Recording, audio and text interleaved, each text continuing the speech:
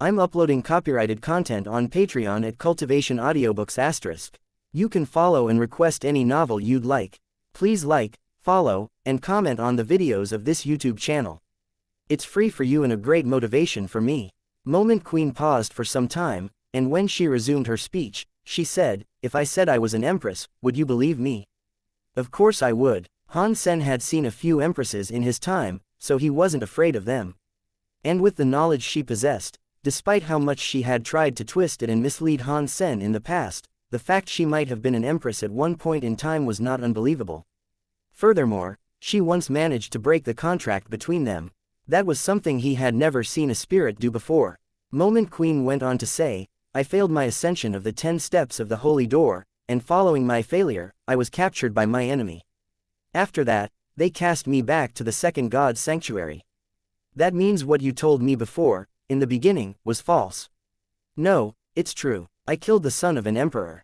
"What was his title?" "No God." When Han Sen heard this, he almost spat out the water he had just taken a swig of. Han Sen had heard about No God before, when he was competing in the third God's Sanctuary's Divinities bout, but he was too weak to reach the top 10. No God reigned supreme, beating out all other challengers to become number 1. If No God was her enemy, she must have been powerful. But somehow, she had been repeatedly bullied by Han Sen. "Are you lying to me?" Han Sen thought she might have read the list of spirits that competed in the tourney and was fabricating another falsehood.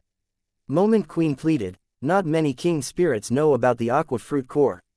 You have many king spirits in your service, so why don't you ask them? See if they know." Han Sen already believed her, though. He maintained a dubious guise, but he knew she possessed a lot of knowledge, and the manner she spoke carried a weight of earnestness this time. Moment Queen proceeded to tell Han Sen how to use the core, but she told him he could only use one. Using any more than one could be harmful. What's more, it only worked with certainty on spirits. It could work on humans, but there was no guarantee it'd help. Han Sen planned on getting the core out of Xianxia's head, to begin with.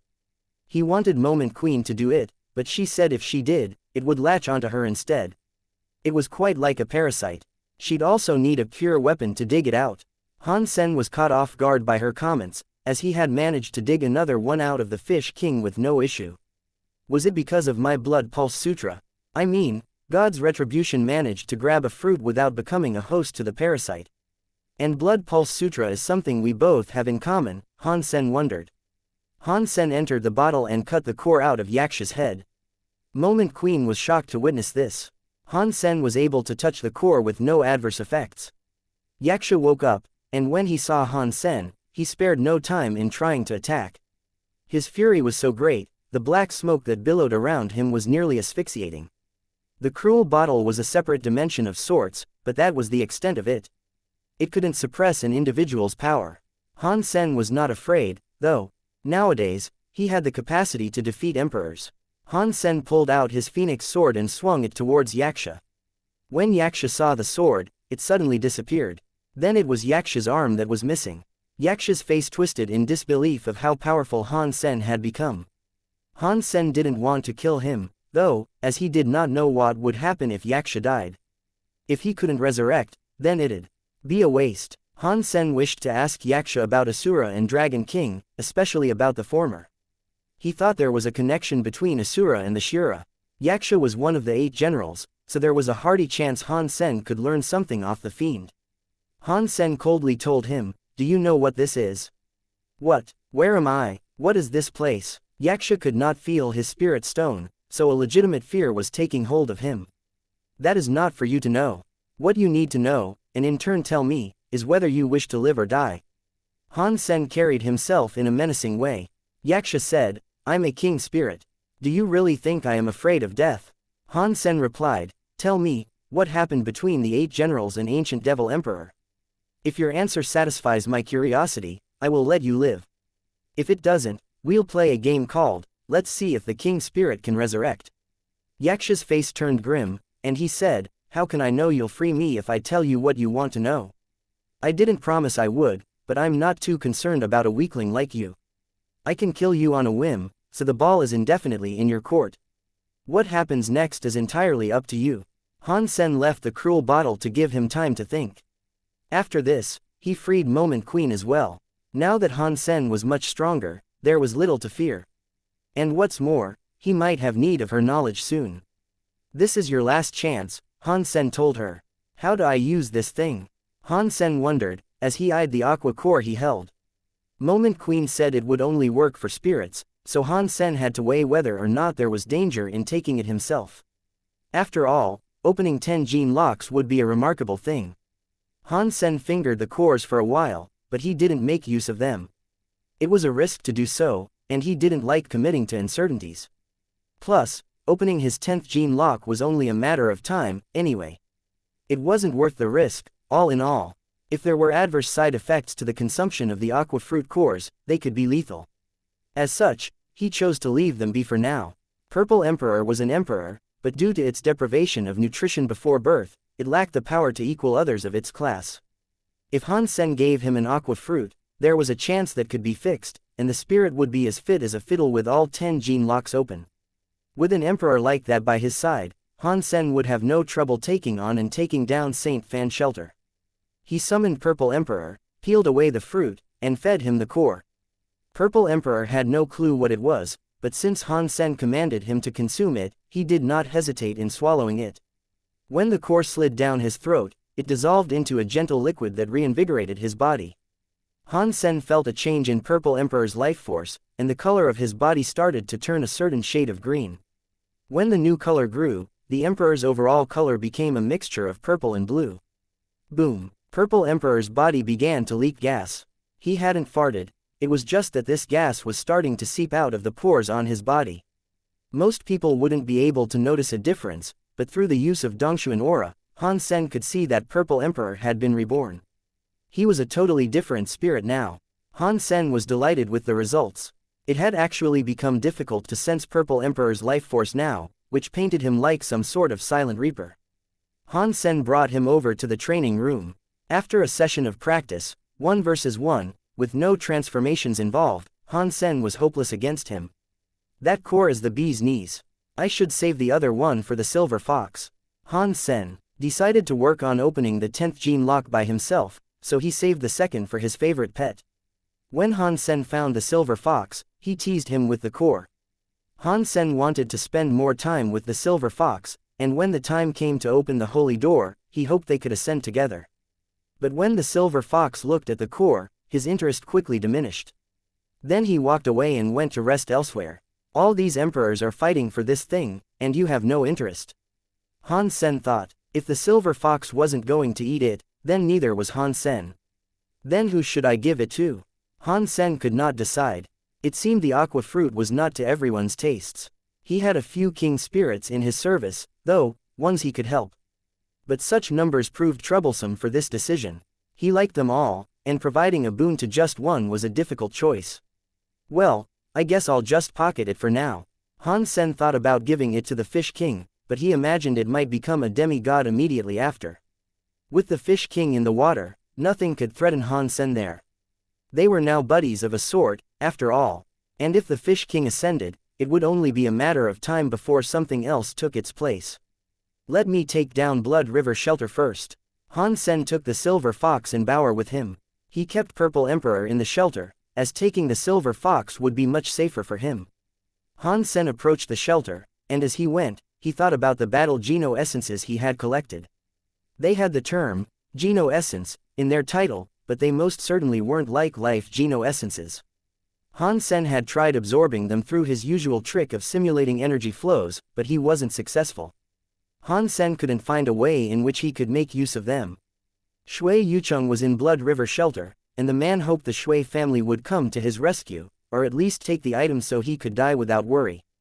But a while had passed since Han Sen had been given the message, and no one had yet come.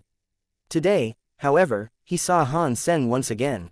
Gritting his teeth to bear the pain once more, he crucified himself and started driving the boat over to meet with him. Young man, did you deliver the message? Shui Yucheng asked. Han Sen shook his head and said, sorry, I was a little busy collecting fruit. Shui Yucheng looked concerned and seemed to be in a worried rush. He said, you have to believe me. If you deliver the intel, you will be rewarded handsomely. Han Sen responded with an explanation, saying, calm down, Pops. I don't need to ask for the aid of anyone. The Shui family are actually the ones who requested that I help you guys out. I have come here to save you. That's why I was here before, but then something else came up. But I'm here now to help. Are you kidding me? Shui Yucheng asked, his tone suggesting that it was a legitimate question. Do you remember this? Han Sen pulled out an item Shui Feiyan had given him. It's the ice ring. In that case, you just need to find Shui Chen. If you show him that ring, he'll give you the item. Then, all you must do is take it home. Shui Feiyan looked relieved after seeing the ring. And ease had definitely been brought to his worries. Han Sen thought it best to show the ring instead of wasting any more time. Han Sen put it away now, and said, I'm taking down Blood River Shelter, so you can be that elusive items mailman and save me the trouble. You jest, surely. How might you do such a thing? Shui Yucheng's face was painted with a mixture of varying emotions. This is no joke. We'll conquer it, just the three of us. Han Sen raised a finger to point at the silver fox and Bauer each. Shui Yucheng balked. Stop joking, man. We need to be serious now and discuss how we get you inside. We've got plans to formulate.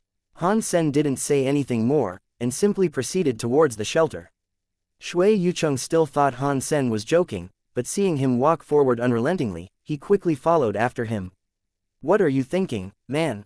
Shui Yucheng's face was looking grimmer by the second.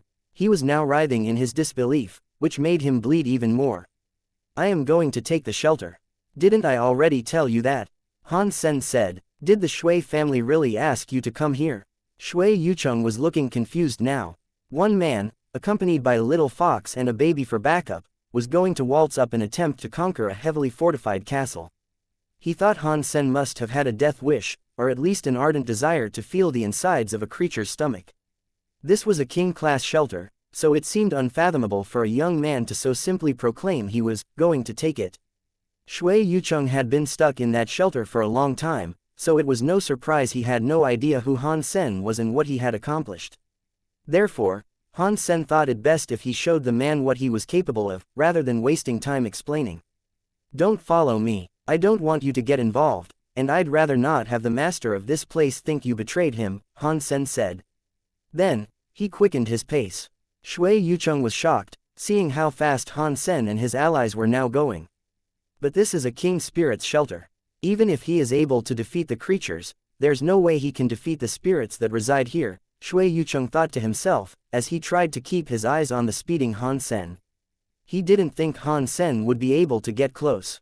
Even in the waters of the river that served as a wide moat for the shelter, there resided a large super creature. The old man thought it'd gobble Han Sen up before he crossed. Han Sen did not hide his life force, though. He wasn't planning on assassinating Blood River King and being stealthy with his approach. With the silver fox by his side, Han Sen had complete confidence in being able to tackle the shelter. He walked with a swagger, his body moving as if to say, come and get some.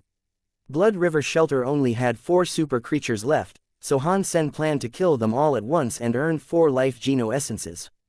If he managed to get those, he believed he'd be fully maxed out. Unless he encountered a being that had opened 10 gene locks, Han Sen did not believe he'd fight anything stronger than him, after that. But when Han Sen came close to the shelter, the creatures started running off before he even had a chance to breach the walls. It was as if Han Sen was carrying a wretched disease or something. The tentacle monster that resided in the river seemed to have disappeared as well. Why are they all gone? After thinking this, Han Sen looked at the silver fox on his shoulders and remembered something. I remember now, when you're around, everyone runs. Han Sen was recalling their times in the second god's sanctuary. The silver fox was a berserk super creature now, so not even super creatures would stay to challenge him. Shui Yucheng was watching Han Sen as he went, and he was in utter shock. He thought everything would come out to attack the young man, but rather than do that, they all ran off in fear. Shui Yucheng, seeing them run, could hardly believe what his eyes were telling him. Han Sen reached the main island without trouble. The monster with tentacles was a complete no-show. Did that super creature fall asleep or something? Shui Yucheng was amazed. As strong as Han Sen was, however, the creatures were mainly just afraid of the silver fox. Seeing them all run off, Han Sen pulled out his swords and sprinted after them. He had to nab them all before they disappeared. Shui Chen was watering the trees as this transpired. An alarm sounded, indicating something was attacking the shelter. Who in the sanctuaries would attack this place? Shui Chen said, with genuine curiosity. But he couldn't disobey his orders to check it out. Strangely, the creatures Blood River King owned were shivering. Perhaps it was because they were forced to go to the shelter's defense. Shui Chen saw the super creatures behaving in a similar manner, too, though. And this made him start to worry over his well-being. If the sacred blood creatures were that scared, the enemy had to be incredibly fearsome. If so, they'd be merciless. And to Shui Chen, that meant he'd not likely survive such a siege. I still need to deliver that item, though. I can't die yet. Death was also guaranteed if Shui Chen disobeyed his orders, though. The spirit would surely kill him if he abandoned his post. No matter how slowly Shui Chen walked, reaching the gate was only a matter of time, anyway. Shui Chen then caught sight of Blood River King and his other spirits approaching. Strangely, they did not look afraid. Shui Chen saw 3 super creatures looking very annoyed. What kind of enemy can incite such a reaction within them? Shui Chen looked over to the Blood River then, and he saw a young man approaching. He had a fox and a little girl on his shoulders. That looks like a human. Shui Chen observed the presence of a young man approaching, but he couldn't be entirely sure he was a human, given the brashness an individual would require to actually stroll up to a shelter such as that. Furthermore, if it really was a young human, why would they all be in such a state of panic, and why would Blood River King himself be concerned? Who dares approach? Blood River King called out to the figure below their walls. The spirit was unfamiliar with Han Sen, and therefore, he did not know how strong Han Sen was. With his creatures all acting up, however, he knew he wasn't dealing with someone ordinary. Even Blood River King knew he should be cautious. Han Sen saw the 3 super creatures and responded by saying, "I am Human Emperor, Han Sen. If you pass me your spirit stone, I'll let you live. After Blood River Shelter, I am going to take down each and every shelter in the third god's sanctuary, so that when Ji Yanran and Mom make the jump, they can do so in safety," Han Sen told himself. He was not strong enough to do that just yet, but this would go on to be the humble beginning of that venture. Human Emperor. These 2 words, this name, would someday freeze hearts. But having just been used for the first time, it was an unfamiliar title. It confused the inhabitants of the shelter. But at least it told Shui Chen that the person who had come was a human. Blood River King replied to Han Sen's demand, saying, "How dare a human call himself an emperor?" Han Sen didn't submit a verbal reply, and instead drew his phoenix sword. Shui Chen was in awe, thinking the young man approaching was far more reckless than anyone in the Shui family. That, in itself, was quite a feat. Blood River King drew his greatsword. Powers were to collide, and Shui Chen knew a big fight was brewing. But in the next second, that did not turn out to be true. Instead, Shui Chen was just made speechless, frozen in shock. Blood River King's eyes were wide open, rolling in their sockets as the head that carried them was sent tumbling through the air. Before Blood River King could even ready his sword after he unsheathed it, he had been beheaded. Every being in the shelter was now either in shock, fright, or absolute panic. Whatever the case was, everything and everyone wanted to up stakes and escape. Blood River King had been killed practically before the fight began. Whoever remained to combat such a foe would be a fool, after all. Han Sen didn't want to let the super creatures get away, though. So he flew up into the air and chased each of them down like an airborne hound. Shui Chen saw Han Sen and the silver fox swoop down at the creatures like a pair of hawks, and he was gobsmacked. Wherever they went, all that remained on the ground following their reascent was a mound of fallen creatures and spirits in a pool of blood. Now that is what you call unstoppable. Shui Chen was jumping for joy in his heart. The young man that had come to assault the shelter had amazed him. It filled him with a surge of energy he hadn't felt in a long time. But most of all, it gave him a sense of hope. It told him there was a chance of achieving a future in the third god's sanctuary, where humans weren't always reduced to slavery. If he takes down this shelter and breaks the spirit stone, does that mean our contracts will be destroyed as well? Will we be free? Shui Yucheng wondered. Shui Yucheng saw Han Sen commit to slaying every super creature that previously inhabited the shelter, and the act genuinely surprised him. Since when can humans achieve that much strength? Shui Yucheng was amazed by what he saw. 2 of the super creatures had been killed in less than 2 seconds. The other super creature was finally attuned with the elements of earth. It tunneled underground as quickly as it could, but even when Han Sen drove his sword under in pursuit, it managed to escape. It was gone. Han Sen didn't concern himself with escapee too much, though. He simply proceeded to the spirit hall of the shelter. Han Sen swung his sword to kill the faithful spirit servants, felling each one with a casual whisk of his blade. The rest of the creatures were allowed to escape as freely as they may, as long as they did not get in his way. Shui Yucheng drove the boat closer to the shelter. He was still hanging from the pins, so although he couldn't dismount, he could still see everything. Shui Yucheng was reveling in sheer delight, the possibilities of which he thought had long since abandoned him. In this joy, tears filled his eyes and rolled to soak his cheeks. Oh God, I have made it to this day. Han Sen entered the spirit hall. Blood River King had yet to respawn, and it made Han Sen notice the fact that different spirits possessed different respawn times. Thunder Hell Emperor could respawn instantly, for instance. Han Sen flew over to the statue and took the stone in his hand. Han Sen could faintly hear the sound of Blood River King crying inside the gem he now held.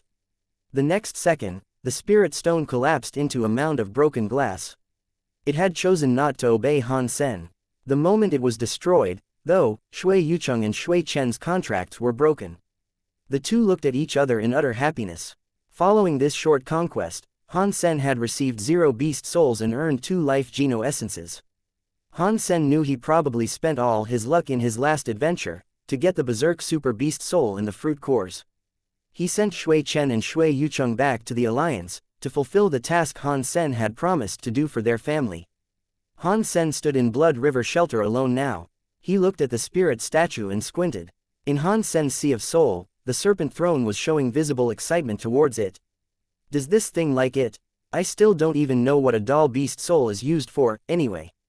Han Sen summoned it. When the Serpent Throne appeared, it turned and immediately ran towards the spirit statue. The Serpent Throne became a physical manifestation of light, and then it entered the slot that used to contain the spirit stone. When the blinding light dimmed, the statue's forehead was revealed to now contain a brand new spirit stone. This one possessed the image of a snake. I thought this was a doll-type beast soul. So why did it just become a spirit stone? Han Sen was confused. As he mulled the oddity, he noticed another image inside the spirit stone. It was hazy, like little more than a reflection, but its faint outline suggested the shape of a human. Blood River King. Han Sen was quickly given a shock, as the human image cleared to reveal it was actually Blood River King. It was different, however, and it seemed to be a replica of the spirit that used to preside over the shelter. But it was a replica built from copper, and it had a texture that mirrored the Serpent Throne itself. Master, I am Serpent Throne. The Copper Blood River King appeared before Han Sen and knelt, as if in service. What are you? Han Sen wasn't sure what to respond with, as this was all new to him. Master, I am a copy of Blood River King's genes. I am his replica, a doll in his image and being. I possess his powers, to their full extent. I am him in every way, save mind. The Serpent Throne elucidated the curious happening. Han Sen asked, so you'll look like this forever? You can put me inside any statue. Do so, and I will reflect the image of the last spirit to occupy that shelter, Serpent Throne said. Han Sen was delighted. It was a powerful berserk super creature. This meant, even though it could make use of Blood River King's powers, the output would be greater than the original spirits. And what's more, it was a beast soul. There was no danger or fear of betrayal. It would do Han Sen's bidding without question. Han Sen needed to take down Saint Fan's shelter, and now he couldn't help but imagine the prospect of having a Saint Fan copycat bow before him. Can you resurrect like a spirit? Han Sen asked. I am just a clone. Even after death, I can produce another copy of your chosen spirit, but it can take a while. That is the only restriction, Serpent Throne said. Very good. Han Sen escorted the doll to the battleground so he could test its strength. It really did have Blood River King's powers, just at a greater level. For all intents and purposes, it was now a faster and stronger Blood River King. Han Sen was now dying to locate an emperor shelter he could take over, so he could have a copy of an emperor. The copy had no fixed power limit, and the power of the shelter was what dictated the power of the copy. Han Sen currently had Thunder Hell Shelter for an emperor shelter, but first, he wanted to try it out in his underground shelter. Han Sen was super duper curious who the last master of the underground shelter was. Although it was not able to copy the mind of the previous lord, he'd at the very least like to get a good look at their appearance. Han Sen went to the underground shelter's spirit hall and summoned Serpent Throne. It entered the spirit stone slot, like before. However, generating the doll took much longer this time.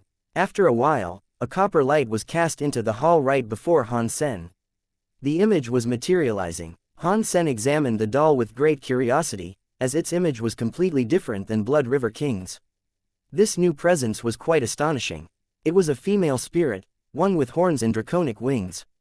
She had armor scaled like the hide of a dragon, and she looked like a Valkyrie. "Who is this spirit?" Han Sen asked, with his jaw agape. "Apologies, but I only copied the genes that form their person. Identities and former knowledge are impossible to replicate," Serpent Throne said. "Then, how many gene locks do you have opened?" Han Sen asked. 10, the Serpent Throne answered. This really is an Emperor-class shelter. Han Sen wasn't very surprised. With the abilities the shelter possessed, it was difficult to believe it could have once been owned by anything less than an Emperor. It was unique and special and far beyond any other shelter they had seen before. After this, he took the Valkyrie doll to the battlegrounds, keen for a showcase of her powers. He expected great things from an empress that once ruled his Og shelter in the Third God's Sanctuary. After entering and readying themselves, Han Sen expected to be greeted by a multitude of explosions and flashy lights. What actually transpired subverted his expectations, and all he could hear was a low rumble, accompanied by the formation of what could best be guessed to be a black hole. But soon after, the head of a black dragon appeared out of the dark, swirling vortex. It came out of the fierce pit, roaring with its intimidating teeth on full display. Drops of saliva accompanied the visible exhaust of breath, which was, admittedly, not the sweetest smelling. And then, the body and wings of this magnificent beast emerged. Valkyrie then leapt atop the glorious beast and rode it as if she was a dragon knight from an old storybook. Strangely, it didn't look as if she herself could fight, though. Instead, she just rode the beast, commanding it to attack in her stead. She had to be some sort of summoner or beastmaster. Han Sen imagined her to rely solely on the support of a creature in her command. The black dragon's power was not too different than that of the fish, all in all, in terms of might and strength. While this wasn't what he expected, Han Sen was still happy with the results. All in all, this just meant Han Sen had acquired the service and powers of another emperor that had 10 of its gene locks open. "Master, can you allow me to display to you the full extent of my might and strength? I believe it will be to your liking," the doll asked with a bubbly attitude, as if eager to impress her master. "Wait, you mean you can do something aside from summoning and riding a dragon?" "What you saw previously was just me stretching out," Doll said. "Okay then, skip the opening acts and get on with the real show," Han Sen said, looking at Doll. If summoning and riding a dragon was just flexing her muscles, then how strong must the spirit have been? Can it summon a flock of dragons, maybe? Han Sen tried guessing what was about to occur. When the doll moved into the performance that it wished to show off, Han Sen was amazed. The doll swung its hand and sliced the dragon's head clean off. Han Sen had seen many chefs in action before, but he had never seen one make the effort to cook a dragon. Her hands were like the finest blades, and they skirted, shaved, and slit the body of the dragon with mesmerizing precision. In a flash, the creature had been gutted. Then, the meat was thrown on to sizzle and cook. The doll summoned a frying pan out of thin air to cook the meat. This was something else that surprised Han Sen. Han Sen now knew why there were so many bones scattered across the underground shelter, as well. The master of the shelter must have adored food and been an avid diner of creatures. It was no wonder other creatures did not dare come close. When the chef brought the dish out to Han Sen, he snapped out of his shock-wrought daze. "Can I really eat this?" Han Sen asked. The frightening dragon, that had been summoned from a black vortex, was now food. Han Sen struggled with the concept of it being something he could actually eat. "Oh, yes, you can eat it," Doll said. Han Sen took in a good whiff, and he noted how the finely cooked meat reminded him of his experience in the restaurant named Doria. The marvelous ingredients that composed the meal he had just been given could not easily be found in the Alliance, if at all. Han Sen put some of the meat in his mouth, and he was given a shock. The meat was incredibly juicy and succulent, and the sauce that glazed his mouth delivered his taste buds a substance that was nothing short of ecstasy-inducing. A second later, after the pause that was brought on by the surprise, Han Sen resumed eating the meat with a ravenous appetite.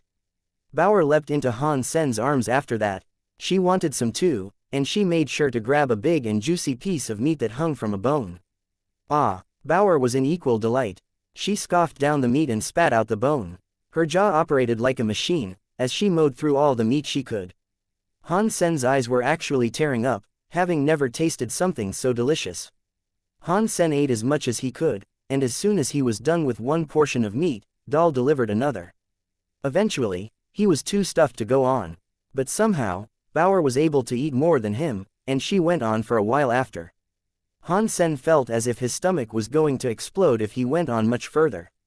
And just as he lay back to revel in the wistful memory of that meal, he heard an announcement play. Self-Geno point +1. Han Sen was surprised, not expecting the meal to give him a self-Geno point. During his stint in the Valley of Time, Han Sen had consumed a lot of fruit. He had achieved a staggering 900 self-Geno points and opened 9 gene locks of Super King Spirit mode in the process. But after that, there weren't any more effects. And ever since then, Han Sen had not been able to claim a single self-Geno point extra. You could imagine the shock, realizing Dal's food could actually provide him some. Unfortunately for him, he was too full right now, and if he went on, he wouldn't be far off eating the entire dragon. Can I keep the meat and eat it later?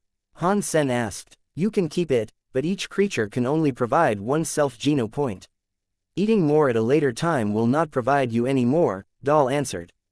Han Sen then thought of another question to ask, so he said, can you summon another ingredient?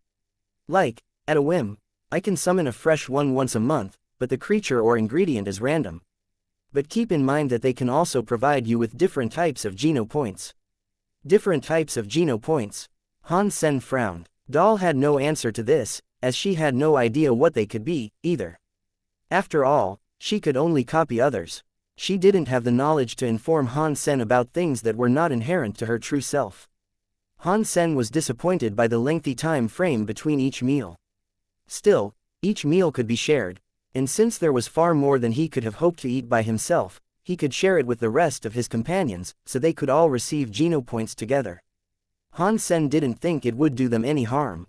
Before Han Sen could invite the silver fox over to eat, he had already sneaked in and started munching away. So, Han Sen called the rest of the people over to come and eat the meat.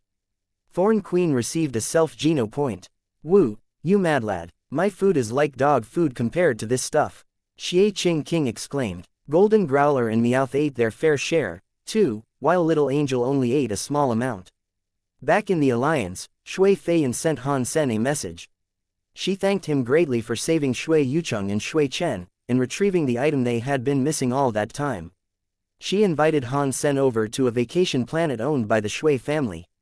And then, they sent a ship to pick him up. It had been a long time since Han Sen had taken a holiday, so he decided to take Ji Yanran and Bauer. Before he went, though, Xie Qing King gave him a comic for reading. Material. It was the second installment in his Overbearing President Love Love Love series, and he wanted Han Sen to upload and distribute it on his behalf. Han Sen brought Ji Yanran, Bauer, and Zero with him on the spacecraft to visit Auto Planet. Auto Planet was one big holiday resort, and a single ticket was all it took for a visitor to enjoy the plethora of services available there. Chasing respite, you could eat and play to your heart's content. After being given access to the planet, everything there was free. Aside from the caveat that you couldn't take anything home with you, as that would be theft. Since only the most high-class citizens could typically afford a vacation planet, tickets were very expensive. Those who went there were the sorts with fat wallets and thick purses. And for certain additional services, people were expected to open said currency holders to experience them. Han Sen's ticket was all-inclusive, however. He would be able to enjoy every single service available at his own pleasure and disclosure. Nothing was off-limits for his visit. That being said, he wasn't interested in making use of any of the special services. He was happy enough with what the ordinary tickets provided. Right now, Bauer was playing with an animal that looked like an oversized, brightly capped mushroom. This, like the rest of Planet Auto's wildlife, was a tame creature. The animals that roamed the planet were mostly docile, friendly, and highly intelligent. Mushroom-like creatures were also the dominant species, able to be seen more than any other animal. They were plush, cuddly, and lacking limbs. Whether that was their reason for not being hostile was up for debate.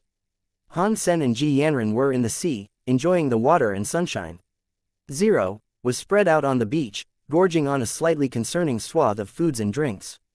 Han Sen suddenly recalled that he hadn't yet uploaded the second volume of Overbearing President Love Love Love. Not wanting to disappoint his friend, no matter how eccentric he may have been, Han Sen decided to depart the sea and return to the beach to sort out what he had promised Xianxia. "Excuse me." As Han Sen was sorting it out, a woman spoke to him in a hushed, almost trembling tone. Han Sen looked up and saw two girls standing nearby. They looked to be about 18 years old, and the way they stood was almost as if they were unsure if they might be provoking a wild animal. "May I help you, ladies?" Han Sen asked the two. As he did, he thought to himself, "It sucks to be famous. Not even sunglasses can hide my hot looks. Perhaps I should get a pair for my abs, too. And in regards to having so many fans, I should really work on my signature." "Are you Xianxia?" The girls had a jittery stance, and the pitch of their voices was erratic. "Xianxia? No." Han Sen vehemently denied it. "Well, we happened to see you uploading the second volume just now, but don't worry. We won't tell anyone you're him. Oh, gosh, we are your biggest fans. And the wait for a new volume has been so painful." The initial nervousness of the girls had been washed away by a sudden burst of excitement, and they now spoke to Han Sen with a near-rabid look in their eyes. Han Sen tried telling them he wasn't Xianxia, but nothing he said made them believe it.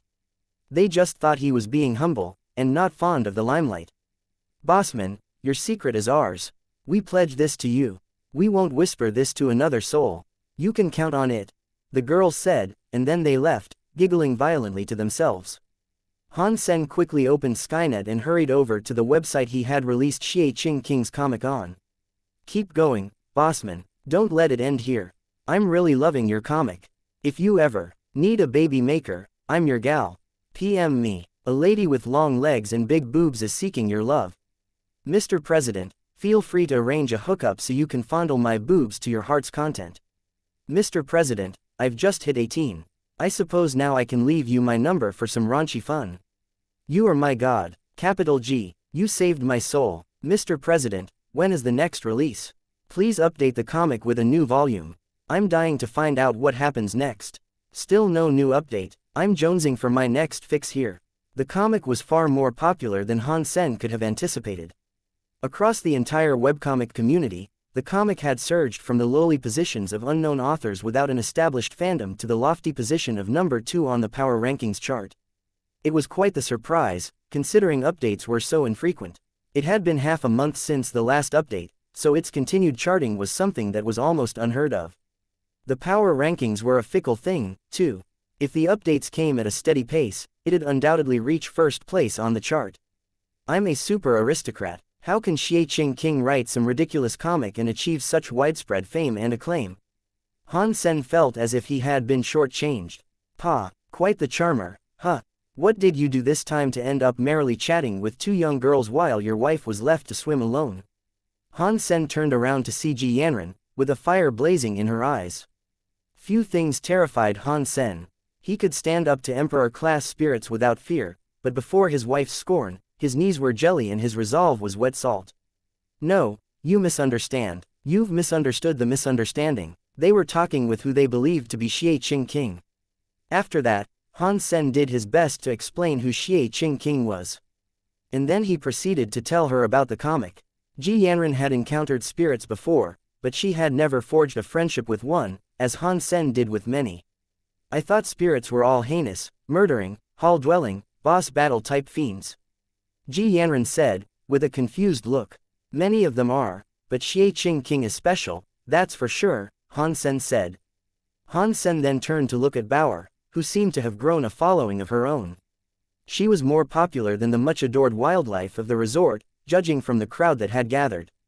Han Sen then saw the group approach, with a short-haired girl carrying Bauer in her arms. "I am a professional warframe operator of the Alliance.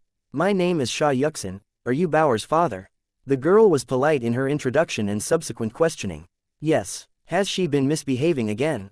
Han Sen asked, standing up. "No, she's a delightful thing.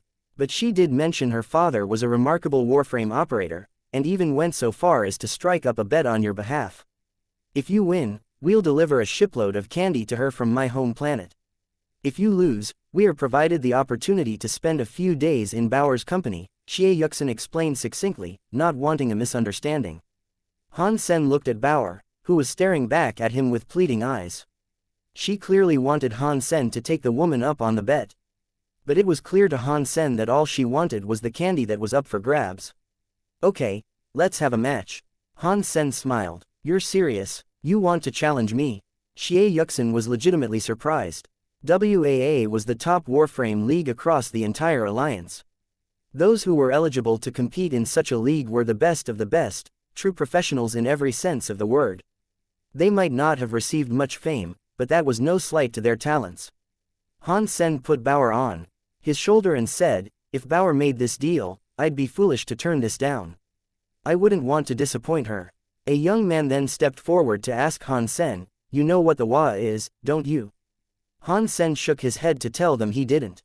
Aside from those who were invested in the Warframe community, it was not likely people would know about each league there was. Han Sen spent most of his time in the sanctuaries, so he genuinely had no clue as to what the WAA was. Xianxia, and all who followed her, were given a shock. Might I ask, where did you learn to operate a Warframe?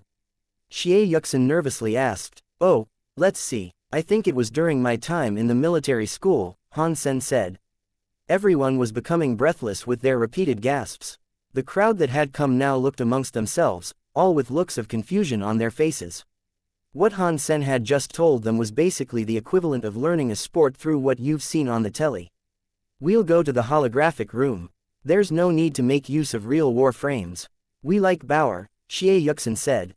Okay. Han Sen then turned around and asked Ji Yanran and Zero, would you two like to wait here, or would you like to come and watch? We'd love to go, Ji Yanran exclaimed, pulling Zero roughly by her arms. Everyone promptly went to the holographic room. The opponents took their positions. Xianxia winked to Bauer and said, if your father loses, you are ours. My daddy-o won't lose, Bauer said, emotionlessly. Her flat tone was almost creepy. Bauer, I would like you to remember this word, professional. That's what I am. After that, Xianxia entered the holographic machine. Han Sen then passed Bauer over to Ji Yanran. After that, he entered the holographic machine. After the two entered the battleground, the lobby displayed a screen for all spectators to watch. Go Dad, Bauer shouted, in support of Han Sen. Bauer then punched the palm of her other hand, proclaiming, when I win, all that candy will be mine. Everyone in the lobby had gathered around to watch. Then, another woman appeared there, wearing sunglasses. Xiaoqing, why are you here? The woman looked shocked at seeing everyone there. A young man turned around then and asked, why have you come here, sister? Hearing Yu Xiaoqing call her sister, everyone turned to look at her. Is that your big sister? Is that our idol? Another young man asked. How many sisters do I have? Yu Xiaoqing said, with a long roll of his eyes. You're Yu Qinzun. Everyone gasped in shock. The woman took off her sunglasses, revealing herself to be the ace operator that she was. Yu Xiaoqing was a professional, but even he could not compete with the talents of Yu Qinzun. What are you doing here? Yu Qinzun asked. Yu Xiaoqing explained what was going on, which prompted Yu Qinzun to then ask, why are you trying to hustle a random person? The little girl is too cute. We want to spend some time with her. We told her father we're from the Waa, and yet he still agreed, Yu Xiaoqing pleaded in defense. Yu Qinzun did not say anything more, as the match was about to begin. She was shocked, seeing Han Sen's Warframe. Skates, who uses an old model like that in this day and age? I'm surprised that thing is not a rusted mound of bolts and scrap. Yu Xiaoqing wanted to laugh, but he noticed something, and then went on to ask, sister, didn't you advertise this model? Yes, it has been many years since then, Yu Qinzun said. She had done many adverts for Super Warframes in the past, but the SKTS was the only model she had not operated herself. She sighed and then said, it is a shame this guy did not take a career as a Warframe operator. He'd be a legend. Yu Qinzun seemed to take great interest in the fight that was about to unfold, and so she watched the screen intently. Xianxia recognized Han Sen's Warframe and identified it as the supremely outdated SKTS. This did not boost her confidence, though. She was humble enough to realize she had underestimated her opponent. But she herself was using a Sky Warrior, a model that was, for all intents and purposes, better than the SKTS. The SKTS did not have much in terms of weaponry and firepower, so even though its infrastructure was weaker and more fragile, it wasn't as if it made up for it with greater damage output. She wanted to showcase her agility, so she pulled out her laser sword and ran forward. Han Sen had not operated a warframe for a while, so he chose to use the old SKTS. After all, it was the model he was most comfortable with and knowledgeable about. Han Sen moved around and got into the groove of its use again, despite acknowledging he was still quite rusty. Fortunately, Han Sen had a high fitness. So, any bumps he took as he got comfy with the SKTS again were no big deal. Han Sen laughed, seeing his opponent come at him with a close-quarter combat weapon. It surprised even him that she did not seek to use ranged weaponry. If she was a real soldier, she wouldn't behave that way. The war frames of the Alliance were mostly for show, so range was favored in almost every way. It was strange how she wished to showcase her talents and impress the audience through close-quarter combat. Seeing the Sky Warrior approach, Han Sen wasn't going to fall back or be intimidated. Eagerly, he thrust forward to meet with it, his own laser sword in hand. The SKTS lacked mobility in comparison to the opposition, however. The speed and thrusting capabilities were inferior to the model he was going up against, which put him at a disadvantage when it came to the needs for agility, and there'd be no way around that. Still, Han Sen wasn't fazed by this. At the end of the day, he firmly believed, the victor was determined by the operator's skill. Everything boiled down to how well the operator controlled their machine in the thick of things, from the delicate ballet of movement to the timing of attack, and all the little things in between. It wasn't too far off battling without being inside such a machine. Han Sen might not have been able to drive as well as xianxia, and the lack of recent practice with war frames would usually result in a loss in the opponent being stronger. But Han Sen had a higher fitness and a better level of judgment, and with that, he was going to even the odds. Xianxia was only an evolver, so her fitness wasn't even comparable. Of course, fitness was not the end-all, be-all of warframe operation. His higher fitness level would help to close the gap, but he still needed to control his warframe well. And that came down to raw, simple talent with the machines. Han Sen's skill with the warframe was still a little rusty, though, so he knew he had to rely on his fitness and judgment to help even the odds. The audience were chatting a lot before the match, but when the fight began, they all fell silent. Weird, this guy looks sloppy, but then, why is xianxia having a hard time defeating him? This should have been over real quick. Is she playing poorly on purpose? No way. The SKTS was inferior on all fronts, and it wasn't being operated as smoothly as it could have been. The audience was primarily composed of self-asserted professionals. They might not have been the best in existence, but they really were proficient and knowledgeable when it came to watching and using warframes. They could all clearly see that Han Sen was a little rusty.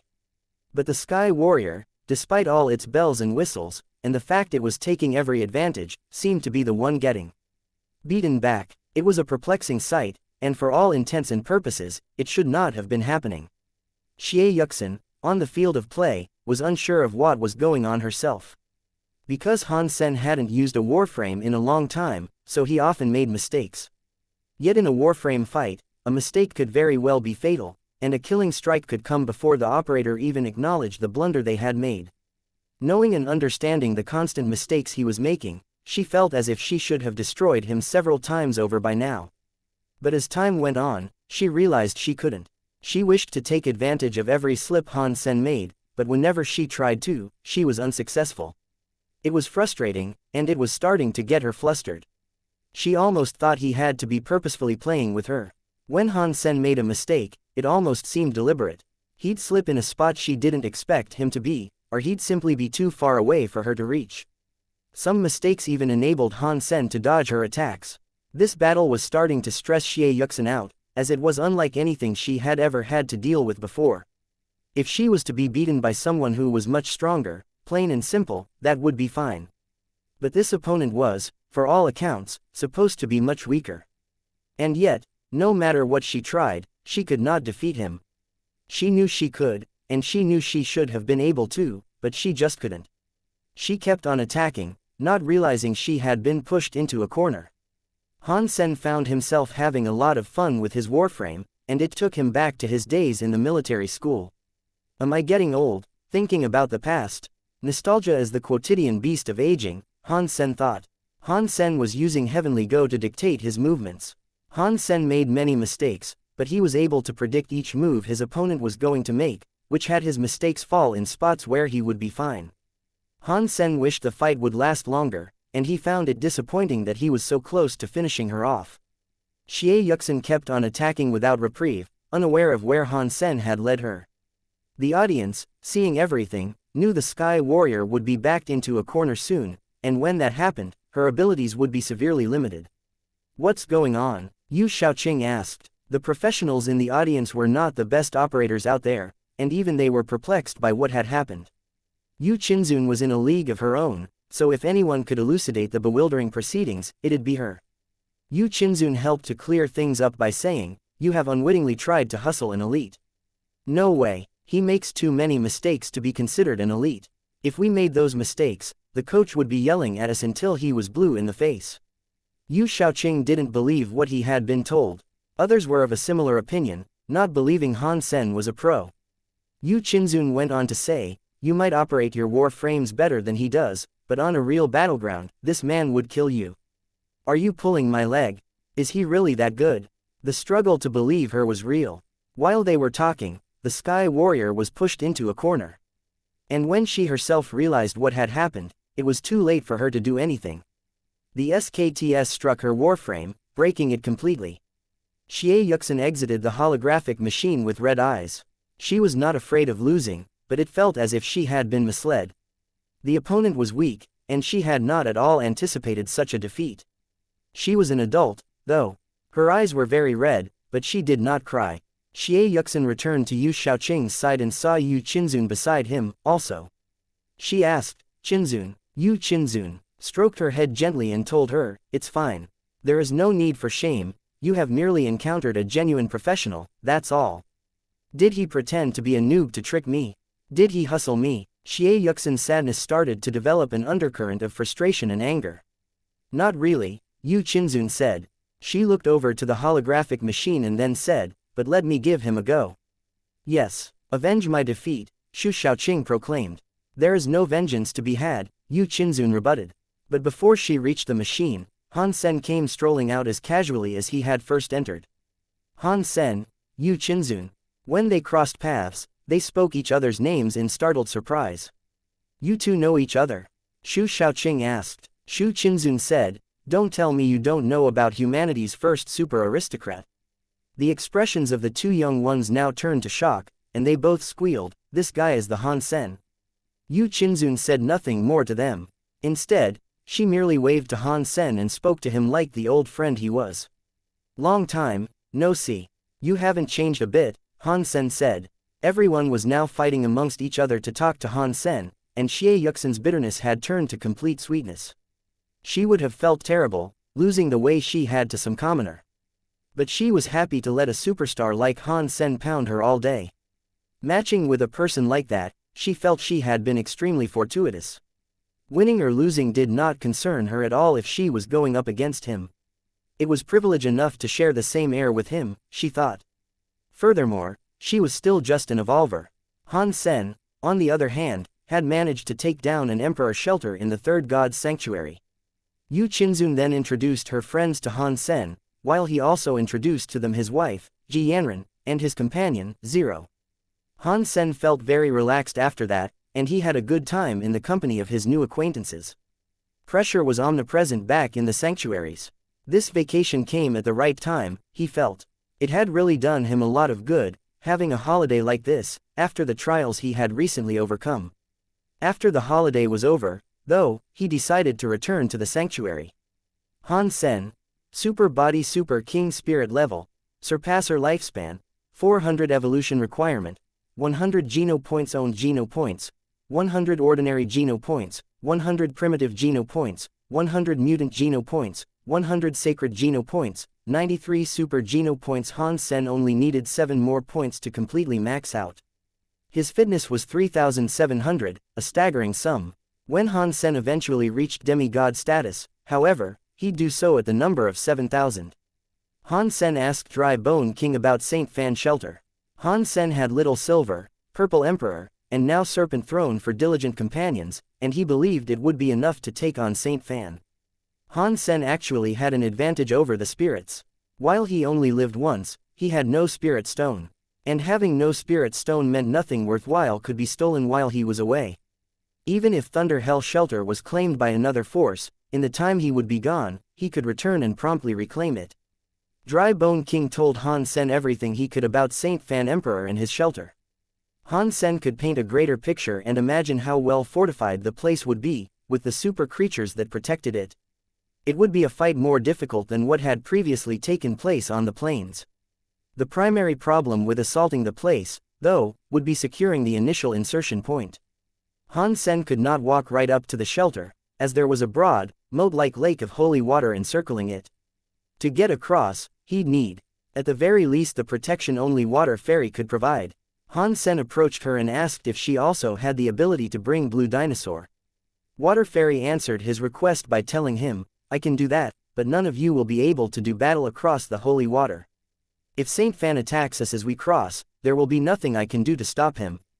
Is there another way we might be able to get in?" Han Sen asked, with a frown. Water Fairy suggested, "You could always blow up the lake it sits at the center of."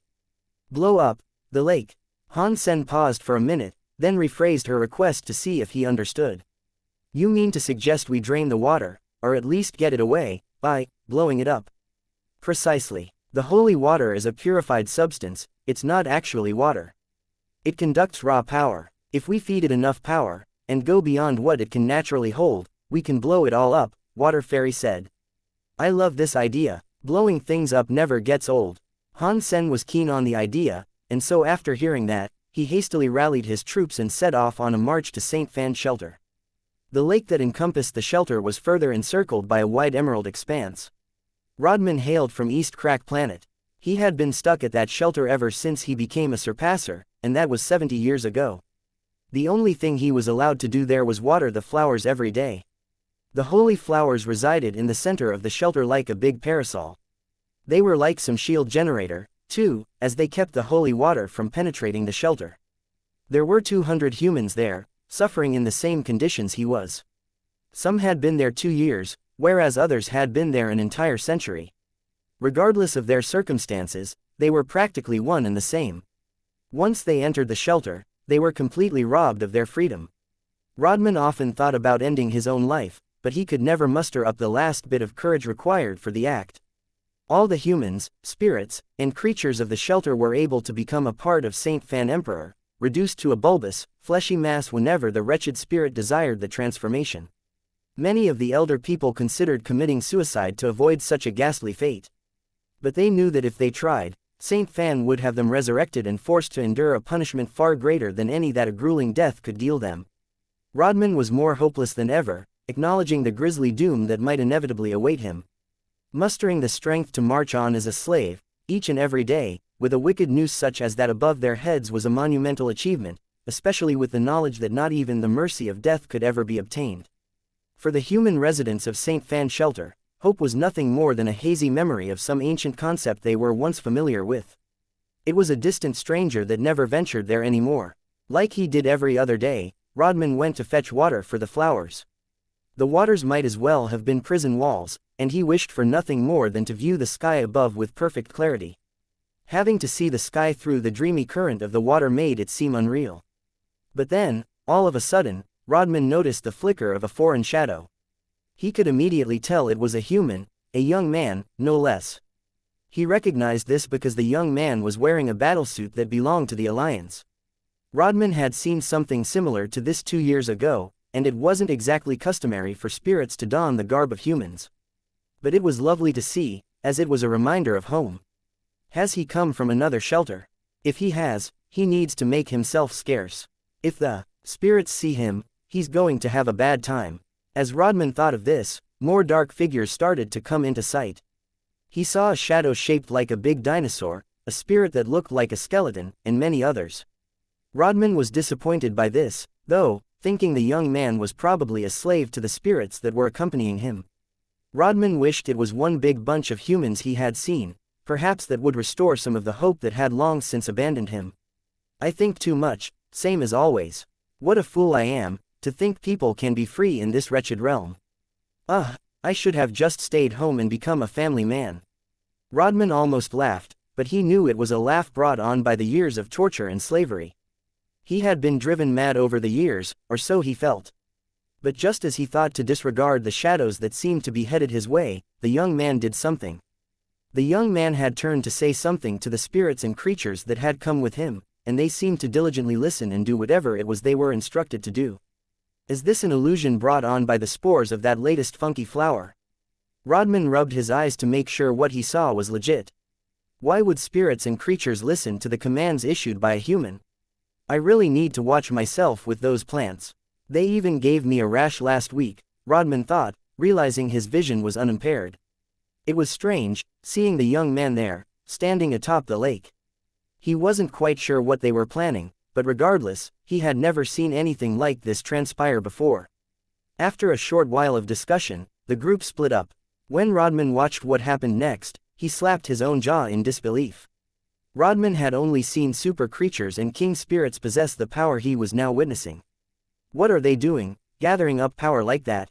Rodman pondered. He had lived here for more than a few decades, and this was the first time he had ever seen anyone venture this close.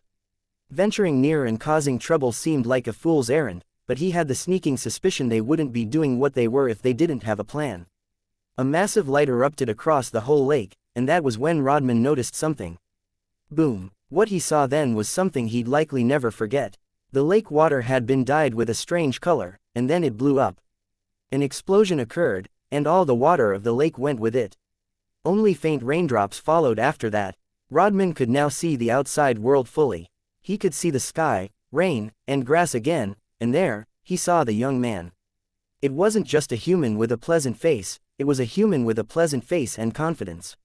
It was a young man who looked happy and carefree, and not one who was miserable and hopeless. In St. Fan's shelter, sadness was the primary craft of human expression. A miserable thing, but alas, that was it. Okay, lads, it's time for an even greater display of your powers. Rodman heard the declaration the young man issued, and then the spirits and creatures rampaged forward. Are they actually obeying this young man? Who in the sanctuaries is he? Rodman was frozen stiff, suspended by sheer disbelief. The next second, an angry voice sounded from the shelter. Who blew up my lake? Saint Fan madly cried out. Human Emperor Han Sen, you scrub. Rodman heard this and then thought, can humans truly rival emperors in strength? Is this the sort of stuff I've been missing out on during my years in this sordid armpit of the third god's sanctuary? But suddenly, Rodman lost all control of his body. He was pulled over towards Saint Fan. It wasn't just him, either. Every living thing was drawn towards the enraged spirit, from the creatures to the plants. Is this young man enough of a threat for Saint Fan to draw everything to him? Rodman wondered, but he believed it. And it was this belief that made him happy, even with the wretched circumstance that was about to befall him. Rodman was drawn to and became a part of Saint Fan and lost all control of his body. Whether it was a fortunate thing or not, though, his mind was still his own. He could see and mull over everything that was about to happen. When Han Sen saw Saint Fan absorb every living being in the shelter, he was taken aback. He was going to grab the spirit stone while the silver fox kept it busy, but that didn't seem a likely possibility now. All right, we'll do this the old-fashioned way. Han Sen drew Taya and his phoenix sword. The silver fox and purple emperor flew up high, ready to swoop. Serpent Throne had taken on the form of the chef, straight from Hell's Kitchen. She was ready to slice and dice whichever foe came her way, like Satan's personal butcher. Little Angel, Disloyal Knight, Xie Qing King, Dry Bone King, Qing Xuan King, Thorn Queen, Blue Dinosaur, Metal Eater, and even Moment Queen now rushed forward like the Light Brigade. They were to be a merciless wave of death and destruction. Saint Fan had absorbed a ludicrous number of creatures, spirits, and other lifeforms, but against the wrath of 3 emperors, not even he was sure he could triumph. The tides had turned on him. The silver fox gathered up a large charge of lightning, and tried to fry Saint Fan's body with it. Purple Emperor lopped off a large chunk of Saint Fan's fleshy, bulbous body. The strike was so clean, it could not regenerate. The chef's cleaver peeled fine slices of the spirit's wretched biomass off, like strips of beef, ready to be thrown into a hot pot. Han Sen didn't do half as much as he was expected to, and he was more or less like an onlooker, observing Saint Fan's beating. But suddenly, Saint Fan's original form began to take shape. He spoke, stern and sullen, to say, Han Sen, are you really going to kill me? You are already dead, Han Sen said. Saint Fan laughed and proclaimed, "Sure, you can kill me. That much is obvious by now. But by killing me, you doom the lives of all the others, too."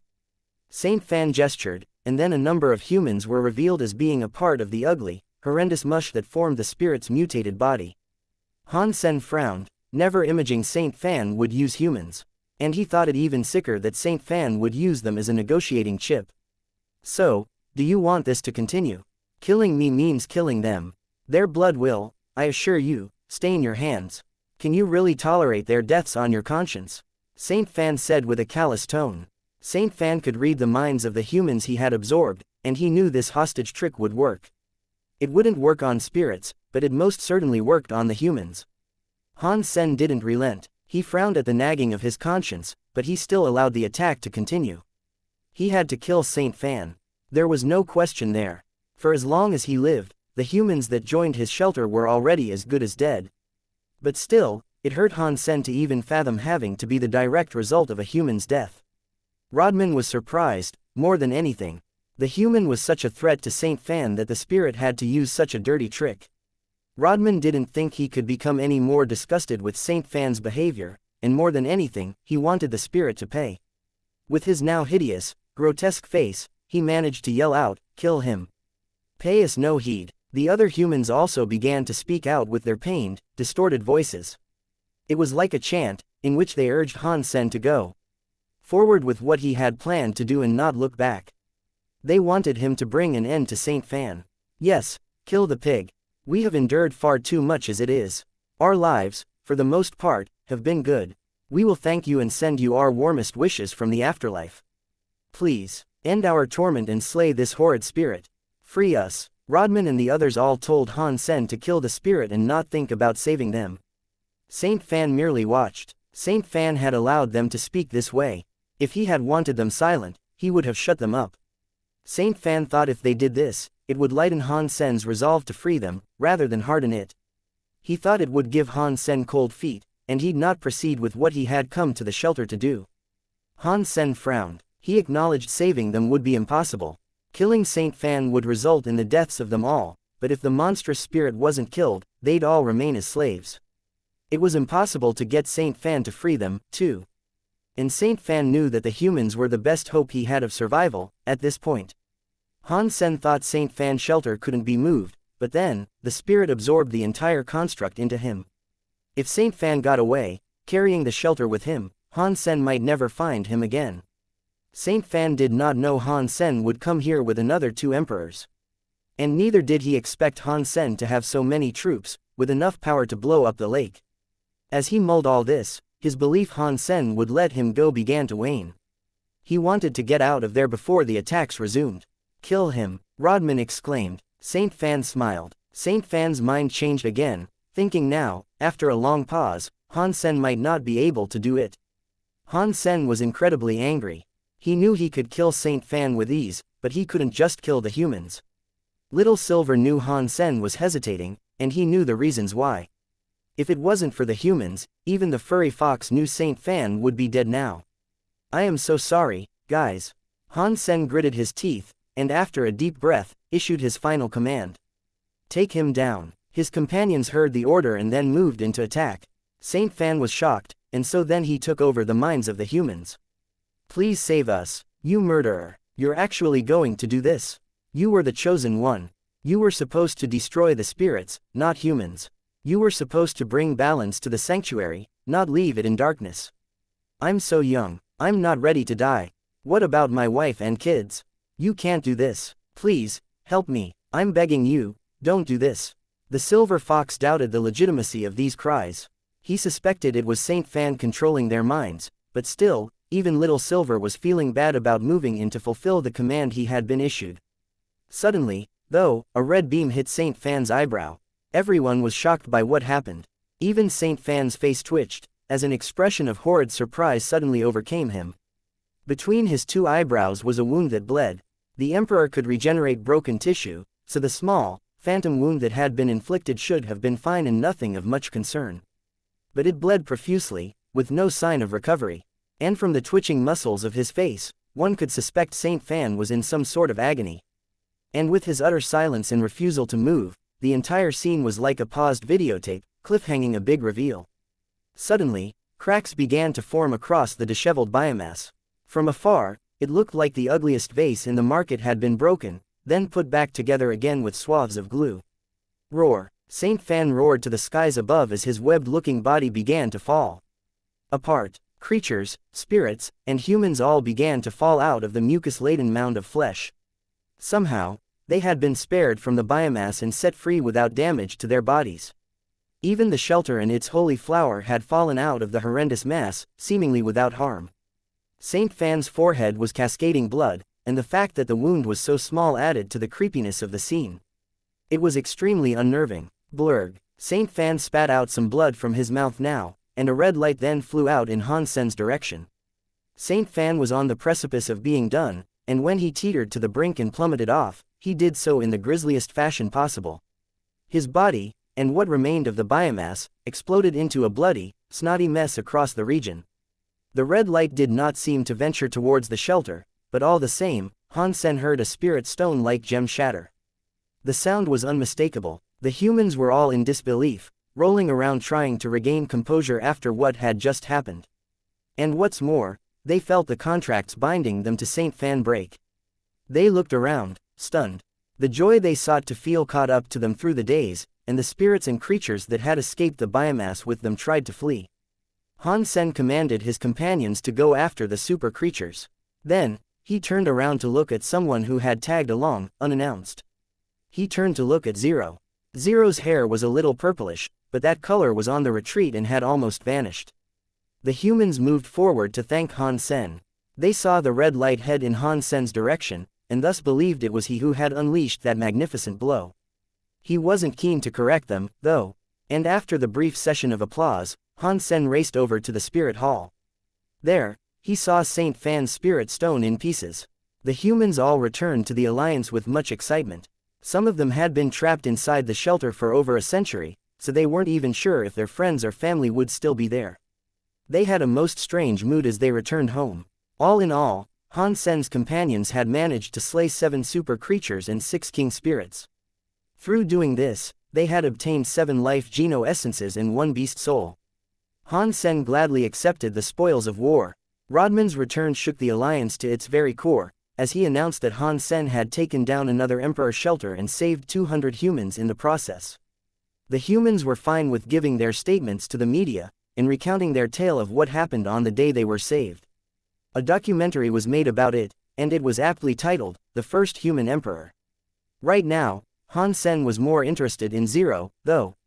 Han Sen knew it was her who had killed Saint Fan, yet she accepted no fanfare and was not keen to even let others know it was her who had stepped in to save the day. Han Sen remembered the red light, and he found it oddly reminiscent of the bone dagger she had once procured, under the strangest of conditions. That was fuel for his mind to wander and think. Han Sen did not know if it was the bony knife itself, or if it was the Asura Sutra's power that propelled the skill she had unleashed to resolve the situation. Zero, do you mind telling me how you killed Saint Fan? Han Sen asked her in as gentle a tone of voice as he could fabricate. You taught me, Zero said. I did. Ah, you mean the Asura Sutra thing I once asked you to read? Han Sen half asked her, thinking he knew what she meant but wanting a confirmation off her all the same. Zero nodded, and then added the simple sentence, and the dagger. Han Sen knew it had to be one of the two, but it seemed as if she didn't quite know which one, either. Han Sen trusted Zero, but the Asura Sutra was incredibly powerful and so was she. It was almost frightening, but it looked like the curiosity that was Zero, and the mysteries surrounding her, were still present. Answers might not be achieved that day, but the event had renewed Han Sen's interest in who she was, that much was for sure. This was why Han Sen never took to practicing the falsified Sky Sutra, amongst other reasons. It was weaker than the Dongshuan Sutra, and not as pure as the Asura Sutra. But what concerned Han Sen the most was the fact Zero had come along and attacked. Han Sen could have killed Saint Fan, but the humans would have died along with the spirit. Han Sen could think of only one possibility for how Zero had separated the spirit from the rest. He believed the Asura Sutra had a target select, where damage was only wrought upon those who the caster wished to deal damage. The Asura Sutra might have well been the only skill there that allowed for the killing of Saint Fan, while saving the humans at the same time. That's the reason why Godslayer Luo is so famous. I need to sort this out with little Yan, and I need to become a demigod quickly, Han Sen thought to himself. Godslayer Luo was a famous demigod, one held in a regard that was high above all others. 2 years went by, and over that time, Han Sen sent out Purple Emperor to take down a number of shelters to pave the realm for more common human occupation. While he had managed to take down many shelters of a lesser rank, he had also been able to take down 3 Emperor shelters. Han Sen had maxed out his Geno points and practiced enough to open 9 gene locks for the Dongshuan Sutra and Jadeskin. For some reason, no matter what he tried, he was unable to open his 10th. And his inability to do so, after so much time had elapsed, was rather frustrating.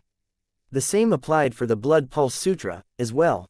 The Dongshuan Sutra, and Jadeskin were all stuck with 9 gene locks open. Han Sen had almost managed to collect 1,000 Geno points. Once he reached 4 digits, he theorized, he could unlock the elusive 10th gene locks that had escaped him. Of course, that was all just educated guesswork. But everyone needed a target or goal to aim for, and that was his for the meantime. But Han Sen had been practicing Life Door consistently throughout the 2 years, as well, and he desperately wanted a breakthrough with it by this point. This was something else that was refusing to budge. Purple Emperor wanted more and more shelters to conquer and expand their influence and strength, but they soon moved as far as they could go. The human-occupied portion of the third god's sanctuary they had managed to etch out was eventually bordered by mighty enemies not even they were able to overcome. It was a shame their expansion had come to an end, but Han Sen valued the prospect that there were still greater challenges for him to overcome someday. Needless to say, over the course of those 2 years, Han Sen had saved countless humans from the clutches of tyrannical spirits and made a name for himself far and wide across the sanctuary. To the spirits, he was an absolute menace of an emperor, and not a person looked on fondly. That, of course, was a result of him being a human, more than anything. And because of these deeds, new surpassers were able to spawn safely inside liberated shelters. The looming threat of doom after entering the sanctuary was no longer too strong, and evolvers were keener than ever to make the jump.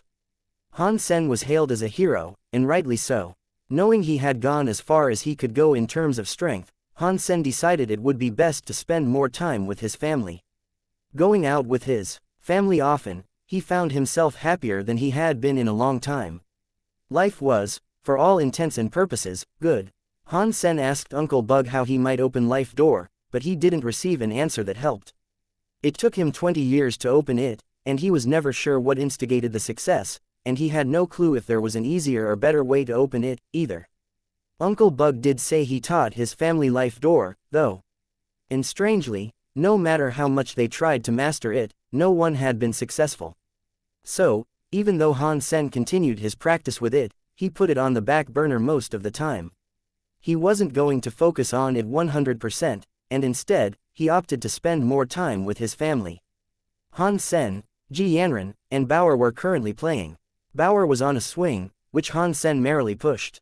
He suddenly froze, for some strange reason, despite having a blank mind that was not occupied with the thought of anything.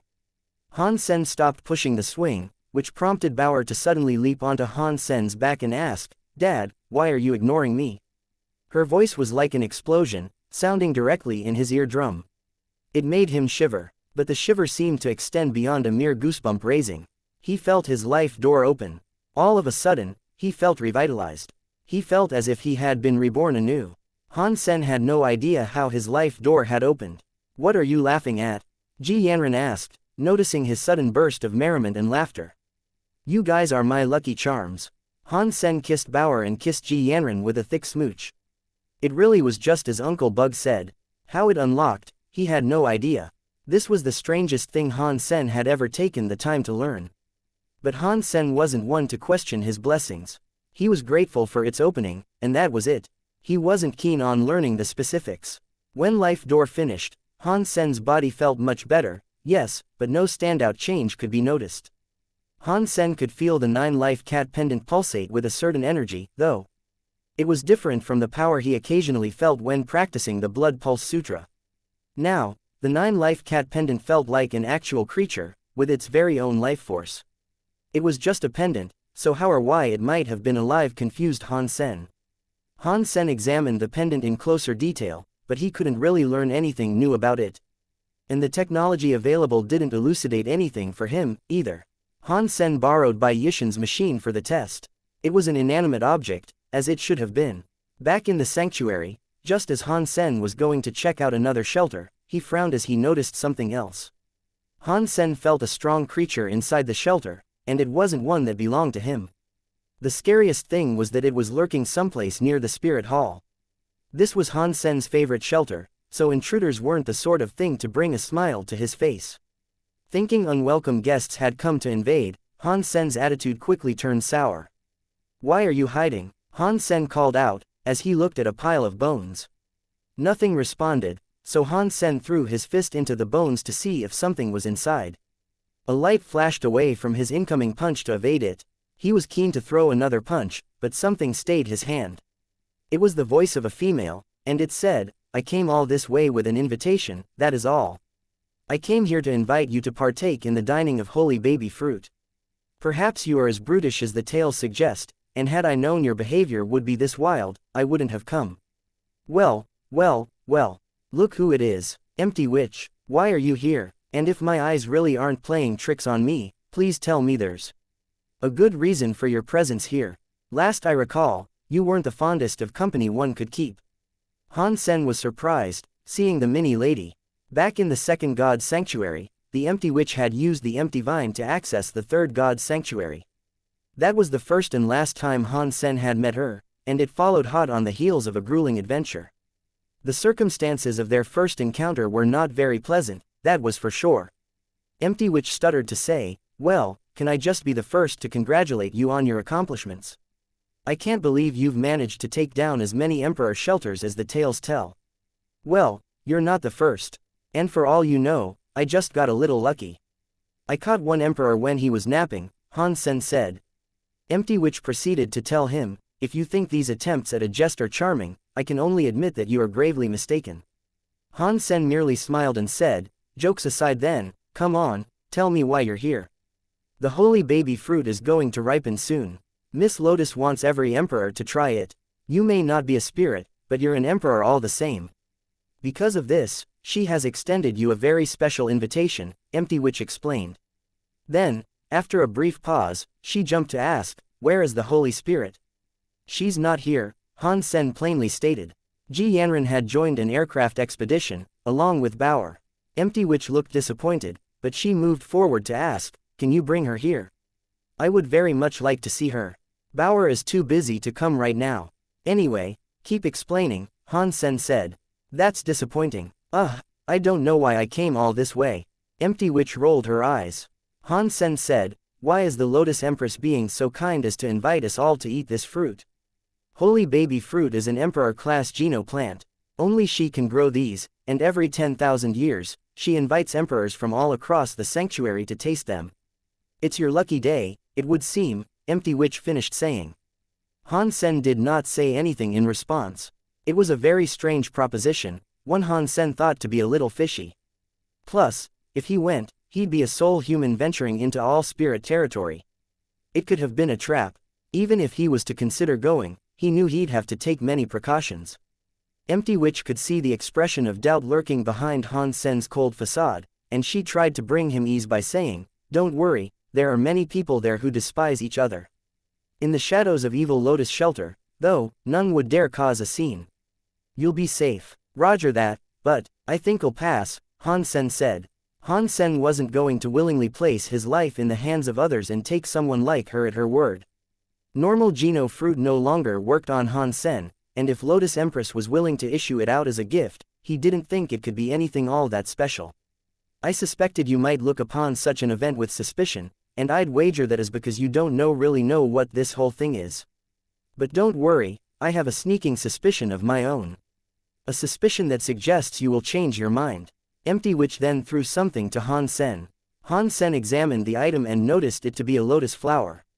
"This is her invitation. I suggest you ask your spirit buddies what holy baby fruit is. I'm sure you are more inclined to believe them than me. And once you change your mind, this is your ticket."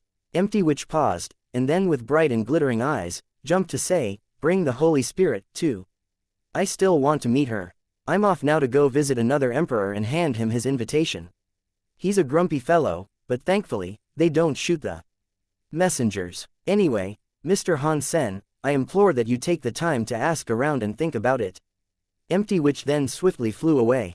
Han Sen frowned. Empty Witch was able to sneak inside the shelter without being detected. She was good. Becoming this strong in such a short time meant Lotus Empress must have been quite something. Empty Witch didn't seem particularly special, yet her Empress had trained her extremely well. Han Sen asked his companions about Holy Baby Fruit and whether or not Lotus Empress could be trusted. This event had been going on for a long time, and it was confirmed to be safe. No deaths or dangers had ever been reported as occurring there before, either. Every Holy Baby Fruit bestowed upon someone gave them one self-geno point. And emperors had actually received 2 at the last event. And one Holy Baby Fruit, out of all the ones to be given out, possessed a Holy Baby inside.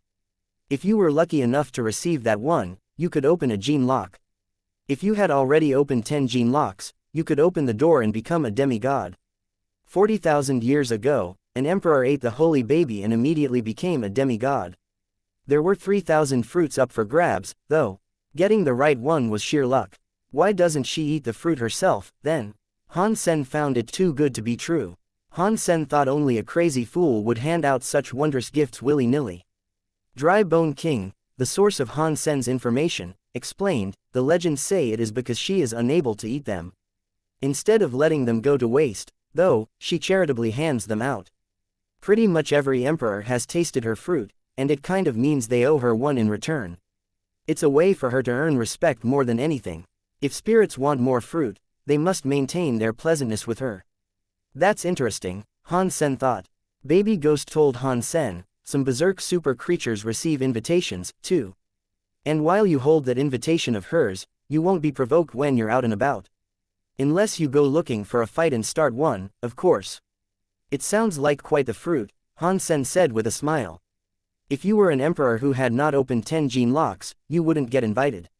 Oh, what I wouldn't give to try it out myself, Baby Ghost said. I'm afraid I'd be killed before my lips ever touched the skin of the fruit, Han Sen said. It was obvious Han Sen's invitation was not one of simple courtesy. Lotus Empress had, after all, marked him back in the second god's sanctuary. He was a human with only 9 gene locks open, so that alone was enough for the sirens in his head to start wailing. While Han Sen thought about what he should do, the item given to him by Lotus Empress lit up. A video played before him, like some botanical hologram. Han Sen watched it intently, and recognized the figure in the image before him as Lotus Empress herself. This is just a recording. I am concerned that you will not attend, and if you are not planning to, I would like to assuage your fears and tell you something. Understanding it was a simple video, Han Sen did not respond. Lotus Empress went on to say, I would like to make a deal. You are strong, there is no doubt about that, but you cannot open 10 gene locks. If you attend, you can come speak with me. I will elucidate the reasons why. One way or another, however, we will meet again. If you do not show up at the Holy Baby Fruit event, I will be paying you a visit instead. After that, the video disappeared. There's a proper reason why I can't open 10 gene locks. Han Sen frowned at the thought. Han Sen thought she could have been bluffing, enticing him to come, but then again, it made sense.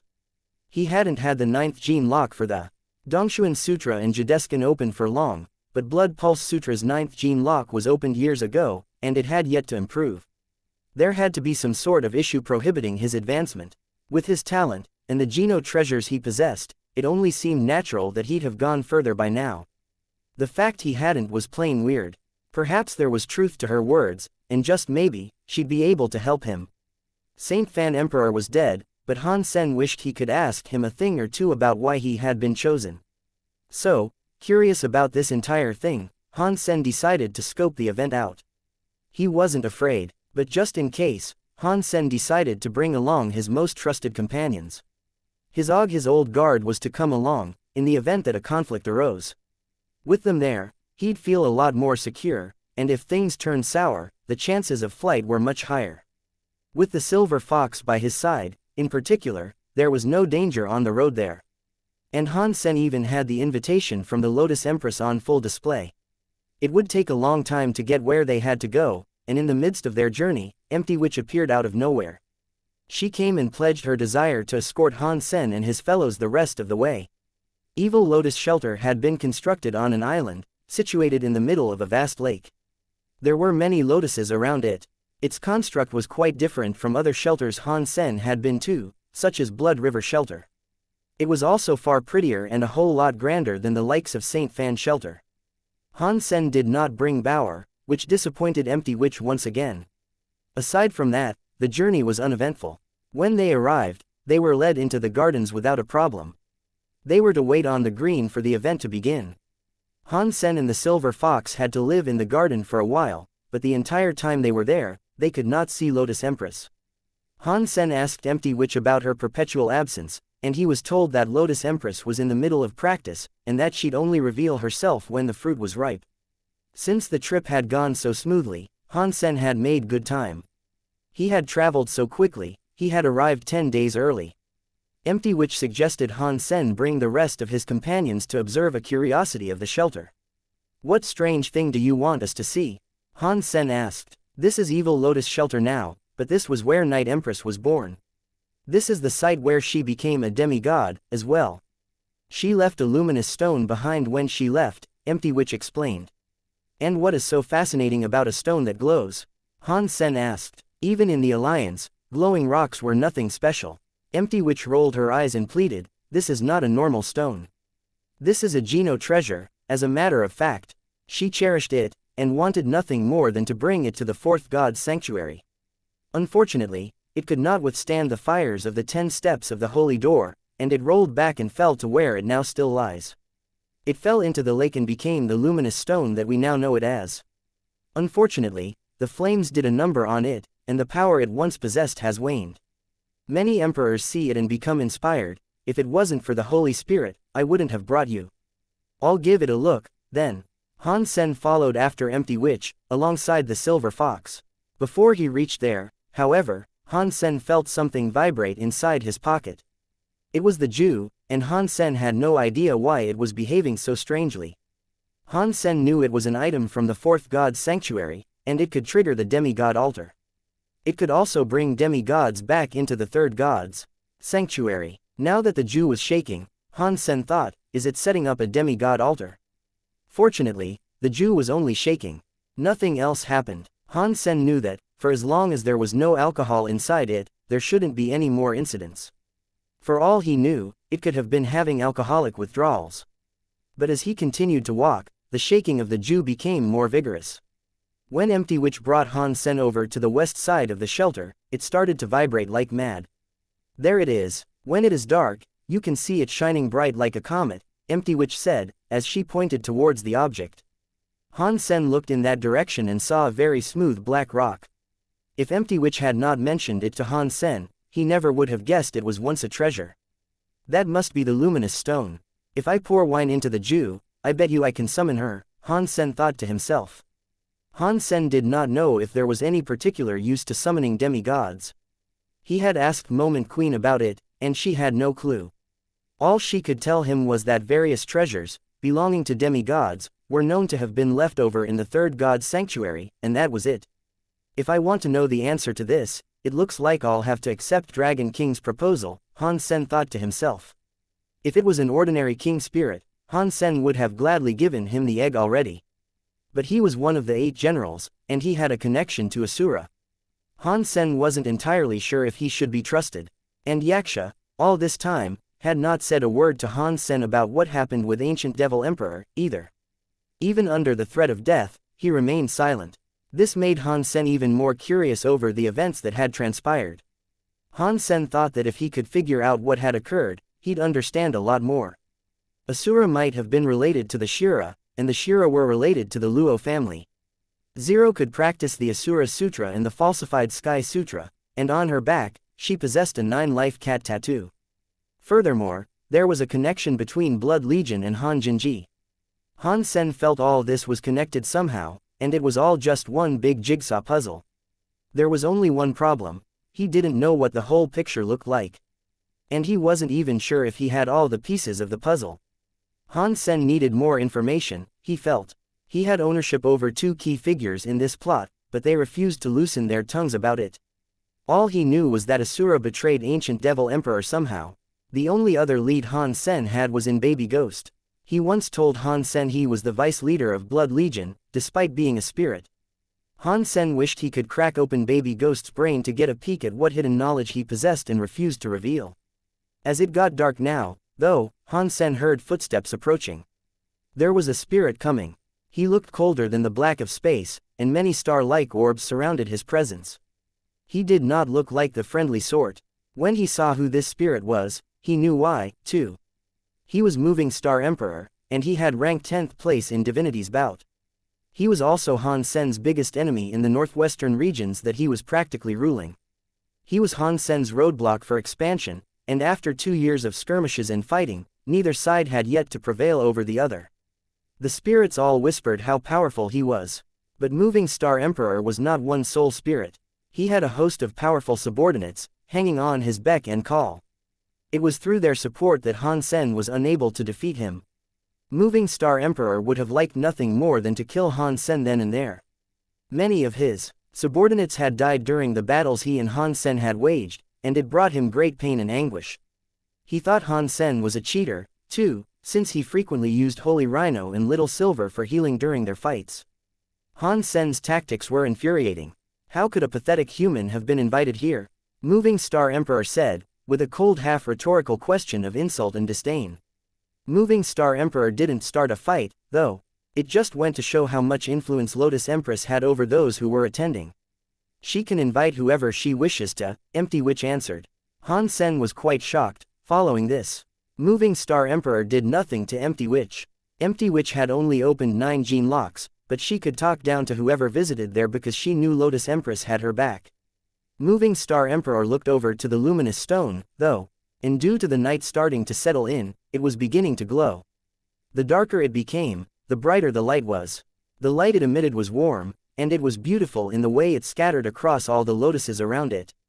Han Sen felt as if there was a rhythm to the way that light pulsated, but he couldn't hear anything to suggest there might have been music playing. Perhaps silence is the greatest music. Han Sen could feel it, but he could not hear it. He wasn't quite sure what he was witnessing, truth be told. But it was more than just a simple glowing rock. This dirty, downtrodden, filthy race can understand, Moving Star Emperor said, with a clear effort to provoke Han Sen.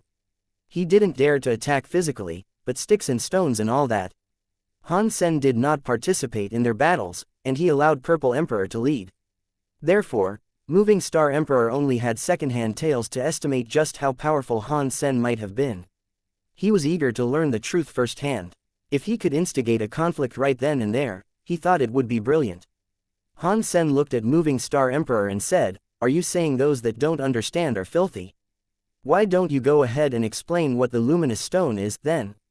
Moving Star Emperor rebutted with, "Pa, you don't deserve to know. Wow, now you look like some pompous idiot who is only pretending to be superior.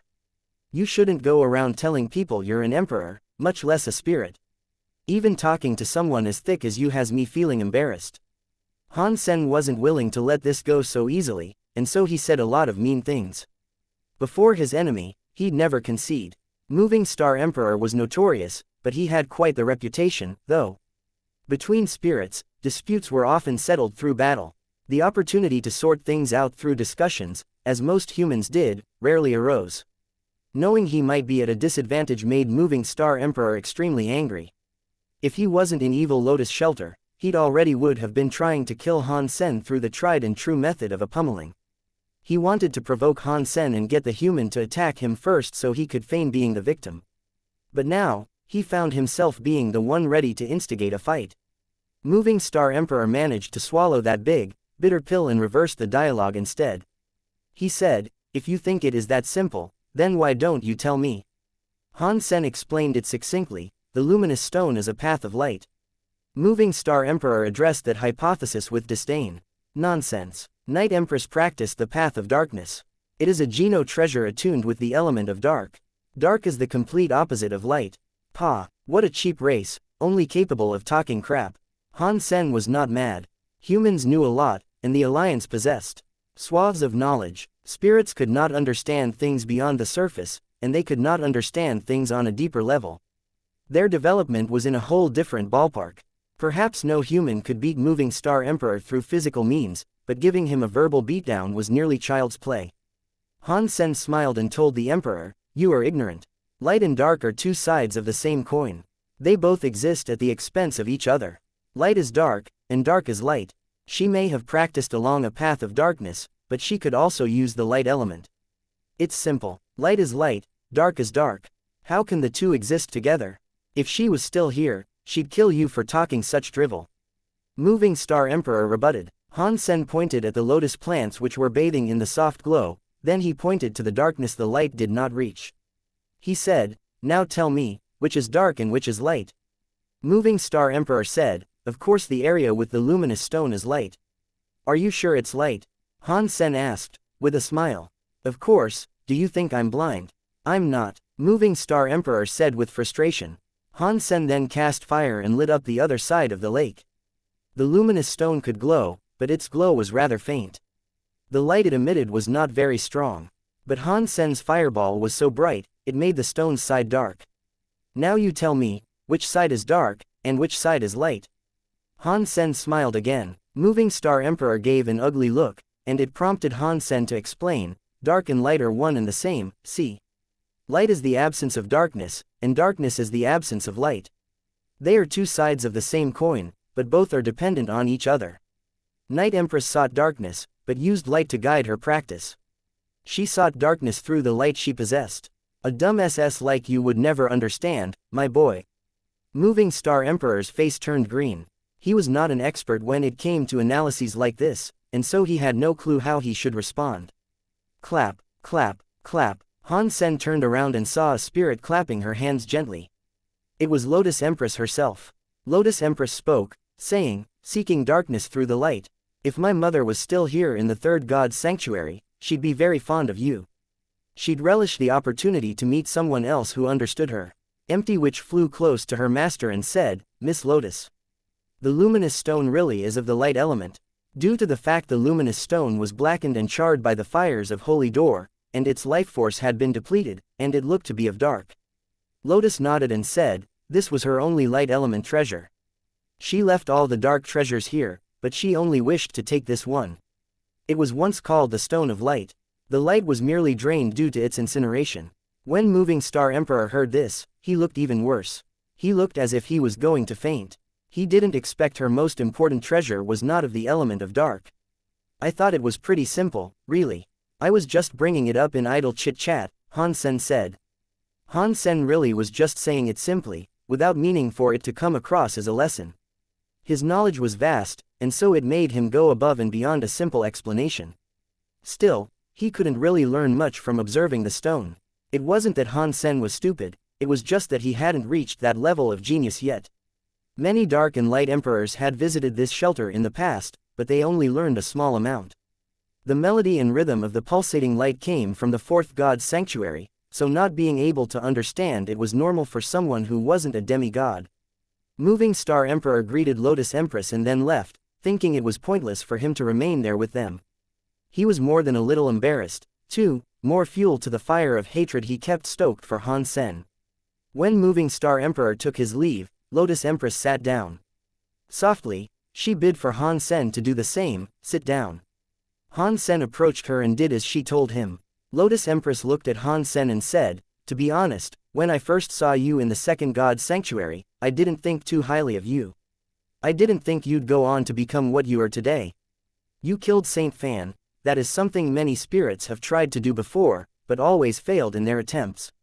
For my deeds to impress a gorgeous empress such as you, I can only say that it is a most magnificent honor," Han Sen said. Lotus Empress said, "You have conquered 3 emperor shelters. We are on the same level, practically. There is no need for you to be so gracious and polite.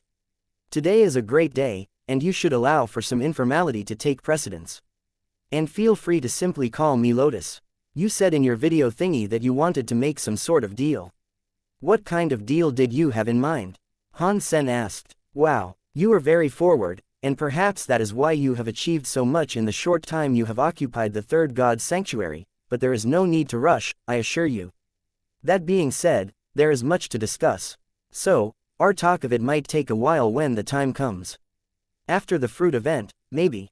Lotus Empress suggested, and then went on to ask Han Sen, do you know why I hold this event? I'm not entirely sure. If I had this amount of fruit, I'd eat them all myself. And if I couldn't, I'd make a bed out of them and just sleep on the things. And yes, if you think charity isn't exactly one of my strong suits, well, you're right. Han Sen said, in a half-jest. Lotus Empress found it funny. She giggled a little and said, you humans are quite hilarious, I must say. A little weak overall, but you are an exception to that rule. I'll take that as a compliment, thank you. Han Sen smiled. Lotus Empress returned to the conversation and said, the reason why I hold this event is because I must choose a helper. Yes, that is how I might best describe it. And this time, you are the one I have had my eye on. This thing you need help with, is it associated with the deal you wish to make? Han Sen asked. Lotus nodded and said, when I first saw you, I knew you could help me. That is why I left a mark on you. I was going to bring you straight to my shelter, but somehow, your mark was erased. I was worried, for a time. She then went on to say, I didn't expect that you not only survived, but you achieved so much by starting from scratch. With your help, I will definitely succeed in what I am planning to do, I am sure of it. But I haven't agreed to anything yet, Han Sen said, with a slight smile. Lotus said, you will. And that is because what I am planning to give you cannot be given by anyone else, and it is precisely what you need. Really, what is it? Han Sen's curiosity was most certainly piqued. You'll find out soon enough. First, the event. Then, I will tell you. And if you think I am being coy because the task I want your help with is something sordid, allay those fears. It is not all that bad, I can guarantee it. She sounded confident. To have such confidence was rare, and she must have earned quite a bit of experience from making similar deals in the past, to be so sure. Han Sen asked, what is so special about me, then? What made you take notice of me? Lotus said, you're special because you aren't. Is that a compliment? Han Sen asked with a wry smile, as it was an oxymoron. Lotus Empress went on to explain. Yes, as spirits, we are all attuned to a certain element in particular. Your body, however, isn't. And I need someone as flexible as you. But all humans are like this, Han Sen said. Lotus shook her head and said, I have examined many humans, since long before you stepped foot in even the first God's sanctuary. Humans have no elements to begin with, that is true, but by the time they reach the second God's sanctuary, they start to become associated with one in particular. And when you reach the third God's sanctuary, that association is settled and fixed. You are different in this regard. I initially thought you'd be like every other human, but your body still has no element it focuses on. That's not right. I have absorbed many spirit genes, and even maxed out my fire gene tally, Han Sen said. That's different, but your body is still the same. Lotus stood up, then went on to say, enjoy your time here. For as long as you remain on these grounds, no one will dare attempt to bring you harm. Han Sen did not understand why his body was special, and he wasn't sure why he was special for not being special, as she had mentioned. Han Sen looked over to the luminous stone, and without earning any inspiration, he decided to return to his quarters where he could rest. Han Sen summoned Dragon King and said, okay, listen up you. I am ready and willing to give you this egg, even if you don't want to open up about this entire kerfuffle with your general buddies, but you must serve me for 100 years. Okay. Dragon King did not hesitate to agree. 100 years might have been a long time for humans, but it wasn't for spirits. Han Sen summoned Thorn Queen to take the egg and give it to Dragon King. Dragon King was exuberantly happy now. He inspected the egg and immediately wished to drill into it. Not yet. If you go in now, heaven knows when you'll finally come out. Tell me first, what is the point of summoning demigods? Han Sen asked. Dragon King told Han Sen, demigods return for genes. Why would demigods require genes from the third God's sanctuary? Han Sen wasn't sure how or why this would be. Dragon King admitted, I'm not sure, either. I have only seen this transpire once, in which a demigod returned and went on a search for genes. To return, a sacrifice of many super creatures and king spirit stones was necessary. What can demigods do? Han Sen asked. The demigod I saw would fulfill the wishes of the person who aided them in gathering the components of a sacrifice and doing the ritual. Often that service took the form of killing someone. But you must collect a lot for sacrifice, and I can only suggest that you don't do it, Dragon King said. Han Sen said, the demigod you saw, Was it a spirit summoned by ancient devil emperor? I cannot comment on that, Dragon King answered. Han Sen rebutted with a theory, saying, if these sacrifices are so costly, were you offered up as a component of the ritual? Is that why you rebelled and betrayed ancient devil emperor? Dragon King said nothing further, and simply went towards the egg. Han Sen didn't stop him, though. He believed he was getting closer to the truth, anyway, and he had answered what he had initially wanted to know. Han Sen did not know how long it would take for the egg to hatch, but he gave it back to Thorn Queen and told her to hold on to it. Han Sen stayed at Evil Lotus Shelter for a few days, and every spirit that arrived had their 10th gene lock open. Han Sen recognized a few of the emperors from Divinity's bout. 4 of the figures that were in the top 10 of Divinity's bout had come, which made Han Sen wonder about those who hadn't come. But since the spirits around came from all the different corners of the third god's sanctuary, Han Sen didn't stick out too much. Many hadn't a clue who he was or had never so much as heard his name. When the event started, super creatures and emperors were everywhere. Han Sen made a rough count of 500, but he knew there were countless emperors who hadn't made the guest list. It had to be a highly curated list, that much was certain. The top 3 from Divinity's bout were not seen there, and Han Sen couldn't imagine why emperors so strong would not be invited or would choose not to come. And it was quite disappointing for him, too, as he really wanted to catch a glimpse of the notorious no-god emperor. It was time for Lotus Empress to announce and reveal herself to all those who had come, and when she appeared before them all, everyone went silent. You could have heard a pin drop in the stillness that preceded her speech. When she did finally talk, she issued a command to her subordinates to begin distributing 2 fruits to each of the guests that had come. Han Sen and the Silver Fox received 2 each. While Little Silver gobbled them both up with nary a moment to breathe, Han Sen decided to spend some time inspecting them. The fruits were creamy and semi-transparent, but they had the faint outlines of delicate patterns etched all across them. They were pretty things, almost like jewels. And what's more, Han Sen was able to see a hidden energy radiating from within. Then, Han Sen decided to take a bite. It was juicy and incredibly sweet. After Han Sen ate the first fruit in its entirety, he heard a message play, gaining self-geno point. So, he proceeded to eat the other. He heard the same message play again. I only need 15 more to max out. It's a shame one person can only receive 2, Han Sen thought. Han Sen looked around and noticed everyone had finished their fruit lunch before him. They all stood where they were, but they were turning left and right as if they were searching for something or someone, but what it was, Han Sen wasn't too sure. Then he remembered there was supposed to be a fruit that allowed one emperor to become a demigod.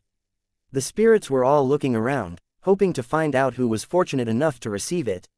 Whether they'd congratulate or scorn that fortunate person was another matter entirely. I can only suppose this is not your first time here. I have 3,000 of these fruits, but I have only distributed 1,000. The other 2,000 will have to be earned, Lotus Empress said aloud, when no winner seemed to arise. We know the rules, hurry up, an emperor boldly shouted back. Lotus Empress smiled, and then a monster bearing a jade drum walked out. Han Sen was both surprised and amused by the creature's appearance, as it looked something like a cross between a turtle and a Kirin. The jade drum it possessed was actually a part of the creature, too. It was attached, growing out of the creature's back. Its life force was strong, though, and it was clear that it had opened 10 gene locks.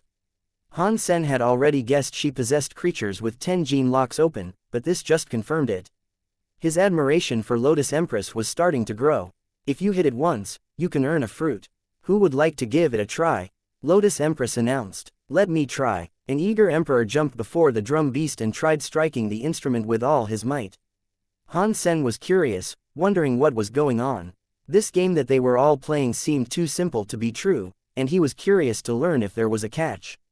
He imagined there would have to be, but that was just his suspicious nature. The emperor was a moody-looking sort, and he wielded the element of fire. He leapt towards the drum, ready to unleash an impressive amount of power on it, with a fire that was even greater than the flames that wreathed Han Sen in his gold raven form. Han Sen heard the beat of a drum sound, but it had almost completely escaped his hearing. It was very quiet, for some strange reason. Is that really a drum? Han Sen thought it didn't seem right for so much power to result in such a small amount of noise. The emperor frowned. Then he interlocked the fingers of both hands to form some sort of dome around a new flame he was conjuring. With great fervor, he unleashed another fireborn punch at the drum. The power used was frightening, but the sound emitted by the drum was even quieter than the first time he had hit it.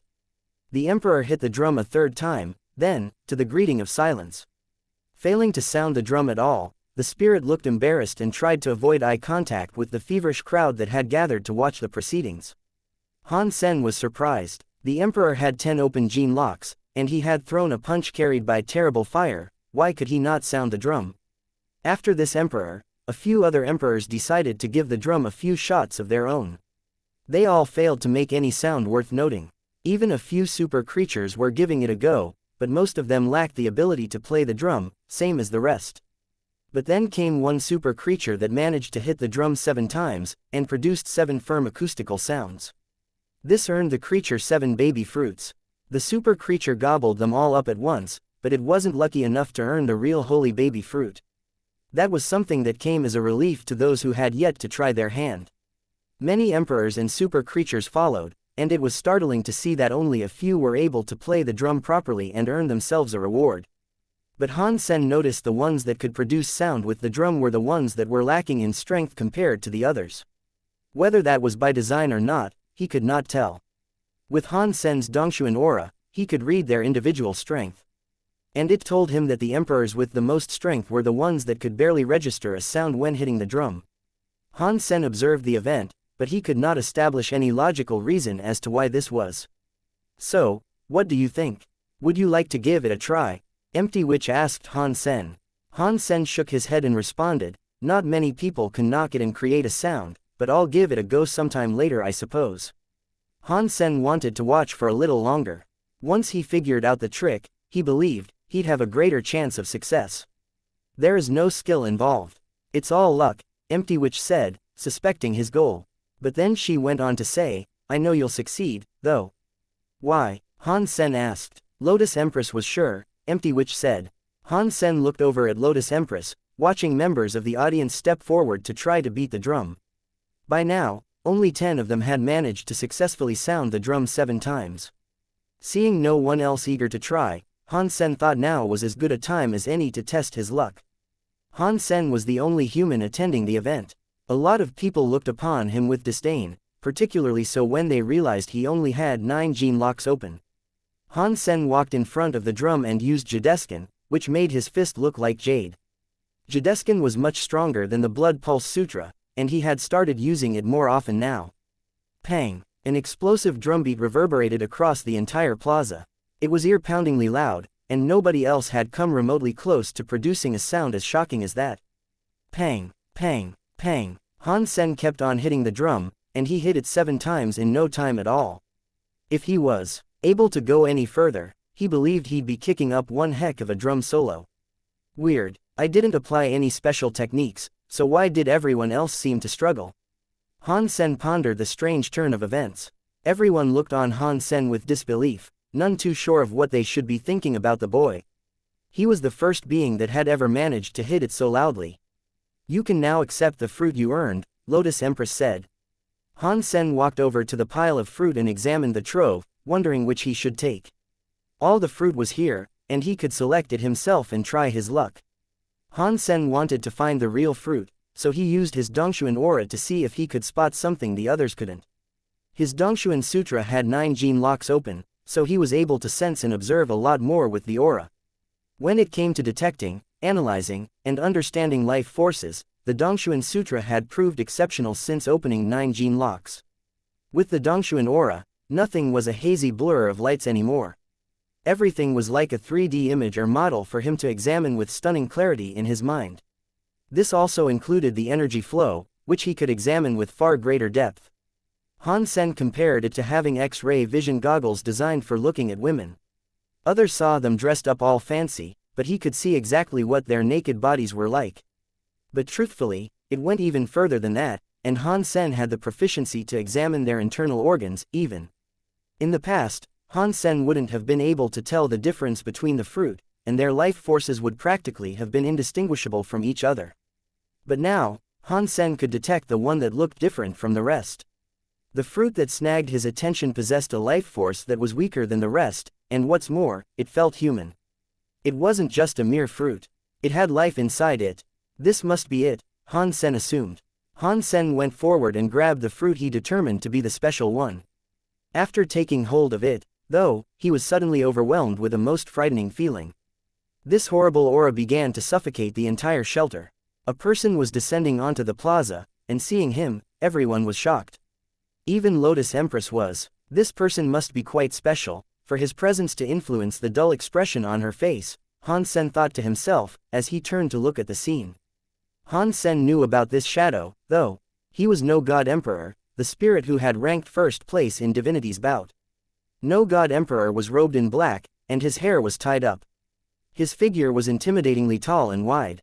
It is a great honor for me to know I am now hosting the almighty No God Emperor. I implore you to take a seat, and I hope you find the hospitality to your liking, Lotus Empress stated. No God Emperor was not there to participate like the rest, however. He responded by saying, I am here for the fruit, each and every one. The guests and hosts alike were shocked at hearing the demand. Lotus Empress was not too surprised, and she never expected him to be the sort who would join in the merriment of the event. Seemingly prepared for this, and having no fear, she said, in this place, there are rules. If you have come all this way, you must abide them. I will grant you two. If you want any more, you will beat the drum. Rules were meant to be broken, was Number God Emperor's callous reply. Lotus Empress's face turned to fright, not expecting him to shoot her down like that, twice. She cast a wall of lotus flowers around the fruit to prevent No God Emperor from reaching them. If Night Empress was still here, I might not be so brash. No God Emperor was now walking, speaking. As he went, No God Emperor stepped before the fruit. Han Sen had only just picked up one when No God Emperor arrived before him and said, put it back. Han Sen ignored him, then took the 6 others he had won via the drumming. Everyone was in shock as they witnessed someone disregard what No God Emperor had told them. There was no competition, and no one there could stand up to that bully. Han Sen had to be insane. Many emperors had been killed by No God Emperor, some for merely sneezing in his presence. Han Sen was only just a human, too. Such behavior was suicidal. Moving Star Emperor was amongst the gasping audience, but he thought to himself, niece. He's going to get rid of that annoying human once and for all. No God Emperor did not say a word. He teleported directly in front of Han Sen and broadened his stance. Pang! A lotus appeared in front of Han Sen, but it was quickly shattered. Lotus Empress looked at No God Emperor and said, this is not your shelter. No God looked at Lotus Empress, and then she summoned a host of additional lotuses. No God did not even move. It seemed his eyes were enough to kill a foe, as the protective flowers were cut down wherever his eyes trailed. Han Sen was surprised. If he had to make battle with No God Emperor, he'd have no choice but to open his 10th gene lock. The drum beast waddled over towards Lotus Empress and spawned a dome of green vines to shield her from what might occur next. Do you really want to make yourself an enemy of mine? No God Emperor coldly half-asked. You started this, Lotus Empress responded. No God Emperor's hands turned upwards to reveal a black hole on each palm. He looked ready to suck in everything in the vicinity. The drum beast did its best to stand strong and not fall prey to the creepy, cosmic wind that sought to pull it away, but its grip was failing. And as it was, the drum upon its back was pounding with a noise. It was so loud and continuous, it was giving the collected audience a headache. The vines were slipping away, releasing the protective shield it had tried to use to encapsulate Lotus Empress. Realizing this, Lotus Empress knew she had to move away, and to do this, she stepped on a raised lotus flower like a platform. Everyone in the audience was falling back, not wanting to get themselves involved and potentially invoke the ire of No God Emperor upon themselves. This Number God is an arrogant chump. Han Sen held the fruit and took a few steps back himself, eager to watch what might soon occur. Of course he is. He became the top son of God by ranking first in Divinity's bout. That's a feat that would inflate anyone's ego. And you know how spirits can be. Empty Witch paused for a brief moment, before going on to say, even I don't know if Lotus Empress can repel him. The dimensions of the plaza, and the plane of reality it stood in, was beginning to distort and twist. Without his Dongshuan aura, Han Sen wouldn't have been able to see a single thing with even a remote modicum of clarity. Suddenly, Han Sen found himself without words. He wasn't sure what he could say. It was 2 versus 1 already, and it would be a horrible, awry thing if she were to still lose. Empty Witch knew things were going bad, and so she shouted at everyone there, requesting their aid. You have all come here as guests. You have received the fruits, should you not help your hostess who has been so charitable to you all? But the spirits there acted as if they had not heard her plea, and one by one, they began to slip away and leave the shelter. No one was willing to defy no god emperor and make him their enemy, all for the reward of only a few fruit.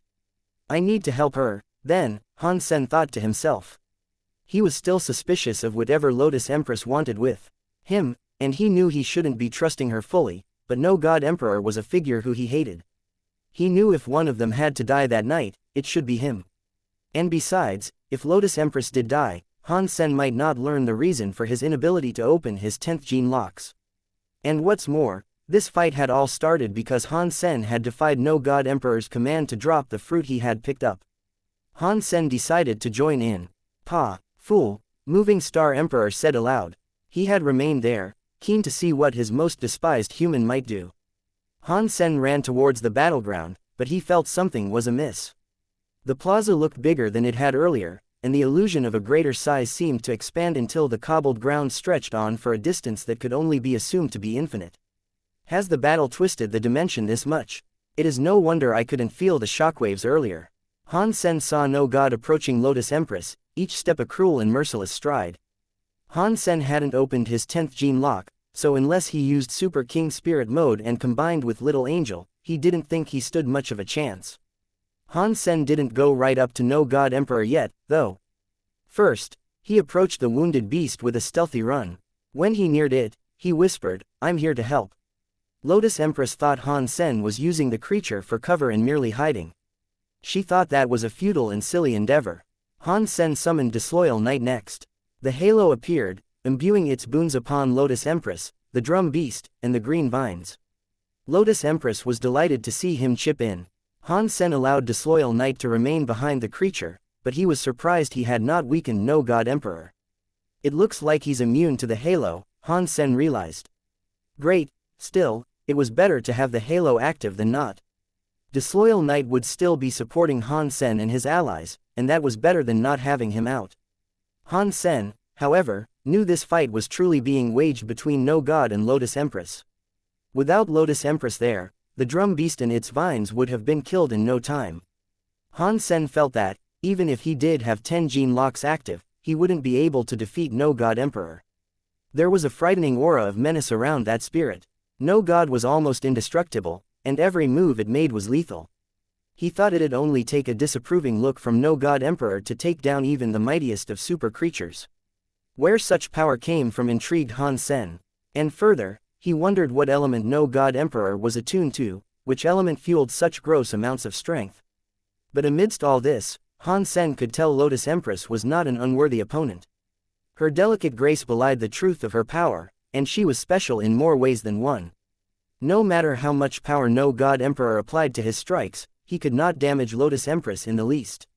While the lotuses she created for protection were destroyed, replacements were created with just as much ease. The drum beast and green vines were hiding behind the lotus shields, however, hardly even attempting to attack their foe. The lotus flowers also seemed to be applying strain to the dimension they inhabited, as well, and the twisting dimension wasn't entirely the work of no god emperor. It made Han Sen think to himself, if I open 10 gene locks, will I be as powerful as them? As Han Sen imagined himself carrying such power, he saw no god emperor reach a hand up to his head. Strange, what in the sanctuaries is he doing? It'd be nice if he wanted to kill himself. Han Sen watched him in curious confusion. Lotus Empress seemed to understand what he sought to do, though. And when she saw him lift his hand up, her face turned grim as she and her subordinates took a step back. No god emperor unsheathed a sword. Out of his head, the sword was dull, sullen, and almost unremarkable to look at it with its lack of sheen and reflection. It was as if it chewed up all the light that sought to rest on it. When the sword was fully drawn, a new power seemed to manifest inside no god emperor. It made Han Sen feel queasy when he tried to comprehend it. If what had just transpired was the image of a calm sea, now it was one in a typhoon of epic proportions. Han Sen now knew he had made a mistake by trying to join in. Looking back, he thought it'd be obvious that no god wouldn't show all his cards and reveal the true extent of his power at the beginning. But now he was, and Han Sen knew they were all in peril. No God Emperor swung his sword towards the drum beast. More accurately, it was aimed at Han Sen, who was still crouched behind it. Han Sen saw this attack, but he could not sense any power in its weight. If anything, that just added to his concern. Suddenly, the creeping of pain began to overwhelm his shoulder from behind. The pauldron of his armor was cut off. Han Sen then saw what had happened to the drum beast. It had been cut in two. It died, but strangely, even after understanding the extent of such power that had been unleashed from that one strike, Han Sen could not feel it. I can't believe he killed a 10-gene lock super creature with one strike. Han Sen was in utter disbelief. Go. Lotus Empress grabbed Han Sen and placed him on her Lotus platform and then took off in flight, abandoning evil Lotus shelter. Before Han Sen could understand what had happened, he woke up as if he had been restored to consciousness. He was in the mountains someplace. Han Sen saw Lotus Empress and asked, "Was it okay to just leave like that? Can't he take your spirit stone?" Lotus Empress responded by saying, "It's not my shelter. It is a copy of my mother's shelter that I occupy for show." Han Sen felt relief, knowing they had gotten away. He didn't want Lotus Empress to get killed on his behalf. "I wanted to help you, but I just made it worse," Han Sen told her. Lotus Empress comforted him and brought ease to these thoughts, saying, "It wasn't your fault he wanted all the fruit for himself. I wouldn't have allowed him to take it, anyway, and a battle such as that was bound to take place, no matter what." "All that poor fruit," Han Sen said. "That's fine. No one can eat more than 9, anyway. After that, your body doesn't receive any benefits," Lotus Empress explained. Han Sen patted the silver fox, telling him, "I might not have been able to eat them, but this guy could." As they spoke, the space before them cracked. Like a vortex that had just opened in the fabric of the dimension, No God Emperor came stomping out. "No God Emperor!" Empty Witch exclaimed. Han Sen and Lotus Empress's faces changed, both equally surprised to see he had been hunting them. "You're really this persistent," Lotus Empress said. "Leave me the fruit you took and go." No God Emperor was referring to Han Sen. "I ain't leaving sh*t. Han Sen pulled out Taya, and with a burst of courage, he leapt towards No God Emperor. No God Emperor spun No God sword and went forward to meet him. Arg! Han Sen's shoulder was cut, and if he had evaded him a split second later, his arm would have been hewn completely off. Han Sen's Taya managed to find its target, No God Emperor's chest. But it seemed to have been imbued with some sort of power that repelled direct attacks. Han Sen's sword pinged off like rubber after coming into contact. Han Sen's shoulder was starting to heal already, though, so there was no need for a period of rest. Han Sen's Jadeskin had opened 9 gene locks, so his passive recovery was better than ever. But now, Han Sen well and truly knew he could not defeat No God Emperor even if he made use of Super King Spirit. And with his transformation time still being limited, he couldn't use it indefinitely. He'd eventually run out, and it was at that point Han Sen would meet certain death. That being said, No God Emperor did not expect to get hit. And he was surprised he hadn't been able to break Taya's blade. A second later, though, No God Emperor was back to attacking. He swung his sword without delay, employing its magic of being nigh untraceable. Even with his 8th sense, Han Sen could not feel that blade coming. Go! Lotus Empress pulled Han Sen back and escaped with him just as they had earlier. But this time, after the smallest of a break, No God Emperor found them and was on them. Wherever they went, he followed. Han Sen still knew he'd have to open his 10th gene lock if he wished to have a chance in fighting their pursuant, but that didn't seem likely to happen anytime soon. Han Sen was still able to use the Dongshuan Sutra to keep an eye on where No God Emperor would next appear, so that was sufficient to keep them on the lam for a while, despite knowing it would not last forever. But not even the Dongshuan Sutra could guarantee his survival in face-to-face combat. Even with its usage, every evasion or dodge took extreme effort. And if all he could do against No God was dodge, then there'd be no point standing up to him. So they had to keep moving, with Lotus Empress teleporting them shortly after No God Emperor appeared. And it never took him long to show up. "Let's go back to Evil Lotus Shelter," Han Sen suddenly said. Lotus replied, saying, "Why go there? There are emperors and super creatures there, but they don't want to help us." "We don't need their help, but perhaps there is a way I can stop his rampage," Han Sen said. "And what would that be?" Lotus Empress asked with curiosity. "It's hard for me to explain, so take us back and I'll show you." Han Sen was planning to use the Ju and summon the altar, using the emperors and super creatures there as a sacrifice. Lotus Empress nodded, and then they teleported back to the plaza. Han Sen saw that a lot of the emperors and super creatures had yet to leave, and the fruit was still there untouched. Han Sen started sucking them into the cruel bottle, in the event that he needed those as an extra sacrifice. Put them back, Moving Star Emperor bellowed, as he fired a number of star-like orbs at Han Sen. Han Sen was shocked at his sudden inability to break the stars that sought to slice him up. So Han Sen dodged them instead, and then, he said, "This is none of your business." Moving Star Emperor did not say anything, and there was no guarantee he was even listening. He just smiled queerly. Han Sen was surprised to see every spirit and creature close in on them. Then, "We were tasked to guard these fruits. If even one is missing, no God Emperor vowed to kill us all. Leave the fruit and run," an emperor explained. "You're a bunch of pussies. You call yourselves emperors. Have some backbone and stand up for yourselves," Han Sen lectured them, while collecting every fruit there. "This entire thing is the fault of this cheap human. We should just kill him and be done with it," Moving Star Emperor proclaimed. Many of the emperors there were in agreement, and they walked towards him. Lotus Empress wished to say something, but she saw a vortex appear in the sky again. Just like before, no God Emperor came out, breathing a nasty fire. "Now, to the luminous stone at once," Han Sen commanded. She didn't know what Han Sen was thinking or what he was planning, but any plan was better than no plan. And with the confidence in his voice, she trusted him. Without hesitation, she took him to where he needed to go. "What are you planning to do?" Lotus Empress inquired. "Have a drink of wine," Han Sen said. Han Sen brought out his ju and poured some wine into it. "Is now the best time for you and I to share a drink?" Lotus Empress wasn't sure if this was a jest or not. Their enemies were coming closer, yet it was rather perplexing to see Han Sen so calm when doing this. "Enjoy the swallow, because that'll be your last," Moving Star Emperor said. Han Sen looked at the crowd that had gathered, and raising a glass, he proclaimed, "Any time's the only time, baby. And to all of you, leave now and you'll live. If you remain, you'll suffer the consequences." After that, Han Sen necked the wine. "This guy is so full of crap." Moving Star Emperor started to mock him again, but something took him by surprise. The entire shelter was suddenly trapped in a darkness that not even an emperor could see through. The entire place had turned black, like an infinite, suffocating abyss.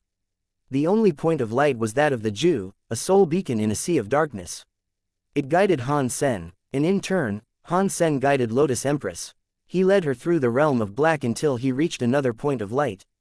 They approached it, and there their eyes focused on a glowing goddess statue. "It looks like Mother." Lotus Empress spoke as if her mind was vacant, drifting in a far-off reverie. She couldn't take her eyes off it. Without the Jew, the other emperors and super creatures were frightened. They had unwittingly found themselves trapped in a dark place no eyes could pierce. No God Emperor frowned and swung his no God sword in an attempt to form of a vortex and exit the black prison he had been led to. Upon the altar, the Jew flew above the statue depicting a goddess and set the stone ablaze with a mesmerizing fire. The statue started to slowly come alive, with a single hand raised. A life force began to sputter through the dark, drifting into the palm of the hand as if it were accepting a blessing. The last time Han Sen triggered the altar, there was no sacrifice on offer. In retrospect, that may have been why the statues were displeased and wished to kill him. This time, things were different. There were countless emperors and super creatures in the area, and there were none of them that Han Sen and Lotus Empress were particularly fond of and wanted to keep around. From out of the dark behind them, screams now began to erupt. There were cries of fright and bellows of agony, as the collective felt their life forces being stolen. It wasn't happening too fast to stop, but it was going at a speed that would soon see it over if nothing drastic was done. "What's going on? What have you done? We can talk about this. We can talk things through. Why are you doing this to me? What did I ever do to offend you?" No one could escape the darkness and the draining of their life, and all they could do now was fall to their knees, begging and pleading for a mercy they weren't going to receive. No God Emperor wasn't like them, though. He scanned what little of the darkness he could in an attempt to locate Han Sen and Lotus Empress. While his vision had been hampered by the darkness, his life force was the only one that wasn't draining. He could grip and hold it tight, not allowing the smallest modicum to seep out. "Let me see what you're both up to, No God Emperor was fearless. He hadn't seen what it was like for a demigod to arrive in the third god's sanctuary, though. He had no clue what was actually transpiring, and thus, that bravery could do him a disservice. Not many people had seen a demigod return to the third god's sanctuary. Even Moment Queen hadn't heard of such a ritual. Lotus Empress, in the midst of all that was going on, appeared to be just as clueless. She asked Han Sen, "What is going on?" Han Sen was fairly aware of what was happening, despite his surprise and awe at it all. The Blood River King he had unknowingly tried to summon before was so weak, he now assumed, because its sacrifice hadn't been strong enough. Now, things were very different. An incredible source of power was being drawn to the statue as if it were a conduit. This is an altar to summon a demigod. The person I am hoping to summon is the prior owner of the luminous stone. She herself. Night Empress, Han Sen explained. Lotus was extremely surprised to hear this, and almost found it difficult to believe. She asked him, "Can you really summon Mother?" "I hope so, and from what best I can tell, it seems to be working," Han Sen said. "This is great." Lotus Empress stared at the statue with utter glee, like a wide-eyed child on the precipice of seeing something awesome unfold. After absorbing the exorbitant amount of life forces, the statue was beginning to resemble an actual person. It seemed to be taking on the shape of Night Empress, alive and in the flesh. Suddenly, the statue's forehead began to glow and illuminate the entire area. Everyone could now see the altar Han Sen and Lotus Empress were situated near. Most of the creatures and spirits had suffered a loss of half their life force. Unfortunately for the two near the altar, no God Emperor was as powerful as ever. He came striding towards Han Sen now, swinging his sword with the immediate desire to cut him down. As this happened, a strong force landed on Han Sen just as it came. The power of no God Emperor finally started to get sapped, and the force and power the spirit had unleashed were absorbed by the statue that had previously brought the land pure darkness. No God Emperor could not believe his power had been robbed, just as he was about to kill the pestering human once and for all. The statue then opened its eyes to look upon the crowd that had gathered. Lotus Empress noticed the eyes were eyes that belonged to her mother, and without hesitation, she found herself running to the statue, calling, "Mother, I missed you so much." Night Empress held her hair as this occurred, and said, "I did not expect you'd be able to summon me here to the third god's sanctuary." "Oh, Mother, that wasn't me, that was Han Sen." Lotus Empress then went on to explain everything that had transpired that day. "How dare you disrespect my daughter and all she has built for herself?" Night Empress looked upon all the creatures and spirits in the vicinity with unparalleled anger. And in return, every other being felt incredibly frightened. Before Night Empress became a demigod, she was the strongest in the third god's sanctuary, without equal. If they had known Lotus Empress was her descendant, they wouldn't have dared to treat her as they had. It was too late for them to run now. Night Empress was wrathful, and she gestured with her hands to blanket the helpless spirits and creatures with a scornful darkness. They mustered every ounce of strength they had left in a bid to repel the malevolent dark, but it was a futile resistance. Their powers were consumed by the looming black, as if it fed on their offerings. And it wasn't long before the dark ravaged their bodies like a hungry beast before an open feast, in dire need of a feeding. "Pa, I see through your tricks." No God Emperor bellowed, thrusting forward towards Night Empress with his no God sword. His arrogance was blinding, and he did not believe demigods could return from the fourth god's sanctuary and enter the third god's sanctuary. He thought this was all a ruse, an illusion conjured by the trickster Lotus, or a doppelganger formed by some force through past memories and history. Seeing no god approach her, Night Empress was unconcerned. She was as real as the night, and as real as the darkness with which she swarmed the imperious emperor. This had all transpired over the course of a few measly seconds, and then, as quick as it had begun, it ended. The darkness was removed from the area. Han Sen looked around, noticing all the creatures and spirits had disappeared with the violent black. "Where are they? Where did they go?" Han Sen asked. "They are dead," Night Empress said.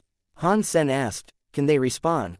"No, such a killing is absolute," Night Empress answered, with perfect certainty. Night Empress then frowned, "But that spirit stone can allow him a respawn." "Not bad." "Mother, are you referring to no God Emperor?" Lotus Empress asked. Night Empress nodded, then told her, "My time here is limited. Why don't you come with me to the fourth god's sanctuary? I can guarantee your safety there."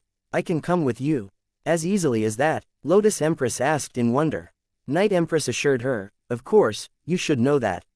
Why else would you summon a demigod? Why else would you summon me? I didn't summon you. After Lotus Empress said this, she eyed Han Sen. Night Empress said, then I'll bring him, too.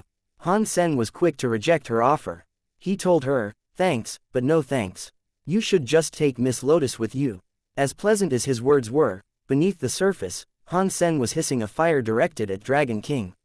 His information had been incorrect once more. Summoning a demigod was a shortcut into the fourth god's sanctuary, and a method in which a being wishing to ascend could bypass the 10 steps of the holy door and its cleansing flames. As much as Han Sen appreciated the offer, he would prefer to walk the purifying steps. And that aside, he had yet to open his 10th gene locks. And furthermore, Han Sen knew he could just step into the evolution pool for a shortcut of his own. Mother, I will take the steps as you did, Lotus Empress said. Night Empress ran her fingers through the hair of her daughter and smiled. She told her, it is good that you wish to pass through the holy fire. Not only does it speak to your strength of heart and resolve, the benefits are tremendous. Night Empress then proceeded to summon something dark. She handed it to Lotus, telling her, I don't have much time. Take this. If no God Emperor returns for you, use it. Use it to destroy that monster. Night Empress then walked back to the altar and became a statue of stone. Hey, don't go yet. I was the one who summoned you, after all. Where's my gift? Han Sen pleaded as she went, but she gave no heed. She was a statue before he finished, and he knew he wasn't going to receive a response. The altar then disappeared in a final flash of darkness, and the next time Han Sen and Lotus Empress looked around, they were back nearby the luminous stone. The luminous stone was webbed with cracks, unlike before, and after an uneasy tremble, it shattered completely, collapsing into a mound on the ground. The Ju Han Sen possessed finally stopped vibrating incessantly. Han Sen was gutted, though. Despite his efforts to summon Night Empress, he hadn't received a single goodie. Ha ha, Lotus Empress was laughing, in a cheery mood Han Sen had not known she could display. She went ahead to comfort him, offering, how about I give you a gift instead? What gift would that be? Han Sen thought getting something off Lotus Empress wouldn't be half bad. But then Han Sen's eyes drifted to the black jewel she had been gifted by her mother, Night Empress. A streak of envy crossed his mind, and he thought it'd be great if he could have it. Han Sen knew she wouldn't be giving that to him, though. Lotus Empress swung the jewelry in front of Han Sen and told him, it's this night gem. Wait, you're giving that to me? Han Sen was made exuberantly happy, but he was jumping to conclusions. Lotus Empress pulled back her hands that caressed the lovely thing, saying, of course not. Then why swing it in front of me? Are you taunting me? Han Sen asked, with a dried attitude. Lotus Empress was emitting a vibrant radiance, and she seemed to be genuinely happy after all that had happened. She said, yes, haha. But don't worry, I have something better for you. You can offer me something better. Han Sen didn't think anything could beat a gift that was given by a demigod. Yeah, do you want it? Yes or no? Lotus Empress asked. I'll take anything you are willing to give me, Han Sen answered. Since Han Sen had already taken a bunch of holy baby fruit, he was down for something else off her. Besides, he was the one who summoned Night Empress. Han Sen thought he was due a reward for that deed, for sure. Lotus Empress then walked around Han Sen in circles. He admired the delicate grace of her steps through an intense observation of her body.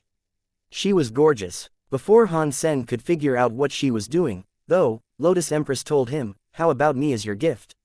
You mean? Han Sen couldn't believe the stunning offer he had just received. Yes, I am your gift. Isn't that better than a measly night gem? Lotus Empress spoke with a seductive drawl to her words, in an attractive lure. Oh, you're right about that. You're much better than a silly jewel. Do you need to pack a bag, or are you already prepared to come with me? Han Sen looked at her with avaricious eyes. Lotus Empress followed Han Sen to the underground shelter. She brought Empty Witch and a super creature comprised of vines with her, too, the latter being named Green Vine. They were also told to adhere to Han Sen's authority whenever needed. Lotus Empress still required Han Sen's help, as she had dubiously explained during their initial conversation, and it prompted the formalities for a trade. It was something Han Sen agreed to. Before he opened 10 gene locks, the night gem would allow even him to defeat no god emperor easily. Regardless, Han Sen asked her about his body. She told him that when a body was attuned to and focused on one gene locks were easier to open. If a person could be proficient across a number of elements, the lack of an anchor made the process of opening gene locks much more difficult. Han Sen was stuck in a rut due to this, and over an extensive amount of time, no matter what he tried, he had been unable to open his 10th gene lock. It was revealed that it would take something like a holy baby fruit to help. But Han Sen was only able to eat 9 of them, and being lucky enough to eat the real one was all down to the roll of the dice. It would all be down to luck for most beings. After news of what had occurred in Evil Lotus Shelter spread, it felt as if the very foundation of the third god's sanctuary had been violently shaken. The thought of that vast number of emperors and super creatures being sacrificed was crazy to imagine, but it was a sad reality to most, with the rapid expansion of humanity. With Moving Star Emperor having been among those sacrificed, Han Sen was able to happily expand his growing empire and assert dominion over his shelters and lands. No god shelter was nowhere close to there, and news about him had been scant since the day of the sacrifice. Regardless of what he was up to, he didn't show. Han Sen took Purple Emperor with him, and they did what they could until they reached Cup Demon Shelter. Then, they stopped their advance. Cup Demon Emperor was the third son of God. He was very powerful, and thinking he wouldn't be able to defeat the spirit, Han Sen thought he should play things a little safer and not invoke his ire just yet. Han Sen wanted to open his 10th gene lock next, focusing on that first and foremost. So, he shelved his plans for expansion until the day he grew stronger. Han Sen consulted Lotus Empress, and then decided upon opening Jadeskin's 10th gene lock. He did not want to open the Blood Pulse Sutra's 10th gene lock just yet, as its benefits weren't all that profound. They mainly strengthened his genes and provided him super sperm to benefit his future descendants. For the here and now, it was best avoided. And Han Sen wanted to level up the Dongshuan Sutra by himself, as that was his bread and butter, his pride and joy. Therefore, it made the most sense to open Jadeskin's 10th gene lock. Han Sen kept 7 of the fruits and gave the rest out to his companions. And of course, Han Sen held on to the real one he had collected before No God Emperor Gate crashed the event like a big party pooper. While he went to a secluded spot to enjoy every last morsel of the genuine fruit, he told Zero and Silver Fox to go outside and guard the area. After consuming the juicy fruit, he quickly cast Jadeskin and allowed it to absorb. As soon as this occurred, he felt as if his body was crystallizing. The longer Jadeskin ran, the more Han Sen's body became like crystal. He was swiftly becoming what looked like a sculpture of ice. Han Sen's brains and organs could be seen via his body's transparency, and even they too were starting to appear crystallized. Eventually, he became a statue devoid of any life force. It took a while for something else to occur, and when it did, the crystal began to adopt the creamy color of jade. Kacha, a crack began to creep across the creamy jade, until it split and zigzagged across the entirety of Han Sen's new, statuesque form. The jade shattered, revealing Han Sen's true self once more. Han Sen felt as if he had just been reborn, and every aspect of his body had been replaced. His hair shone with the sparkling beauty of starlight. Han Sen's entire body was glowing, and he looked rather weird. Even a demigod wouldn't have been able to tell if Han Sen was a living person. It wasn't because Han Sen was dead, though, it was because his life force was now hidden inside his body. It had been cloaked. Han Sen opened his eyes, which now held the glittering beauty of jewelry. The holy baby fruit had indeed helped him open the 10th gene lock of Jadeskin. It might have only been 1 gene lock up, but the difference between a being with 9 gene locks and a being with 10 gene locks was staggering. And Han Sen could feel the power inside him now, almost to the point of scaring himself. It was frightening how mighty he had become. After opening this 10th gene lock, his senses were incredibly powerful, too, but in a different way than they were with the Dongshuan Sutra. From what Han Sen could see now, the world looked different.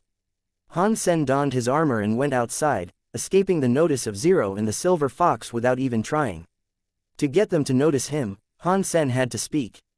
"Zero, attack me with your bone dagger," Han Sen asked. Zero seemed to hesitate, not wanting to hurt him. He saw this, so he told her, "Don't worry, little Silver is here." Zero nodded, and then a red light came flying towards Han Sen. He felt as if he was unable to dodge it, but Zero was aiming at his arm, not wanting to deal grievous harm to him. Han Sen raised his hand to cut across and deflect the red light. When he did this, it was as if the bone dagger itself was decloaked. It was the dagger itself that manifested like a small red light. Han Sen gave it back to her. When she killed Saint Fan, Han Sen could not even detect its presence, but now, Han Sen could do far more than notice its coming. He could catch it. After opening 10 gene locks, Han Sen wanted to take down Cup Demon Shelter, but Lotus Empress needed his help before he could do that. She told Han Sen what she wanted to do. For an ordinary king spirit, 9 open gene locks was the max they could achieve. Obtaining 10 was a supremely rare thing. For an emperor, opening 10 was only the beginning. Once the figure of 10 had been achieved, they had to work on what was necessary for them to climb the 10 steps of the holy door. Walking the 10 steps was a great gamble, and beings that braved the door had to be certain they were strong enough to survive. If they couldn't withstand the purifying flames of the stairs, they would die. Even beings like Shang Yin were almost unable to complete the ascension process and endure the fire. Lotus Empress was confident she had what it took to brave the steps. Although she was the master of the holy baby fruit, she had no idea which one was the real one, same as all the others. So, to find out, she had to find another way.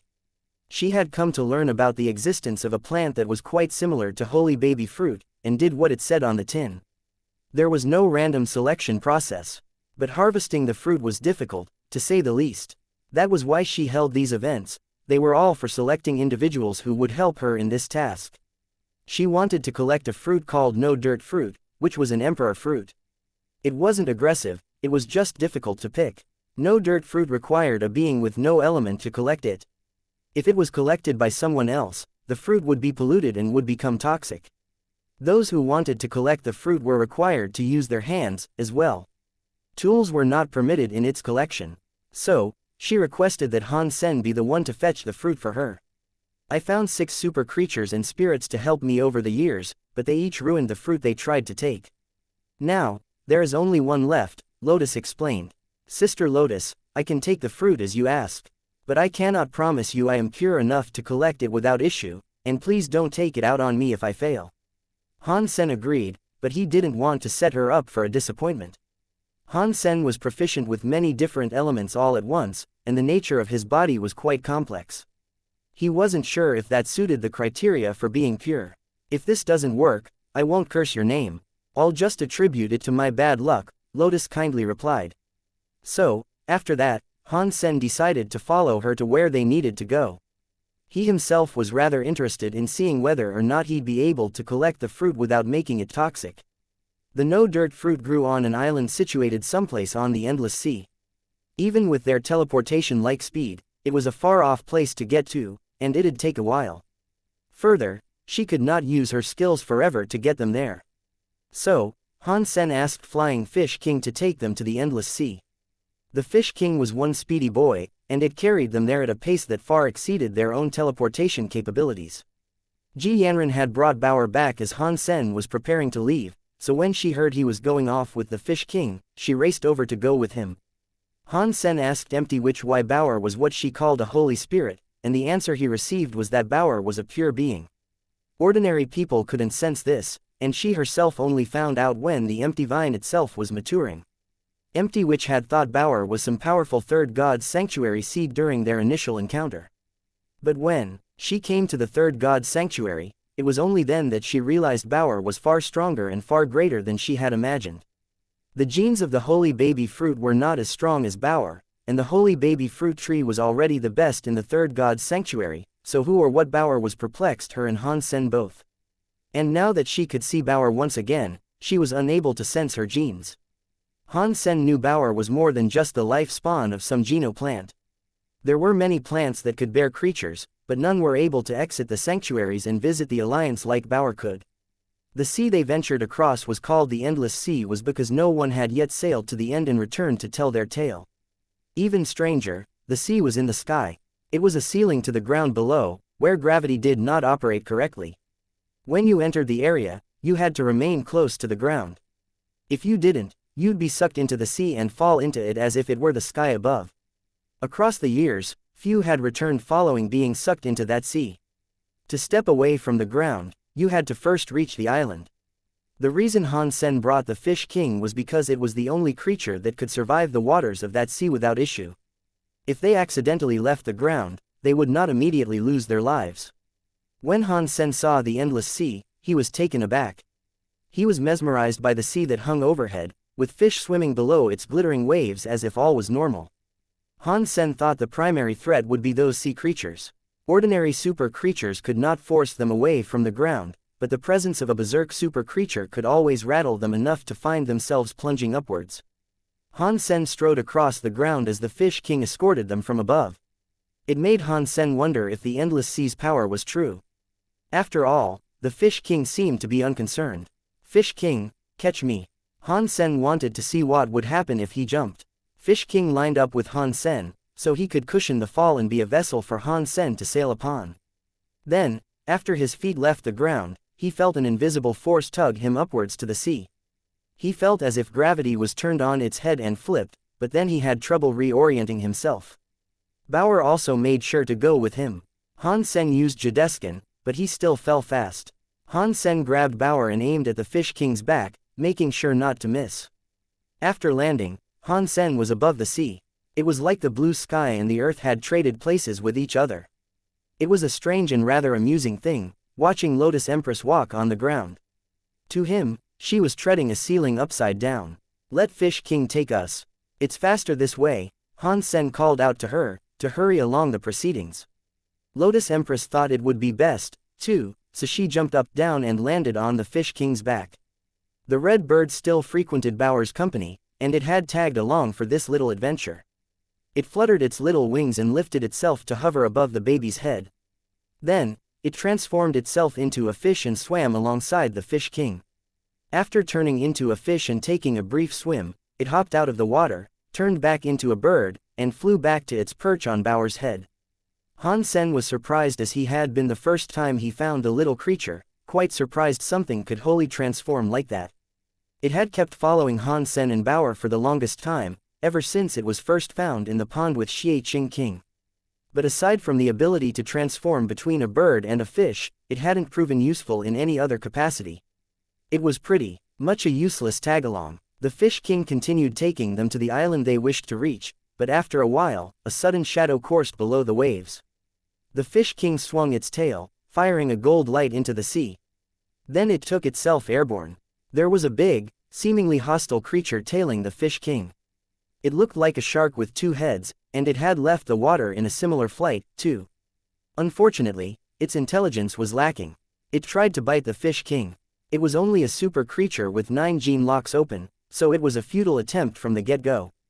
The Fish King swung its tail to smack the creature away, and it was reminiscent of an old-fashioned face slapping. Mind you, it was stronger than the average one, and it occurred multiple times until the nasty squelch of a broken watermelon sounded. One of the heads was broken. The other shark head screamed in a display of fright. Then it tried to swim away. Han Sen didn't want to let it go, though. He finished the job with a sword, lopping the second head clean off. Super creature two-headed shark killed. No beast soul gained. The flesh of this creature is inedible, but you may harvest its life geno essence. Consume its life geno essence to gain 0 to 10 super geno points randomly. Han Sen wanted to grab its life geno essence, but the fish was sinking very fast. It was sinking far faster than was normal, as if it had been latched to an abyssal vortex that dragged it down quick. The bird suddenly turned back into a fish, though. Then it dove into the sea. Not long after, the fish came back with a life geno essence in its mouth. Not bad. It looks like you're good for something, at least. Han Sen was surprised, as not even the Fish King was willing to go down for it. The fish turned back into a bird and landed on Han Sen's shoulder, then it tweeted to him. Let's return to the ground. If something bad happens to the Fish King, there's nowhere we'll be able to stand, Lotus said. Han Sen nodded in agreement, then the Fish King flew up and delivered them to the land. After landing, the gravity was switched. It was the sea that was overhead now. The Fish King returned to the sea and continued following them, just in case it had to catch them. After a half-day of travel, nothing else bothered them. But suddenly, a large group of fish came swimming their way. They kept on jumping up towards the surface. They looked like 3-meter-long swordfish, but they behaved like hungry piranhas. Are they coming to us? Han Sen wondered with a frown. They are the endless swordfish, quite common. Their ranks range from ordinary to super class, but they aren't hostile. There must be a reason why they're all scrambling in this direction, though. Lotus Empress was frowning, 2. In great haste, a swarm of endless swordfish was headed in Han Sen's direction. They didn't come for him, but simply sped past him as if they were attempting to get away from something that lay in the direction Han Sen was traveling. Han Sen understood their behavior, acknowledging that they were fleeing some unseen menace on the horizon. They weren't there to cause trouble. After peering into the distance all around him, Han Sen finally saw it, a shadow, accompanied by the sounds of disturbed water. When the endless swordfish passed by the Fish King above, the sound of restless waters became louder than ever. And that was when Han Sen saw it clearly. The monster was like an octopus. Reminiscent of the kraken, its arms writhed in unrest, hitting the water to create noise as if for fun. The arms and tentacles were peppered with countless suction cups, and it was clear that being grabbed by such a fiend would deny even the mightiest of creatures a chance of slipping its grasp. The octopus was blue, and on the other side of its arms were a number of eyes in asymmetrical distribution. The lack of cohesion in the placement of the eyes made the entire beast even scarier to look at. Another super creature. Han Sen was delighted. He didn't need life geno essences anymore, but he'd never shy away from the possibility of earning another beast soul. Although Han Sen had conquered many shelters and taken over many regions, he knew he wasn't going to be around in the third god's sanctuary forever. There'd be a time when the protection and mantle for safeguarding the territories would fall to others, and when that time came, Han Sen had to know other humans were strong enough to succeed him. If they weren't, it'd only be a matter of time before spirits attempted to return and claim what had been lost to human occupation. Having more super beast souls would help even the odds, Han Sen believed. Just as this kraken looked ready to put up a fight, though, it stopped. All the swordfish, by this point, had fled far beyond its reach. And now, staying in one place, the octopus flailed its tentacles and arms around in a rather humorous display. What it was doing, Han Sen wasn't quite sure. Suddenly, something grabbed hold of the kraken and tugged it below the water with fierce strength. The octopus looked like a force to be reckoned with, but it was dragged below the waters with surprising ease, then taken deeper and deeper and deeper. It was gone almost as swiftly as it had first appeared. Han Sen hurriedly called for the Fish King to return to the land above, for he had caught a glimpse of a phantom shadow in the sea. In the place the kraken had been, there was now just a red mist sitting above the unnervingly calm sea. As for the octopus, it had obviously been killed. Let's go. Han Sen thought it was best not to linger, so with an increase of haste, he instructed everyone to move at a quicker pace. It was frightening, trying to comprehend what manner of being had managed to one-hit kill a terrifying super creature like that kraken. Han Sen still had the endless presence of the endless sea above his head, and it'd be there for a while longer. It was a realm that was as strange as it was dangerous, and the last thing he wanted to do was risk falling into the waters above. It seemed like a death sentence, with that unknown creature lurking beneath the blue. Lotus Empress felt no different, and she much appreciated the desire for an increased speed of travel. The shadow did not leave, though. They continued their journey, and whenever they looked up, there the shadow was. It seemed to be following them. Lotus Empress commented on its presence there, saying, "Don't fight it. Remember, I still have that night gem for protection." "Do you know what that creature is?" Han Sen asked. Lotus Empress said, "I think so. I've heard tales of a wicked monster occupying these waters, and if I am correct in the assumption, that thing up there is what they call sea ghost." "What can it do?" Han Sen asked. Lotus Empress said, "No one quite rightly knows, but it has an appetite for super creatures, that much is certain. It's a picky eater, so it doesn't eat less powerful beings. Many spirits have reported their sightings of sea ghost, and how it explicitly enjoys grabbing super creatures and dragging them below the water to feast." Lotus Empress paused for a moment, as if in thought, and then she went on to say, "But it is supposed to appear in the deeper regions of the endless sea. We haven't traveled that far, and what's more, we are headed for an island. It shouldn't be here at all. Did the Fish King lure him here?"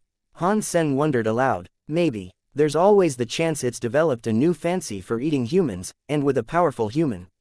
Here, perhaps it was a rare opportunity it wished to test its mettle against, not to mention its taste buds," Lotus Empress said. Whether she spoke in jest, amusement, or unnerving sincerity, Han Sen wasn't sure.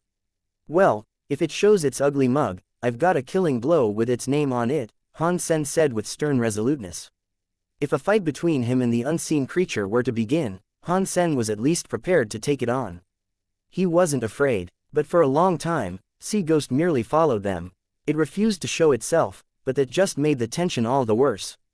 And due to its appearance there, the entire region looked dead. No other life was to be seen. The sun was rising now, where it should have been sinking. It came up from the ground, melding with the horizon of the sea above. Nighttime was coming. Then, an extra-large moon appeared, alongside its retinue of silver stars. Han Sen thought the sea ghost would try its luck under the veil of night, but still, nothing came about. It remained where it was, as if it was watching them, studying their every movement. With a monster hiding above, Han Sen felt uncomfortable. He felt as if it could swoop down at any moment. Swooping was bad, after all. At midnight, Han Sen saw the faint image of a mountain in the distance. It was very tall, and its peak seemed to be poking the sea that was still their sky. That is God Mountain. 300 miles past that, we will reach the island, Lotus Empress explained, before Han Sen could ask. Han Sen then asked, can we walk up the mountain? Or will it prove too high and have us dropping up into the sea? Lotus Empress said, there are stranger things on that mountain to worry about than the distortion of gravity. Not even emperors dare brave that place. Why, what's so strange about it? Han Sen was going to heed her advice and stay away, but he was interested in learning what was supposed to be so scary about the mountain. All I can say is, whoever ventures across that mountain does not return, Lotus Empress said solemnly. Although Han Sen was sometimes reckless, even he knew it was best to stay away from such a place. If a risk was justified or worthwhile, he would always be the first to take the plunge. But a fruitless risk was never something he'd commit to, as he wasn't a simple thrill seeker. So, Han Sen decided it was best to take the long way around. He thought it would be better to walk additional miles than risk life and limb in the shortcut of cutting across the mountain. Before he could circle it, though, Han Sen suddenly heard something roar, and then, nearby footsteps. The source of the noise was not too far away, and the sound of footsteps was steadily increasing in volume. Something was already coming for them. Han Sen frowned, though, thinking there was something amiss about his entire venture thus far. Lotus Empress had been in this region many times in the past, but nothing like this had occurred in her previous visits.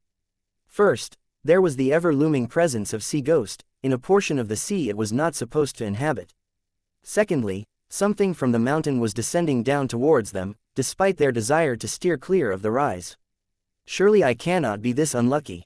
To say things were going awry for Han Sen would be an understatement. And to make matters worse, there were thick forests dressing the mountainsides. Whatever was coming towards him was cloaked in the dense foliage, rendering Han Sen unable to see what it was. But it wasn't long before the creature emerged and revealed itself. It was a big elephant. It looked as if it was a beast forged from obsidian, and it appeared to be as strong and as sturdy as the material, as well. As the elephant trampled its way out of the forest, each footstep rocked the earth. Much to their surprise, though, the elephant was not stampeding towards them. It was actually chasing after another person. The person it was chasing had to be around 50 years old. For a surpasser, an age of 50 years was not too shabby, but he looked worn and beaten, with a ragged appearance befitting someone that was double that age. The man was clad in a battlesuit of the Alliance, but it was so broken and torn, it looked like the rags of a beggar. Still, the man did not seem injured. The absence of wounds and blood, despite the tears in his clothing, suggested the man was just about lucky enough to amass a number of near misses. Fortunately for the man, the obsidian elephant was not the fastest creature. It was quick but lumbering, and it gave the man enough space to breathe and do what it took to remain alive. The man then started running towards Han Sen, screaming, "Han Sen, save me." Han Sen was surprised the man knew who he was. He couldn't make the man's face out too clearly in the cover of night, but the voice was very familiar. Whoever it was someone he knew. The fact that the man was covered in dirt and a variety of different leaves didn't help Han Sen get a clear image of the man, either. Holy sh*t. Why are you here, Professor Bai? At long last, Han Sen recognized him as Bai Yishan of St. Hall. Bai Yishan was Han Sen's teacher, to put it modestly, and when Han Sen's eyes registered who it was, he leapt forward to help him out. Be careful, it's a 9-gene lock obsidian elephant. It is frighteningly powerful, Bai Yishan shouted at Han Sen, who was fearlessly joining the fray. His warnings did little to sway Han Sen's resolve, of course. Before he could even finish his speech, Bai Yishan saw Han Sen neck deep in combat with it. With hands that looked like they were made of crystal, Han Sen turned into a figure of ice. Pang! The obsidian elephant was going at a blisteringly fast speed, and with a cobra-like reaction, Han Sen was able to snap forward and grab its tusk. When the two mighty fighters got into it with each other, the landscape was quickly turned into a mess. As if there was a violent earthquake that was causing a landslide, the region was turned upside down in a muddy, dusty haze. The elephant had more than met its match with Han Sen. Bai Yishan's jaw was in the dirt. He had spent the last 10 years studying the creature, observing its energy flow. Needless to say, Bai Yishan knew a lot about this creature. At the very least, he knew it was not the sort of creature a person should jovially jump into battle against. Of course, he knew it wasn't the greatest of creatures. While it did have immense strength, its speed was its Achilles heel. Still, its power was of such a height that it could one-hit kill any other 9-gene lock creature it came up against. He had seen many creatures unknowingly stumble across it, turn tail, and flee. It was a monster no creature or spirit was willing to mess with. Bai Yishan wanted to study it and create a new hyper-geno art he'd tentatively titled the Elephant Sutra. Fortunately, its slower than ideal speed was exactly what enabled Bai Yishan to study and investigate the creature for such a long time. But he had made a mistake this time and disturbed its rest. He had invoked its ire and angered it a great deal. Regardless, Bai Yishan was shocked to see Han Sen do battle with it. I can't believe the power of a surpasser can equal or even exceed that of this elephant, Bai Yishan said out loud. A second later, his eyeballs almost jumped out the comfort of their sockets. Han Sen's muscles quivered, as he picked up the entire elephant in his arms. Then, as if he were throwing logs at some Celtic event, he lobbed it onto the ground a good distance away. Boom! A 50-meter wide crater was formed in the ground, which Han Sen quickly leapt into to re-engage the elephant. Bai Yishan ran forward to catch a glimpse of what would happen next, and he accidentally stumbled into the hole. Han Sen wondered why the elephant, despite the height it had been thrown at, did not get pulled into the sea above. Han Sen, what have you been practicing? Bai Yishan said, standing back up. He had been creating the Elephant Sutra in the hopes of formulating a hyper-geno art of incredibly raw, unbridled strength. After seeing the feat Han Sen had just performed, he was starting to think he had wasted his time. Before Han Sen could answer, the elephant was back on its feet, charging towards him. To keep his teacher from getting hurt, Han Sen pushed Bai Yishan out of the way. Then, with his fist primed, he launched a punch directly into the elephant's sturdy head. The elephant came to a sudden stop. It didn't fly away or even reel back. Like a car driving head-on into a concrete wall, it hit Han Sen's fist and stopped still. Silence returned to the ears of all there for a moment, right before the elephant slumped to the ground. Pang! Another crater was formed as it dropped. The obsidian elephant's body was incredibly strong. It stood up and looked at Han Sen with angry eyes that burned with a flame of hatred. Han Sen could sense the elephant's power growing, but strangely, its body was growing smaller. The progress of its metamorphosis went with its heartbeat, and after the 10th beat, the elephant's size had reduced to that of a cow. The obsidian body was hardier than ever now, due to its more condensed size. It has opened 10 gene locks. Lotus Empress called out. Han Sen acknowledged this, realizing that it had only opened its last gene lock after he had delivered the brutal hit it had just received. Bai Yishan had long studied this elephant, but it was like a foreign creature now. It was surging with a power unlike anything he had ever seen before, and the terror made it difficult for him to observe the event. Bai Yishan had also forgotten he was standing on what had become the arena for the two titans to fight upon. He was in harm's way, and he knew he had to remove himself from Han Sen's side for a time. Fortunately, the elephant was not attuned with a specific element that unleashed widespread damage. The creature was purely physical, and thus, Bai Yishan had not been caught in the crossfire. Help me out by taking care of Professor Bai. Han Sen issued the command to Lotus Empress. Lotus Empress then cast her protective lotuses to shield Bai Yishan. With Jadeskin firing on all cylinders, Han Sen was ready to fight the elephant. It was his first 10 versus 10 gene lock battle, and he was hyped. The conditions of this fight would be ideal, as well. The elephant wasn't a tricky being, and it relied purely on physical strength. It was the perfect environment for Han Sen to test the extent of his power. But unfortunately for him, the elephant did not come. Instead, it started to retreat, stepping backwards ever so slightly. Or at least, that's what it seemed like at first. The elephant looked to be as angry as ever, and its intent was to get a better run-up. After walking back a good distance, it was as if a levee had broken. The elephant came racing down towards Han Sen with the speed of a bullet train. Before it had opened its 10th gene lock, the elephant's might had been handicapped by its lesser speed. Now, speed was no longer an issue for it. In fact, it was coming towards Han Sen at a speed greater than anything he had fought against before. Han Sen did not need to rely solely on his fists, though. And he was confident he could still take it on, even at its own game. To test his mettle, he stood where he was, looked down, and put his head forward. He was going to butt heads with the rampaging beast. Pang! The two forces of nature collided. Han Sen fell backwards a bit and patted his forehead. He could not feel pain. He could not feel anything, in fact. How little harm he had been dealt was actually quite creepy, despite the relief. He didn't have time to dwell on or admire the extent of his might, however. After stumbling back a few steps, the elephant was keen to try its luck once more. It raced towards Han Sen again, like an arrow. Wanting to try something else to flex the might of his 10 gene locks, Han Sen ran forward to meet with the elephant halfway. Han Sen and the elephant went at each other like this for a long time. The region around started to look like a ruined and charred hellscape. Rocks were broken, trees were uprooted, and large chunks of land were cast and flung into the air, to be dragged into the sea above. It was a mesmerizing sight to watch unfold. The stamping of their feet was enough to ruin and upturn the ground underfoot, as well. "You can do it, Dad," Bauer called out, in support of Han Sen. She waved her bottle around as if it were a foam finger. Bai Yishan was frozen in shock. The obsidian elephant possessed a power unlike anything he had ever seen before, and he knew full well it had opened its 10th gene lock. But with that being said, he wouldn't be too surprised if Han Sen overcame such a foe. He was, after all, the person who had taken down an emperor shelter. It didn't detract from the awe-generating spectacle that was their battle, though. It was incredible to watch him fight as he was. How in the sanctuaries did he become that strong? He's like a demigod that has cheated his way into the third god's sanctuary. This is amazing. Bai Yishan's mind reveled in admiration for Han Sen.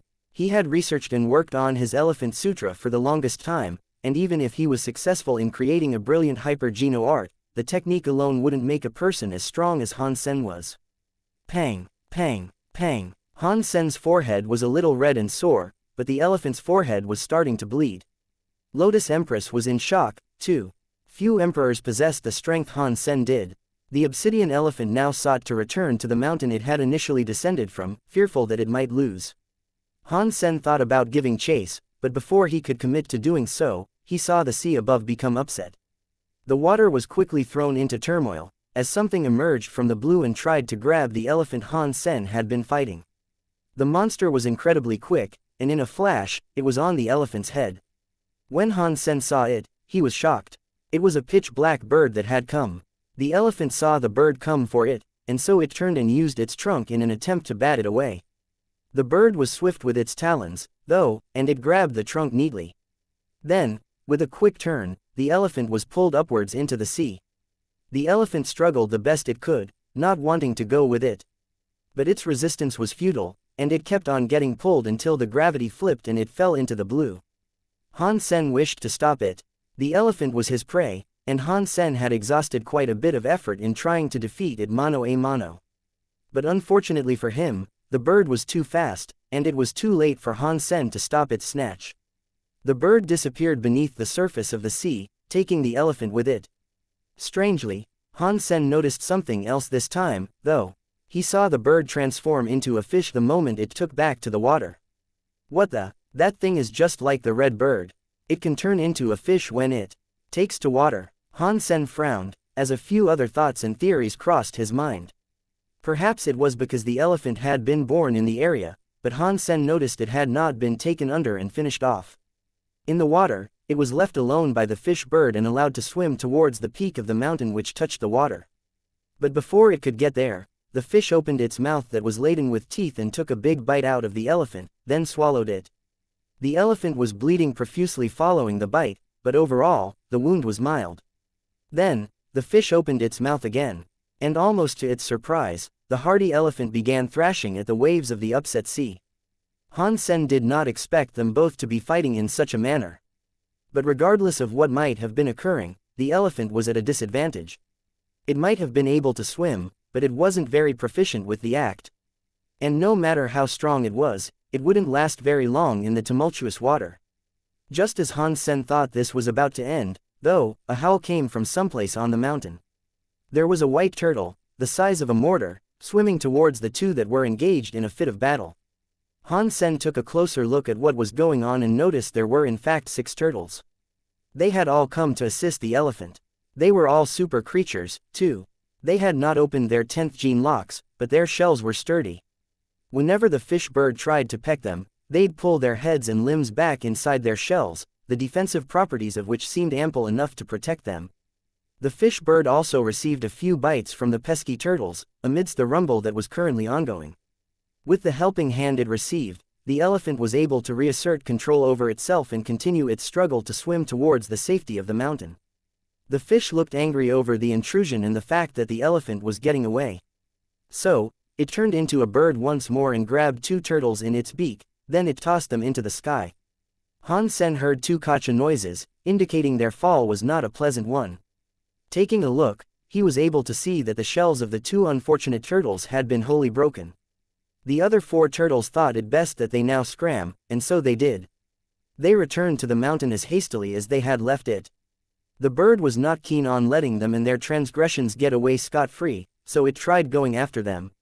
The turtles were small, though, and try as the fish bird might, circling the mountain from above, it lost sight of them. So then, it turned towards another target. It was going to go for Han Sen. Han Sen knew it was not a foe to be trifled with or underestimated, so he kept his 10 gene locks open in anticipation of its coming assault. Lotus Empress prepared herself to fight, too, while the Fish King readied itself for a departure to the sea above. But then, the strangest thing occurred. Just as Han Sen was ready to unleash a barrage of attacks upon the approaching bird, it stopped short of him and dropped 2 dead turtles on the ground before him. The bird let out a brief squawk and returned to the sea, motionless. It appeared just as it used to, when it had been following Han Sen and his companions on their journey. Needless to say, everyone was a little taken aback. They were shocked to see the bird fish had delivered 2 of its kills to Han Sen. Lotus Empress was very confused, in particular. Perhaps I was wrong. Perhaps that wasn't Sea Ghost after all. Lotus frowned, after issuing her best attempt at an explanation. Han Sen looked at the red bird next, and thought to himself, they can both shapeshift between bird and fish. Perhaps they're related. Maybe the big bird fish wants to take care of the little red birdie fish. He wasn't going to let the turtles go to waste, so the next thing Han Sen did was pick them up. After removing their shells, he received another 2 life geno essences. After that, he cleaned up the flesh and gutted them, then prepared them as food. If their flesh was edible, that would prove they were 2nd-generation super creatures. Sea Ghost continued trailing Han Sen and his fellows after that, but it did not attack. Under its protection, for that was what they now assumed it was, they reached the island in safety and without further incident. Why is Sea Ghost protecting us, I wonder? Lotus Empress asked Han Sen. She thought he might have an answer, but the truth was, he didn't. And not being sure of what Sea Ghost was thinking, he could not reply. So, instead, he decided to ask Bai Yishan something. When he became a surpasser, he was sent to an abandoned shelter near the Endless Sea. The path they traversed was a shortcut he himself had devised and developed.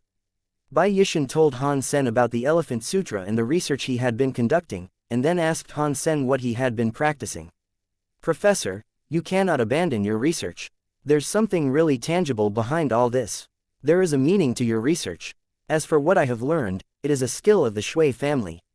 It is not suitable for just anyone to learn, however. If your research and development of a new hyper-geno art is a success, it will benefit humanity. I know it will. Don't give it up, Han Sen said, with a soft and reassuring voice. Han Sen thought the island would be something of an unspoiled paradise, like the Garden of Eden. He envisioned it to be a place of pure splendor and untouched beauty, but that image was quickly scorched away when his eyes finally caught sight of their destination. The trees were little more than naked sticks, zigzagging from the ground without their leaves, which lay scattered on the ground, black and dead. The landscape itself looked as if it had been wholly composed of mud, where grass was afraid of growing.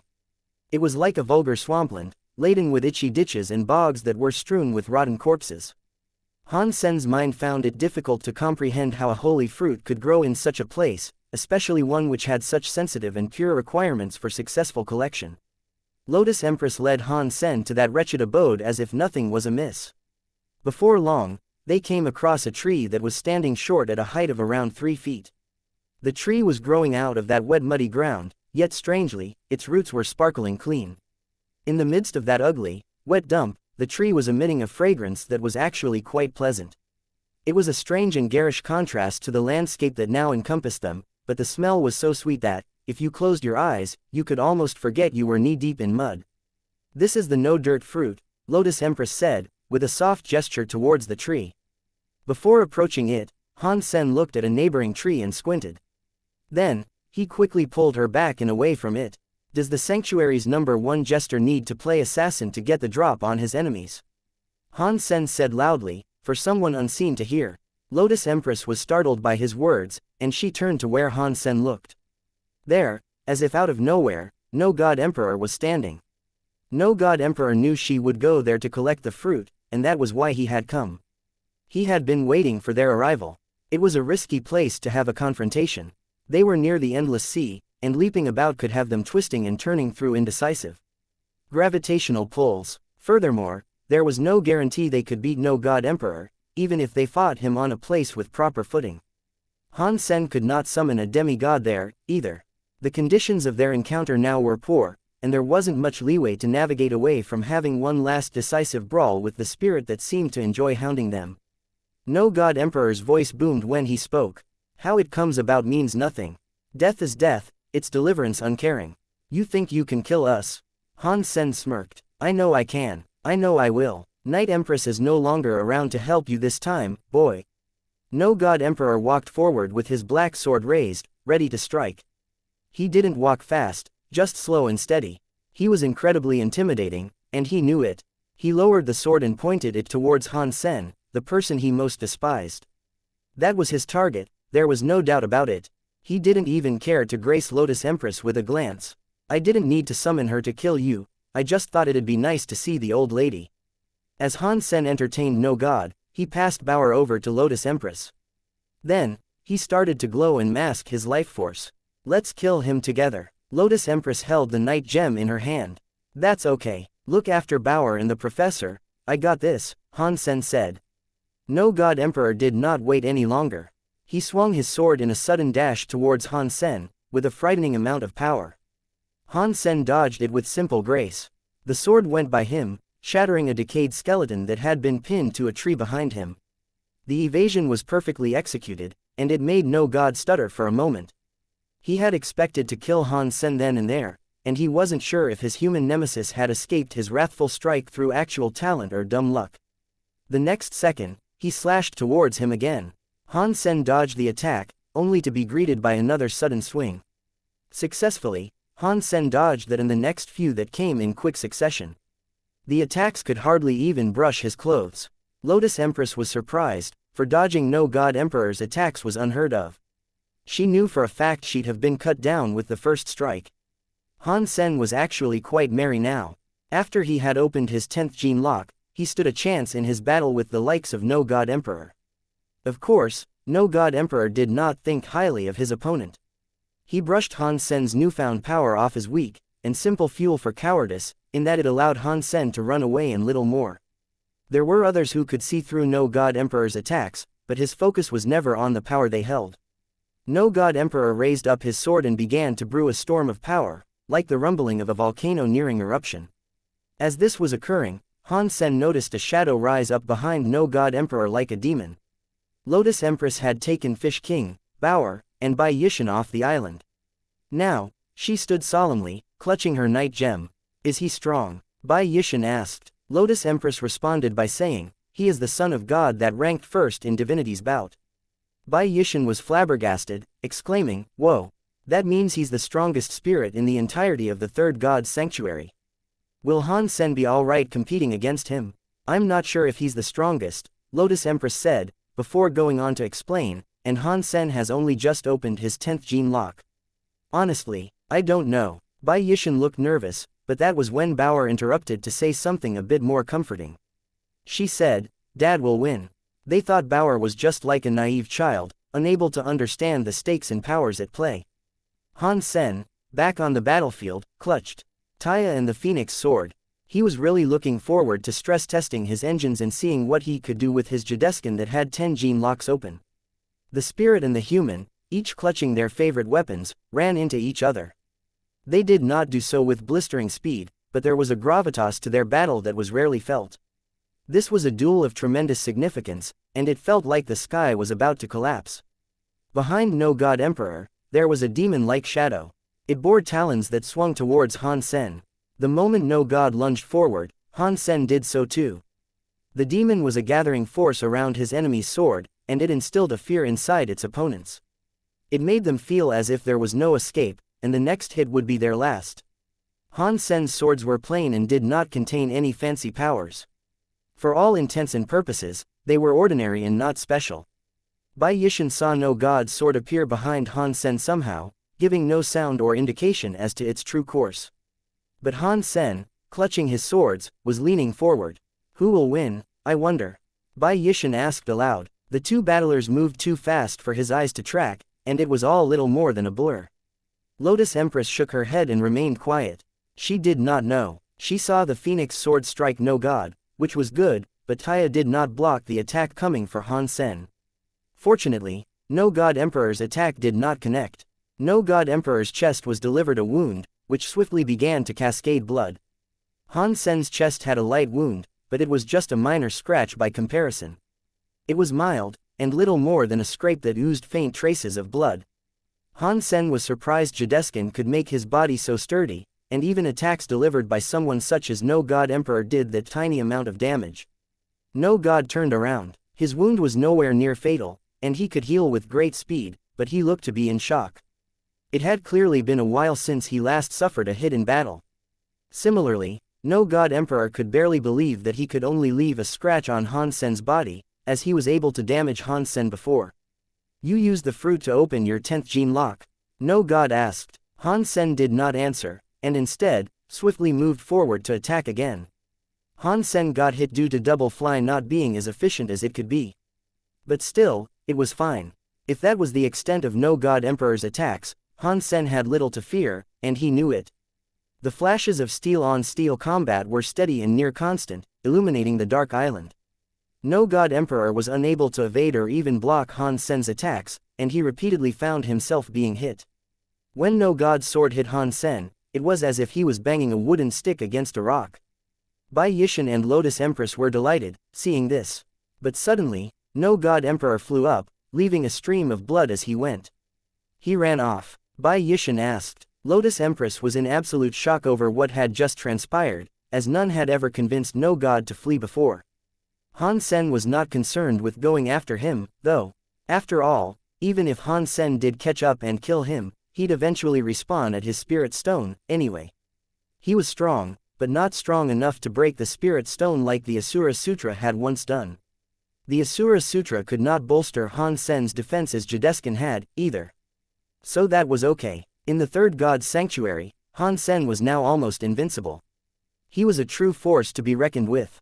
And so, with No God Emperor out of the picture, Han Sen decided to head back towards the No Dirt Fruit. Lotus Empress and Bai Yishan returned to Han Sen's side. So, all I need to do now is pinch it off. Han Sen casually asked Lotus Empress, as if nothing had happened. Yep, go ahead, Lotus Empress said. Han Sen reached out his hand and grabbed it. Han Sen and Lotus Empress were both as nervous as each other, wondering if this would work. They had come a long way to get to this point, and Lotus Empress had spent a long time waiting for the right person to come along and help her collect it. With nothing happening to the fruit as he touched it, Han Sen said, "My body really is pure." Lotus Empress said, "Niece. Pull it off and bring it here."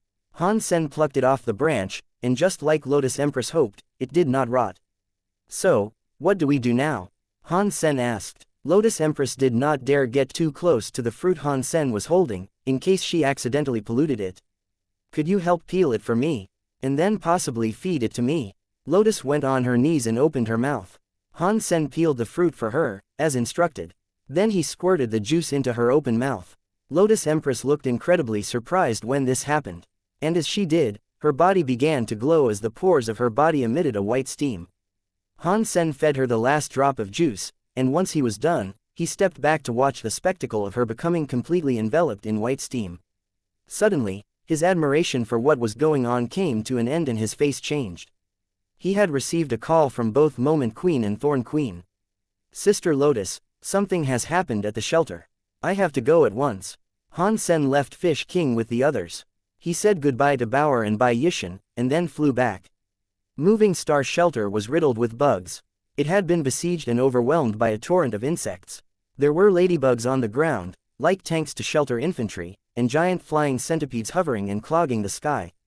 A variety of toxic insects, of varying proportions, dimensions, and powers, were coming from all around. If there was one constant between them all, it was that they were each a mighty creature that could take more than a few hits with a swatter to down. Dry Bone King, Qing Jun King, and Blue Dinosaur were engaged in battle with the fiends. They were defending the shelter valiantly. Unfortunately, many of the buildings that filled the grounds of Moving Star Shelter had been toppled and broken into ruin. Moment Queen was currently fighting a knight that rode atop one of the bugs in the sky. And as she fought, so too did a lightning fox with 10 electrified tails. This furry creature was engaged in combat with an emperor spirit. Purple Emperor battled a blue centipede, and he arced the skies with bloody trails as he swiped the foe. Moment Queen looked up higher from where she was, and she saw an emperor clad in chitin-forged armor. He looked down on the chaos that unfolded below and smiled in wretched delight. There was a gold, humanoid super creature standing beside him. DMMIT. Moment Queen sputtered out. Cup Demon Emperor had come to the shelter alongside an entourage of 4 additional Emperor spirits, each with 10 gene locks open. The host of creatures that accompanied them were nothing short of mighty, either. The Silver Fox and Purple Emperor were able to engage and keep 1 Emperor busy each. Cup Demon and the Berserk Gold General did not engage in the proceedings of the battlefield yet, though. As if they commanded the charge, they just watched and enjoyed the anarchic display down below. Moment Queen was in the midst of combat against a duo of super creatures that had both opened 9 gene locks. The rider was called Bug Knight, and the super creature it rode upon was called Toxic Bug. The swarm of virulent insects almost choked the skies with their numbers, and the host was so thick, it was as if they formed a net over the entire shelter and the area surrounding it. Those who had been occupying the shelter were stuck fighting for their lives, whether they liked it or not. All the occupants aside from the Silver Fox and Purple Emperor, that was. If things turned too awry and they either had to flee or die, only those 2 would likely be able to make an escape. Moment Queen could only hope Han Sen would heed her call and return soon, but with how fast things were going wrong and how far away her master had traveled, she believed she'd be dead alongside the rest when he finally made it back. Snowball was, of course, hiding as all this transpired. Blue Dinosaur was doing its best to withstand the punishing might of the 3 super creatures that had made it their target. Baby Ghost was still weak, despite the time that had elapsed since his suffering, but he wasn't idle. He was currently being chased around by a snake-like super creature that had 9 gene locks open. Holy Rhino was the one beacon of hope for the tired battlers that did their best to defend the shelter. It repeatedly flashed its heels across the battlescape, doing its best to aid each of its allies. The swarm of enemies and the damage they dealt would eventually catch up with them, but thus far, the only reason they were all still standing was because of the healing the Holy Rhino was able to dish out. Kill that rhino. Cup Demon smiled as he issued the command, knowing the felling of the rhino would be enough to crush their morale and lead to their submitting. Yes, Gold General did as it was bidden, and began its approach to the rhino. Moment Queen saw him heading for their most valuable ally, but painfully realized they did not have the manpower to spare to save it. Gold General could not be stopped. Seeing the Gold General about to strike the Holy Rhino, a silver light streaked by it. Taking notice of this silver phantom, Gold General turned around to see the light zip upwards into the skies above him. "You shouldn't be here," the silver light cried out, as its form manifested in front of Gold General. "Yes," Gold General smiled. Gold General's body was bulky, and he looked heavy and cumbersome. But its appearance betrayed its true nature, which made it faster than most would imagine. Xianxia King was the silver light, and he roared as he threw a silver-wreathed punch at the golden fist that was also headed his way. Boom! The collision of their punches generated a most spectacular, balance-upsetting shockwave across the battlefield. Xianxia King himself was sent backwards, barreling across the ground and through a building which then fell apart on top of him. Yes. Gold General then resumed its approach to the Holy Rhino. Boom. The rubble that composed a destroyed building was sent flying all around like artillery, as a bloodied Xianxia King emerged from the ruins. The silver light that fueled the mad spirit was growing in volume. *SSHOLE. You better pay for my shirt you just tore. This was a special crafting of the Alliance, 60% cotton, 40% polyester, boy. Xianxia King leapt into the air with a fist primed to knock Gold General's head clean off its anchoring shoulders. The silver light was so strong, it sent ripples through the fabric of the space they occupied. The Gold General did not feel threatened, though, and he turned to repeat his previous performance. He threw a punch to meet with the new one that was coming. Boom. The silver light was like a super volcano, spitting out a torrent of lava that could melt the hardiest of metals. And so, this silver leapt onto the Gold General in a bid to ravage its body. This isn't even my final form. Xianxia King was gasping after unleashing that amount of power, but he did his best to keep his cool and spout a one-liner like his favorite humans from fiction did. But when the silver light faded, it revealed Gold General, who was simply hovering in the air unharmed. Xianxia King was stunned. The most powerful attack he could unleash was proven ineffective against the foe. This was something that had never happened before. Yes. Gold General's eyes blazed with the fire of murder, and he launched a punch targeting Xianxia King's head. Alu alu alu. Xianxia King used his silver light to deflect the incoming fist. In the midst of the collision that ensued, more buildings collapsed. Pillars broke apart and tumbled over. Pang! Xianxia King was thrown far backwards into a palace, the impact prompting him to spit out more blood. Gold General landed in front of Xianxia King's battered and bloodied body. With each step, cracks formed on the ground, as an extra to his intimidating approach. Yes. Gold General laughed and threw a wretched punch towards Xianxia King. Xianxia King blazed his silver light as he quickly summoned the fumes of power that resided within him and punched back at the wicked foe that had beaten him. He used every last ounce of power he could muster, going into this strike with the belief it could be his last.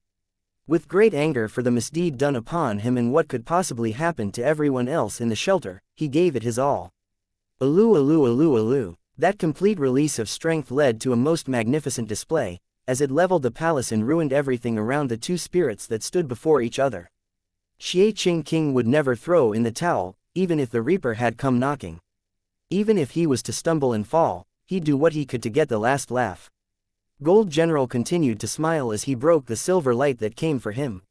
Then he broke it again, as Xianxia King punched and punched with lesser strength each time. There was a big difference between 9 and 10 gene locks, and that was the difference that separated the two.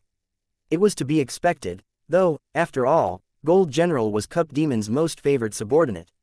He was highly cherished and well looked after. Xianxia King had not opened his 10th gene lock, and despite fully acknowledging the power gap between the two, he did not concede. He wasn't going to, and he never would. Even with his body broken, he wasn't going to stop. End this pathetic display, Cup Demon shouted, as he flew down towards the Silver Fox.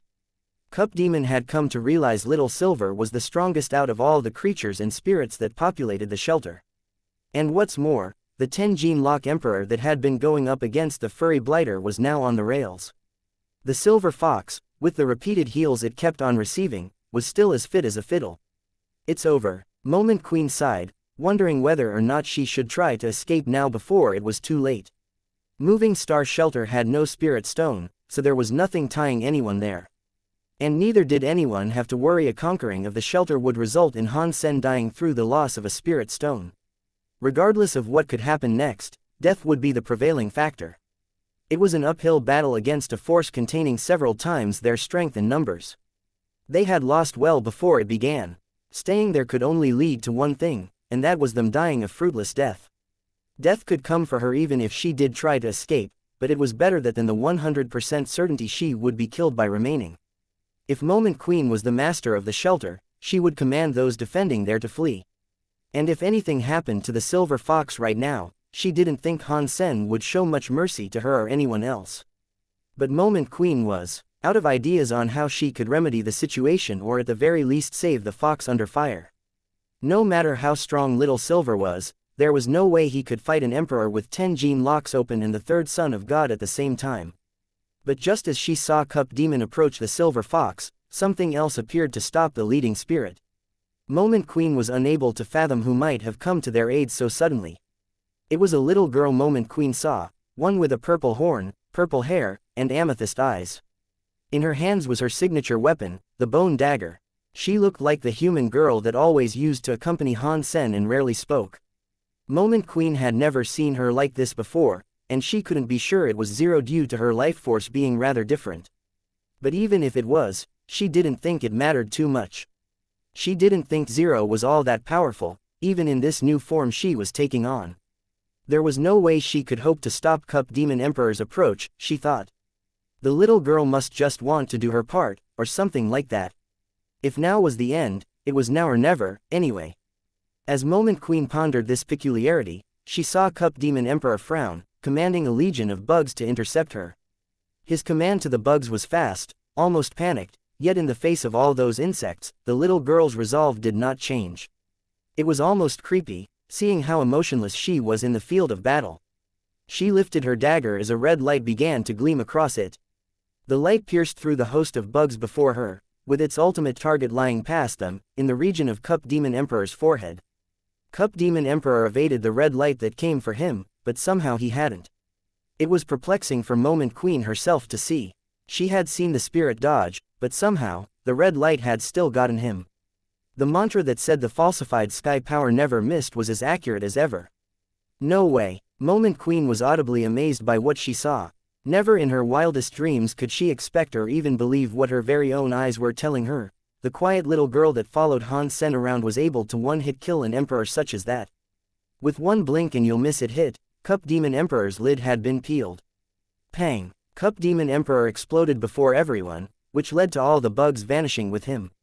Not long after, though, another crowd of bugs appeared. And out of that crowd came Cup Demon Emperor once more.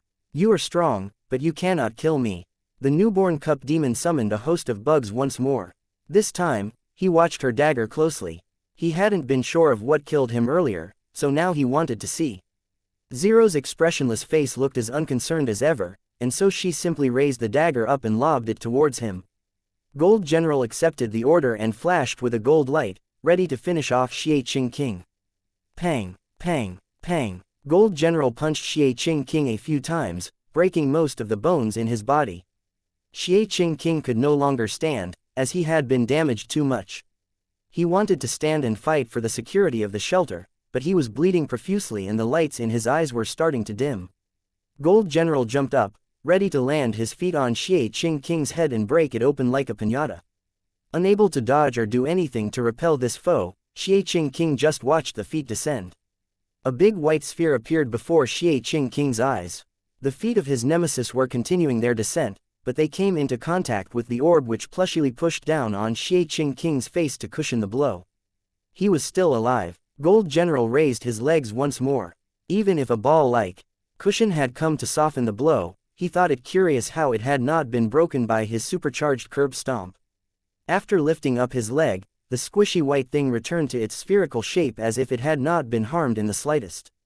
The orb then began to circle around Xianxia King, hoping to protect him from any further hits. Snowball had spent most of his time with Xianxia King, and they had fought alongside each other under dire circumstances once before. He was worried for his well-being, and despite being a scaredy cat, even Snowball wasn't going to stand idly by while his friend suffered such terrible wrath. Snowball used to find himself getting bullied in the shelter when he first came into Han Sen's care. After befriending Xianxia King, though, this negative treatment stopped. And ever since then, it was only Bauer who took the occasional time out to exercise her frustrations and bully Snowball. Snowball was afraid of stepping out, risking his life for others. But he couldn't bear the thought of letting Xianxia King die when he had the chance to do something. So, with a grand mustering of courage, he shielded himself in the white sphere, ran out to Xianxia King, and tried to be as spry as he could to protect him. Woof, woof, woof. The furry creature's fear was greater than ever now that he was in harm's way, but he still jovially barked at Xianxia King to let him know that he was there, and in delight at knowing that his initial rescue had been a success. But Xianxia King was injured too badly to respond, and he couldn't stand up, either. Gold General looked at the white orb with much disdain and tried to curb stomp xianxia again.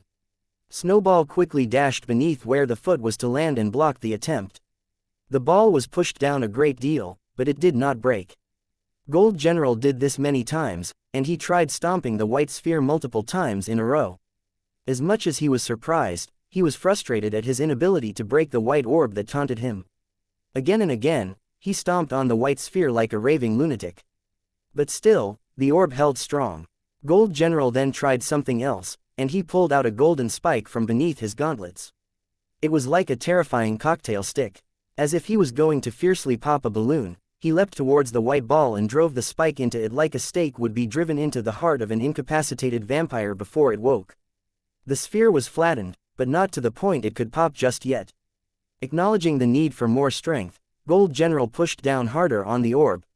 Like a mist of chalk, white dust began to clog the immediate vicinity as Gold General continued to press his sharp golden prod into Snowball.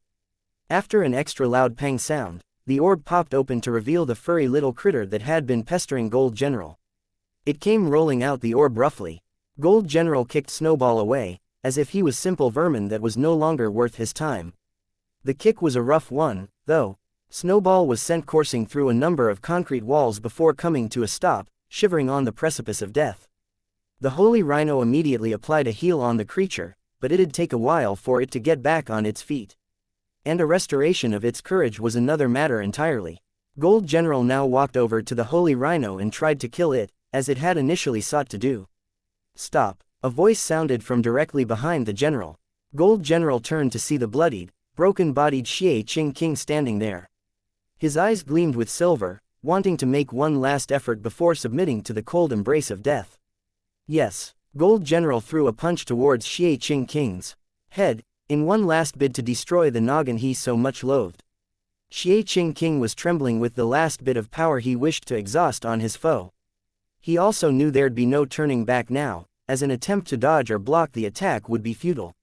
One of Snowball's eyes had been squished like jelly after the kick it received earlier, and now, with its other one half open, it looked at xianxia and barked in sadness. And unable to dodge the attack, all xianxia could do now was hope he had bought the Holy Rhino enough time to supply everyone with what they needed, and for Han Sen to possibly return before it was too late. Seeing the fist bear down on him, ready to finish him off, xianxia looked at it with wide eyes. He wanted to see that which was trying to kill him. He wasn't going to turn away.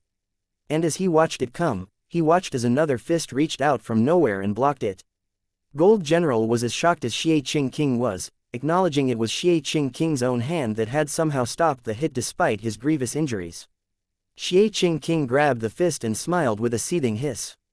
"In my comic, *T characters like you don't survive more than 3 chapters, xianxia said, as his lips formed a faint smirk. Yes. Gold General threw another fist at xianxia. Xianxia grabbed this fist, too, and said, "I was going to be nice and let you live, despite the fact you're some emperor's yes-man jellyfish. But then you go and hit my little homie over there. Bruh, you done goofed. It's time to write you out of this. I'll see you on the cutting room floor." After that, xianxia's body blazed with a silver light unlike anything anyone had ever witnessed before. No. Gold General could feel xianxia unleashing the true extent of his powers, and he could quickly feel that strength overwhelming his own. His hands were like chains, latched tightly around his fists. There was no escape. Gold General, in his panic, tried to do all that he could to break free. He began swinging his legs like a madman in a bid to escape. Gold General was happy that xianxia had not tried to dodge his fierce kneeing, but that slight modicum of joy turned to shock and fright a second later. His knee was only 1 inch away from striking xianxia's belly, but it could go no further. No matter what he tried, his knee kept stopping 1 inch short of its target. No, Gold General was terrified. Loss was something he rarely felt, and more than anything right now, all he wanted to do was leave. He wanted to leave, but xianxia's grasp was too tight and forbade him from doing so. No, Gold General could not repel the power, and he was dragged closer and closer into the silver sun before him. Boom! Gold General was pulled into the silver star, resulting in a devastating explosion that turned the entire sky silver. Arg! Gold General let out one last scream of agony. A second later, it was cut short. Moment Queen herself was shocked seeing this, and she watched as half the shelter was turned to gravel and dirt by the release of that power. Everyone fell back seeing this. A giant crater was all that remained where that power had been unleashed, and at its center stood xianxia. And that was all. Next, xianxia pulled out a cigar and lit it. With a deep inhale and a puff of outward smoke, he said, "Oh, I know what the ladies like. And to all you who seek to push their luck like the Golden Dong did, listen up, because you don't get to fight the author and expect to win, boys and girls." Xianxia gave Snowball a thumbs up. Snowball came crawling out of the rubble, wishing to give a reply. But then, he saw Xianxia suddenly collapse as a stream of silver blood began to pour out of him. Moment Queen was overjoyed for a short while. She had not expected Xianxia would be able to actually open 10 gene locks and defeat Gold General. But whether or not he'd live to see another day had yet to be determined. He had exhausted far too much strength and energy in unleashing that devastating hit, and it had left him on death's door. At the very least, he had helped turn the tides on the enemy and give them a hope of pulling through to emerge victorious. If that little girl can drive the final few nails into Demon Cup Emperor's coffin, we might just pull through this, Moment Queen thought to herself, as she looked on Zero with hopeful eyes. Cup Demon Emperor had been killed by the bone dagger again, but just like last time, he had been brought to life out of another bug. He had been killed 4 times by now, but no matter what Zero did, he kept coming back a few seconds later. It was as if a bug took on his appearance, life force, and everything about him. They behaved like him and even made use of his powers to the same strength and extent. Moment Queen watched the bugs intently, whenever she could. There had to be something she could learn through observation, a trick or a puzzle she could decipher, which could lead to a solution they could employ in taking out Cup Demon Emperor for good. The bugs that turned into Cup Demon Emperor did not look all that special compared to the several others that were buzzing around. It seemed to her as if any random bug of his could serve as a reanimation host. What is this power he wields? Gah, we need information if we are to solve this conundrum. Moment Queen racked her mind for a possible solution. She watched the proceedings for a while, but she was unable to learn anything. If Serpent Throne was with them, things would be considerably easier, she believed. Moment Queen wondered where it was, and recalled it was currently in Thunder Hell Shelter. Even if it was to come over and aid in the battle, it would take a good long while to arrive. There was a great distance separating this shelter from the others. Cup Demon Emperor frowned, seeing his beloved Gold General be killed. For a berserk super creature like that to be killed by a spirit that had just opened 10 gene locks, he thought it was humiliating. I need to hurry up and end all these vermin, Cup Demon Emperor said to himself, as his eyes flashed with an ominous thunder. Suddenly, countless bugs appeared, each of them turning into a carbon copy of Cup Demon Emperor. They all flew forward in a swarm to put an end to the girl that had caused him so much strife. Moment Queen's face turned grim when she saw this. She thought he could only copy himself once. But all of a sudden, there were now 6 Cup Demon Emperors coming for the girl. With the real one, that made 7.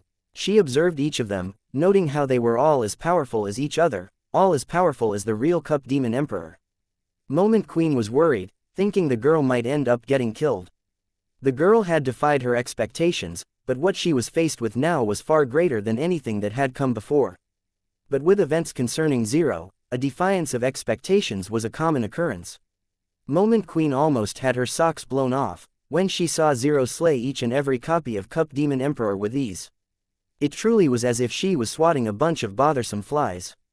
Every time she attacked, there'd be 1 Cup Demon Emperor less to deal with.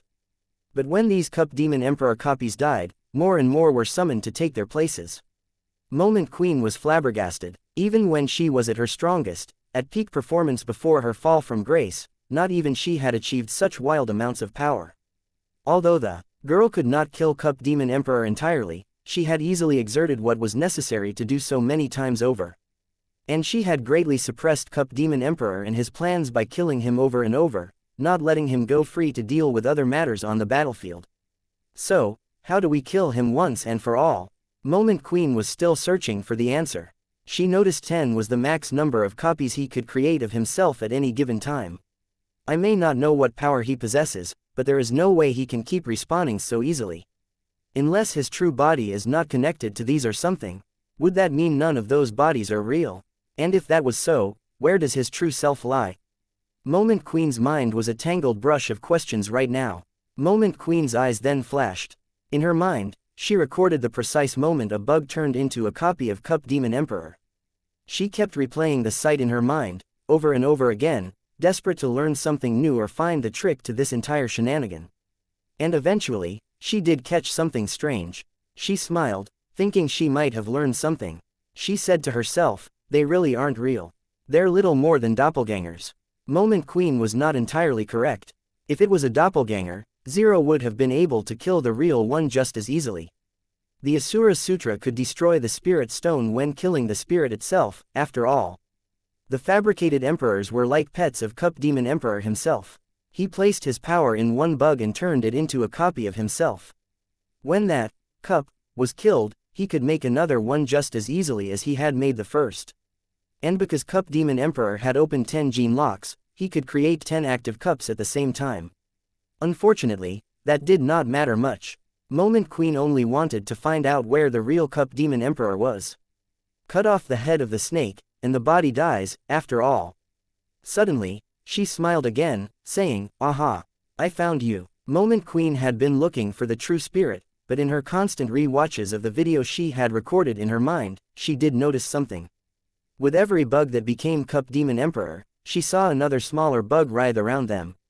It was like a little football, but its dominant color was black, and it possessed a cup on its back. It was camouflaged well, so it didn't stick out. That was why spotting it had been so difficult and it had taken so long, but whenever a bug became a cup, that little one was around it. Unfortunately, finding it was difficult, and she didn't think she could keep an eye on it alone. Before the bugs became copies of Cup Demon Emperor, the little bug that possessed a cup on its back was similar to a chimney that was emitting black smoke. It disappeared quickly, and then, the bugs that were around it would become those copies of Cup Demon Emperor. That must be it. Moment Queen watched it intently now, with her own 2 eyes. She was able to spot it every now and again, emitting the black smoke like a puff of perfume. And then, when this occurred, she'd see the big bugs in its vicinity transform and take on the shape of Cup Demon Emperor. She didn't take action just yet, though. It'd be impossible for her to walk up and kill it, considering how agile it was. She knew she should take her time and not be so hasty. Seeing the little girl do her thing, Moment Queen decided to teleport next to her. Then, over the fraction of a second, she went elsewhere right past her. But just before she did this, her lips swiftly moved to speak and provide Zero the intel she sought to impart. With how quickly she was going, any onlookers would only see Moment Queen hurriedly speed right past her. The Bug Knight Moment Queen was still dealing with eventually caught up to her, spitting out silk in an attempt to trap her. Moment Queen evaded everything it tried to do effortlessly, and unbeknownst to her opponent, she was still secretly keeping an eye on the little girl in her own dilemma. But more importantly, she was keeping track of where the black bug with a cup on its back was scurrying to. Suddenly, Moment Queen teleported to the black bug and used her Geno sword to stab it. Dong! Moment Queen was incredibly fast, and before the eyes of the opponent, it was as if she had vanished into thin air. Unfortunately, her sword was unable to pierce the shell of the little bug. And while that was dismaying, it was enough. That was because she had left an ugly white mark across the carapace, which worked against its black camouflage. The bug was maddened by what she had tried to do, though. Like the exhaust of a Humvee or the flue of an upset volcano, it began emitting its black smoke everywhere. Moment Queen quickly dashed away from the smoke, not wanting to hang around and find out what effects it might have on her. But the bug wasn't keen to let her transgression slide. With great anger, it made the decision to chase after Moment Queen, but it was all too late. A bone dagger had pinned it in its place. The bug squealed and squirmed for a couple of seconds, before exploding into a thick, soupy, red haze. When the bug died, all the Cup Demon Emperor copies went with it. They all went up in a puff of smoke. And then, in tandem, the enemies that had come to the shelter sought to flee the battle. In great terror and fright, the host that had come to conquer the shelter began running away in every direction they could. Moment Queen immediately started killing them as they went, and picked off any stragglers she could. In Cup Demon's shelter, there was a robed spirit staring at a can. Inside the can were 3 black bugs with cups on their backs. The heir of Godslayer Luo has revealed himself. My Cup Demon has died, send word. I am sure the emperors of this realm will relish the opportunity to aid me." The spirit smiled, and then, many black bugs began to fly out from underneath his fingers. In Moving Star Shelter, Snowball and Xianxia King clutched each other tightly as they were electrocuted back to full health. They were the ones who had been injured the most, and the silver fox was keen, almost too keen to help them recover. "I'm groovy, I'm fit as a fiddle," Xianxia King pleaded, beneath the brutality of the electricity he was being forced to endure. Unheeding, the silver fox continued shocking them both back to full health. "Woof," Snowball said, in a half squeal. Moment Queen performed a quick headcount and noted not many had died, primarily through the healing distributed by the Holy Rhino and the silver fox. Unfortunately, the shelter itself was in wild disarray. There was little of it left following the carnage. They had managed to kill 7 creatures all in all, but the strongest of them had been vaporized by Xianxia King. There was not a trace of its body left to be found. The black-haired Lady Zero was busy preparing food, as everyone regained some happiness in the jovial mood brought on by victory. Moment Queen stared at the girl for a while, thinking about how much she admired her. She knew the girl was the purple-haired lady. Even Dry Bone King looked at her with admiration. They were all shocked by Zero's performance that day, and how after all the time they had spent together, they had not known the full extent of what she could do. She wasn't just the near-mute cook Han Sen kept as a companion. There was something special about her, that was for sure. Across the Third God Sanctuary, black bugs were individually being sent to Emperor shelters. "Gu Demon, what are you up to?" an Emperor asked, while looking at the bug. The bug then displayed a video of Zero fighting 10 cup demon emperors, all at once. "Godslayer Luo," the Emperor said, as he stared at Zero with a sudden feeling of contempt. "The heir of Godslayer Luo has come. I would like to see the true extent of his power. The time for revenge has come." Across all the Emperor shelters, their rulers all looked to be in shock. It took Han Sen 4 days to return to Moving Star Shelter. By the time he got back, the fight was already over and the crisis had been averted, or at the very least met head-on during his absence and resolved in a massive battle he had missed out on. When Han Sen returned, though, he wasn't exactly delighted at the results. Before him lay the ruins and remnants of what was once a glorious and immaculately conceived and constructed shelter. And in the midst of the ruins was Xianxia King, who seemed to be enjoying a nice, cold beer. Still, he was glad the place had been saved and his companions had pulled through. "Good job." Han Sen gave him a high five. Han Sen had heard what had transpired through Thorn Queen, especially what Xianxia King had managed pull off in order to kill Gold General. "I am Xianxia King, not Xianxia Emperor," Xianxia King said. "I thought you were a super emperor now," Han Sen said, in hysterics. Fortunately, no one had died during the siege. An incredible thing, too, given how hairy things became. Having the Silver Fox and the Holy Rhino around to heal was a brilliant thing, and they had both proven themselves to be invaluable assets to the composition of Han Sen's primary force, despite Xianxia King's personal feelings towards Little Silver's shock therapy treatment. The talent of healing was quite rare, overall. Individually, such creatures had a hard time surviving due to their weakness in attacking. And because of that, it was difficult for them to level up. 9 gene lock creatures like the Holy Rhino were an extremely rare find, and it was no wonder its original owner had gone to such lengths to procure it.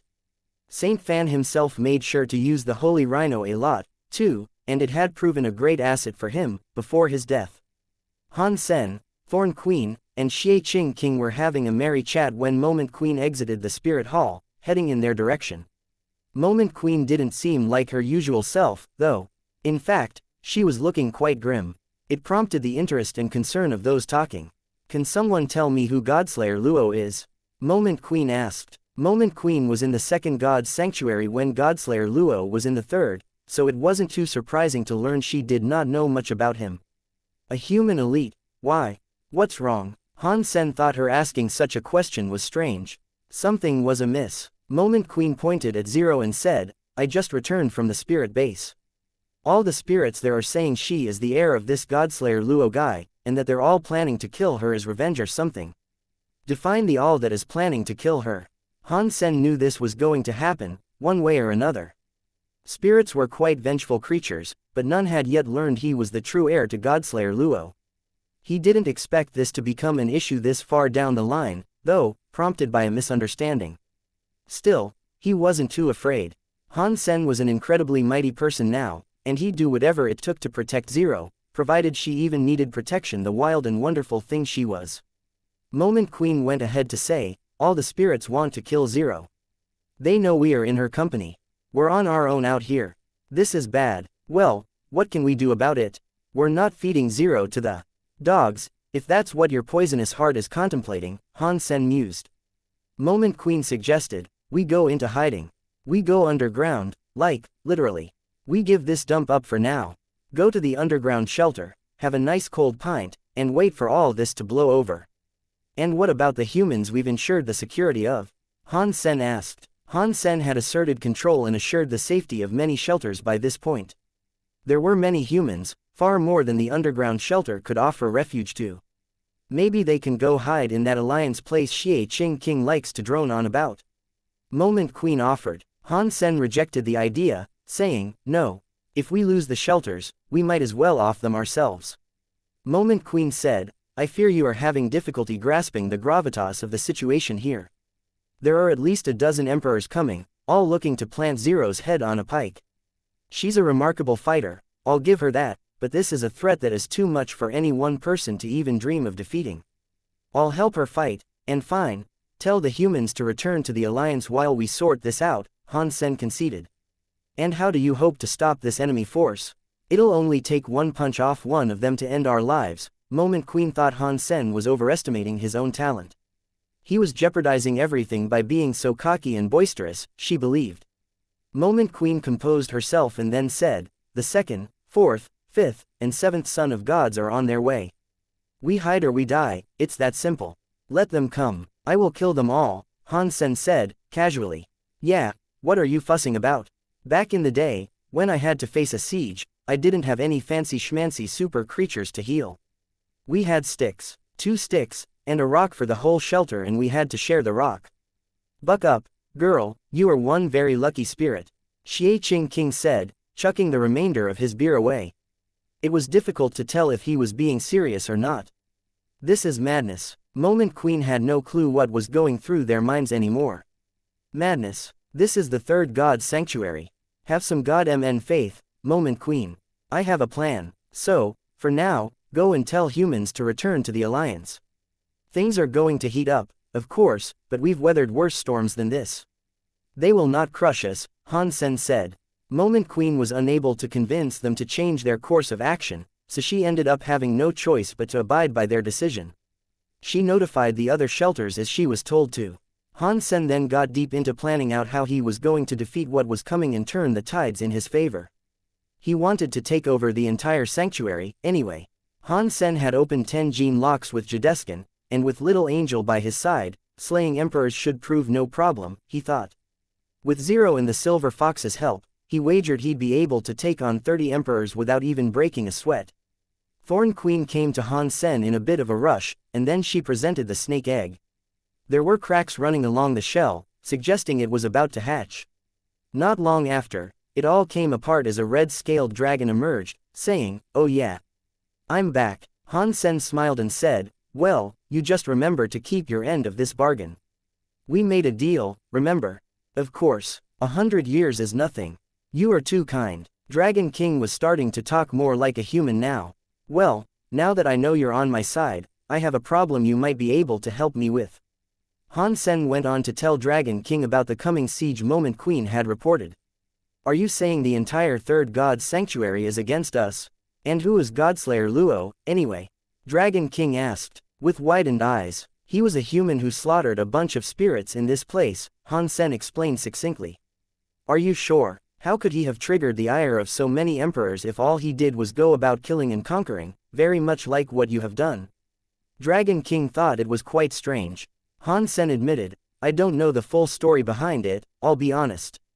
But to make so many spirits and emperors hate him, he must have done something far worse than kill a bunch of pompous spirits. This is unusual, I'll confess. This, Dragon King did not believe he was hearing the truth. That wasn't to say he believed Han Sen was lying, mind. Han Sen then slowly started to say, I have heard that Godslayer Luo wields the power of Asura. Pa, don't feed me that cowpat.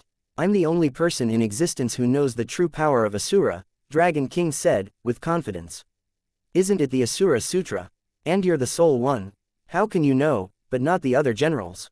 Han Sen asked. The Asura Sutra is. Dragon King's talk suddenly trailed off.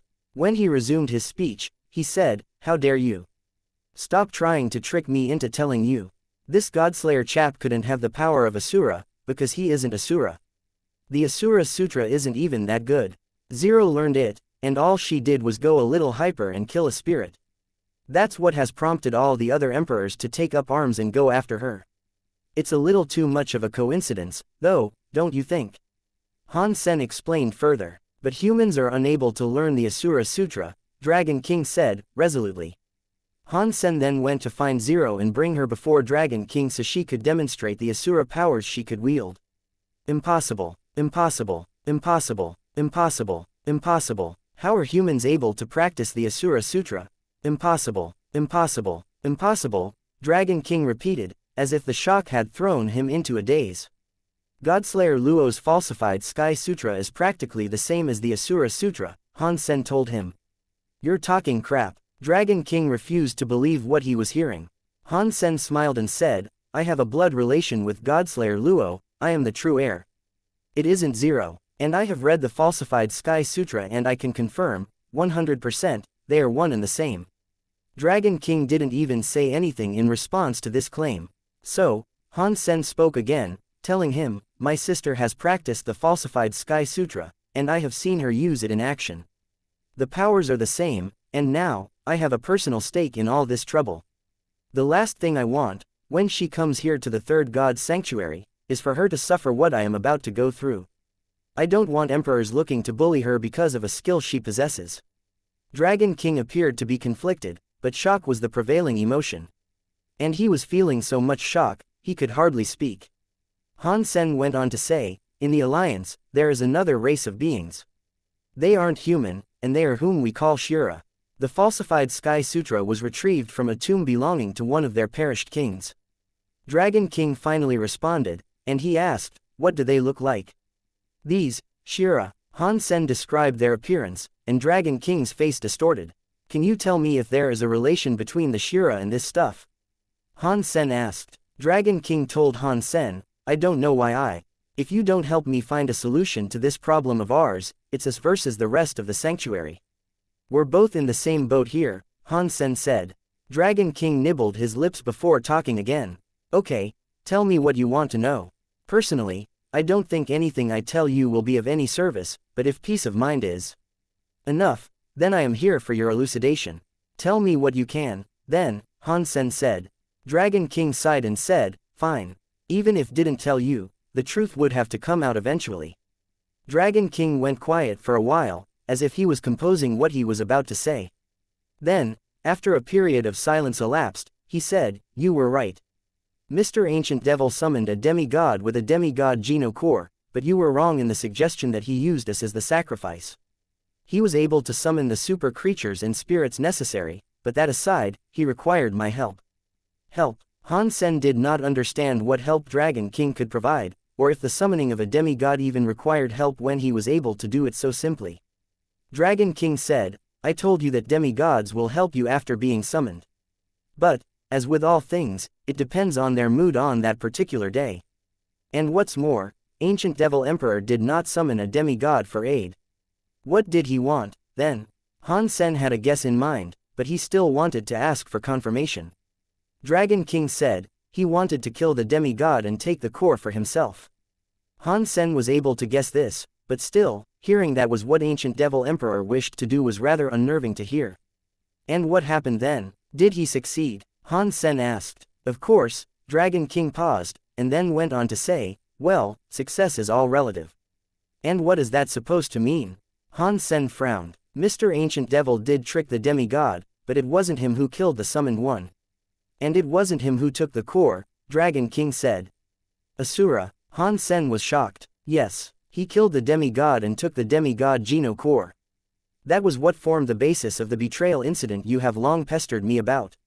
Han Sen waited for Dragon King to finish his speech, but he struggled to believe the validity of the tale he had just been told.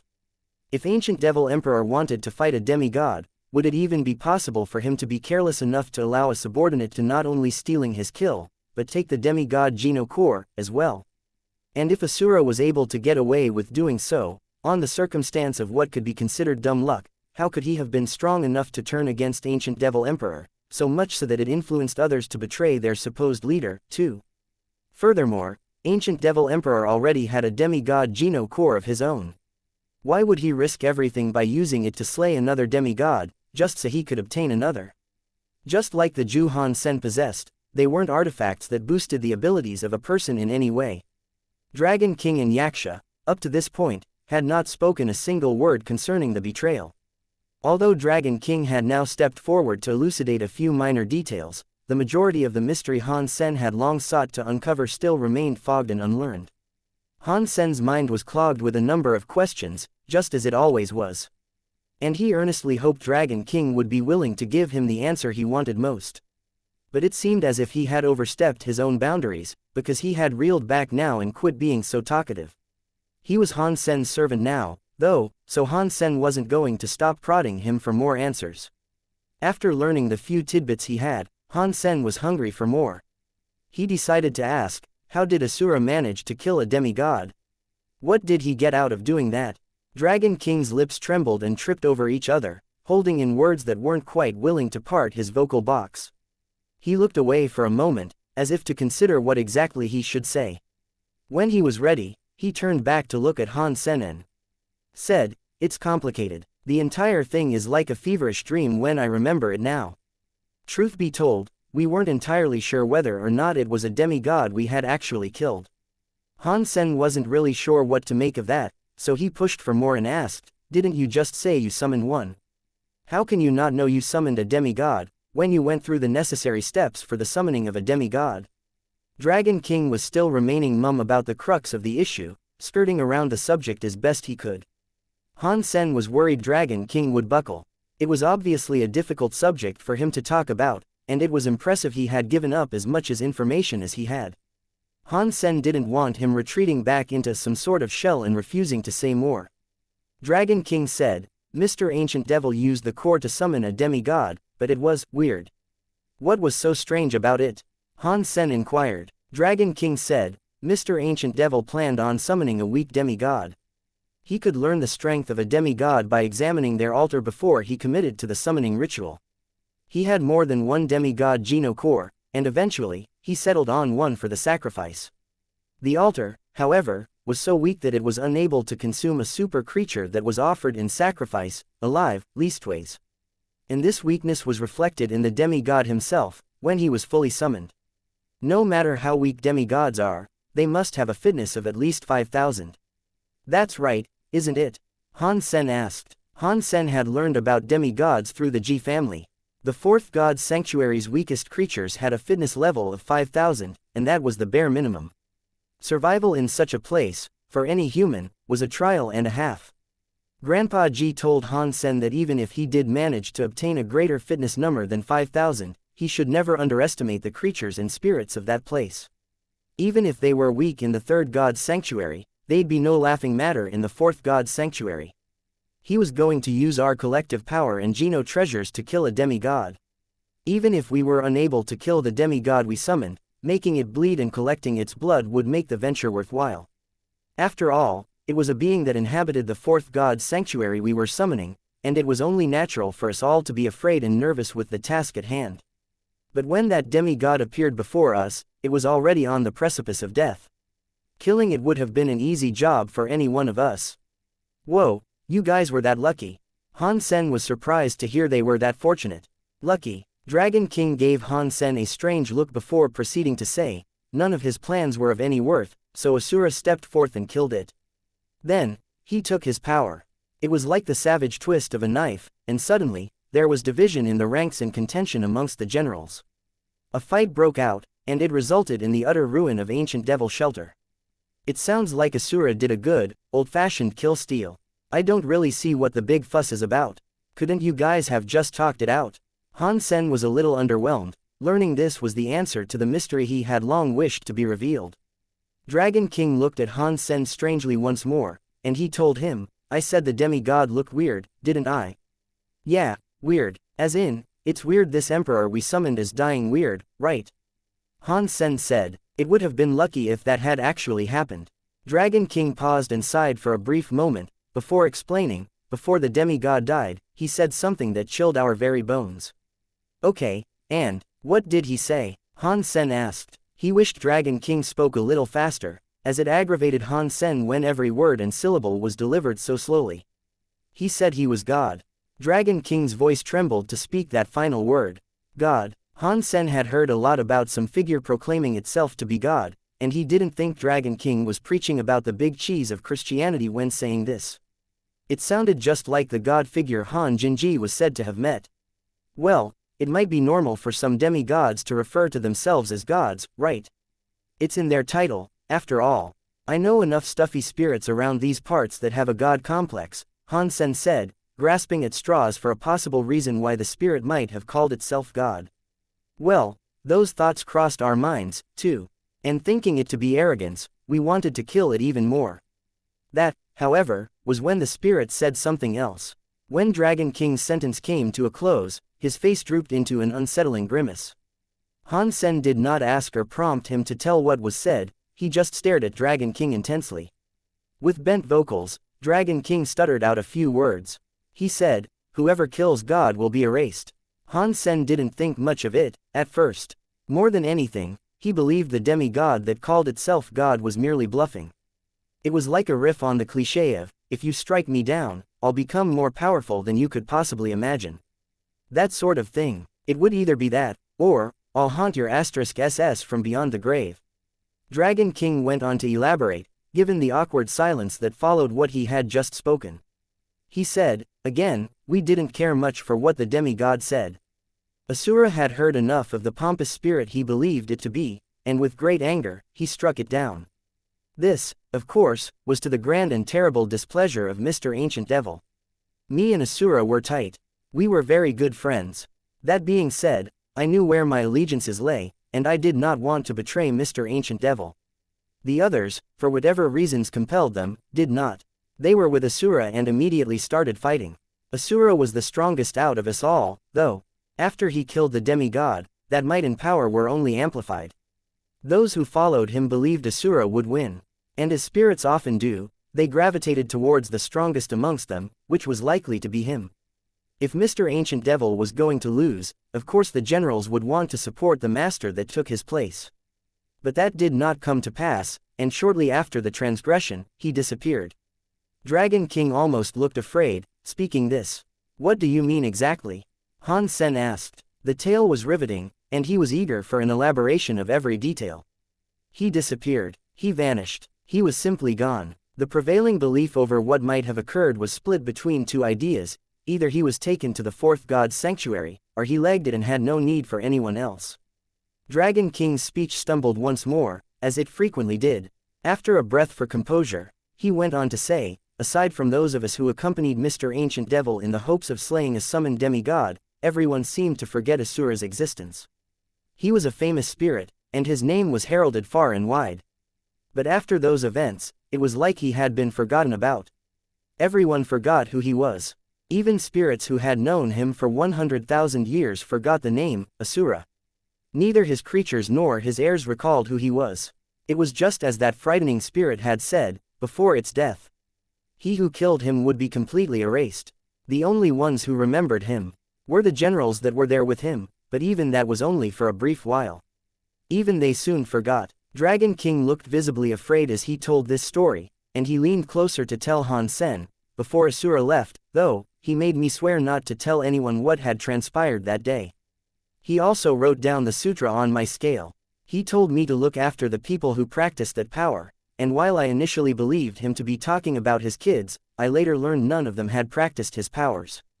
I tried looking for Asura for a long time after, but over time, the notoriety of our band began to fade, too.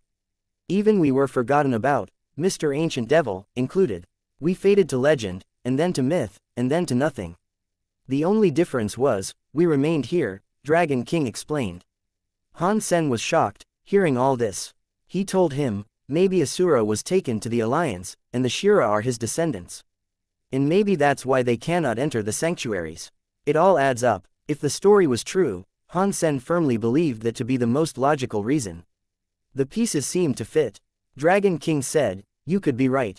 And if you have Shira blood, you can practice the Asura Sutra. I've stewed in the memory of this strange affair for far too long, and I think it's time I myself received some answers." Han Sen knew Dragon King had told him everything he could, and there was little more he knew. His mention of the Shira blood was curious, but it had thinned and become so light, the relation was practically non-existent. The one with the true blood relation was the Luo family who followed the Shira. Maybe I'll need to enter that Shira tomb myself and do a little archaeology if I'm to search for definitive answers. In retrospect, it's almost a shame I did not associate myself a little more with the Luo family. Given my history and spats with them, I doubt they'd let me take a peek in their big book of secrets now. Han Sen's mind wandered down the various avenues of how he might learn even more. Han Sen told Dragon King more about the Shira and the falsified Sky Sutra. After that, judging from what he was told, Dragon King started to believe Asura must have indeed gone to the Alliance. But in regards to how that had even happened, he had no clue. Perhaps he broke through the dimension, but if that was what had happened, Asura would have found himself in the fourth god's sanctuary instead. The demigod they had killed most certainly had some strange powers. I wonder, is Asura still alive? Han Sen asked himself, fancying an encounter with him one day. He'd have much to ask. If his spirit stone had not broken, he should still be alive. Provided the rules for spirits still applied, even when they were outside the sanctuaries.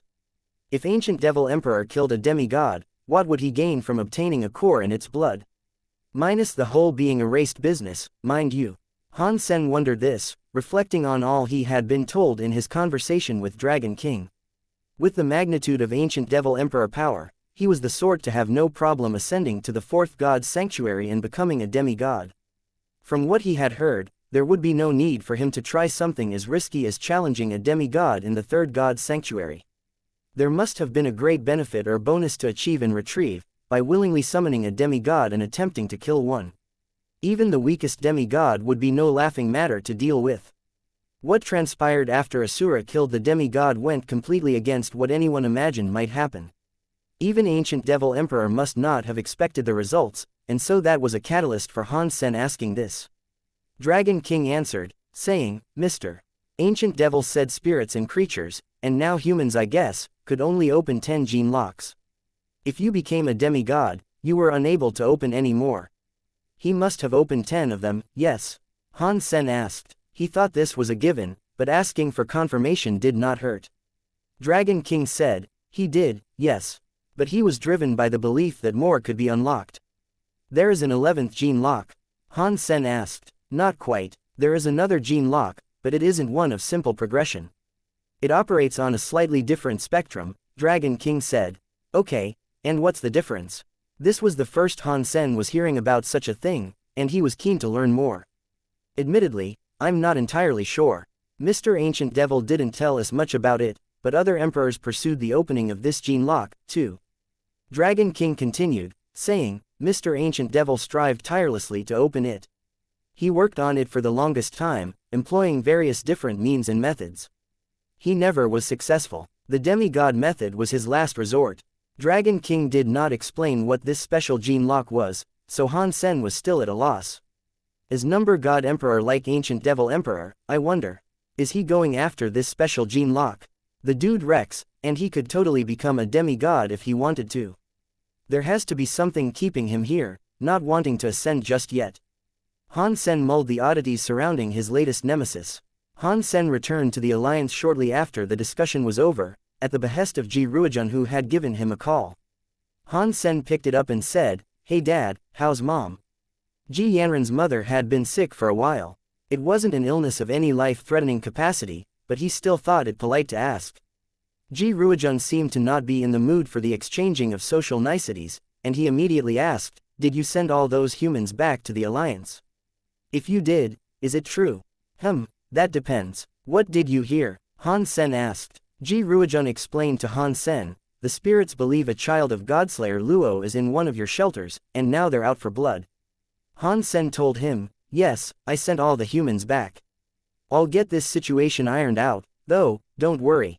And when I've resolved the matter, they can all go back. What are you planning to do? Ji Ruijun asked. Han Sen told it to him straight, fight, of course. You really think you can pull a feat such as that off? You've accomplished things not thought possible, so I won't doubt you. But you're certain you can pull this off? Ji Ruijun sounded worried for Han Sen's well-being. Yes, I'm certain, Han Sen answered Ji Ruijun resolutely, with no room for doubts or second thoughts. Ji Ruijun said, good. But take care, please. Take a step back and understand the gravitas of this situation, for the entire stake of humanity's advancement in the third God's sanctuary will be in your hands. You shoulder our future there, right now. If you lose, all will be lost. I understand it well, Han Sen said. Ji Ruijun then muttered something inaudible before pausing.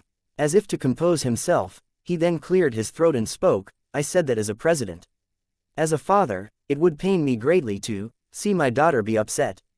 Don't worry, I understand. I'll see this through to the end and come away smiling.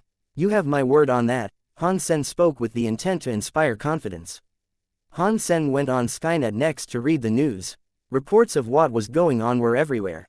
You'd have to be living beneath a very large rock on some icy asteroid in the distant corners of the galaxy to not know what was happening.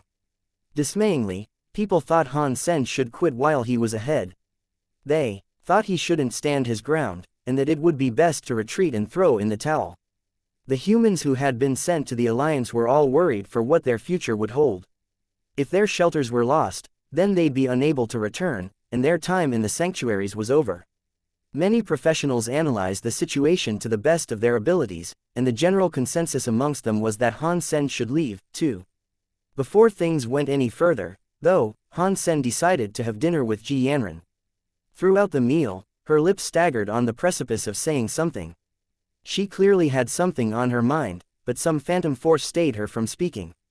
Han Sen decided to approach her from behind, knowing what she was feeling. He embraced her from behind and spoke on her behalf. Do you believe I can do this? Yes, but I'm afraid, Ji Yanran said, stroking the arms that caressed her. I would never do something that would prevent my return to your loving warmth. I will be careful, I promise. I don't want my time with you to end, ever. I might not be the strongest, and things might turn awry, but if they do, I'll run. I'll run right through the teleporter, through that door, and into your arms. You'll see me again. Han Sen leaned down to kiss her, and then said, plus, I want a son. I can't let myself die just yet. Ji Yanran laughed and said, I'd rather a daughter, one that is like Bauer. I wouldn't mind a little princess of my own, either. 4 or 5 of them would be ideal, I think. That would sure make for a lively household. Are you sure you don't just want to revel in the exercise of making so many children? Well, that is always fun. Oh, you have some cheek. Ouch. Han Sen then returned to the sanctuary. His companions had been on red alert, not wanting to miss the precise moment an approaching enemy could be spotted. This was not the time for sloppiness nor mistakes. A few days later, while Han Sen spoke with Xianxia, he saw a shadow begin to approach the shelter. It had the intimidating presence of a looming mountain that was set to swallow the earth. Boom! A giant landed atop the rubble of the ruined shelter, forming 2 craters, one for each foot. Giant God Emperor has come, child of Godslayer Luo, come forth and challenge me. The spirit's voice was unbearably loud and frighteningly deep. When he spoke, his voice boomed, and the reverberations rattled one's chest and shook the land around. That's one big boy, Han Sen muttered, in half jest. Hey, BFG, how about you tone it down a little? We aren't deaf, Xianxia said, in immediate response. Giant God Emperor brought his head down low to meet them. It was so big, it was like a toppling skyscraper swooping down. Can it, squirt? I'm already breathing gently and speaking quietly. If you can't handle it, shove a baton in both your ears, Giant God Emperor spoke again. Although the words were meant to intimidate, they were really just funny. He was facing Xianxia while he spoke, and with each stressed word, spit was fired at Xianxia like heavy rainfall. FCKU. That's disgusting. Stop spitting. Xianxia was infuriated by the spittle downpour and sought to throw a punch towards Giant God Emperor. But Xianxia was little more than a bothersome fly when standing next to Giant God Emperor. Still, Xianxia was unfazed by this difference in size, and so he made his fist blaze, right as he leapt forward to clobber the larger spirit's forehead. A big thumping sound followed the hit, and the massive body went flying backwards to ruin what little was left of the charred shelter behind him. It was a weird thing to see. Han Sen said, "Hey, you shouldn't fight here. Look at that thing. The shelter can't take much more of a beating." Giant God Emperor stood up with a displeased grimace. He did not speak, and just immediately threw a punch back towards Xianxia King. Xianxia King dodged and flew up into the skies. The two then fought, eye to eye, level to level with Xianxia King's airborne assist. There was no beating around the push or clever tactics being employed by the Alu puncher, and he was going as direct as one could be. The silver fists repeatedly went up against the giant ones with surprising and amusing competency. The shockwaves that erupted non-stop were rather dizzying, though. Han Sen was shocked, seeing how powerful Xianxia King had become after opening his 10th gene lock. It had made an impressive change. And as the two battled, Moment Queen approached. She turned and looked to the skies and then watched. Moment Queen commented, "Whoa, he's the 6th son of God. You should run while you still can." Han Sen merely smiled and continued to enjoy the spectacle, as if he were watching a friendly bout. On the peak of Moving Star Shelter, 3 other spirits were watching the fight as well. One of them was robed in a black cloak. In his hand was a can. This was Gu Demon Emperor. Beside him was the all-too-familiar No God Emperor, who had become a bit of a pest for Han Sen in recent times. The third spirit was unknown to them, but he was a little spooky to see. He had a large third eye lodged in his forehead. Xianxia King is quite impressive. It is no wonder he was so famous back in the day, this three-eyed spirit said. Age has done little to rust the grumpy old coot. If Xianxia King starts firing on all cylinders, I don't believe Giant God Emperor can defeat him. Unfortunately, his special powers can only be used twice, Gu Demon Emperor said. He had watched Xianxia King defeat Gold General. The felling of that creature was a Goliath task even for them, so he was well aware how strong Xianxia King could actually be. The three-eyed spirit replied to his observations, saying, "Killing the big lug shouldn't mean too much. We have many more emperors on the way, all eager to rip this lot to shreds." The three-eyed spirit then looked around and asked, "And that aside, where is Godslayer Luo's child? That's what we came all this way for, wasn't it? Inside the shelter someplace, or what's left of it? Either that or she's retreated to the Alliance, like all the weakling humans would when put to the test." Gu Demon spoke with clear contempt for the human race. "We tried going after Godslayer Luo himself once before, did we not? Even he was too much of a chicken and clucked off. We can't make mistakes this time, and our vengeance has been a long time coming." The three-eyed spirit echoed the hatred Gu Demon Emperor was speaking with, and he looked bitter and spiteful. Gu Demon Emperor responded, saying, "I sent word to many emperors. I can only presume they're on their way, and I suspect once they're here, we can finally let the slaughter commence." No God Emperor chimed in to say, "You're all so blinded by the need for revenge against Godslayer Luo, you're failing to acknowledge the real problem we face. And that problem is the man down there. Do you see him?" The other two now turned to look at where No God Emperor was aiming his eyes. They all saw Han Sen, who almost looked relaxed as he spectated the battle that was ongoing. The three-eyed spirit asked, "Hey, there's a thought. Do you think he might be another heir of Godslayer Luo, as well?" "Probably not, but believe me when I tell you he'll be an even harder foe to deal with. Don't underestimate him," No God Emperor said. The three-eyed spirit said, "It almost sounds like you're complimenting the boy. Sheesh, where did your spine run off? 2. If he's not an heir, as you say, then he doesn't have that one-hit kill power the girl does. If he doesn't have that, then we have nothing to be afraid of." Gu Demon Emperor was surprised by what No God Emperor had said, but he viewed things differently than the three-eyed spirit. Understanding No God Emperor wouldn't say what he had lightly, he asked, "Can you elaborate on the powers he possesses?" No God Emperor said, "His body hardens to become the strongest material I have ever had to deal with. I fought him, and not even my No God sword was able to bring him harm with a clean hit." "What, you jest, surely?" Gu Demon Emperor and the three-eyed spirit were both taken aback by what they had just heard. They knew how powerful No God Emperor was, and the power wielded by his blade of choice. They thought a resistance to its killing power was impossible. If even he could not slay that man, then he might actually be a foe to be wary of. The three-eyed spirit's attitude to his warning became more serious, and with a grim look, he offered the suggestion, "I can try to break his body through the use of my own power." Gu Demon Emperor explained on his behalf, saying, his powers are very effective against physical defenses. No God Emperor then went on to say, his swords wield the powers of time and space, too. I was unable to block his attacks. Hearing this, they were in shock. Such a fierce combination was unheard of, and they viewed the man in a different light. They almost couldn't believe what they were hearing, but they knew no God Emperor all too well. They knew he wouldn't joke or make up a falsehood. The human is that strong. The other two asked in tandem. The three-eyed spirit observed Han Sen closely now, paying more attention to him than anyone else. And as he watched him intently, the young man turned around and smiled. This gave him a shock. He knows we are here. The three-eyed spirit gasped in surprise. Gu Demon Emperor said, never, that should be impossible. We're so very far away, and on top of that, we've hidden our life forces. The three-eyed spirit was still unnerved by the smile he had received, though. He said, well, if he's as tough as no God Emperor has been saying, it wouldn't surprise me if he knew we were here. If anything, it gives credence to his claims. If that's true, we might have a greater problem on our hands than we initially assumed. The three-eyed spirit paused for a moment, then went on to say, and here I thought we were the problem on their hands. But Godslayer Luo was so strong, and we still forced him to ascend to the fourth God's sanctuary. With the combined might and power of ourselves and the Emperors still to come, there is no hope for the heir or the young man to escape death. Is Ruin Emperor here yet? Gu Demon Emperor asked. The three-eyed spirit answered, he set off 2 days ago. Then the fate of this lot is sealed. Each and every one of those people will be brutally murdered when Ruin Emperor arrives. Gu Demon was speaking with a bitter contempt for Han Sen and everyone with him. Many other spirits were slowly starting to arrive at the shelter now, all doing so in the belief they were hidden from the awareness of the shelter's occupants.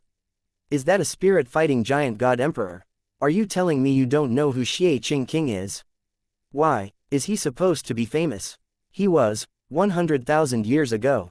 That's a little before my time, but why would he be helping Godslayer Luo's heir and the others? I don't know, he always was a bit of an oddball. A colorful ship was on its way, sailing across the broad reaches of the nearby sea to its ultimate destination. 2 ladies were engaged in chit-chat, and their names were Flower Empress and Heavenly Empress. They weren't the shipmasters, however. The captain was currently helming the vessel. Another emperor was on its way to the shelter, soaring not too far above that same blue. This spirit was riding atop a dragon, and as it went, an abundance of frightening sea creatures followed in its wake. All these creatures arrived near the shelter and remained in hiding. Nothing was escaping Han Sen's notice, though. He knew every single thing that was coming to his shelter, and despite that, he was not afraid. Snowball appeared to have just as much knowledge as Han Sen did, but its reaction was slightly different. Shivering in fear, it was cowering behind Bauer's back. Although the creature resembled a dog, it was a scaredy cat, more than anything. It was allergic to the mere concept of danger. Perhaps it was a glutton for punishment, but being with Bauer made it feel a touch safer. Despite her frequent bullying, there was something about her presence that made it feel better. Baby Ghost was not looking too good, either.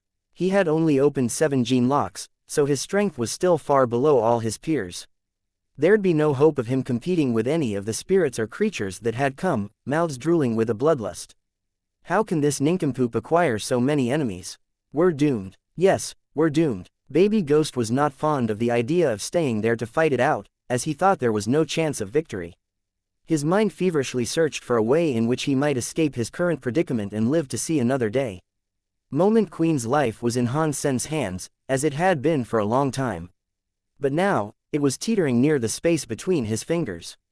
This was a decisive moment for them all, with repercussions that could shape the future of the third God's sanctuary. She had to fight, despite the slim chances of survival. And while she had had her fair share of ups and downs with Han Sen, she was going to do all she could to see him through. She knew of the enemies that were closing in, but she also knew that was not the brunt of it.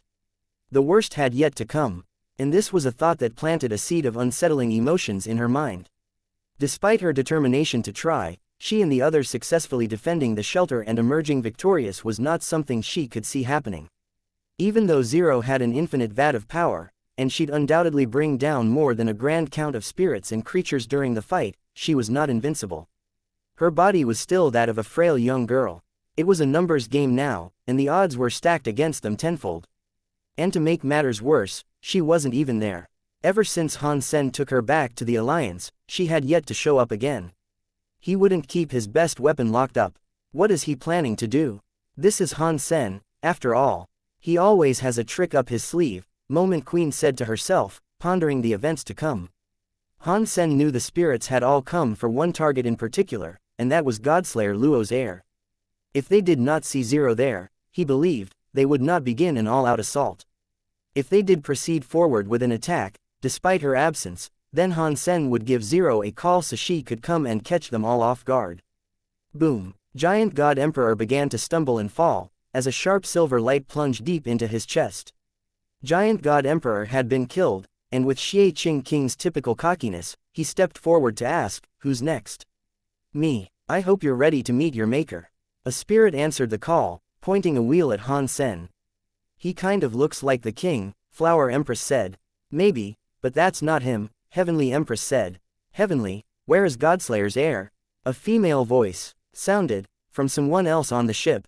Heavenly Empress turned and gave a bow. She said, "I scanned the entire shelter, but as far as I can tell, she is not yet present. She must be in the Alliance." "Then we wait," the Empress said. "Yes," Heavenly Empress said, returning her gaze to the battleground. Xie Qing King had taken down 5 emperors himself by this point, but tiredness was starting to catch up with him. He finally needed a breather. "It's my turn to show off, don't you think?" Han Sen said, stepping forward to provide Xie Qing King with a rest. "Okay, bossman, have fun up there." Xie Qing King went to sit down next to Bauer. He was sweating profusely, knowing he exhausted too much power in those few fights. "Who wants to fight me, then?" Han Sen had learned to say it with the intimidating confidence Xie Qing King would use. He knew it would be best to thin the herd one by one now rather than later. "You're just a small human. Let me come over there and swat you like the bug that you are." 4 spirits leapt out from the sidelines, wanting to squash the pompous human underfoot. Han Sen did not know why Xie Qing King could fight them one by one, while he couldn't. "Maybe it's because they know I'm too hot for them to handle solo," Han Sen thought. That was incorrect, though. Han Sen didn't fight alone when he took on other shelters. He always attacked with the Silver Fox and Purple Emperor by his side. Without them there, they thought he'd be an easy target. Hence why so many Emperor spirits were so eager to take him on at once. The 4 spirits themselves were surprised they had all jumped forward to fight in tandem. It wasn't as if they had planned that. "Let's go," Han Sen said. Han Sen's attitude had fanned the flames of the spirits' hatred towards humans, whom most already despised. The 4 that had leapt forward to take him on all rushed forward to end him with one mighty, cooperative strike. A suffocating pillar of black smoke, a hefty boulder, a tornado composed of lethal winds, and a barrage of thin metal spikes all came towards Han Sen, ready to utterly destroy him. Han Sen was unable to turn back, since he had already committed to the fight and acted all pompous about it. Even if he did seek to flee, there'd be nowhere he could go, anyway. But he knew he had to act swiftly and carefully. Taking on 4 emperors solo was no joke, and although those ahead of him weren't a pre-composed team, they seemed to immediately meld together and cooperate well. Undoubtedly, they had been unified through the same desire of wanting to see the human squirm. Still, there was interest coming from the audience, in that they wanted to see how powerful he was. He had made a name for himself, so he couldn't have been all talk. And they were keen to see how he'd respond to this sudden rush.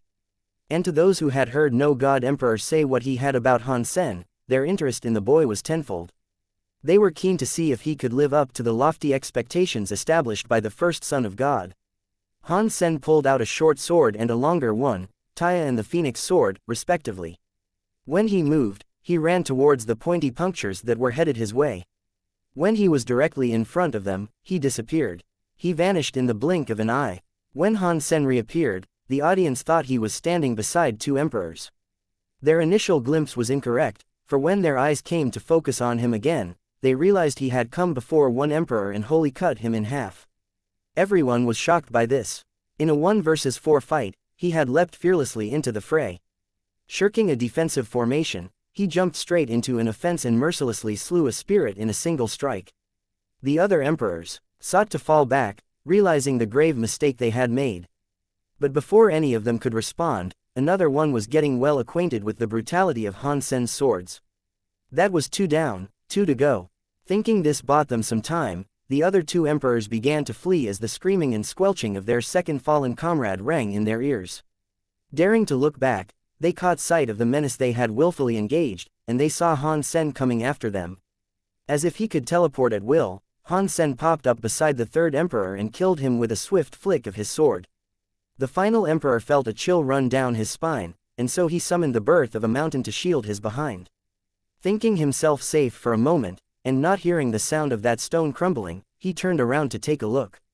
Indeed, the shielding mountain had not been broken. But somehow, Han Sen was standing there, sword propped to the emperor's throat. Even if Han Sen had gone around the mountain, it didn't seem likely he could be that fast. As he thought about how Han Sen had gotten to him so quickly, his thoughts began to drift. It was then that he realized he was now airborne. When he thought about why the land below seemed so distant, he belatedly realized Han Sen had hewn his head from his shoulders and sent his severed head flying through the air. Everyone was shocked at the power Han Sen could wield. They didn't think such might was achievable, and they each and all felt a little apprehensive about their impending attack. How can a human be that strong? What if he is the heir of Godslayer Luo? His sword skills are impressive. Is that the manner of power Godslayer Luo wielded? Flower Empress asked. It is not. That human is employing space and time, the other woman on the ship said. Wait, are you saying he uses both of those elements? And he can use them both together, at the same time?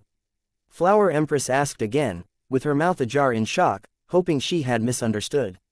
Yes, but the kills aren't 100% guaranteed like the Godslayer. That man never missed, the woman said. How do we beat that man, though? Flower Empress asked. The elements of time and space were woven into the fabric of all. Flower Empress couldn't even begin to fathom a viable solution for how they might surmount Han Sen's abilities. Soon you will find out, the woman said, before going silent again. Flower Empress was curious to learn more, but she didn't dare ask. If the Empress wished to tell her, she would have already. As such, she wasn't going to push the subject. This Empress was a strange one, after all. The three-eyed spirit said, the powers of space and time. Although that is not the power Godslayer Luo possessed, I would not say it is any worse. Fortunately, the hits are delivered by hand and do not wholly escape the watchful eye of a combatant. It is possible for an emperor to break his attack, Gu Demon Emperor said. And who might be able to do that? The three-eyed spirit asked. Him, Gu Demon said. The three-eyed spirit looked forward to see an emperor coming, riding atop a black dragon. He wielded 2 hammers and had come before Han Sen. The three-eyed spirit looked rather happy, and he said, now I understand. Flower Empress and Heavenly Empress weren't really sure what was going on, and what might have been so special about the new challenger that had come before Han Sen. Are you saying this emperor can break Han Sen's power? Heavenly Empress asked. Yes, his name is Ming Xing, and he too wields the combined might of both space and time. If anyone can take on the human emperor, it would be him, the woman said. Flower Empress quickly turned back to look at him. My name is Ming Xing Emperor. I have come to kill you, Ming Xing said coldly from atop his black dragon.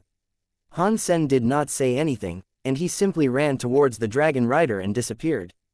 Han Sen wasn't much in the mood for talking on this day, especially when spirits were keen on recycling the same sort of rote dialogue that was supposed to be threatening.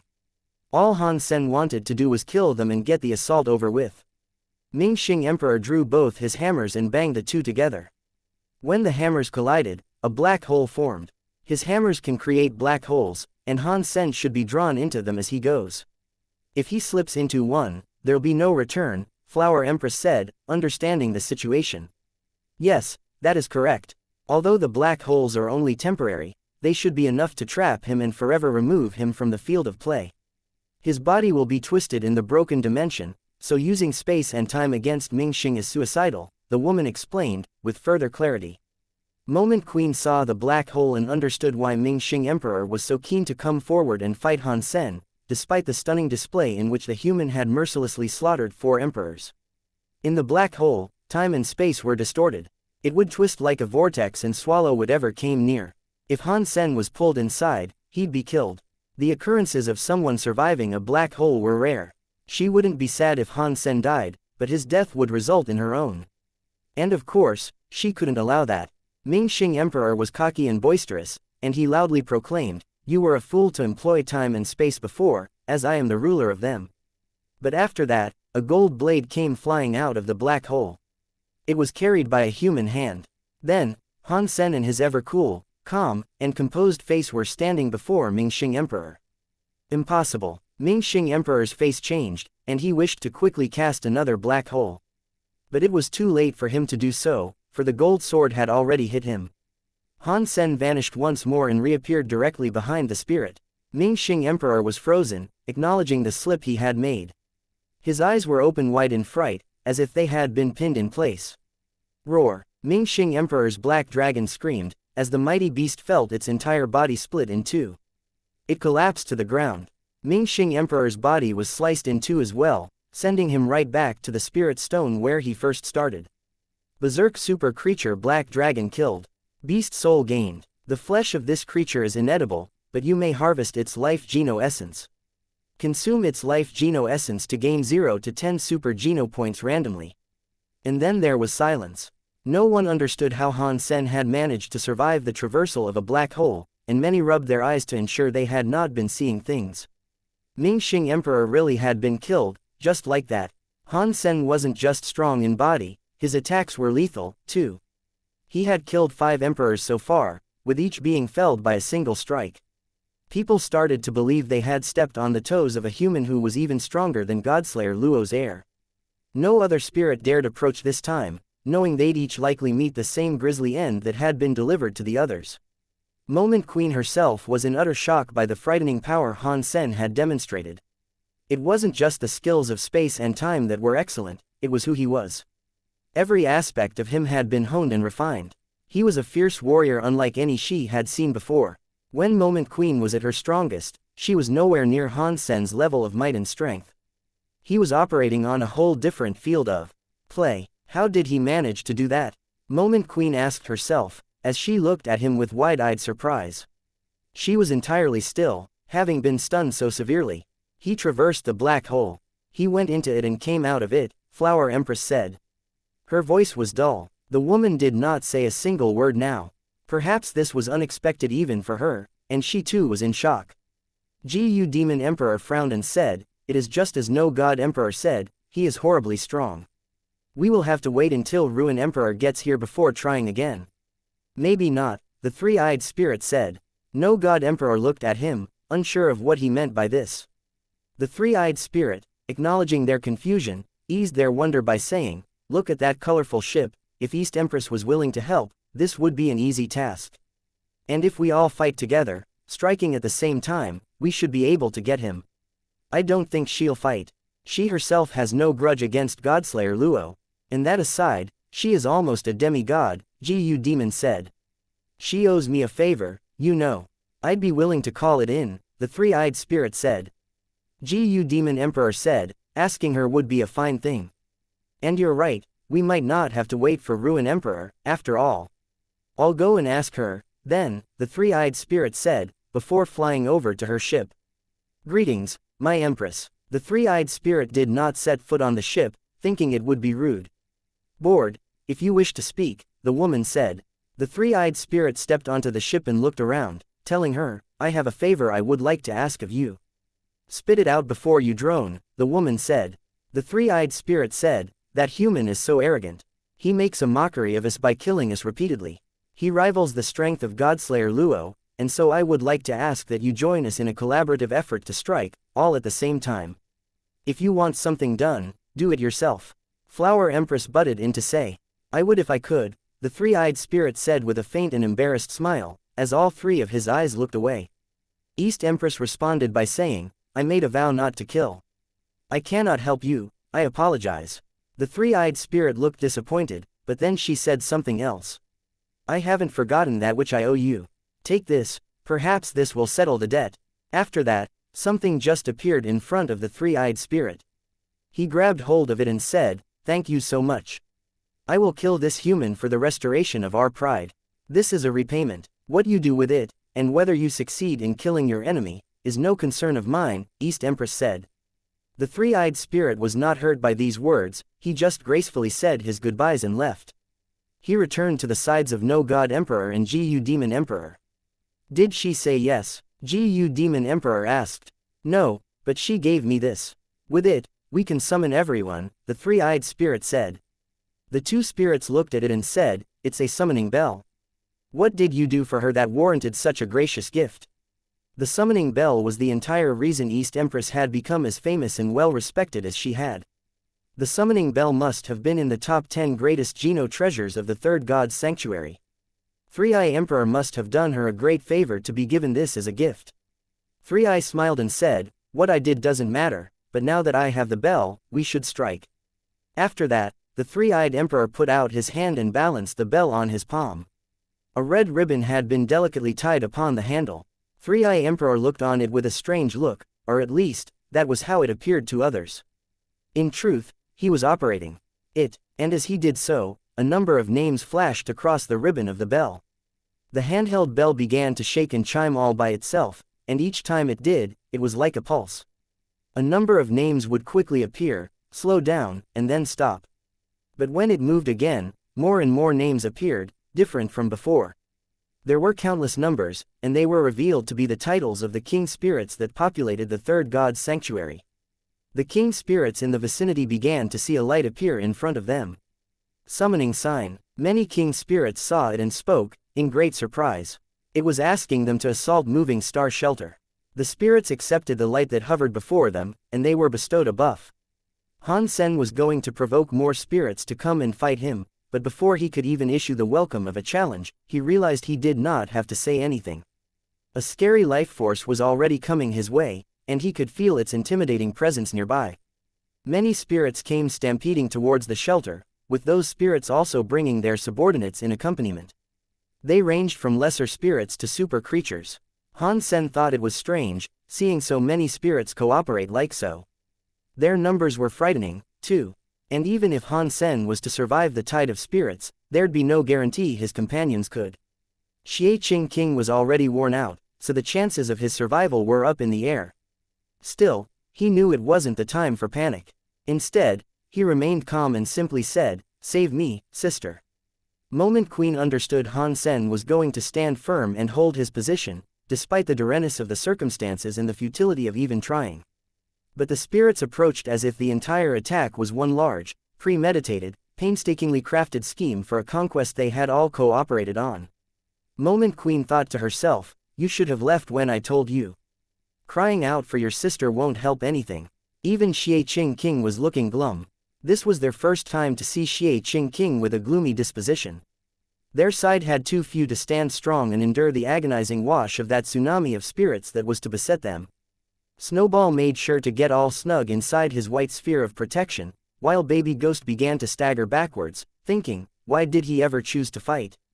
Our fate was sealed before any of this fighting began. Why don't we run? Why don't we flee? The spirits were initially afraid of running headlong into battle against Han Sen. But seeing so many of their compatriots get together for a combined assault, bravery was instilled within them.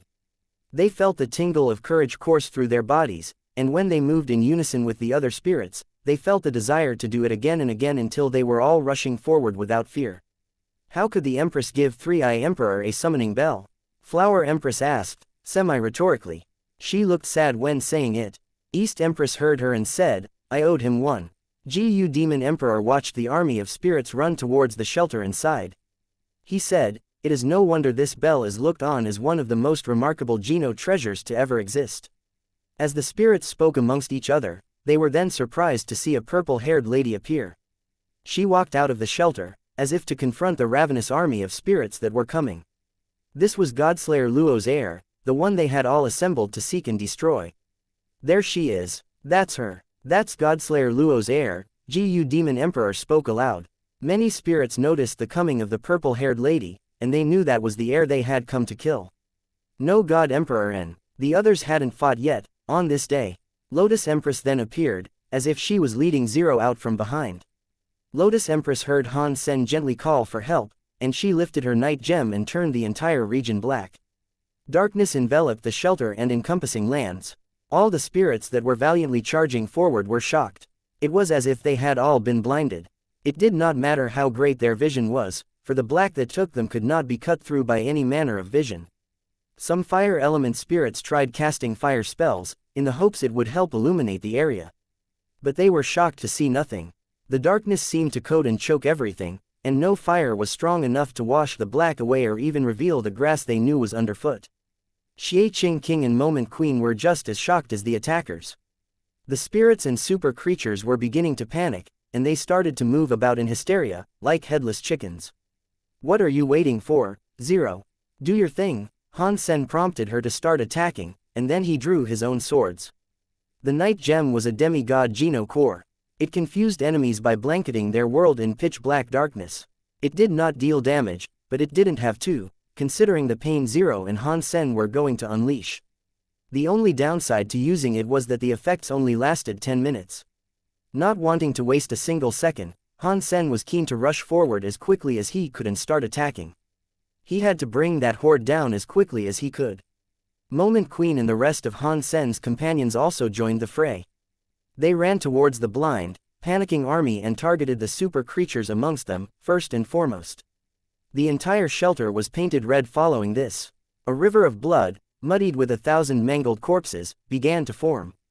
Screams howled from the dark, but with the Emperor's spectators not being able to see what was going on within the metaphysical black that had enveloped their assaulting army, it made them nervous to see the results.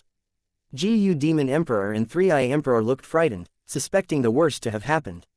The noises were squeamish and driven from agony, and they weren't the sounds of humans being mercilessly slain. What maddening power has been employed? Why cannot even the vision of our own eyes breach that black veil? Why can't we see what's happening? Gu Demon Emperor asked aloud, half rhetorically with no genuine recipient of his cry in mind. Three-Eye Emperor had no clue, either. All he could see were the curtains of darkness. No God Emperor spoke to them both, saying, "They are the powers of Night Empress." "I thought she became a demigod," Three-Eye Emperor said. No God Emperor turned to look at him, speaking through clenched teeth. "She did, yet, her meddling even has the capacity to play a hand in events this long after. But it is only a remnant of her power. If she was here physically among us, it would be worse than a simple blinding dark. This darkness won't last long, however." Hearing him say this, the pair felt much safer themselves.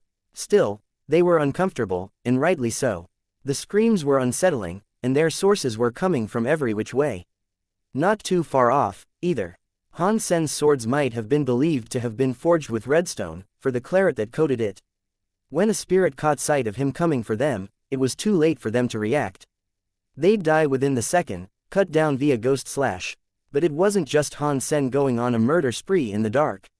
Xianxia King and Moment Queen had joined in, mowing down plenty of spirits with alongside him. The super creatures and spirits were little more than pigs or lambs in a slaughterhouse. In that suffocating darkness, numbers meant little, and some super creatures and spirits had been driven so wild and mad with fear, they lashed out at anything that drew near them. That included their own teammates, resulting in a fair amount of friendly fire being issued across the board. Aside from Han Sen and his companions, none could make heads or tails of what was going on. 10 minutes later, the darkness was lifted. When the black curtains rose, the diorama left on display shocked the hearts and eyes of all who saw it. Flower Empress and Heavenly Empress almost threw up due to the grisly sight. The entire shelter was a monument to blood and death now. Only a handful of the army had been left alive by this point, a mixture of king spirits and super creatures that were revealed to be helplessly fleeing, drenched in the blood of their fallen compatriots. Han Sen and his people were standing strong, also. Not a single member of his band of allies had been touched. Han Sen and his companions ran forward to immediately cut down those who had been left alive, finishing them off in one last ghastly display, as if to intentionally provoke the audience that had been sitting at the edge of their seats for a glimpse of what had happened before the veil was lifted. One spirit even killed himself, to spare the pain and shame. He was so afraid, he wished to return to his spirit stone by his own volition, in fear his stone would break via the power Han Sen wielded. Other spirits tried doing the same as well, thinking it a good idea. But only a few could do it in time. But this had already happened quite a bit earlier, when it was dark. Flower Empress and Heavenly Empress could not believe that the army of spirits and creatures that had been amassed had been utterly laid to waste in the space of 10 minutes. Gu Demon Emperor and Three-Eye Emperor could hardly believe what they were seeing, either. They didn't even think it was possible, and if it was, this was the sort of event one could only be around to witness once every 1 million years. Three-Eye Emperor himself wished to flee, in fear that it was only a matter of time before Han Sen had him in his sights. Gruesome scenes were nothing foreign to him, but that mangled mess made his stomach churn. His mind started to become blank, crushed under the struggle to comprehend how such a powerful force had been squashed so easily by a human and a few of his fellows. Some spirits who did not answer the call could only breathe a sigh of relief, glad they had stayed put. Suddenly, though, a new and strong life force appeared. It was coming to the area faster than ever. It was another emperor. Ruin Emperor has come, Gu Demon Emperor called out, as if it would be his saving grace. Everyone turned to look at a gray fog, hanging in the sky. It had been unleashed by a beast he rode upon. The gray mist was being emitted by exhaust points on the creature's feet. It was a wild and wonderful creature to see, but magnificent and scary, too. You are Godslayer Luo's heir, correct? The Emperor immediately asked Zero. You and the rest of your buddies are as sharp as a bag of socks, do you know that? You've all come here through a misunderstanding, but we've met your call for wanting a fight. You're just another challenger amongst the many we have already vanquished. If you want to die, just say the word. Han Sen was no longer in the mood, and he knew the Emperor would want to try his luck. So, without even waiting for a response, he grabbed his swords and took off running towards Ruin Emperor. To show them who was boss, Han Sen knew he'd have to meet every challenge and challenger. He couldn't back down if he wanted to assert dominance and avoid a repeat of the days. Events in the future. The Emperor saw Han Sen disappear, but he did not move to dodge. Dong. The Phoenix Sword's power of time and space had suddenly stopped working. And it was at that point, Han Sen realized his own body's power of time and space had been sapped away.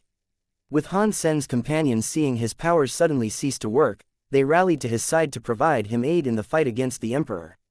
When they tried attacking the Emperor, though, even all their attacks disappeared before him.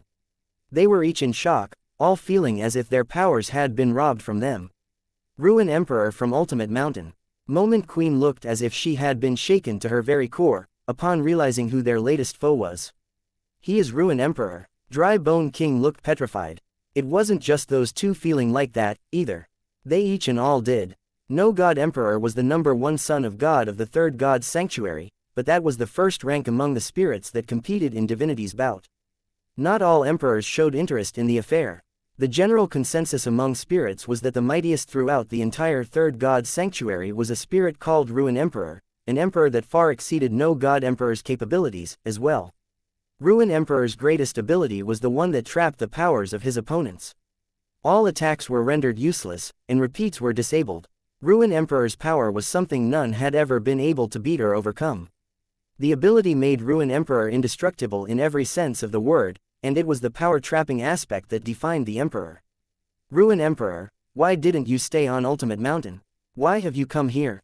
Moment Queen asked. Ruin Emperor responded to her question, telling her, unless you want a repeat of what occurred before, stay out of this. You have done well to return to the third God's sanctuary, but I will smite you back down if you dare to meddle in this. Ruin Emperor looked over towards Lotus Empress and said, I have a great deal of respect for your mother. Although I cannot say the same to you, I am willing to spare your life in honor of who your mother is. Lotus Empress asked him herself, saying, why have you gotten involved in this? Godslayer Luo's heir must die. Ruin Emperor spoke this while staring directly at Zero. No God Emperor, Gu Demon Emperor, and Three-Eye Emperor then leapt forward to join Ruin Emperor in battle. Moment, you dare show your face here? How typical, for you to spend your days with these wretched vermin. I will finish you once and for all today by destroying your spirit stone, No God Emperor said. Ruin Emperor and No God Emperor are both here. They'll mop the floor with the human and his mates. Ruin Emperor should grab a seat. I bet even No God Emperor has what it takes to destroy each and every one of them. With their powers trapped, they are dead men walking. Mr. Ruin is the strongest in the entire sanctuary. None can stop him. The spirits that were spectating these events were beginning to forget the horrors of what had happened prior to Ruin Emperor's arrival. They were actually feeling happy and hopeful for a positive outcome for the day, despite the heavy losses they had incurred. They were particularly keen at the prospect of watching the cocky human get killed. For some, who had no history with Godslayer Luo, that was who they wanted to see suffer more than anyone. With Ruin Emperor suppressing their enemies now, they were overjoyed. Han Sen was surprised, much to his dismay.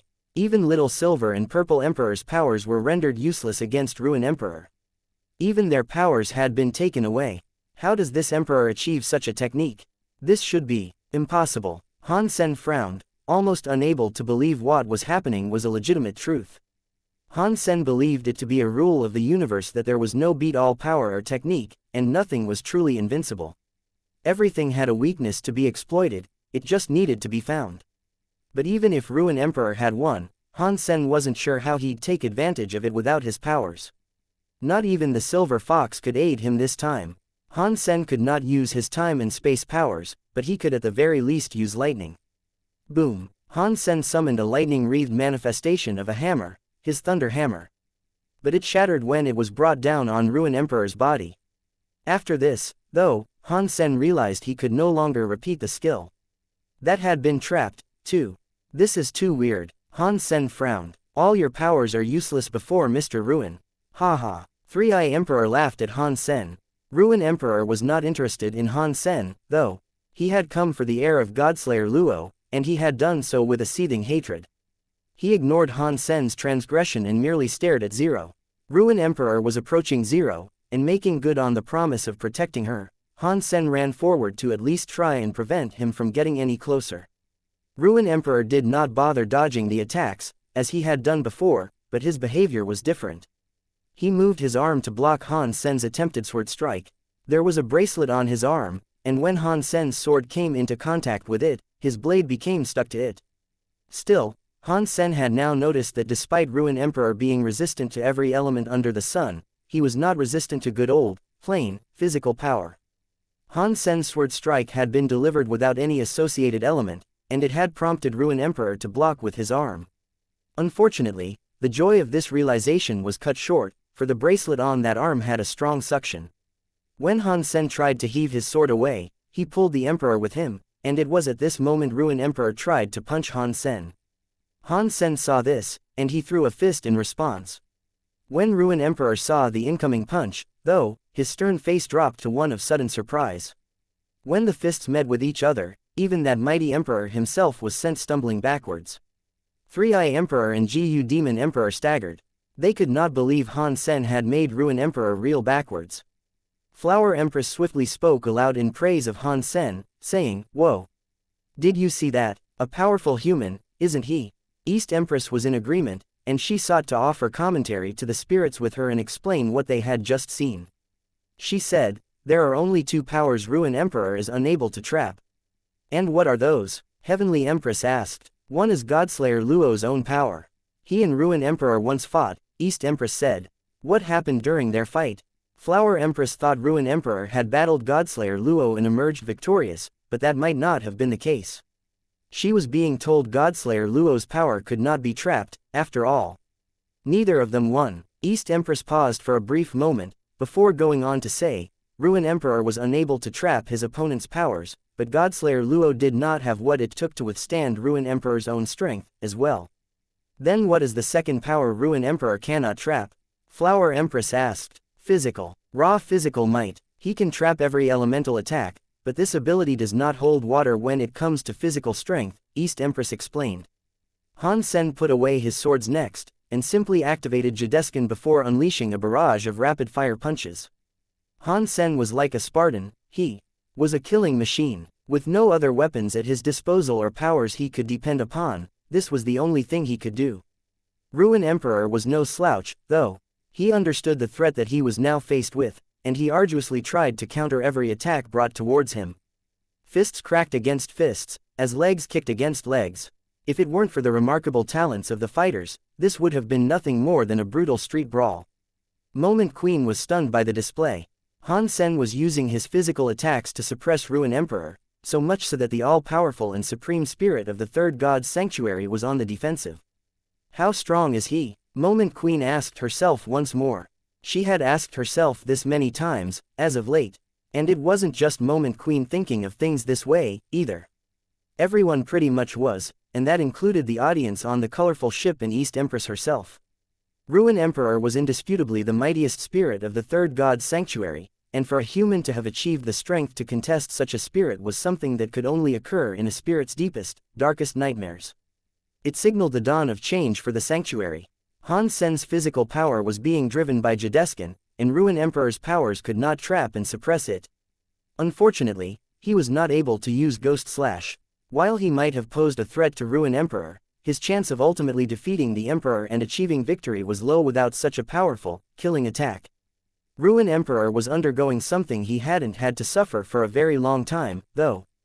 Under this sudden onslaught, his face turned grim. He did not expect he would have to properly fight another human before going after Godslayer Luo's heir like he had come there to do.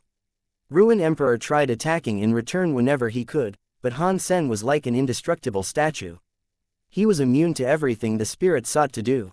He actually believed himself to be at a disadvantage, and on a long, slippery slope to loss, failure, and shame. Three-Eye Emperor and Gu Demon Emperor moved to attack Han Sen's companions. While this happened, they thought killing Han Sen's companions would deal a blow to his morale and distract Han Sen enough for him to be thrown off guard, leaving him open to a killing blow by Ruin Emperor. It wouldn't be difficult for them to take down Han Sen's companions, either, because their powers had been robbed by Ruin Emperor. The Silver Fox and Xianxia King were defenseless, and all the two emperors had to do was watch out for Zero. Gu Demon Emperor had thought of a way to get Zero out of the way, too. Gu Demon Emperor summoned a number of toxic bugs and sent them over towards the ravaged shelter. He slapped his can and 3-cup demon Gu appeared, just like before. Black smoke flower out of the cups, then, composing a number of cup demon emperors. Zero was going to use her dagger to attack, but one of the cup demon emperors suddenly became bloated. It rapidly grew in size like a swiftly inflating balloon and then exploded. Zero had the powers of Asura, but her body was weak. She couldn't withstand the attack, so she had to soar off into the sky and avoid what damage the bloated cup might deal. And after she dodged, she was not out of the proverbial cup demon woods. More of those figures were approaching her. 1 cup demon Gu was able to produce 10 cup demon emperors. With 3 of them in play, that meant 30 of them could be produced. And 30 of them had been made, and now, they were all going after Zero. Zero was preoccupied with defeating the doppelgangers on her tail, as Gu Demon Emperor had planned. And that meant he was free and clear for now. The power of Asura was limited by its effective range. The dagger helped increase that range, but still, there was nothing Zero could do to aid those down below. She had quickly found herself surrounded. Ordinary spirits would have been destroyed by the oppression of those doppelgangers in a heartbeat, but it did go to show how secretly talented Zero was, in simply remaining alive in the face of their adversity. Zero tried to kill them before they all exploded like the first had done. All the Cup Demon Emperors were 10 Gene Lock enemies, and Zero's body was so weak, she would not even be able to withstand a single hit from one of those enemies. The three-eyed spirit smiled, seeing this happen. He thought Gu Demon Emperor was a genius. Three-Eye Emperor was fairly strong himself. He had to be, if he shared space and spent a lot of time with No God Emperor and Gu Demon Emperor, after all. His third eye flashed with a green light, and then he fired a green laser beam which went straight into Xianxia King's eye. The green arrow was relentless, and it went straight in with no resistance. Xianxia King tried to block the beam, but it was too late for him. It had taken him by surprise. Xianxia King's right eye had been broken, smashed into jelly. Blood began to pour profusely from the gruesome wound. Blue Dinosaur roared and ran to engage Three-Eye Emperor in retaliation. But there was nothing the poor beast could do. Three-Eye Emperor only had to look at Blue Dinosaur to send it falling backwards with a destroyed eye. Enjoying the pain he was able to inflict, Three-Eye Emperor took a step forward and peered into Blue Dinosaur's second eye. Then, boom, another of its eye sockets was a soggy mess. Blue Dinosaur writhed around on the ground, squealing in agony. The pain was awful, but the blindness was horrifying. It tried getting up to flail around and attempt to hit Three-Eye Emperor, but he was able to dodge with ease. Blue Dinosaur was very slow with its broken vision now, and try as it might, it just couldn't muster the speed necessary for hitting Three-Eye Emperor. Pang! Three-Eye Emperor leapt forward and punched Blue Dinosaur with a fist fueled by a creepy green light. The poor creature was sent flying several hundred meters away by the ferocity and power of that blow. Fortunately, Holy Rhino was still there with them. He had deployed heals to the wounded, and he was even able to fix Blue Dinosaur in Xianxia King's eyes. Three-Eye Emperor realized the annoyance the rhino could pose, so he said aloud, "Well, I certainly need to take you off the board first." After that, he fired a beam of green light at one of Holy Rhino's eyes. The eye of the rhino cascaded blood. But suddenly, someone appeared before Three-Eye Emperor and obscured his vision to prevent a follow-up. When Three-Eye Emperor and Gu Demon Emperor moved to fight, No God Emperor decided to join in the fray, as well. But he wasn't going to fight Han Sen's companions, he was going to assist Ruin Emperor in his duel instead. No God Emperor had come to understand Han Sen was a far greater threat to the spirits in the third God's sanctuary than Godslayer Luo had ever been. And he believed him to be far worse than the girl who appeared to be Godslayer Luo's heir, who was currently doing battle with the Cup Demons. Han Sen's powers of time and space were still trapped by Ruin Emperor. So, No God Emperor no longer had to be afraid of a sudden kill by his fearsome ghost slash. Dong. Han Sen used his arms swiftly and effectively to block a surprise attack delivered by the No God sword. His jade-like arm was delivered a fair scratch. Ruin Emperor threw a punch towards Han Sen's belly. After deflecting the No God sword, Han Sen had a short window to execute a dodge. He did so without worry. He was exemplary, and if anything, No God Emperor's decision to help out only made the situation more embarrassing for the spirits. Han Sen was able to deal with the two of them together just fine. The spirits were all frozen, watching this. They each welled up with a mixture of different emotions. No God Emperor and Ruin Emperor, despite working together, were unable to defeat the human emperor. It was a human, it should have been a one-and-done affair. That is one powerful human. Ruin Emperor and No God Emperor can't kill the guy when working together. Is this for real, man? Is that even a human, man? What's going on, man? I didn't think it was possible for humans to achieve such power. Since when have they been able to reach such lofty heights of might?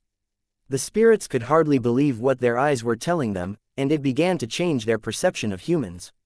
They weren't weak if they were given the opportunity to prove themselves and grow. And in the third God's sanctuary, up until now, weak humans were all they ever saw.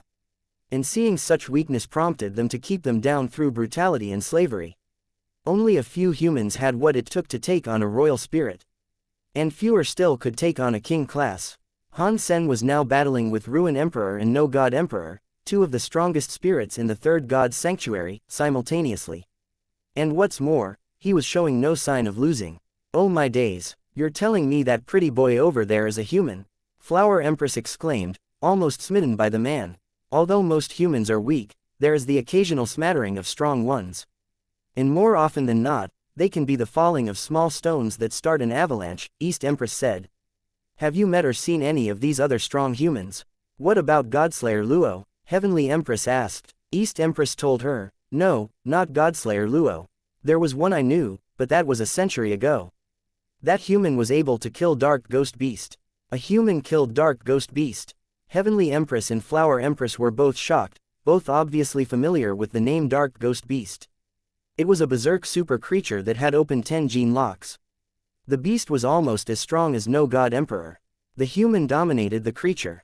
East Empress said this and trailed off, as if she was plummeting back into a fond reverie of days long gone by.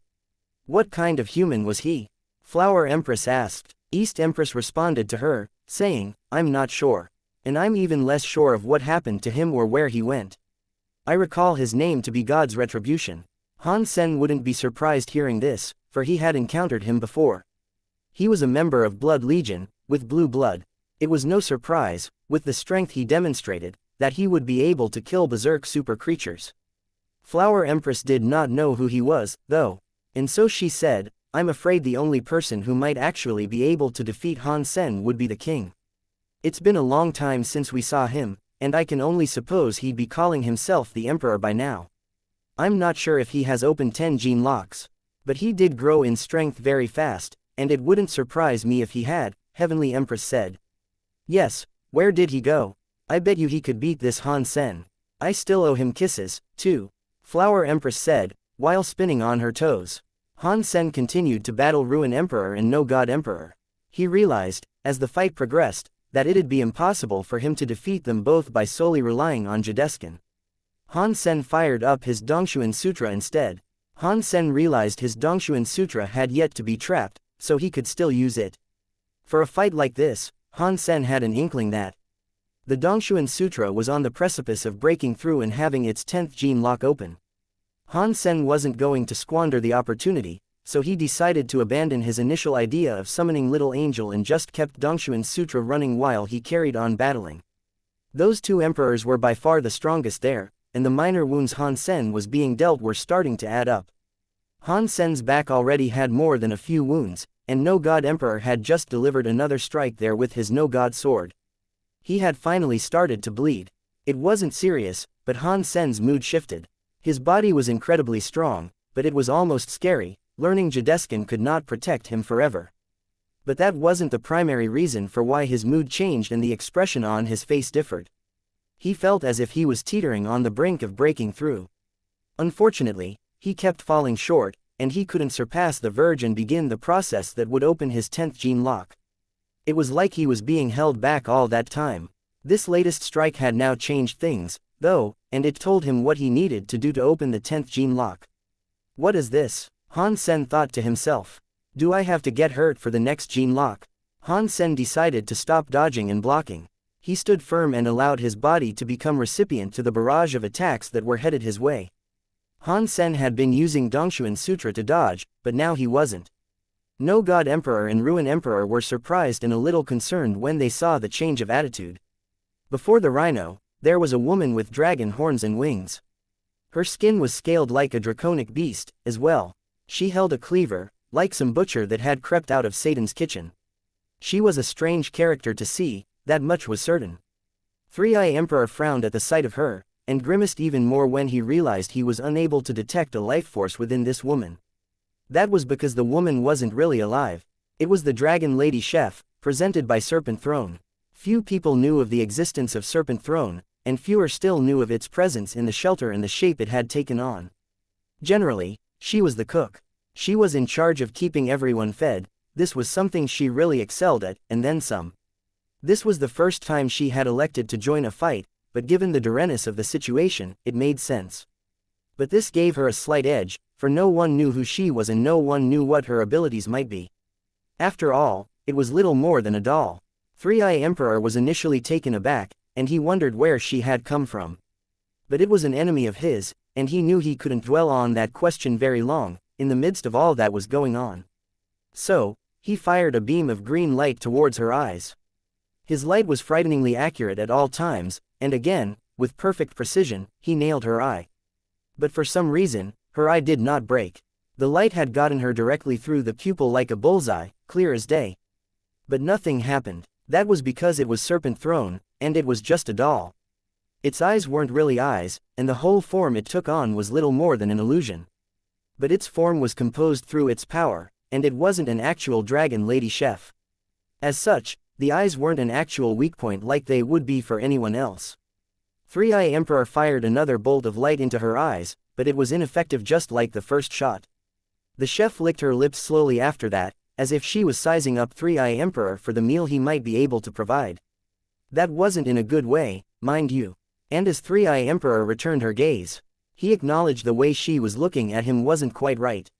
It was as if she wasn't staring down an emperor that had come to conquer a shelter and murder all her friends. It was more of a look that would greet a slab of meat when the chef was thinking of how it would be best prepared for the night's supper. She looked at him like he was food. A shiver ran down Three-Eye Emperor's back, and there was no way he was going to let anyone look at him like he was dinner.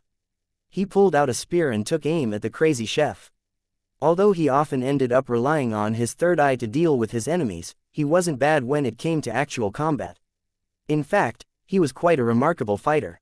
He used his third eye to keep track of her now, instead of firing laser beams. The third eye was a marvelous gift, and he could sense where she was planning to go with acute accuracy. The vision from that eye was not unlike the slowing down of time. He could register and read everything in the environment as if it was all in slow-mo. Of course, this was just what his third eye could do. His body was unable to respond with a speed that was greater than the average emperor. And sometimes, due to getting mixed up with the timings brought on by his third eye, his body could not keep up. Regardless, Three-Eye Emperor did not think the woman possessed a strength that was even remotely comparable to someone like No God Emperor.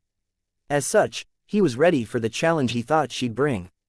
Dong, dong, dong. Three-Eye Emperor had jumped forward with his spear, ready for a fight. But with a few swings of her intimidating cleaver, the zany chef was able to block each and every strike. It was a surprise to be sure, and an unwelcome one at that. Still, it did not concern Three-Eye Emperor too much. "Is that all you've got, you kitchen cretin?" Three-Eye Emperor yelled, as his third eye shone menacingly with its green light. That light was then replicated at the tip of his spear. He lobbed it, and as if it was a heat-seeking missile, it guided itself through the air in a bid to pierce strike Dragon Lady Chef. Dong! The chef had been unable to dodge this, and it struck her through the plushy flesh of her arm. She was just a doll, though, so there was neither any blood nor pain for her to experience. Three-Eye Emperor repeatedly stabbed her in a variety of different ways, which left her body scrawled with countless marks. But it was as if she was letting him do this, and an unsettling concern was growing in the pits of Three-Eye Emperor's stomach. She stood where she was, not dodging and not blocking. She allowed herself to be struck. And spookier still, she then began to mumble undiscernible words as she fingered the cleaver in her hands. Moment Queen witnessed what was going on, and she looked gravely worried when she saw the doll being the recipient of so many strikes. Although the Dragon Lady Chef was very strong, she'd eventually break and die if she continued letting herself to be beaten like so. Three-Eye Emperor saw her mumbling, but he tried to remain focused on bringing her down. She was creeping him out enough as it was. So, next, he decided to tear her wings to shreds. A second after doing that, Three-Eye Emperor's spear pierced through her heart. He repeated this another 3 times until the spear was driven all the way through, coming out her back. The chef that had been mumbling all that time then said, "Dear Dragon Eater, allow me to present to you the most delicious food." Three-Eye Emperor wanted to stab her throat next, in the hope that would get her to stop talking. But in the next second, she was staring right back at him. The menace in her gaze frightened Three-Eye Emperor and gave him a bit of a scare. Then, a dragon manifested inside her mouth and flew out. It flew towards her cleaver, which prompted the kitchenware to change. The cleaver was adorned with the mark of a dragon, and following Three-Eye Emperor's notice of this, he heard the sound of such a beast groan. Three-Eye Emperor had no clue what was going on, but he wanted to stop whatever was happening before things became any worse. He pulled his spear back out and pierced it through her throat. Grilled meat, a typical draconic delicacy. The chef finally started moving, and she spoke with a bone-chilling tone of voice. The chef finally made a move, but it wasn't in the way Three-Eye Emperor predicted. Rather, she moved her empty left hand. The hand burst into a limb of bright fire. Swiftly, she looked as if she attempted to grab hold of Three-Eye Emperor's head. "Pa, you think you can catch me with that miserable speed?" Three-Eye Emperor, who had managed to avoid her reach, spoke to her with great disdain. Still, the chef looked incredibly powerful. And it was just her speed, in Three-Eye Emperor's special vision, where she looked very slow. Three-Eye Emperor readied himself to dodge a potential repeated try, but he suddenly felt as if he couldn't move. He was shocked, and in great wonder why this was, he looked down. And that's when he saw it. A giant fork had pierced through his entire body. He had been skewered with a dinner utensil at complete unawares. Three-Eye Emperor had no clue when the fork had appeared. But he knew he hadn't the time to mull this over, for he was as helpless as a chicken wing propped on a skewer above a barbecue flame. And then he realized, she hadn't attempted to grab his head, at all. She had just moved to grab the fork, and he had misinterpreted her move. This had been a costly mistake. She grabbed the handle of the large fork, the prongs of which had firmly pierced through Three-Eye Emperor's meaty body, and summoned a fire to envelop it. The flames themselves looked particularly hungry, as they began to creep upon Three-Eye Emperor's clothing and ravage the spirit. The flames settled on his flesh and began to sizzle and sear his body. He began to give off a wonderful aroma that tantalized the senses of the nose and got one's mouth drooling. Arg! Three-Eye Emperor began to writhe on the prongs of the fork in pain. It was agony, feeling himself get roasted alive in open flames. No matter how much he squirmed, he could not free himself. The best he could do was flail with his spear in hand, trying to strike the devilish chef. Then, the sound of a hungry dragon groaning was heard. Before he could respond and see where it might be coming from, his head was immediately assaulted with an ice cream scoop. Dragon Lady Chef scooped his third eye right out of its socket. The chef performed the action with sickening calmness.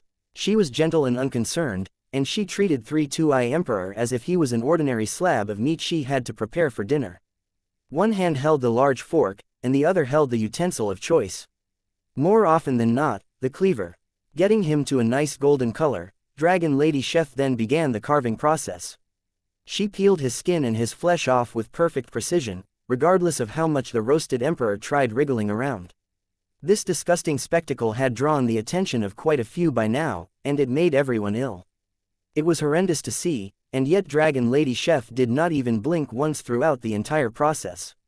For some gut-wrenching reason, this seemed ordinary for her. Xie Qingqing watched her perform and then thought about the food she had frequently produced for him. When he tried to imagine the well-being of the ingredients she had used in past meals, he wanted to hurl. Tuai Emperor wanted nothing more than to die. The pain was excruciating, and he couldn't stand it a single second longer. All he could do was writhe around, drowning in the agony and tears. But the chef continued doing her thing, lopping and slicing all the perfectly cooked meat she could.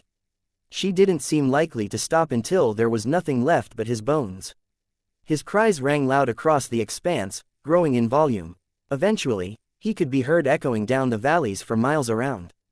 Spirits could respawn, yes, but it wasn't as if they forgot how their deaths came about. It would come as no surprise if they were to learn Tuai Emperor never recovered from this ordeal, and he'd be scarred forevermore. This was not something someone could ever forget. Han Sen, while this was ongoing, was still focused on the fight with No God Emperor and Ruin Emperor.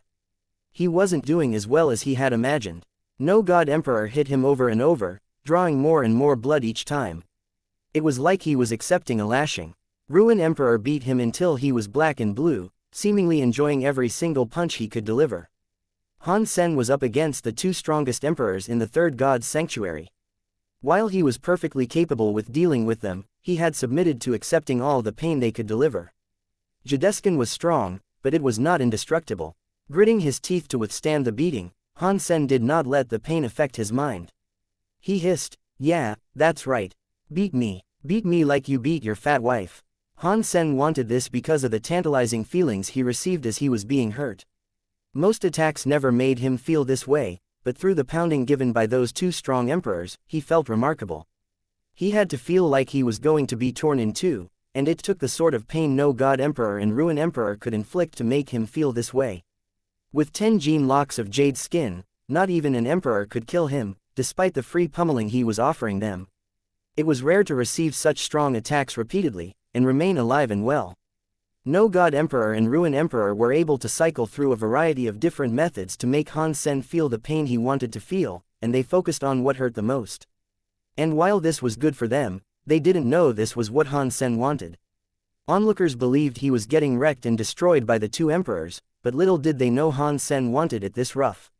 He was cherishing every second of the pain. Han Sen's Dongshuan aura had maxed out, but he still hadn't been able to open his 10th gene lock. But on this day, while receiving the pain they inflicted, he felt his cells become invigorated. There was activity and excitement in his body he had not felt for a long time. He thought his cells were as small as they could be already, but after the 10th gene lock finally broke, they became even smaller. And those shattered cells looked incredibly special, beneath the light of the Dongshuan aura. Han Sen felt as if the entire world was different now. With Dongshuan aura this way, the entire world seemed foreign and fantastic. It felt new. Han Sen saw everything in a completely different light. He could observe the smallest detail of the smallest thing in the environment. He could study blades of grass at a molecular level. This vision he now had was almost scary. Nothing escaped his attention anymore, and he himself knew no details would go unnoticed. Han Sen made a comparison in his mind, likening it to the sight of a beautiful woman going at it with another man. Other men would only see the shape of a beautiful woman, but he could not only see every pore and imperfection on her skin, but the bacteria that existed on her. With Dongshuan aura like this, the entire world looked primitive. I can see through everything. Is that what the true meaning of the Dongshuan Sutra seeks to imply? Han Sen felt as if he had broken through something most remarkable, and while it was brilliant, it made him feel as if he wasn't human anymore. Ruin Emperor and No God Emperor's attacks now looked extremely strange to Han Sen. Their bodies were no longer solid. Their movements came with a flurry of colored dots around them, which Han Sen had trouble understanding right now. He believed them to be representations of power, or maybe even the smell of the emperors. In Han Sen's vision, it soon became clear they had also been built this way too. He could see right through them, as if they were just vectors and wireframe polygons. If I break the structure of these beings, what would happen? Han Sen thought to himself as he looked on them. Han Sen reached out to No God Emperor, who was now little more than binary code given physical form and shape. He reached out and tried to break him. With the 10th gene lock of the Dongshuan Sutra open, everything felt different. The coursing of power in and around him felt tangible, and it all provided him a strange, yet wondrous sensation. In Dongshuan aura, his own body became a sequential structure of sorts. This was what he saw himself as, all except for his hands. Before his hands came into contact with No God Emperor, the spirit's No God sword was bearing down on Han Sen's head. Han Sen brought his hand up as a barrier to brace against the sword. No God sword also looked like a sequential structure to his eyes now, but one that was different than his own. Everything around had a sequence structure, but everything was individual and unique. The sequences all ran separate to one another, but when seen all together, they seemed to run in perfect harmony.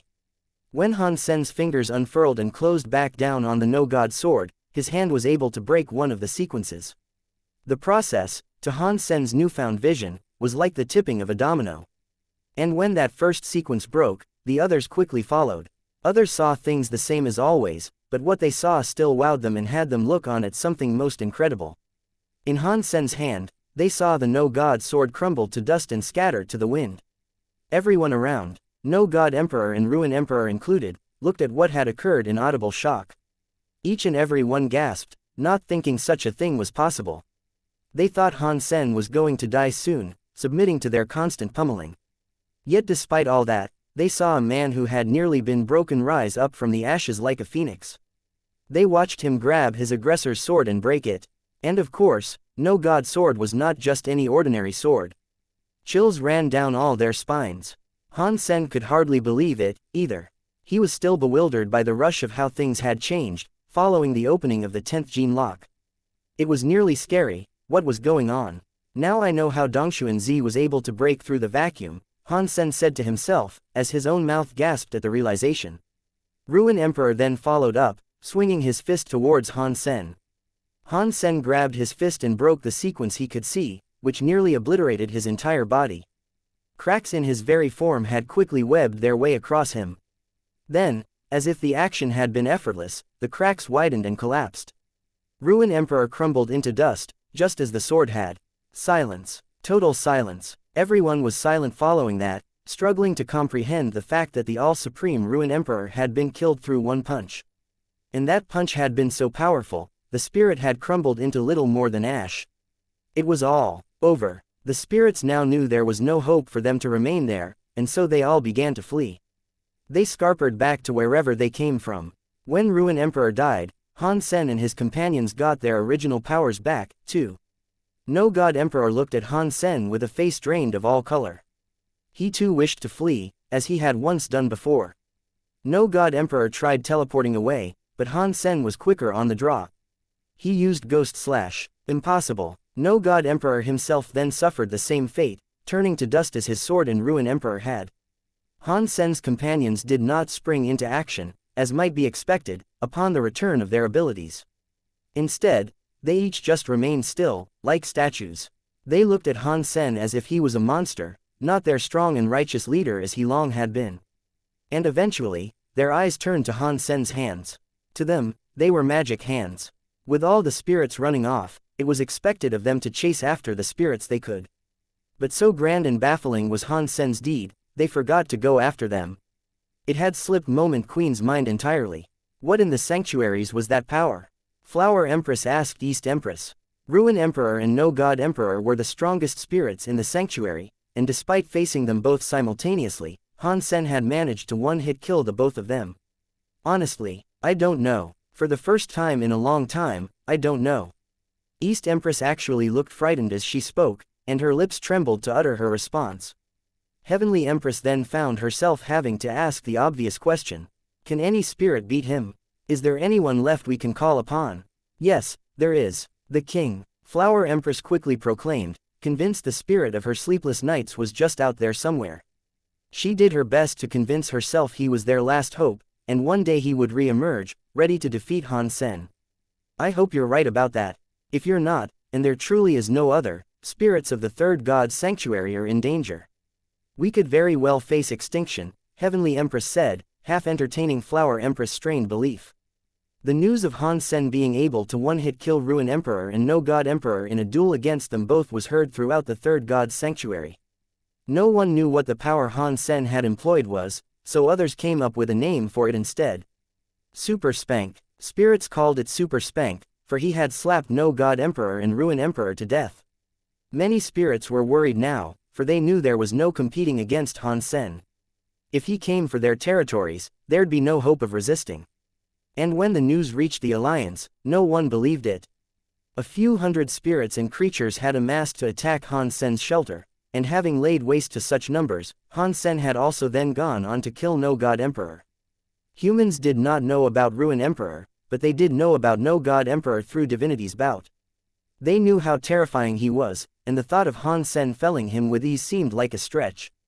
While people were quick to disregard the news at first, it soon became clear it was no lie. And what's more, the news was heard through the chattering of spirits, and there'd be no reason for spirits to lie about this. If anything, repeating the story was doing them a disservice. No God Emperor super spanked to death.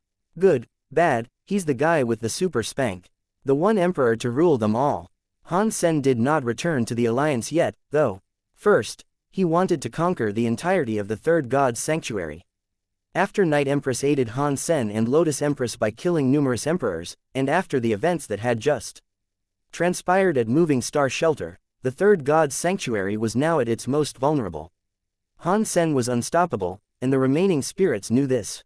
None would dare get in his way, and so they all obeyed Han Sen and provided him with their spirit stones when he started making rounds. Before what had just occurred, they would never obey a human, but Han Sen was too intimidating. And to them, he wasn't just a mere human like the rest were. He had a unique reputation of terror. Areas that had not been controlled by Han Sen yet discussed how they might fight back in revolt, but they all secretly knew it would be futile. Han Sen took a break after a while and went to the spirit base as a super king spirit. It had been a while since he last played the part of the king. Inside the 9th spirit base, a few spirits were discussing amongst themselves. 6-Arm, did you hear about the human and his super spank? What a silly question. Of course I have. It destroyed both Ruin Emperor and No God Emperor. The human has been expanding the reach of his territory following that, hasn't he? I wonder what powers he practiced to be able to do what he did. I have heard some spirits have tried to resist him and have refused to pledge their allegiance to the man when he came to their shelters. Needless to say, they were quickly struck down. He's merciless. If it goes on like this, he'll soon end up claiming the entirety of the third god's sanctuary. You worry far too much, far too soon. It won't be as easy for him as he thinks. He is a human, and those who accompany him are spirits and creatures. He treats them well, but when he claims a shelter, the spirit that previously owned the place is put under a contract with one of his close allies. There is no such thing as an invincible foe, powers have a limit. There must be some way we can fight back and break him. Undead Emperor and the King still haven't tried their hands yet. Undead Emperor never dies, and the King has an incredible amount of power, or at least he did, last we saw him. If he had 10 gene locks open, he might be able to win. Don't jump the gun just yet. I'm sure it will still take the King some time before he opens his 10th gene lock. You and I both know the King is vastly different than most spirits. He is delightfully unpredictable, and it would not surprise me if he already had opened his 10th gene lock. As they spoke, a new island appeared at the spirit base. The King's spirits looked over to see who was coming, and it was the person they had just been discussing, Han Sen. Of course, they wouldn't recognize him as such. The King's spirits drove their island towards Han Sen and asked him, "The King, have you heard about the human?" Han Sen took a moment before responding, thinking to himself, well, duh. That's me, you numpties. Of course, he was far politer to them than that when he spoke. And wanting to have some fun, he smiled and told them, that is why I am here. I need to open my 10th gene lock as soon as possible, so I can kill him. The spirits were enthusiastic, hearing this. They immediately said, you can break Super Spank. I have skill negation. To fight and destroy the boy, all I need is my 10th gene lock to be open, Han Sen said. How do you plan on opening it? You can't take too long. A King spirit asked. I need to fight to open it, and I need all sorts of spirit geno points, Han Sen feigned. I have water element, I can give you those points so you can kill the human, one king spirit offered. Yeah, I do need some. It would be wonderful to receive some of those. Han Sen was thrilled, for he had played them like a fiddle. This was exactly what he had come to do, and they had fallen for his bait, hook, line, and sinker. It was normally difficult to gather king spirit geno points, and he could only receive 1 point for each kill. Plus, the last time he had come here, king spirits tended to avoid him. They didn't like his pompous attitude, and neither did they like the fact he'd always one-hit kill them. Now, they thought they needed him, so their tunes had changed. King spirits began to line up, one after each other. They were all dying to give him their geno points so he could challenge Han Sen. And the offerings weren't measly, either. They often gave more than just a handful. This was the 9th spirit base, so the king spirits around often possessed 900 geno points. Maxing out the figure to 100 would not be too difficult for him. I have thunder geno points. I will give you as many as you need, but please kill the human. Me, too. The queue was a messy one, as spirits impatiently wished to provide the king all the geno points they could offer. I will take your earth geno points. There is no need for more fire. But I also need someone to help me practice in combat. As Han Sen watched his king spirit geno point tally steadily increase, he was exuberantly happy. Every now and again, Han Sen came to the spirit base to collect a few points where he could practice combat. He had never been beaten, for he utterly annihilated all his challengers with the greatest of ease. It was for this particular reason the spirits believed the king would be the person to beat Han Sen. And before long, his king spirit geno points were maxing out, one after each other, element after element. Han Sen was now able to maximize his efficiency with wind, fire, thunder, and lightning. He wasn't as effective with them as he would be if he was a professional that trained with one element exclusively, but he was nothing to laugh at. The reason Han Sen wanted to collect and better his elemental powers so much, though, was because of his desire to hammer out new, complex hyper-geno arts. And that was what was great about humanity. Han Sen was in a fine, cheery mood, but the spirits around weren't. They had no idea Han Sen was the king and the king was Han Sen. He initially feared encountering Sky King or the Lady with Serpent Throne, but fortunately for him, they did not show up. If they did, he believed they could expose him. They had seen Han Sen don the appearance of the king when he activated Super King Spirit mode. That being said, they had 10 gene locks open. And once Han Sen's Super King Spirit mode opened its 10th gene lock, the chance of having an awkward encounter with them was far higher. As long as he kept away from them, and they could not see the king's appearance, Han Sen wagered he'd be fine. Han Sen hoped they had never even heard of the king, but that might have been unlikely. At the very least, he hoped they didn't like spending time in the spirit base. He didn't think many people would believe them, though, even if they did try to expose the king as being Han Sen. It was a stretch to believe, and it'd be his word against theirs. Plus, it wasn't as if they could challenge him. He had maxed out his geno points, too. Shortly after, Han Sen had managed to claim over 1,000,000 miles of land for humans. Unfortunately, there were hardly any humans in a position to handle the shelters and land, so he had to allow spirits to remain alive and serve as stewards for the time being. The spirits were right in this assumption. When they feared Han Sen's takeover, they guessed he would need to keep the spirits alive to handle matters. And aside from saving humans, he couldn't actually take over and rule the third god's sanctuary. It just wasn't feasible. Spirits gained power at a decent, steady rate.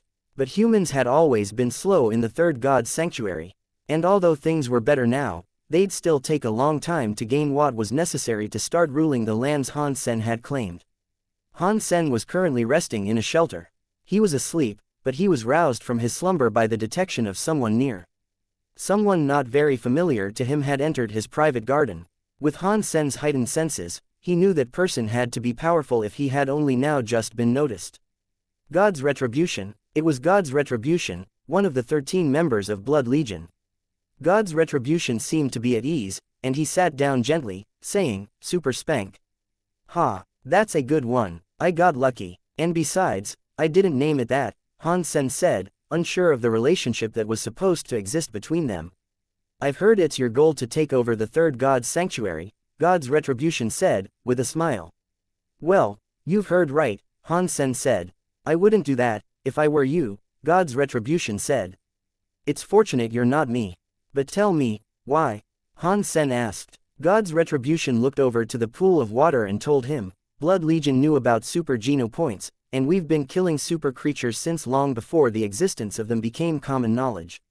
We didn't inform humanity about any of it. Do you know why that is? Han Sen was not surprised they could gather super geno points with the strength they had. They were far stronger than average humans, after all, and it'd be baffling to hear them say they had never killed one before. Han Sen was curious about what the man was looking to tell him, though. So, he played along and said, no. Why? God's retribution explained, humans are actually the invaders of this place. By coming to the sanctuaries, humans broke the balance. Typical human behavior, really, like parasites. Although there is an abundance of resources, creatures, and spirits here, we slowly break the balance established in these realms. Before, when humans were unable to slay super creatures, things were already bad. After their slaying of those became common, we hit a slippery slope. The ecosystems of the sanctuaries are suffering. Han Sen frowned and said, creatures can nest and shoot out more babies, can't they? Do you know how many years it takes to produce an egg? And if you do you know how many eggs have been broken since your lie? 2 centuries down the line we are currently treading, humans will be fighting each other for super geno points. God's retribution was genuinely concerned, and it appeared to grieve him to speak of these matters. After a lengthy pause and sigh, he went on to say, and a lot of that has to do with you. You're a remarkable person, I must tell you. But you're speeding up this process, a process that will only lead to ruin. If you continue doing what you're doing, this will happen faster than it did for the first God's sanctuary. Blood Legion didn't tell anyone on purpose. To avoid this from happening, I'd consider that noble, if it wasn't also selfish, Han Sen said. God's retribution responded to the slight, explaining, we were delaying the inevitable. We knew it was only a matter of time before the existence of super creatures and life geno-essences were found out, and we just wanted to make these ecosystems last. You've heard it before, surely, but humans really are horrible creatures. Their mistreatment in this sanctuary was a well-needed humbling. Everywhere else, were parasites, invading one place until it's sucked dry, before multiplying and bringing the same fate elsewhere. Take a look at the first God's sanctuary and you'll see what I mean. What a sorry sight that place is, in recent times. There must be something we can do to alleviate the issue, surely, Han Sen said. God's retribution said, if humans insist on becoming part of the cycle, adjustments can be made. But like I said, we were delaying the inevitable, and whether or not we can truly be a part of things in the sanctuaries and coexist with the current laws, I can't say for certain. He went on to reassert his meaning by again saying, humans have upset the balance of the sanctuaries. The first God's sanctuary is bad enough as it is, but you are making things worse. You said that already, but what if I decide to continue down the road I'm currently headed? What would you plan to do about that? Han Sen asked, needling God's retribution to learn as much as he could about what he wanted. I won't stop you. The trail you blaze is your own, but with how people see you, you should set a better example. If your heirs are one day killing each other for a measly scrap of flesh, you can't roll in your grave and say we didn't warn you, God's retribution said, then turned to leave. Han Sen thought he'd be threatened, and he readied himself for a fight. With his strength now, he was keen to stress the limits of how powerful Blood Legion members truly were. Han Sen did not expect him to immediately say his piece and then leave. He thought the encounter had been rather strange, and his perception of Blood Legion had been altered somewhat, after it. He thought Blood Legion was an evil, slightly scary organization, but they were obviously concerned for the overall trajectory humanity was headed on. Blood Legion cared about the environment like the people of Greenpeace, and the thought of those two organizations sharing similar goals was something he was struggling to comprehend. Go to the fourth God's sanctuary. I'll be waiting for you there, and when we do next meet, let's hope it won't be as enemies. God's retribution swiftly left after saying this.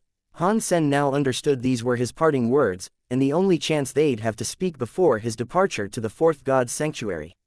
This was God's retribution's goodbye. He must be making a mockery of me, Han Sen ultimately thought to himself, following the strange encounter with God's retribution.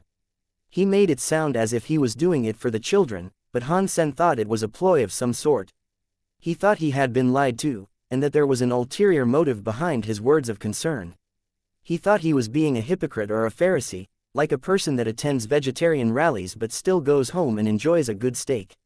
He had been told that Blood Legion didn't want others to kill super creatures, as it would upset the balance. But Han Sen knew they must have had to kill a lot of super creatures themselves to maintain the strength their members had achieved. What they were doing was pretty much what Han Sen himself did, he thought. Han Sen was never entirely truthful about how he went about things, but at the end of the day, much of what he did was for the betterment of mankind. He was still leaving things in good shape for others, who would one day carry the mantles he himself established. He was paving the way for others, whereas Blood Legion were only concerned with themselves. It was true, Han Sen hadn't thought about the long-term, negative effects and what things might be like for the next few generations, but it wasn't as if Blood Legion had the concerns of such eventualities at heart, either. Blood Legion was different, too. Their lineage and the strengthening of their next of kin was different than how ordinary born and bred humans were reproduced.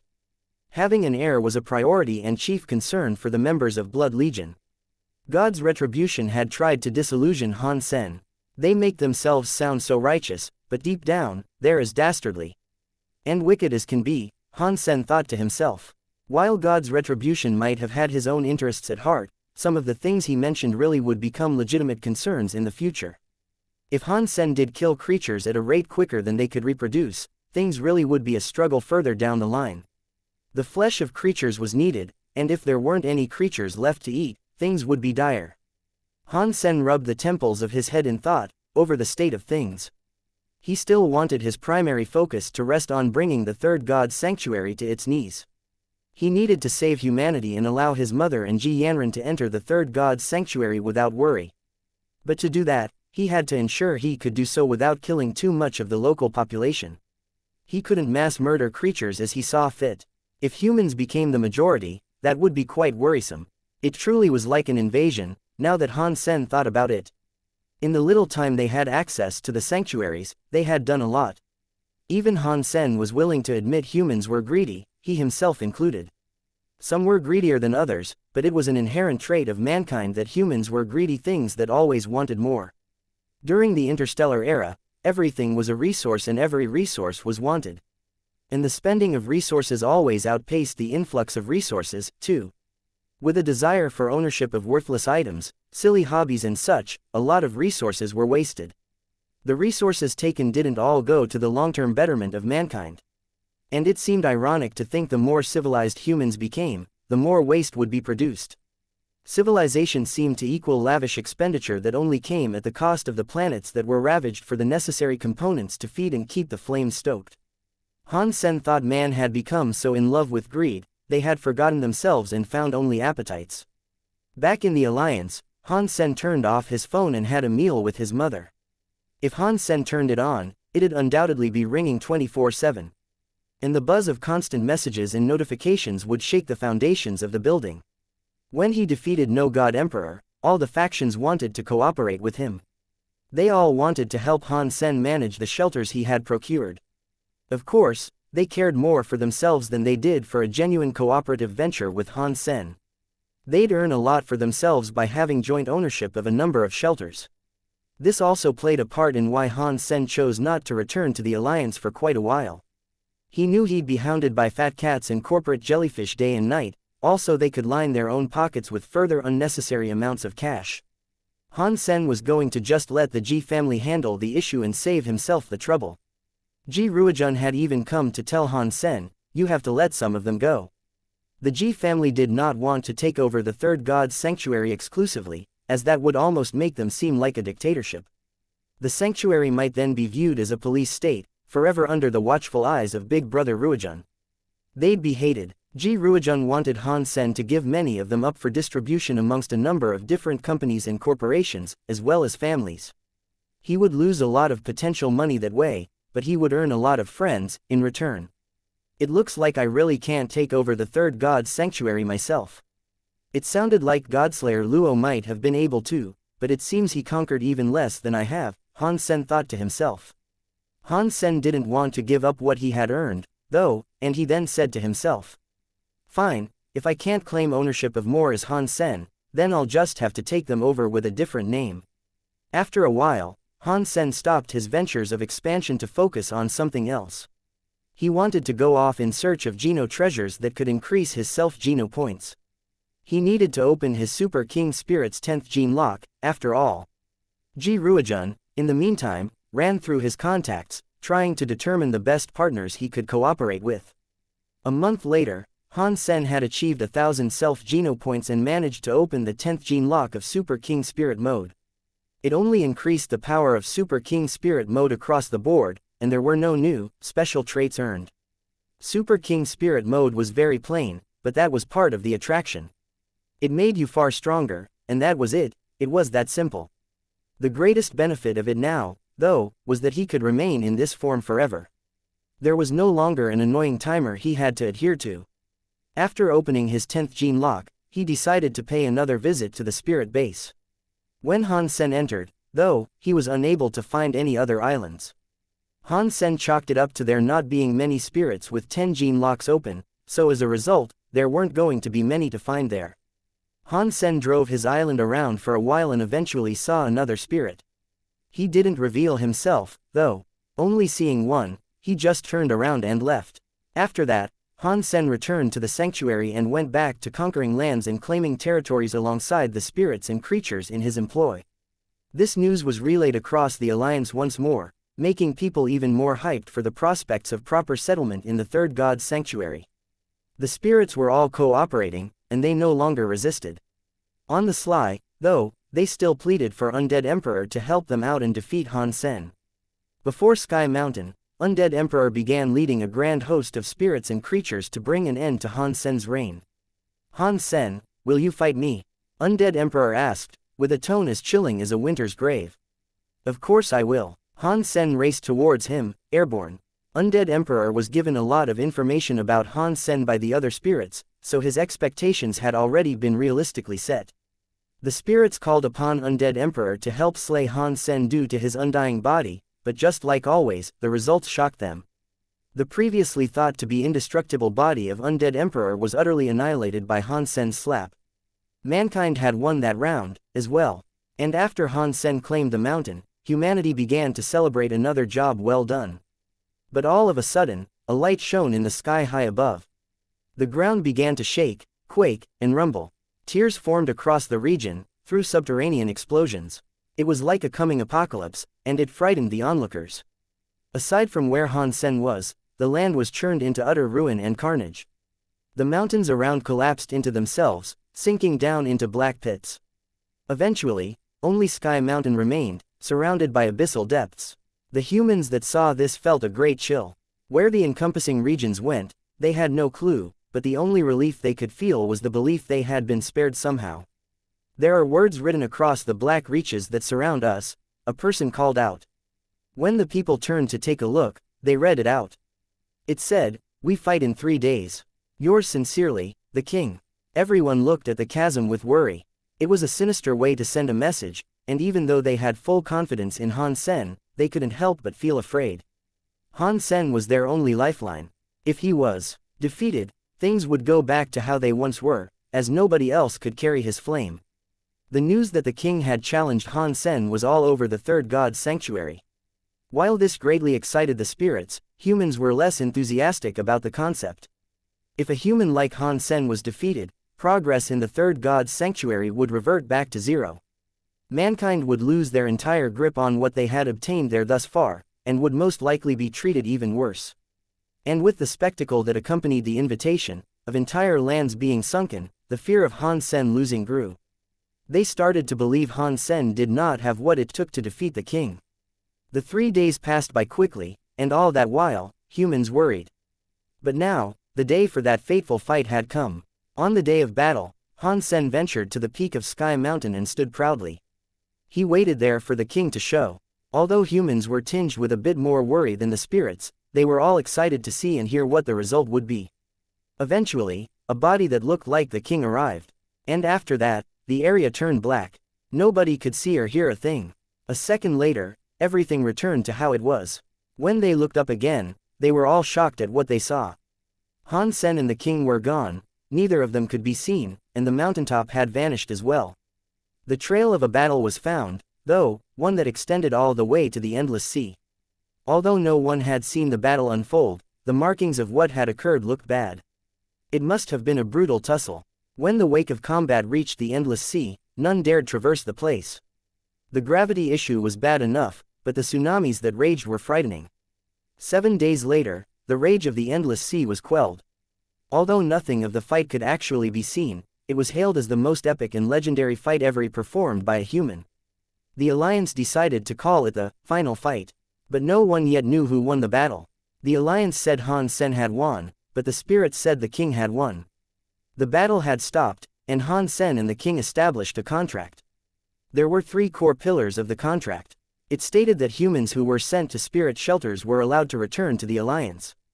Han Sen would also provide spirits near absolute freedom, as long as they did not venture past Sky Mountain and left those lands alone.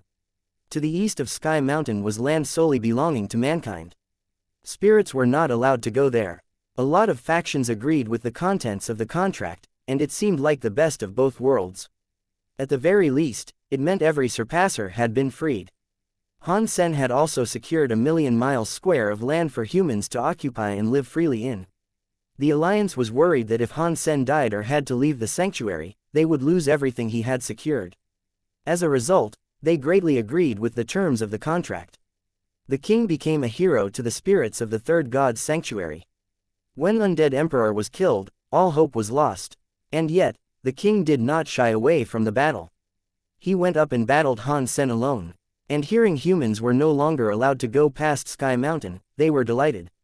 Some people believed the king might have actually been the elusive dollar, but few agreed with that theory. Spirits did not believe the king was a human, and humans did not believe dollar was a spirit. Han Sen knew the contract had no power, though. When he ascended to the fourth god's sanctuary, it would be rendered nullified. He only hoped the terms could be respected, going forward. So, Han Sen used this opportunity to bring Ji Yanran and his mother to the third god's sanctuary. His mother was sent to a place in the human lands, whereas Ji Yanran was sent to a shelter that belonged to the dominion of spirits.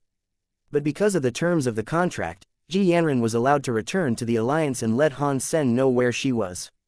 Then, Han Sen was able to go there and bring her to where it was safe. Han Sen gave the pair a bunch of life geno essences to give them a head start. Han Sen did not aid the other humans much, though. He wanted them to become strong by themselves, for that would be true strength they'd be earning. Han Sen's subordinates became guards for shelters, but they wouldn't join any battles. Han Sen brought a few of the people he knew back to the underground shelter, too, unbeknownst to some. Han Sen let his mother handle many things there, while he took the time to focus on what was necessary for him, if he wished to reach the fourth god's sanctuary. Han Sen also wondered over what Dragon King had told him, about the special gene lock that might or might not exist.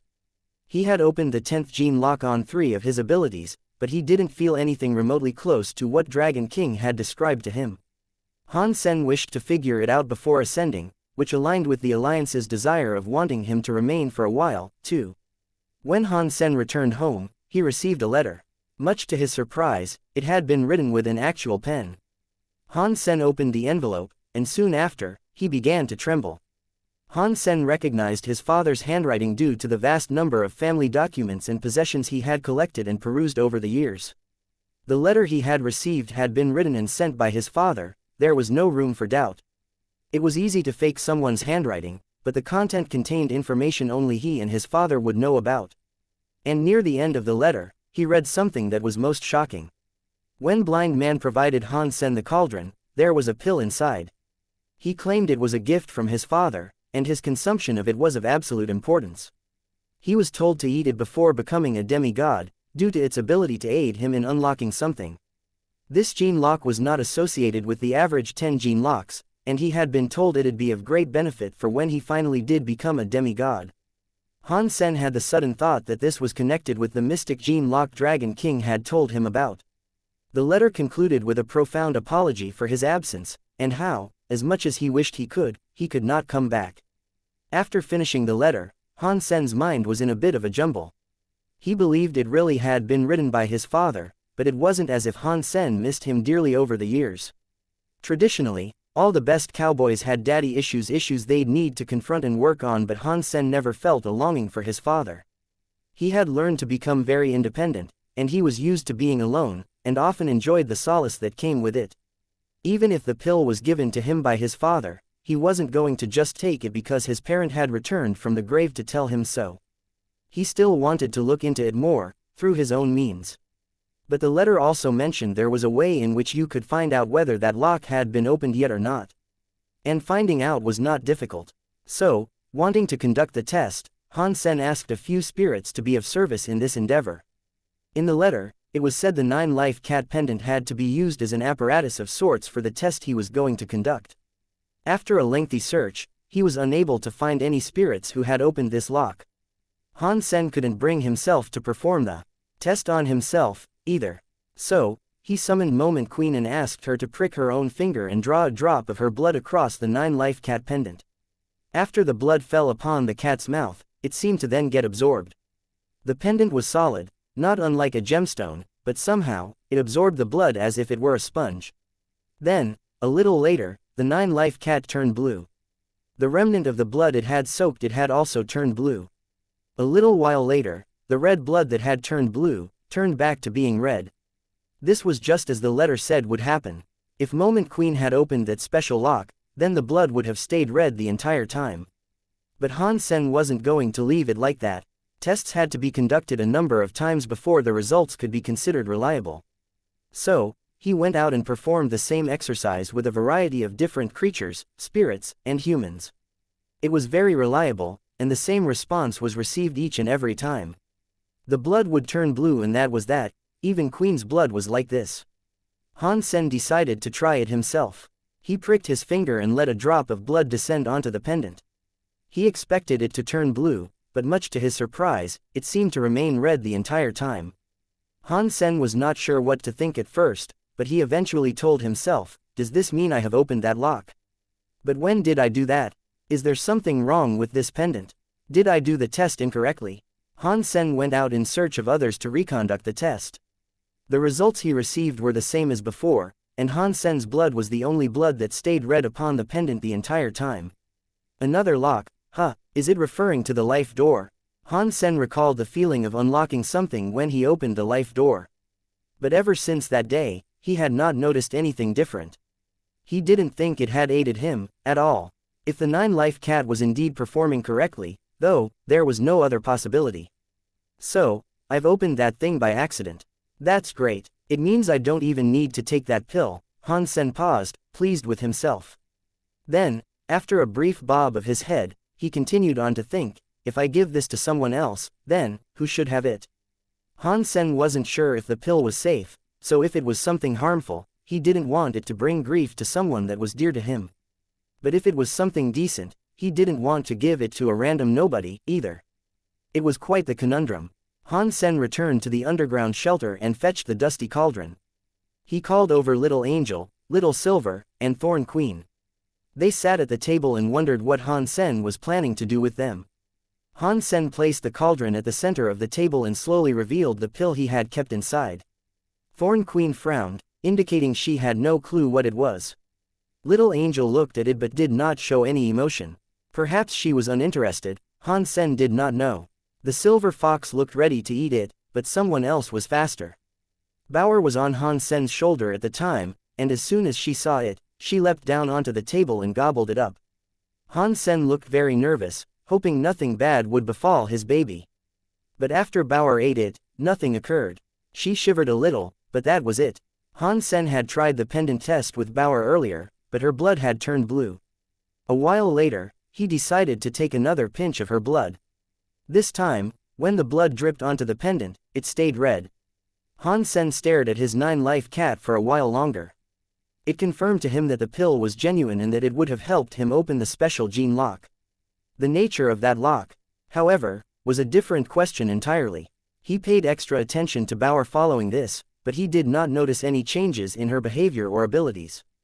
It was exactly the same thing that occurred to Han Sen himself, following his opening of the life door. "I'm glad you're okay," Han Sen told her, with much relief. He hadn't wanted to endanger her. Han Sen then spent most of his time practicing the Blood Pulse Sutra. He had settled on becoming a demigod once he opened its 10th gene lock. He wasn't worried about his absence in the third god's sanctuary. He had done the best he could, with the ploy of crafting a contract signed by him and the king. He didn't think the spirits would violate the contract once he left. The territory he had established for humans was only 1 million miles squared, so it wasn't all that much, anyway. And besides, Han Sen had a number of super creatures and emperors that would remain when he was gone. They'd help protect everything Han Sen had done, and Queen and Qin Zan had become exemplary surpassers in the time that had passed since their coming to the third god's sanctuary. 1 year later, he finally managed to crack open the last gene lock of the Blood Pulse Sutra. When the 10th gene lock opened, it made his body far tougher. It wasn't particularly brilliant in any individual capacity, but it was good to have it finished. He didn't mind it being underwhelming for himself, as his desire for advancing the Blood Pulse Sutra had shifted in recent years. His focus with it, much like the members of Blood Legion, was to ensure his heirs would be stronger. It wasn't for himself, it was for the future generations of his lineage. And once that was done, he didn't have much else to do. He was going to become a demigod, but he was in no immediate rush to. He made sure to spend a lot more time with his mother and with Ji Yanran after this. The fourth god's sanctuary, the world of demigods, was completely different than all else that had come before. Old Man Ji had told him it was just the beginning. Han Sen had received the bulk of what he knew about the fourth god's sanctuary from Old Man Ji himself. He wasn't going to underestimate the realm he would soon be stepping into. The fourth god's sanctuary was still a world of creatures and spirits, but they started very much like humans did there. They started from scratch. The shelters there were all individual and separate from one another. Each shelter had a demigod Geno core, and to conquer a shelter, one had to claim the demigod Geno core. After a human became a demigod, their own demigod Geno core would increase in strength the more Geno points they collected. Unfortunately for humans, they now also had to play by the rules spirits did. If spirits sought to invade a shelter a human possessed, they could claim the human's demigod Geno core as humans did their spirit stones in previous shelters. Demigod Geno cores generated different types of powers. Old Man Ji informed Han Sen he'd be stronger than the average starter demigod, but he also made sure to warn Han Sen not to overestimate his abilities. He'd still be very vulnerable, stepping into that world. The demigod creatures that had Geno cores would be lethal for humans to try to do battle with. The powers of a Geno core were wild and unpredictable, as well. They came in all varieties, and if your attention lapsed, you could be killed by a Geno core without even knowing how you died. Han Sen listened to Old Man Ji intently, but ultimately, how he'd start off was down to luck. It'd be a roll of the dice. Most humans used evolution pools to ascend a sanctuary, and the same still held true for entering the fourth god's sanctuary from the third god's sanctuary. Becoming a demigod was easy for humans, but few humans could become a demigod the proper way, and going there without maxing out their Geno points and making sure they were the best they could be would ensure a swift death. Even humans who maxed out their genes were susceptible to the fickle nature of fate. Unfortunately, luck still played a large role in their ascendance to the next sanctuary. Mankind discovered sanctuaries 200 years ago, but even after all that time, there were only 100 demigods. Like the Zan Men's successor he once encountered, Han Sen wanted to traverse the 10 steps of the Holy Door. But his success there would also subject him to the picky throes of luck, when he came out the other side and spawned. But as long as he didn't wind up spawning next to a strong creature or spirit, he figured he'd be okay. When he did leave for the fourth god's sanctuary, though, he wasn't sure when he could return. As such, he made sure to spend as much time with Ji Yanran as possible. They went to a lot of places and experienced many new adventures together, to forge lasting memories that would accompany Han Sen after he made the jump. If he was unable to find a shelter, he would be unable to return at all. After another 4 months elapsed, though, he was ready. He prepared himself for walking up the fabled stairway. After a fond farewell to his friends and companions, with whom he had accomplished much, it was time for him to go. And when it was, he took off towards the endless sea mostly alone. The spirits weren't aware that Han Sen was leaving, so they were going to remain in order and adhere to the contract.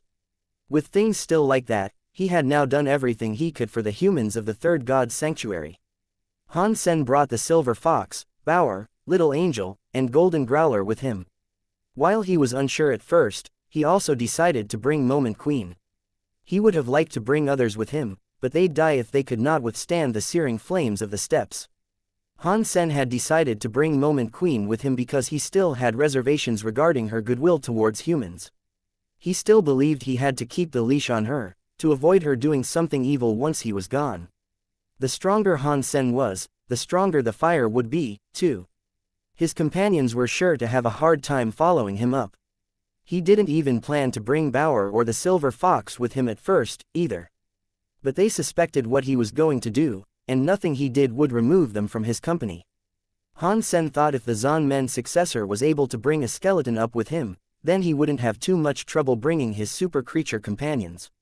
Little Angel and Golden Growler were staples of Han Sen's collection. They had always been with him, and he wasn't going to leave them behind now. They had 10 gene locks open as well, anyway. Considering their abilities, even with sentimentality out of the picture, he really wanted to bring them with him. Han Sen gave out the rest of his beast souls to his mother and Ji Yanran, so they'd have a fair amount of decent gear and weaponry to get a head start in the third god's sanctuary. He also tasked Xie Qing King and a few of the others with keeping an extra eye out for those two, to ensure nothing bad would befall them. With the underground shelter and the life geno essences they had been gifted, though, it didn't seem likely they could be bullied. Blurg. Han Sen fell out onto the grass, coughing blood. Bauer was as cool as ever, and when she came out, she did so with a graceful drop on top of Han Sen's head, pushing his face into the bloodied soil. Han Sen was immediately starting to regret bringing Bauer, the Silver Fox, Little Angel, Golden Growler, and Moment Queen. With him, he couldn't imagine what the pain was like for them, to brace and stay composed on their ascension through the fire.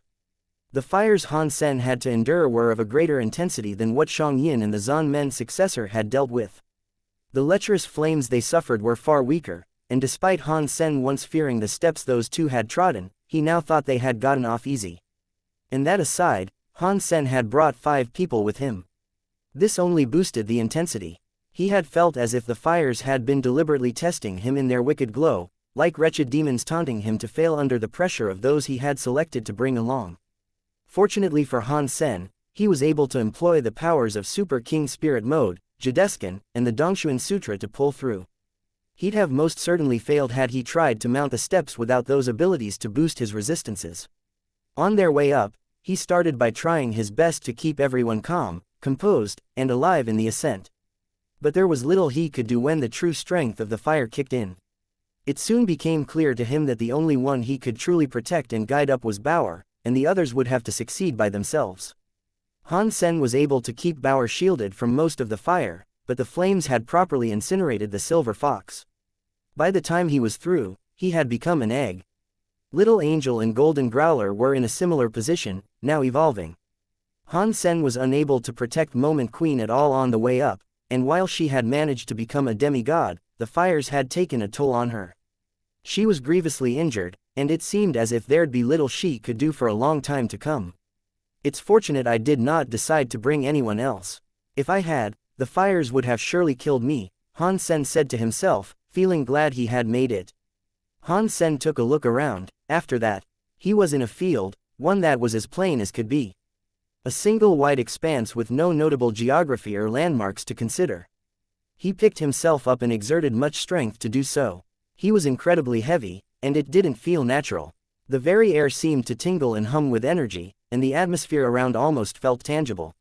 Even the gravity felt remarkably higher there. It was lucky his body was as strong as it was, and so it didn't inhibit him.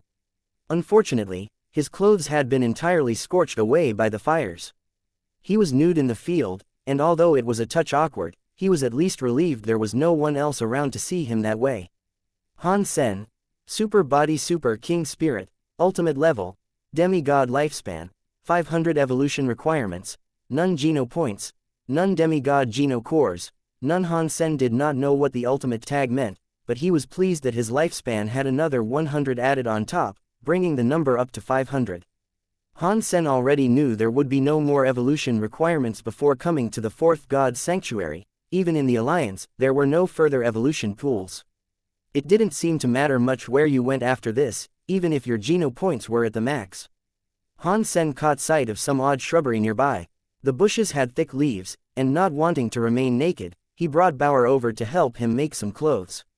After crafting some makeshift clothing, he suddenly heard the chittering of an insect. It was a grasshopper, and it was making a squealing sound down in the grass. Han Sen gave it a scan and noticed its life force to be obscenely weak. It didn't look like a demigod in the least, and although it initially gave the impression it was just a common insect, it kept on squealing, as if to taunt Han Sen. He decided he was going to kill it with Ghost Slash, and nab himself a few early Geno points.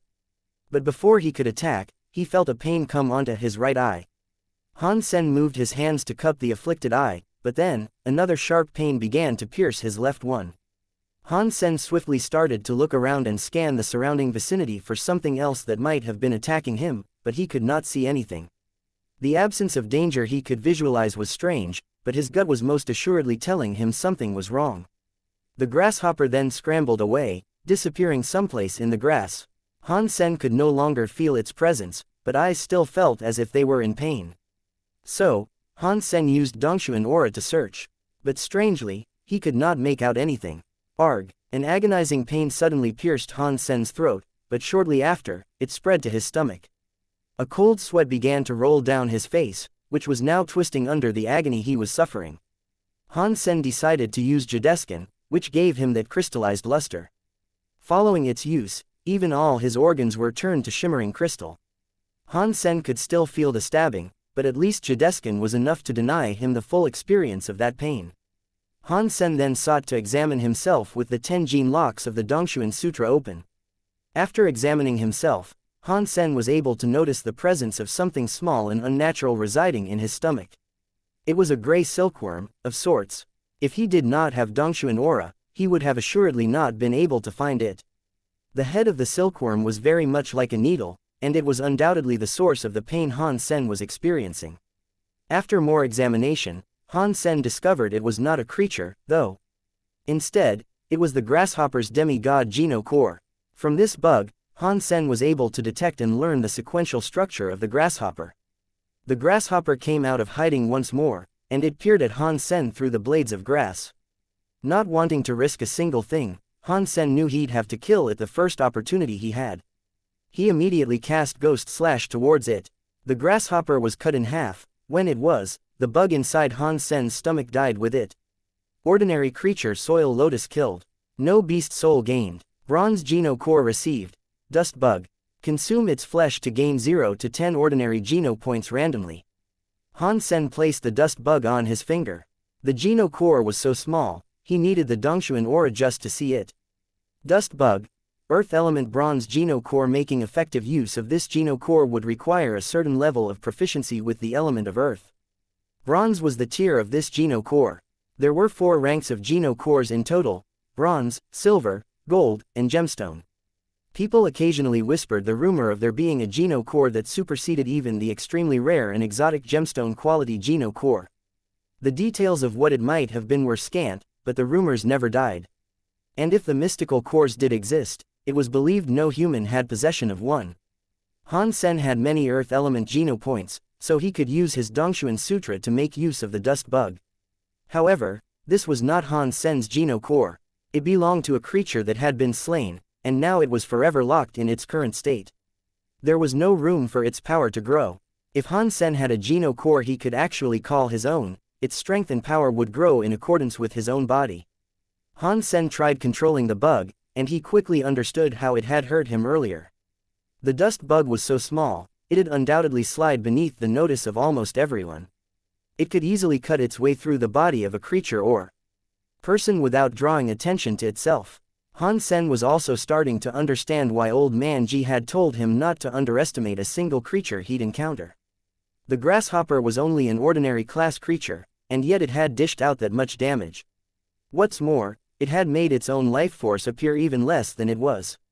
He knew he'd have to be careful, and danger could find him at any moment. With things being this way, he understood why the survival rate for humans in the Fourth God's Sanctuary was so low.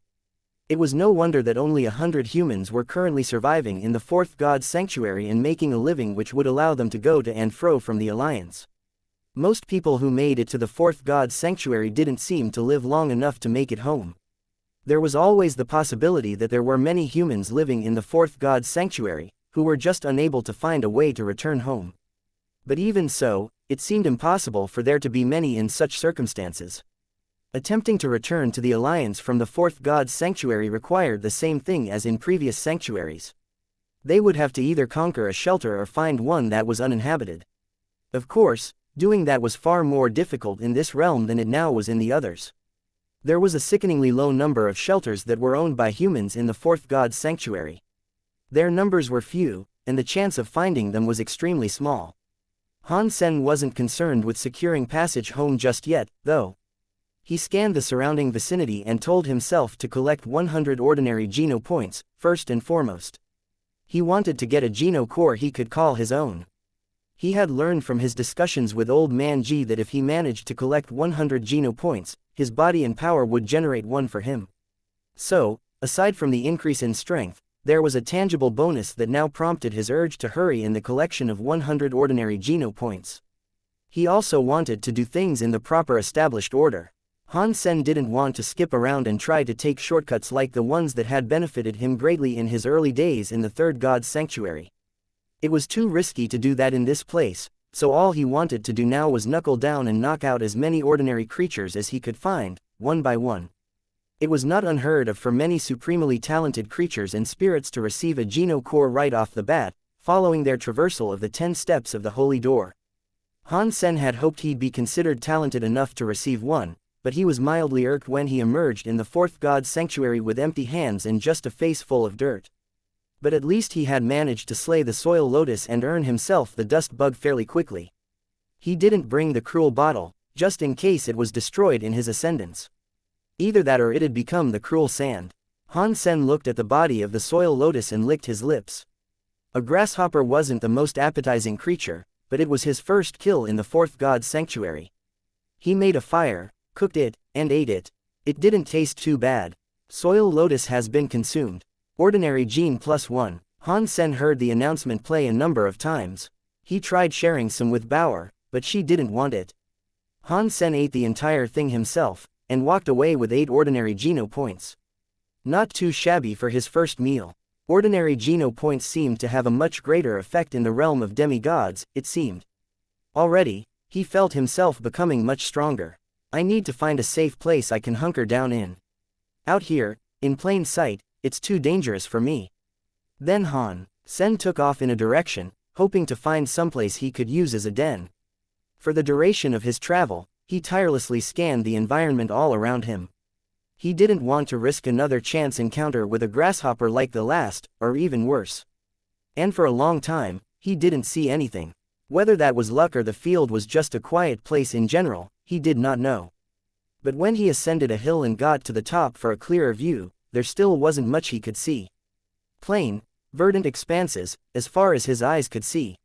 He could have flown to go at a faster pace, but Han Sen didn't fancy doing that. It was too risky, and there was a high chance he could be spotted. Until he was familiar with the region, stealth would be his main mode of travel. After an intense, continued scan, though, Han Sen finally caught sight of something. It was approaching. He threw himself into the grass to hide, and then he focused his vision on what he had seen. At first he felt relief. It was a sheep, one that was as fluffy and as cute as the most darling sketch could bring alive. It had 2 black, twirling horns, and it was a plump little thing. It looked adorable, actually. And it looked docile, too. It didn't appear to be aggressive. Of course, having learned his lesson, Han Sen wasn't willing to underestimate the creature.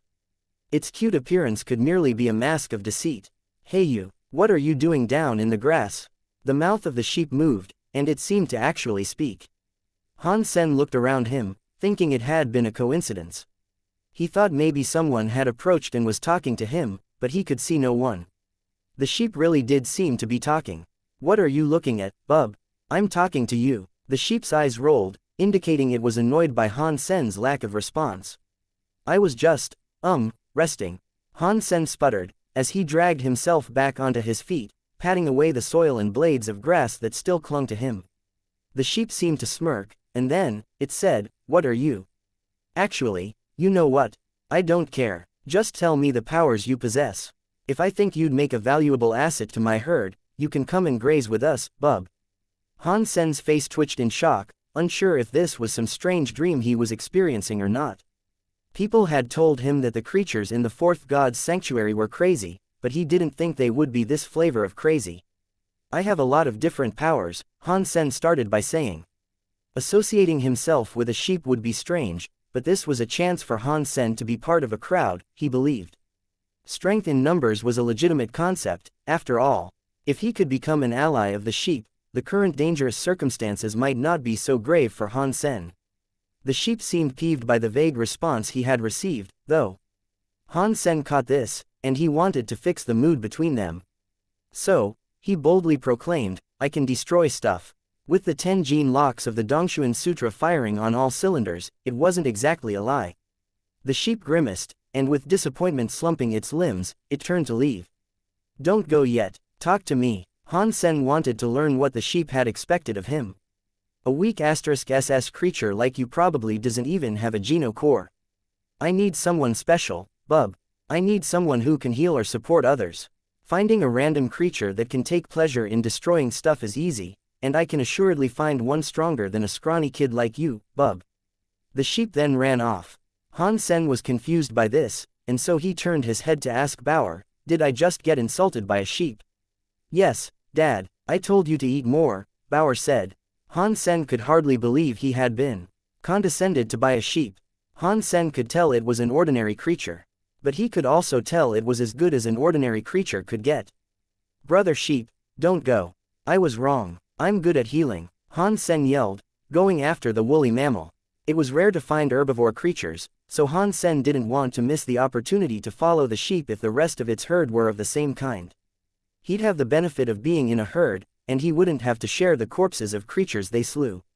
You can heal, bub? The sheep asked, turning around to see Han Sen panting in the chase. The powers of healing were rare, and the sheep did not like Han Sen. It never expected him to possess the powers of healing, and the sheep had only said what it said to hurry the dialogue along so it could leave. Yeah, where I come from, they call me Dr. Sexy. Han Sen puffed up his chest and danced his pecs. The sheep did not believe Han Sen. Suddenly, one of its horns departed the seat against its head and went twirling towards a nearby bush. A squeal sounded from the undergrowth, as a rat had unwittingly found itself impaled. The rat struggled to get itself free, and when Han Sen went to take a look, he saw that the rat was actually being held in place by a scimitar. Han Sen was surprised. The black steel scimitar must have been the sheep's Geno core. Okay, Dr. Sexy, show me what you can do. The sheep gestured towards the rat that seemed to be dying. Han Sen then knelt down beside it and started the healing process that he had learned from the holy rhino. Perhaps it was because he was in the fourth god's sanctuary, but it took an uncomfortably long time to heal the creature. Well, I can't lie. You really can heal, but, whiskey, tango, foxtrot. Why is it so slow? It's fine for now. Come on, bub, the sheep said. Han Sen followed after the sheep and came to a forest with many creatures in its eaves. Han Sen saw a big black bird staring at him with pinprick eyes that almost burned holes in him. There were 4 creatures with 6 legs that had to be as big as tanks. And on the left, there was a spirit sitting against a tree. In front of Han Sen, there was a beast that seemed to half resemble a boar. Its rear was just a mangled mesh of bones, though. The creature was mainly black, but its eyes were red, like bright rubies embedded in coal. It was as big as a train compartment, all in all. If he had to guess, he'd go out on a limb and assume that fearsome beast was the leader of the motley crew. It looks like meat's back on the menu, boys, the spirit shouted, eyeing Han Sen like he was food. The sheep did not answer the spirit, and merely spoke to the boar. This is the man you've been looking for. He doesn't even have a Geno core. What's the point? That same spirit said rudely. The boar looked at the sheep, and the sheep quickly said, he's weak now, but he can heal you. He will only improve and become stronger. The beast looked at Han Sen and groaned. The noise he made was hefty, and Han Sen could imagine the power it possessed even from that. Hurry up and heal him, bub, the sheep said. Han Sen then noticed a wound on the boar's chest that was bleeding profusely. Wanting to impress and not disappoint, Han Sen hurriedly simulated the powers of the holy rhino. He got to healing the mighty beast, but his performance was even worse this time around. The process was slower than it had been for the rat. Han Sen guessed it was because of how powerful the creature was. He imagined it had to be primitive class, at the very least. The spirit started laughing until he was out of breath. When he found composure, he wheezed out, "Pa, you call that healing, ha ha." The sheep blushed and told the spirit, "Any healing is better than no healing." The beast Han Sen was healing did not say or do anything. He ignored their bickering and just focused on accepting the healing and trying to rest. The healing process was going to take a while, and Han Sen was able to have a home amongst the collective. All he had to do for them, each and every day, was tend to the wounds of the boar. Although Han Sen was not interested in being a healer, he was able to learn a lot by residing amongst them. Han Sen learned a lot from the sheep in his time with them. He was in a portion of land called Jade Hill. It was a relatively tame location, and it was free from the presence of strong creatures. In fact, the posse Han Sen had joined up with was the biggest there. The sheep and the six-legged beasts were ordinary creatures. The spirit was only squire class. Han Sen thought it best to stick with them, but on the second day of his time with them, the boar he had been healing went off to drink water and never returned.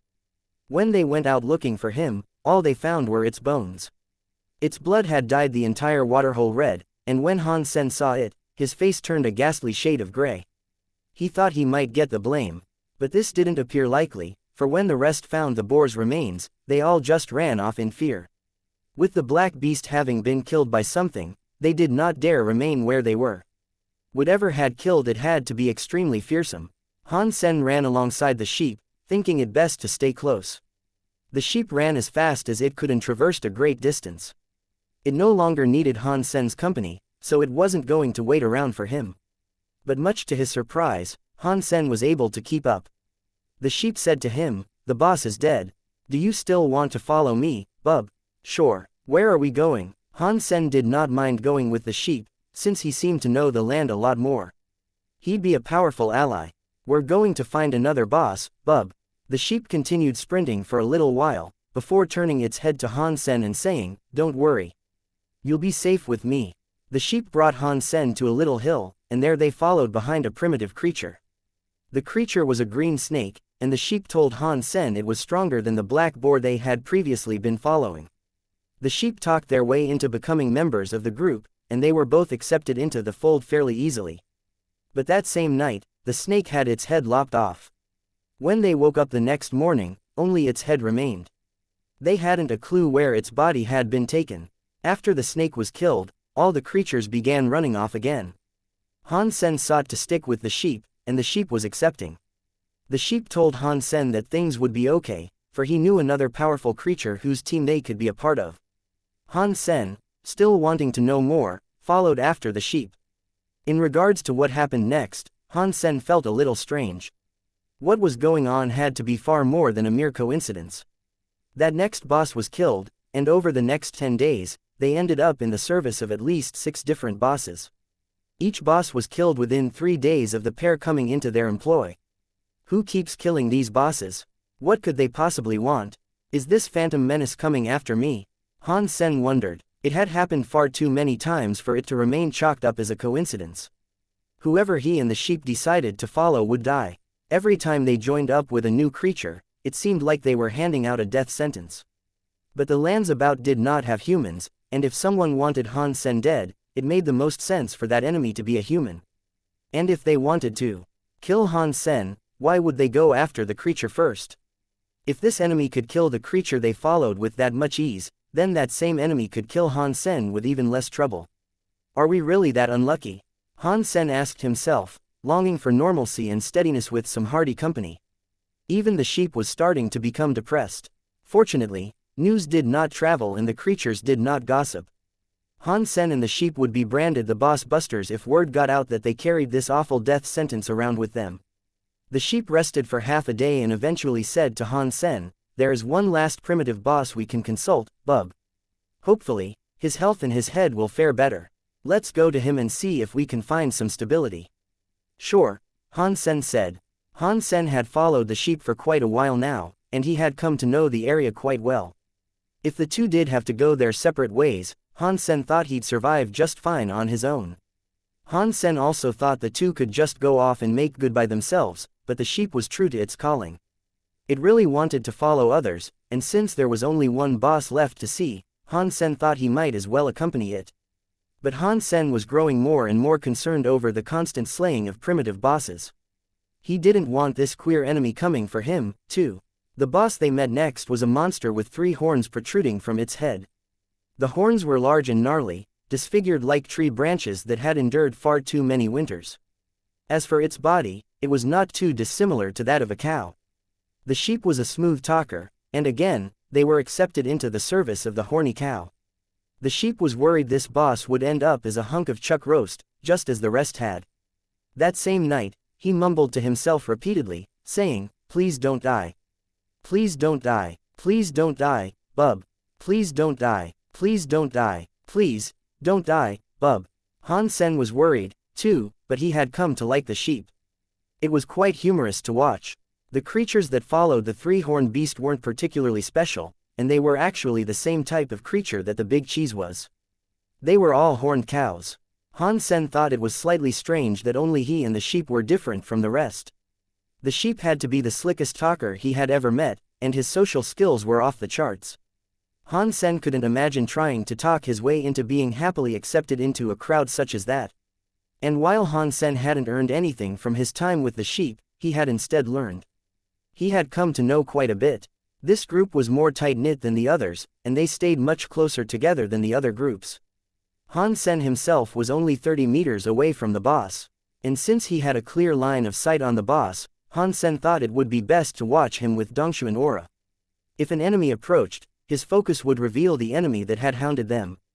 It can't be just bad luck, can it? Han Sen half-asked himself once more. At midnight, Han Sen detected strange movement nearby their leader. A second later, the creature's head was hewn off. Fortunately, Han Sen was able to see who had done the deed. And when he saw who the murderer was, he was surprised to see it was someone he was quite familiar with. It was nighttime, but the glade was brightly lit beneath the gracious glow of the moon. Han Sen witnessed the slayer of the 3-horned beast, and he noted how familiar its killer looked. No way. Han Sen saw it was a woman with dragon-scaled skin, draconic horns, and wings.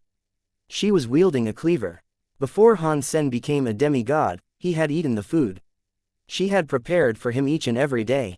She looked exactly like the spirit chef the Serpent Throne had been mimicking. While Serpent Throne had generated a sentient doll in her image, this was the real one. This was her, live and in the flesh.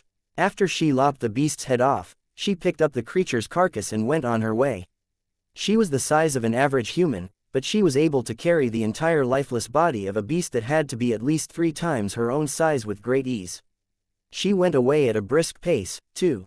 And when the gathering of lesser creatures saw the head of their leader oozing blood into the soil, they started freaking out and running away. The sheep woke up, roused from its deep slumber by all the commotion. And when its eyes fell across the bloody head, just like the rest, it wanted to spring back to its feet and race off. But Han Sen grabbed the sheep by its tail to stop it.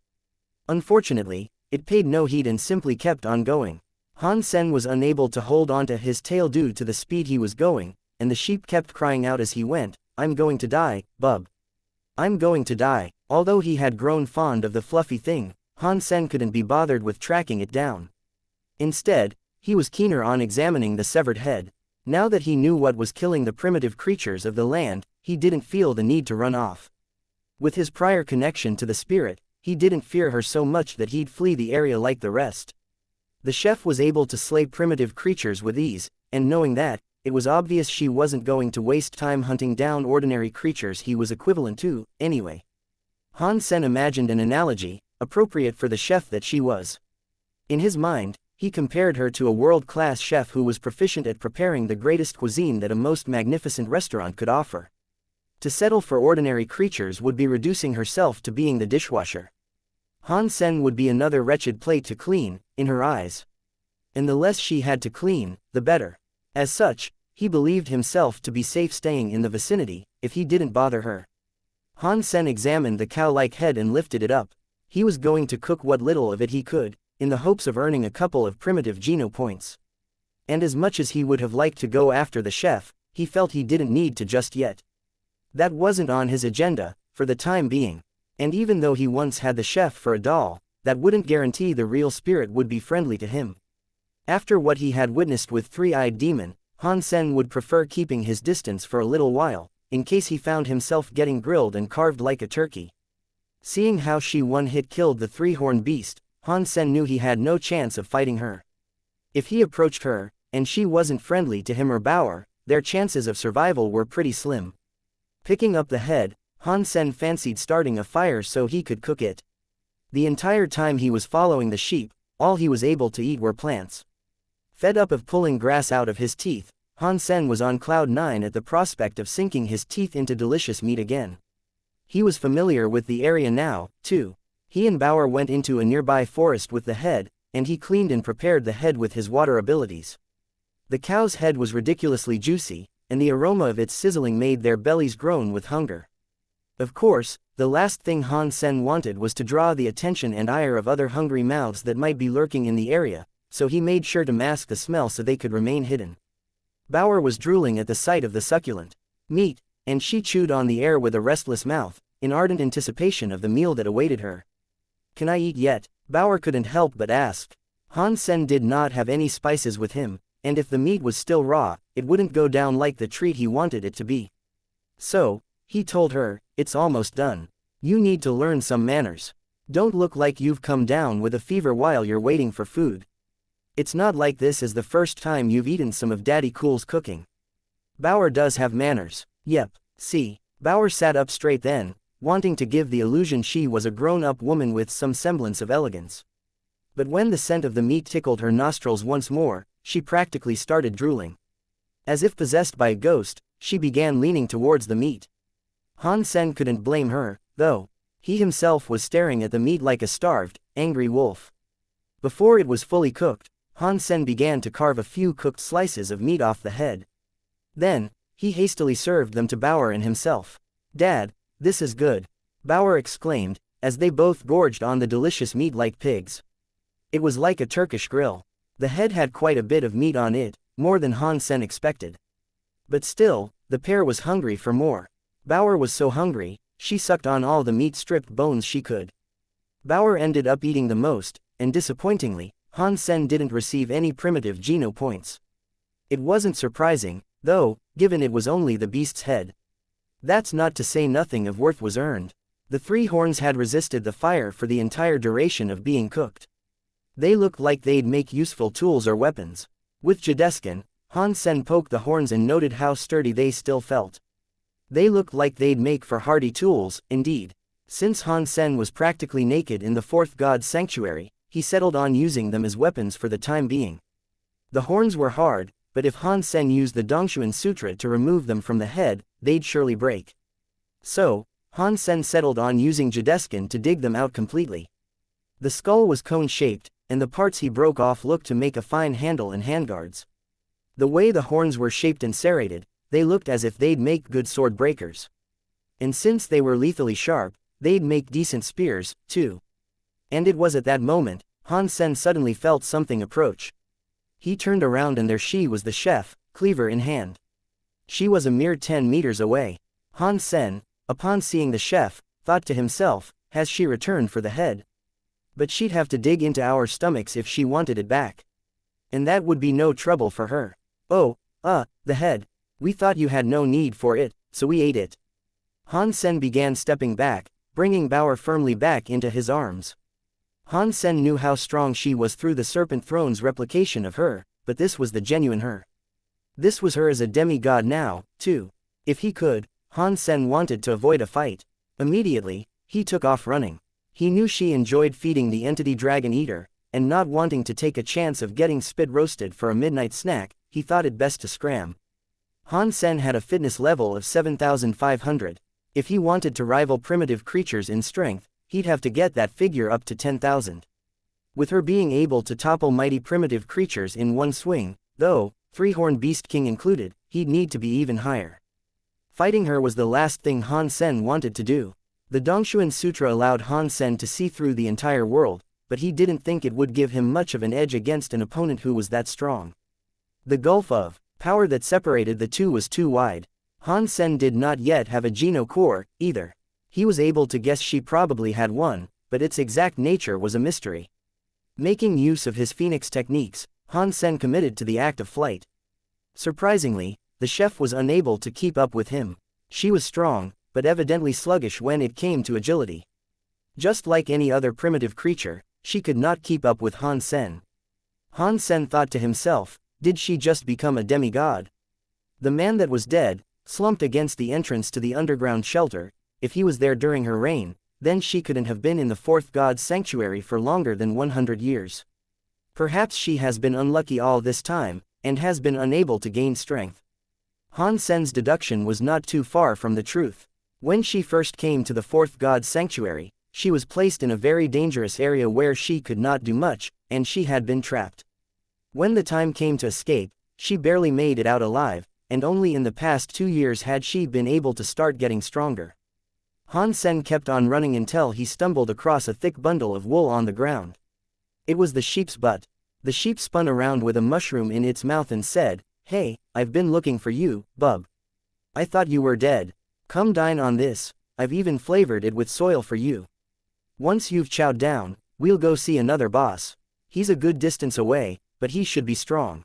But Han Sen had been running like the wind, and he currently had no time to discuss anything. He simply ended up yelling, "Run!" If the sheep was unfortunate enough to remain, and was later claimed by the chef, he'd become a well-grilled hunk of mutton in no time. When the sheep saw what was tailing Han Sen, though, the solace of the shrooms quickly evaporated. And in absolute horror, he froze. "Come on, man, run, move," Han Sen yelled at the sheep, seeing it refuse to budge. Suddenly, the sheep began to kowtow.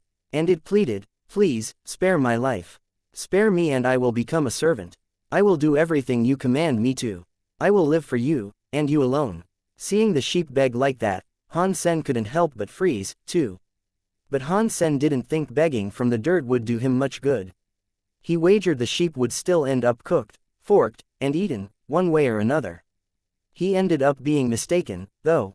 It had slipped Han Sen's mind that the sheep was a silver-tongued cretin that could talk his way out of a paper bag.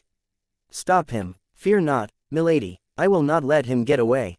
The sheep leapt before Han Sen and launched one of his boomerang-like horns towards his friend-turned target. This sheep will do anything to survive. Where'd his faith and morals get off to? Han Sen struggled to believe the sheep was more obscene than himself, but alas, it was true. This was a betrayal, as cut and dry as one could get. Seeing the sheep's horn heading his way, Han Sen brought out one of his own horns to try to deflect it away from him. But despite using a pinpoint-precise ghost slash on the incoming projectile, it was not enough to break it and quell its violent approach. The impact knocked the flying horn away, but it was like a heat-seeking missile, and it rebounded midair to retarget Han Sen and resume its deadly approach. DMN, that thing is like a homing rocket. Han Sen pulled out a second horn, planning to use yin-yang blast to destroy the sheep horn. He knew he had underestimated the power of the sheep's geno core, but he had only seen it in action once before. And things only got worse when Han Sen tried to use yin-yang blast to take it down. The projectile absorbed his yin power to propel itself towards him at an even greater speed. Han Sen had slowed down considerably to deal with the sheepish traitor. It had given the chef the time necessary to catch up, and now that she was in range, she pulled out her fork of doom. She lobbed it at Han Sen. Han Sen managed to evade the fork, but another sound filled his ears. With a pang, a crystal bowl had trapped him. "Boss lady, it is done." The sheep was now like a dog, groveling obediently. The chef ignored him completely, though. Instead, she approached the bowl that domed the area around Han Sen. "It's time to bring out the big guns. She's just asking for a super spank." Han Sen gathered up a blistering orb of Dongshuan Sutra-fueled power in his right hand. The chef approached Han Sen with her cleaver in hand. Just as Han Sen was about to retaliate with super spank, he heard a chilly voice boom from the skies. "Did you kill the primitive creatures?" The chef stopped and looked up into the sky. Han Sen lowered his hand and also looked up at the phantom figure that was now addressing them. When his vision cleared, he could see a male spirit hovering high up in the air. His eyes were fixed on the chef, and his face bore an expression of distaste. Han Sen thought to himself, "Poor you, bub. You pledged allegiance to the chef, and now she's going to get her *SS handed to her. You chose the wrong side, pal." "Who are you?" the chef asked the spirit. "You killed my creatures, you horrid hag. And you roam these lands without knowing who I am. I am the leader of Jade Hill. These lands you tread belong to me." The spirit paused briefly. He continued to address the chef, his words simmering with restrained anger. You killed my creatures, and that means there's a price to pay. You will cough up. The spirit summoned a book in his hands. It was a book that was adorned with a number of strange scrawlings, symbols, and patterns. He opened the copper-like cover and began to draw with his fingertip. Due to Han Sen being trapped beneath the bowl, he was unable to see exactly what the spirit was drawing. Beneath the glass encasing, he could not make use of his Dongshuan aura. A second later, though, he was done. And with a blinding font of light, a beast came out of the book. It was a 3-meter-long creature that had emerged from the page of that book. It cried out and then flew down towards the chef.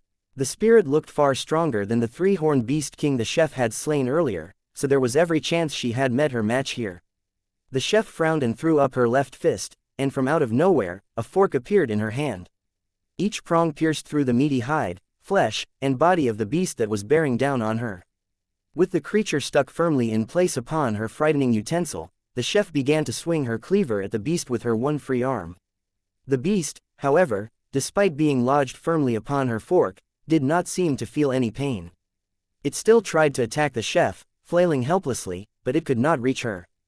The chef continued to swing and swing, slicing up the spirit's newly spawned creature like a giant sushi roll.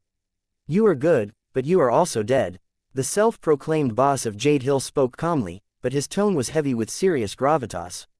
The boss of Jade Hill returned to his book and began conjuring something else. The chef, disposing of the mutilated creature on her fork, raised her kitchen utensils once more. She was ready to fight and destroy anything that dared come close. When the next creature was summoned, she destroyed it, and this was how it went for some time. Creature after creature was thrown at her, and before long, she could not keep up with the pace at which these creatures were summoned. The sheep, having seen this, began running away like a hare on fire. Han Sen was shocked at the spectacle, and he knew he was in for a lot more surprises in the fourth god's sanctuary. This spirit's Geno core was obviously a book, and he wondered what others might possess.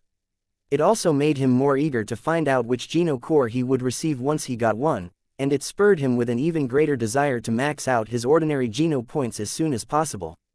The chef isn't looking too good. He's drawing way faster than she can exterminate. It's a little cheap of this boss leader guy, if I'm to be honest, Han Sen thought to himself.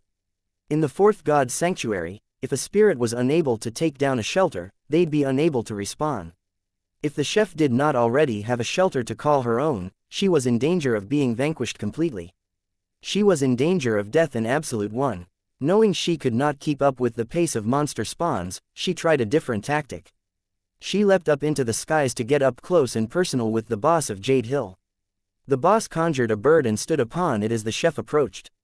And then the bird began to retreat, further and further away as the boss of Jade Hill stuck to his cheap tricks of summoning creatures to attack the chef who was now doing her best to get him. The chef had battled her way through legions of creatures, and there were surely far more to come. She was in a bad spot, and the chances of her actually getting close enough to defeat the boss were looking slim. I don't think she's going to make it. It's a shame, but I suppose now is the best opportunity I have to get away. Han Sen, watching the corpses of slain creatures rain from the sky, tried punching his way through the crystal bowl to escape.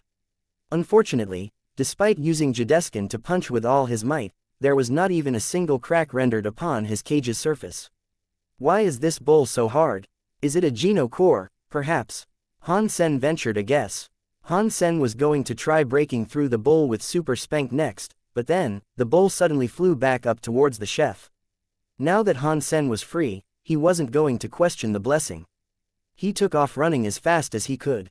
Killing a spirit would not provide him with a benefit, after all. He ran in the opposite direction that the sheep had fled, knowing it was best for him to avoid the traitorous fiend.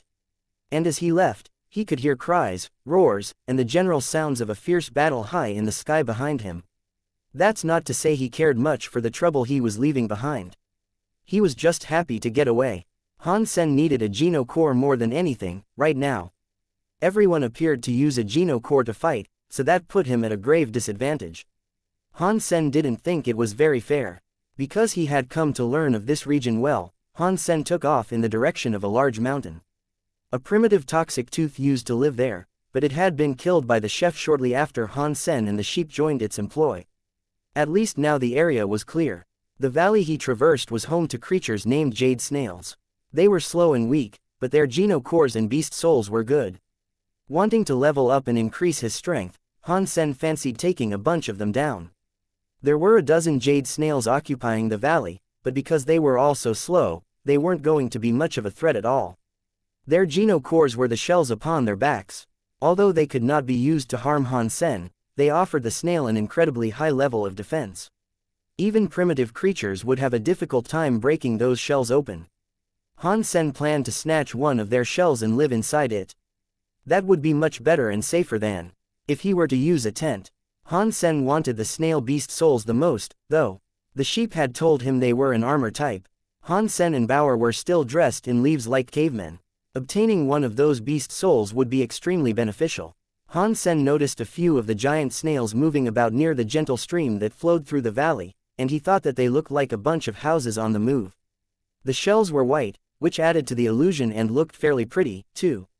Han Sen approached one of them, which prompted the creature to retreat inside its shell. Han Sen was targeting them because of their docile, non-aggressive nature. It was a shame he had to pick on such gentle creatures, but given the circumstances, he didn't have much of a choice. The one bad thing about the snails, though, were the toxins they unleashed. They were slow, yes, but the sticky trail they left behind was wretchedly poisonous. If another creature consumed the sticky secretions, it wouldn't be long before the toxins ravaged their body and they'd die. If this happened, the snails would then go and eat the fallen creature. Han Sen knew about all this, as it was information given to him by the sheep. And not wanting to waste any time, Han Sen swept toward the snail and unleashed a powerful ghost slash at it. A big metal sound rang across the length of the valley, and unluckily for Han Sen, his brazen swipe had not even left a single scratch mark upon the shell of the snail. Ghost Slash could teleport and befuddle opponents, but this trick did not increase its damage output. And there'd be nothing he could do to improve it, on the fly.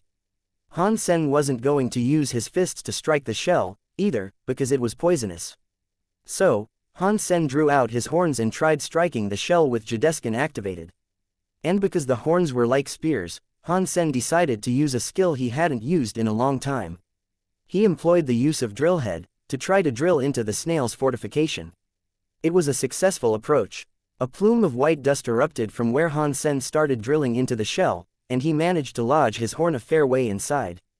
The snail had clearly felt it, too, for it cried out in pain.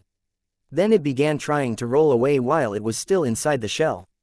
Han Sen leapt away just in case and then flipped over to the other side of the snail. Taking aim, he began drilling through the other side before it completely escaped him.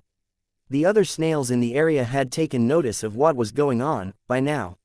Some began to sloppily wiggle their way over to support their brother against the human aggressor, while others tucked into their shells and rolled over. But thankfully, Han Sen was far faster and quite a bit stronger than the jade snails. The Geno cores couldn't protect the snails from Han Sen, so that pretty much rendered them hopeless against him. Han Sen eventually killed the snail he had started on, but right after it died, the shell shattered into bits. Ordinary creature jade snail killed. No beast soul gained. Geno core destroyed. Consume its flesh to gain 0 to 10 ordinary Geno points randomly. Even if Han Sen was able to kill those snails, their shells seemed likely to break. Maybe I'll just keep going to nab 2 beast souls instead, then. We can't stay naked any longer, Han Sen said to himself, before targeting another snail. When he approached it, though, he stopped. Then, he thought of something else. This ingenious idea prompted him to leave the valley. After a period of waiting, hidden just outside the border of the valley, all the snails eventually relaxed. They all came back out of their shells to move towards the fallen snail and eat it. Without any more time to waste, Han Sen summoned something. Han Sen summoned the bronze Geno core dust bug. Watching the snails eat, Han Sen figured he could fill the dust bug with the element of earth for a hearty stealth attack. Once he had prepped it for use, the dust bug took off flying towards the slimy things. It flew fairly slow, but there was nothing Han Sen could do about that. It was a small and hard thing, and it had a lot of cons. That was to be expected, though. After all, it was only a bronze-class Geno core. But Han Sen thought the few positives about the dust bug were all he needed. He could make do with the negatives, since he was only fighting near harmless snails. The snails did not have the Dongshuan aura, either. With dull senses, they could not detect the dust bug slowly flying towards them. Eventually, the bug touched down near a snail and hopped onto one of their gooey bodies. The snail quickly retreated into its shell, feeling something foreign suddenly touch it. But it was too late, for the dust bug had already dug its way inside the body of the snail, as if by magic. The shell wasn't going to help the snail here. It was just like what happened to Han Sen before, in which an excruciating amount of pain was dealt, all from the inside of the snail's body. It was literally being killed from the inside out. The bug was very small and rather weak, though. It took the dust bug 2 hours to completely kill the jade snail. Ordinary creature jade snail killed. Beast soul gained. Bronze Geno core received. Jade snail shell. Consume its flesh to gain 0 to 10 ordinary Geno points randomly. Han Sen was delighted to receive both the Geno core and the beast soul. Han Sen threw away the leaves that currently clothed him and summoned the beast soul. A clean, white armor covered his entire body. The only thing missing was a helmet. But even without that, Han Sen found himself pleased and satisfied with his new armor. "Daddy, I want one, too." Bauer pulled at Han Sen's leg, as if begging for a set. She was sick and tired of the leaves and pricking twigs that made her skin itch. "Don't worry, I'm going to get you one." Han Sen used his dust bug to take out another snail. 10 hours passed, and when Han Sen slew his 8th jade snail, he managed to obtain a second beast soul. He gave this to Bauer. Han Sen wasn't planning on killing any more than he had to, especially after collecting everything he had been hoping to get. The ratio of Geno core collections far outweighed that of the beast souls, though, for Han Sen had managed to obtain 7 of them. Unfortunately, they were all bronze class, but although they were as small as beans at first, they could be pumped up to the size of a house, if they were given a bit of power. Just like the dust bug, they were all of the earth element, too. Han Sen used his horns to cut up the snails. He would obtain a hearty amount of Geno points by eating the vast amount he had killed, but he wasn't entirely sure whether or not they were edible. They were toxic, after all. And in fear of this poison, Han Sen made sure to give each slab of meat he cut a good washing. He scrubbed them fiercely and cleaned them up well, but even still, he did not feel safe cooking them up. When the meat had finished sizzling, Bauer looked as hungry as she did the night before.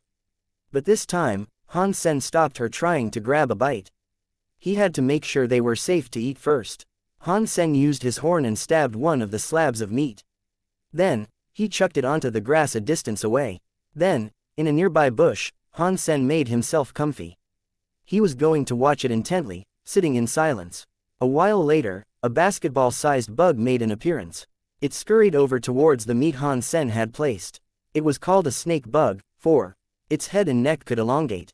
Its jaw was said to be fiercely powerful, and with its teeth, it could snap and chew through steel with ease.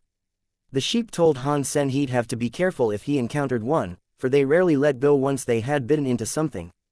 Furthermore, their fangs injected a lethal poison into their prey. Han Sen wasn't planning on fighting it, though. All he wanted to do was test if the jade snail's poison would damage the snake bug once it had taken a bite. The insect launched its head like the firing of a hookshot. Its teeth sunk into the succulent meat and began to winch back like a chain. Bauer took notice, and she thought it was a theft of great insult. Fortunately, she did not do anything hasty. And as the snake bug gobbled up the slab of meat, it suddenly began to convulse violently. It rolled onto its back and twitched in a ghastly fashion, as blisters and boils began to pop up across its body. It started to lash out and writhe around amidst the agony it was suffering, but as it did, the boils and bubbles burst to release disgusting, smelly, slimy juices. Han Sen was shocked at the sight, and he thought it to be a rather revolting scene. The snake bug inflicted poison on others, so it should have had some resilience to the poison of the jade snail. And yet, the fact that it had reacted like this spoke volumes about the toxicity of the poison the jade snails wielded. Eventually, the snake bug stopped moving. It had died. Ordinary creature snake bug killed. No beast soul gained. Geno core unobtained. Consume its flesh gain 0 to 10 ordinary Geno points randomly. Han Sen was surprised it counted as a kill. He returned deeper into the valley where the jade snails resided and noticed many more had appeared. They were all busy in the process of consuming their slain brethren. Han Sen chased them all away.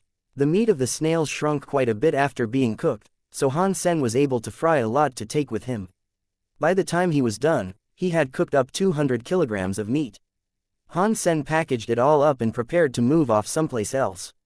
Killing ordinary creatures was not a difficult thing to do, he believed. All he had to do was be careful when dealing with their geno-cores. Hunting primitive creatures would undoubtedly be difficult, and the need to achieve a fitness level of 10,000 was most certainly no joke. But now that he had all that poisonous meat, he had more than a few ideas about what he might be able to do.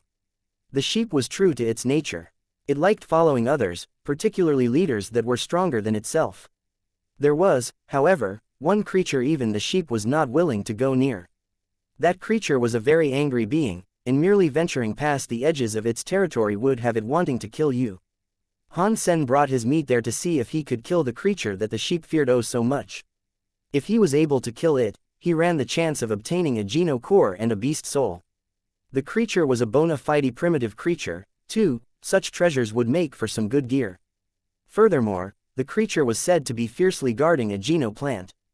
If Han Sen was able to slay the creature, the plant would then belong to him. Holding 200 kilograms of poisonous meat in his arms, he placed it down near a portion of the ground that was split and around 2 meters wide. Han Sen peered down into the pit he had selected and noted how black it was. He then dropped the meat down the hole. He was surprised to hear how long it took for the meat to hit the deck. Han Sen then turned around to run. If he killed the beast he had come for, the announcement would surely play.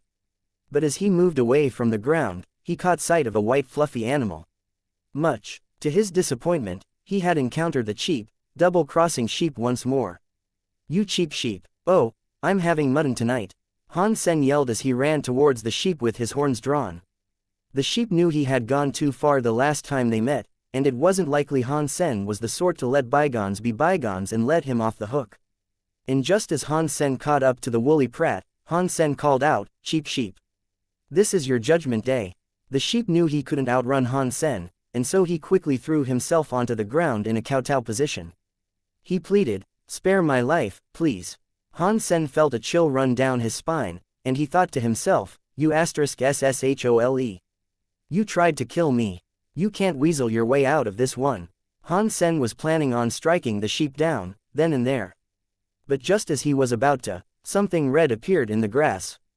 Han Sen was taken aback. He thought the slippery, worm-tongued cheap sheep had played a magic trick on him. Looking at the red figure that had just appeared on the plain, he noticed it was the chef. Unfortunately for her, she looked to be in very sorry shape, and the red color was the blood that soaked her person. Pang! The chef collapsed on the ground. Han Sen could breathe a sigh of relief, knowing she wasn't a threat. But he also smirked a little as he thought about getting revenge on her. Han Sen pulled out his horns, ready to finish her off. But she managed, with great strain, to look up and mumble a few words. She said, "Han, Jin, Ji." Han Sen immediately withdrew his weapons and bent down near her. He raced to ask, "What did you just say?" She quietly repeated what she had spoken, pauses and all. "Han, Jin, Ji." Han Sen now knew he had not been mistaken, hearing what she said. He then recalled the man who had died slumped against the entrance to the underground shelter. After examining the person, Han Sen and his companions had discovered a pocket watch on him. There was an old photo inside, featuring an unknown middle-aged man and his father, as a child. Han Sen had asked his mother who the man was, but she did not know who it was, either. Now that she had spoken the name Han Jinji, Han Sen thought to himself, what connection does she have to Han Jinji? Might she know who the man holding my father was, the same person who was dead outside the tree door? Han Sen wanted to ask her more questions, but she had passed out. Han Sen wished to wake her up, but before he could do anything, he felt a frightening presence approaching quickly. It was the boss of Jade Hill. There were many beasts following him, like a swarm of locusts. Han Sen picked up the chef and began running. He would have happily killed her earlier, but there was the possibility she held valuable information. He wasn't going to let her die now. If he failed to get her to safety, he wouldn't learn more about his father or find out anything about that photo. Even if she didn't know a whole lot, Han Sen was eager to follow even the most meager trail of breadcrumbs he could find, if it meant securing a lead around the mysteries that surrounded his father. Han Sen ran off like a madman, with the chef on his shoulders. Unfortunately, he was unable to go at a pace quick enough to shake off the tide of beasts behind him, and the wretched spirit who commanded them. After running for a while, Han Sen's eyes traced a sheep running in the distance. He imagined the fluffy fiend had managed to get away while he was busy examining the chef. It was a slow creature, though, and it wasn't long before Han Sen caught up with it. "Bossman Bub, don't kill me. I'll do whatever you want," the sheep pleaded and begged, as its little legs carried it as fast as they could. "Stand right there." Then, Han Sen shouted, "No can do. Are you blind to the army that's chasing us, bub?" The sheep wasn't willing to follow the command and simply kept on running. "FCKU," Han Sen said, keeping up with the sheep. Across that emerald expanse, the sheep was leading the chase. Han Sen was directly behind it, while a massive swarm of creatures chased at a good few paces behind. "Stop right now. No, stop, no." Han Sen knew he wasn't going to listen, so he exerted more energy to try to outpace the sheep. The beasts were catching up, too, and they didn't look as if they were going to get winded anytime soon. The sheep, seeing that Han Sen was about to overtake him, summoned its horn and fired it towards him. Han Sen, seeing the boomerang come for him, employed his phoenix techniques to swoop across and over the sheep. The sheep was not very proficient when it came to combat, and after leaping towards it, Han Sen grabbed the sheep by its neck and lobbed it at the swarm of creatures behind. "Go make him your boss," Han Sen shouted out. Han Sen believed the sheep might actually get the job done. After the sheep was launched towards the self-proclaimed boss of the Jade Hill, Han Sen saw the boss raise his hands towards it. The sheep immediately pleaded, "Boss, don't kill me. I'm coming to serve and obey you." After the sheep called this out, the boss frowned. He wasn't impressed. He grabbed hold of the sheep and cast it away like a stone. Han Sen, seeing cheap sheep earn itself another boss, hoped someone or something might suddenly appear to kill it. Strangely, nothing happened, and the monsters continued to chase him. Han Sen was just testing it out, though. He didn't think the death of leaders was some sort of curse or ability cheap sheep inherently had, but he was curious nonetheless. So, he had no choice but to continue running. The oppressive atmosphere propagated by those behind him was incredibly strong, though, and Han Sen could not keep up at the rapid pace he was going. He knew he'd not be able to escape, no matter how long he went for, so, he gritted his teeth and launched himself back towards the boss of Jade Hill. Han Sen was thinking to himself, "Come on, don't stop me. I just need to get a little closer." The boss of Jade Hill's beasts would be difficult for Han Sen to tackle mano a mano, and if he found himself bearing the brunt of one's attack, he could find himself in a similar condition to that of the chef. If Han Sen could just about reach the boss, he could use Super Spank to deliver enough damage to kill it and end the threat for good. But Han Sen had to physically touch his opponent with his hand to use Super Spank. Getting that close was a dangerous feat, and it was a stunt he wasn't entirely sure he could pull off. Han Sen was still a good distance away from his foe, and the tide of monsters was already headed his way. With the chef in one arm and a horn in the other, he stood strong and broke the wave. He managed to slay every creature that dared to come near him. "Why am I so unlucky, huh? No one has come to help kill this guy."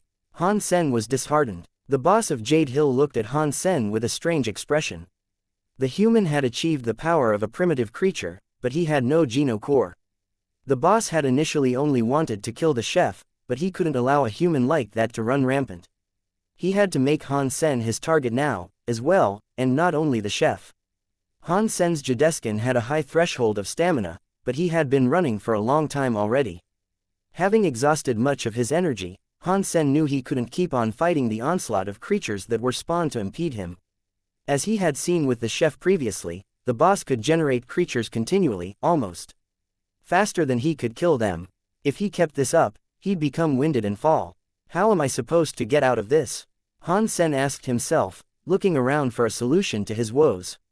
The boss of Jade Hill was too far away from Han Sen, and with the barrage of monsters that kept on coming, it didn't look likely he'd reach the spirit. Things were different in the fourth god's sanctuary, and there was a perpetual sense of unease.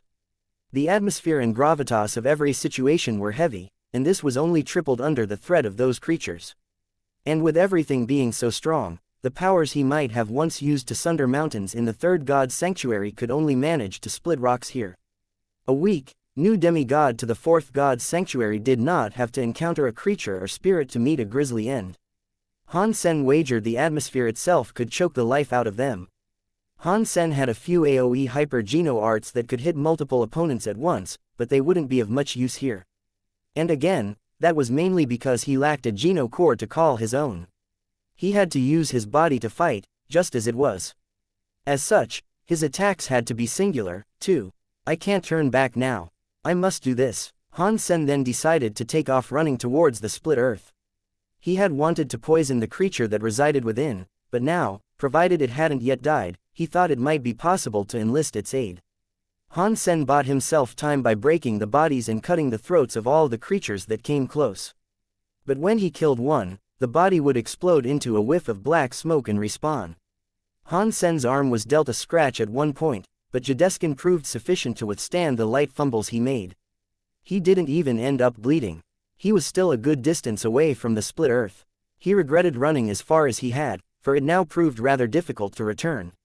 The boss of Jade Hill was getting peeved, as this transpired.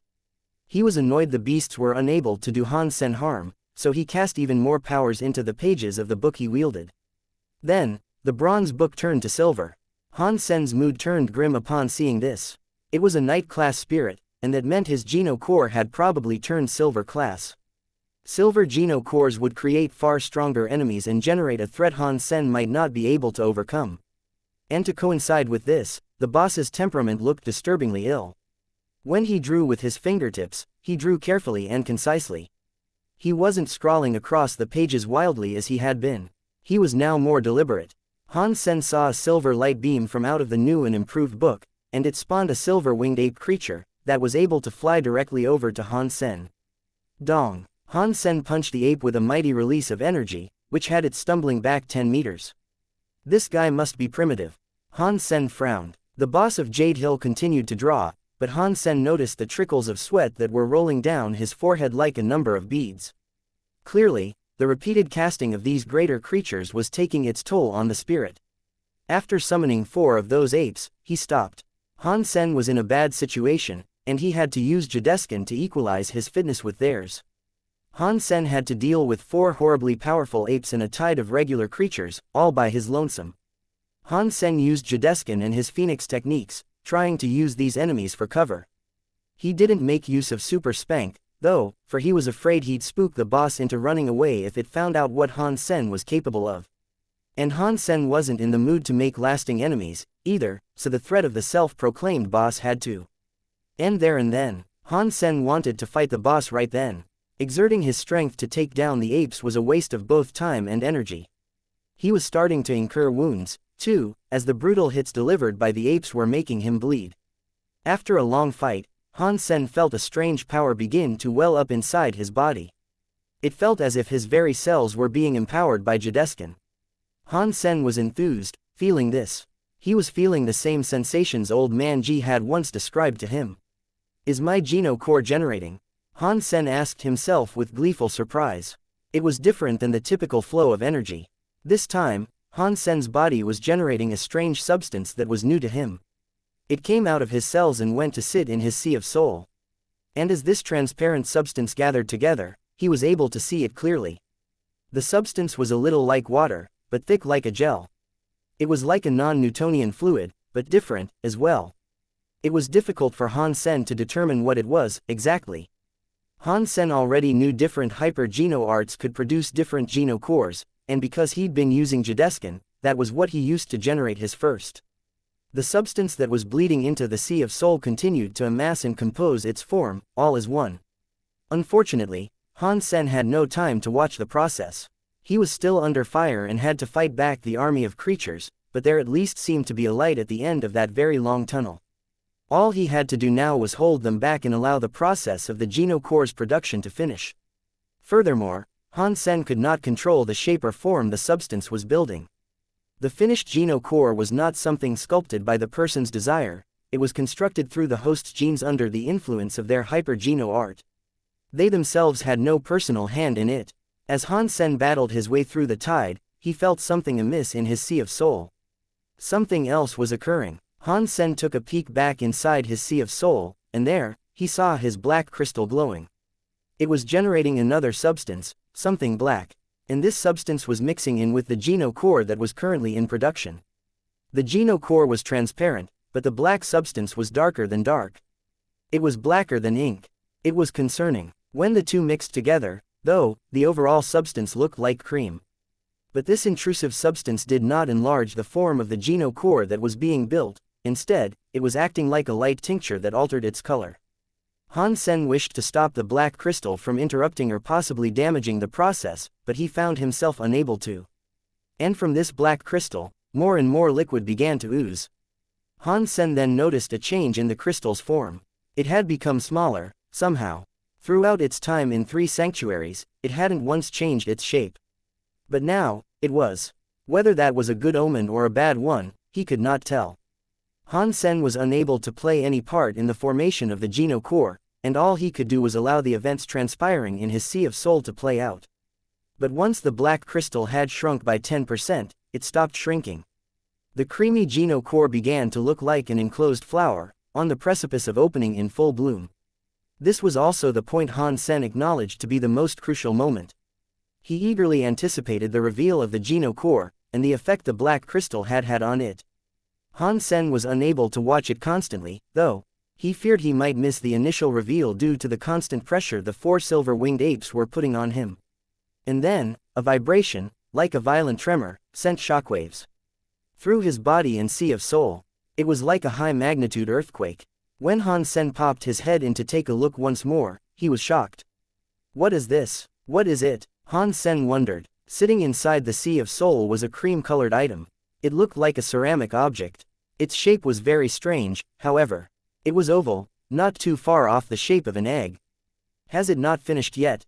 Do I need to fetch a spoon and break the top off?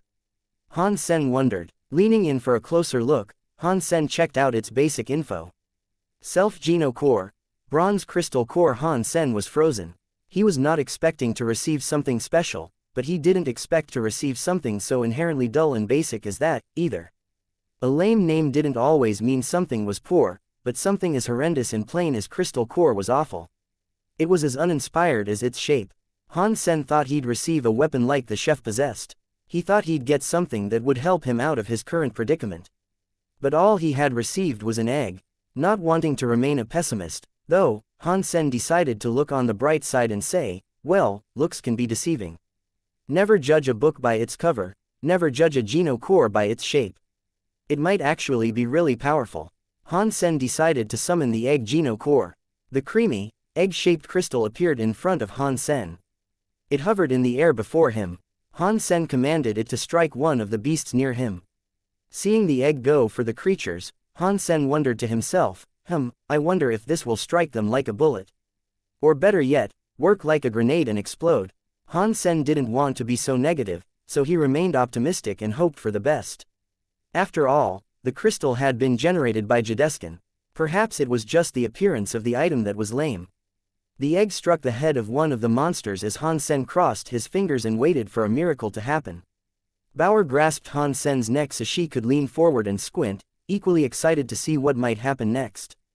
Then, a second later, their eyes opened wide as if they had just encountered a ghost.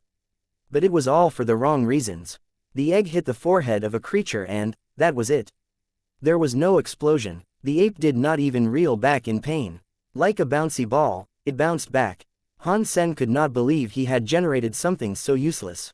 And due to the item's oval shape, it bounced off in a different direction and drifted off behind Han Sen. A creature had crept up behind Han Sen, unbeknownst to him. The egg struck its arm and then bounced away again. The bouncy ball was around the same size as an ordinary fist, and it bounced around from enemy to enemy but didn't hurt any of them. I've spent all this time and energy to produce this. This is what I get after all my hard work. Han Sen was heartbroken, seeing no benefit to the Geno core he had earned. Whatever, I'll continue on my way to that pit. Han Sen put the crystal egg away and got moving. The creatures the egg had hit continued going for Han Sen, just as they had before. This, to Han Sen, proved it was bona fide useless. It was a waste of space. As Han Sen made his way to the hole in the ground, he slew countless beasts in his path. A silver-winged ape managed to dig its talons into Han Sen's back and deliver a nasty cut. He felt the point of entry, and he expected the pain to flare up at any moment. But much to his surprise, he didn't get hurt. He felt nothing. Han Sen was rather shocked, because he knew that strike ought to have hurt him. So, he fired up the Dongshuan Sutra to observe the wound he had incurred. Surprisingly, there was no damage. Not even his armor had been pierced. What happened? I swear I felt something, Han Sen thought in disbelief. The talons of the airborne ape were incredibly sharp, and the jade snail armor should not have been able to defend against the hit. Han Sen had suffered a few minor scrapes and scratches before, and he knew for a fact that the talon strike had been considerably worse. Han Sen's Jadeskin was strong, but not that strong. The ape had surely delivered a massive hit to Han Sen's back, but lo and behold, there was no damage. Did he go easy on me? Han Sen wondered, but the creatures that assaulted Han Sen were not real, and they did not possess emotions. They obeyed the will of their master, and he clearly wanted Han Sen to die. They could not dictate their own actions. The boss of Jade Hill wanted Han Sen dead more than anything, that much was clear. You could see it on his face. Why would he command them not to hurt Han Sen? As Han Sen pondered this peculiarity, another ape got in close and threw a strike. Han Sen raised his arms to block the hit. After deflecting the talons, Han Sen observed his arms and saw a number of scratches across his crystallized skin. He knew they had not gone easy on him. What was that? Seriously, it confuses me. Why didn't I get hurt earlier? Han Sen was perplexed. Han Sen turned his attention to the ape that had somehow not damaged Han Sen, but it looked the same as the rest. One ape was able to leave a mark on him, but the other could not. Did the egg hit that ape? Han Sen's mind began to hover around a possible solution to the confusion. Due to his staggering disappointment with the item, Han Sen had not paid attention to how many times the egg had bounced or which targets it had struck. His mind had been a blur at the time. The egg had bounced around quite a bit, too. If a monster was struck by the egg, does that mean the creature becomes friendly? Han Sen's view of the egg changed, but he thought his hypothesis was a little wild. It sounded fairly ridiculous. If that was true, the ape would not have attacked Han Sen in the first place. But even though he hit me, he didn't hit me. Is it an undercover ape, pretending? Maybe he doesn't want to hurt me, but acts like he's trying his best to. After all, if the boss found out, he'd be killed. Han Sen looked at the ape's murderous face and didn't think that was true, either. So, Han Sen continued on his way, battling as he went. He couldn't think of a reason why the hit had not damaged him. The boss of Jade Hill had only drawn 4 of the creatures. His book was a Geno core, but there had to be a limit on how many creatures he could summon at a time. When the boss saw his ape hit Han Sen, he frowned, too. Even the spirit himself wasn't sure why the human had not taken any damage. The boss observed Han Sen closer, and then his eyebrows became crooked. He started to frown even more. The boss of Jade Hill flipped open his book and then began to draw again. He drew even slower this time, with an excruciating amount of focus. His forehead was sweating bullets. After a few minutes, he was done, but his face looked to have been drained of all color. He was pale. A silver light beamed out of the book, followed by something else. It was a creature that looked like an evil, angry demon. When the demon emerged from the book, its green eyes stared at Han Sen intently. It raised its trident and came rushing towards him. The demon was incredibly powerful, that much was clear. Its trident was a menacing, frightening weapon to watch bear down on you. Han Sen was still holding the chef, so he could only use one hand to fight. Dong! The trident came against the horn, and it sent Han Sen flying back 100 meters before he came to a stop. Han Sen's hands were trembling, and he acknowledged he had tried to block far too much power at once. And just as this happened, while Han Sen was stunned, an ape had closed the gap to strike him. The silver talons were driven deep into Han Sen's back, but pain was not what he felt. It was shock. Han Sen was in a daze. The ape that had just hit him was the one that had confused him earlier. The ape's talons were incredibly strong and swift, and they should have torn Han Sen to shreds upon contact. But when the knife-like nails came upon him, they were like rubber. They did not damage him in the least. The ape had come in so strong, though, its fingers and the hand itself came down on Han Sen. Where this strike should have utterly destroyed him, it felt as if his enemy was made of putty. There was no pain, and then, the fingers of the ape all bent upwards like broken, twisted twigs. Why's this happening? Are all the creatures that get hit by the egg like this? Han Sen thought to himself. The other 3 apes were quickly bearing down on Han Sen now. They lifted their talon-fitted hands up to strike Han Sen with greater strength than the previous ape. Han Sen summoned the egg with haste and lobbed it at the enemies that had gathered around to finish the human that had led them on their chase, and given them a great deal of trouble. On its airborne flight, the egg spun. Its traversal lacked finesse and stability, but the speed at which it went more than made up for that. The demon looked furious. With its trident, it tried to impale the egg. The boss of Jade Hill watched what was happening with great curiosity, and just like Han Sen, he wondered what the egg did. Now, seeing Han Sen muster the effort to summon the egg and throw it, as one last-ditch effort to avoid getting destroyed, he was utterly confused. Still, he believed Han Sen had to be up to something. The human wouldn't happily submit to death and throw an egg for a laugh. There had to be something concerning about the item he had lobbed, and so, the spirit had commanded the demon to take it out. The demon was incredibly strong, and its trident came into direct contact with the egg. Han Sen was worried, as it was just a bronze Geno core. He wasn't entirely sure it could withstand the brunt of a strike delivered by a silver Geno core summoned creature. Pang! When the trident struck the egg, the shape of the egg caved in on itself. Fortunately, the trident had been unable to break or pierce through the egg, though. The surprisingly malleable shape of Han Sen's curious Geno core bounced back to its original shape, but it was now moving faster than ever. The egg bounced everywhere at ridiculous speed, and each of the apes was hit by it. And once they had been touched by the renegade egg, the item moved on to tag the rest of the creatures in the wider vicinity, as well.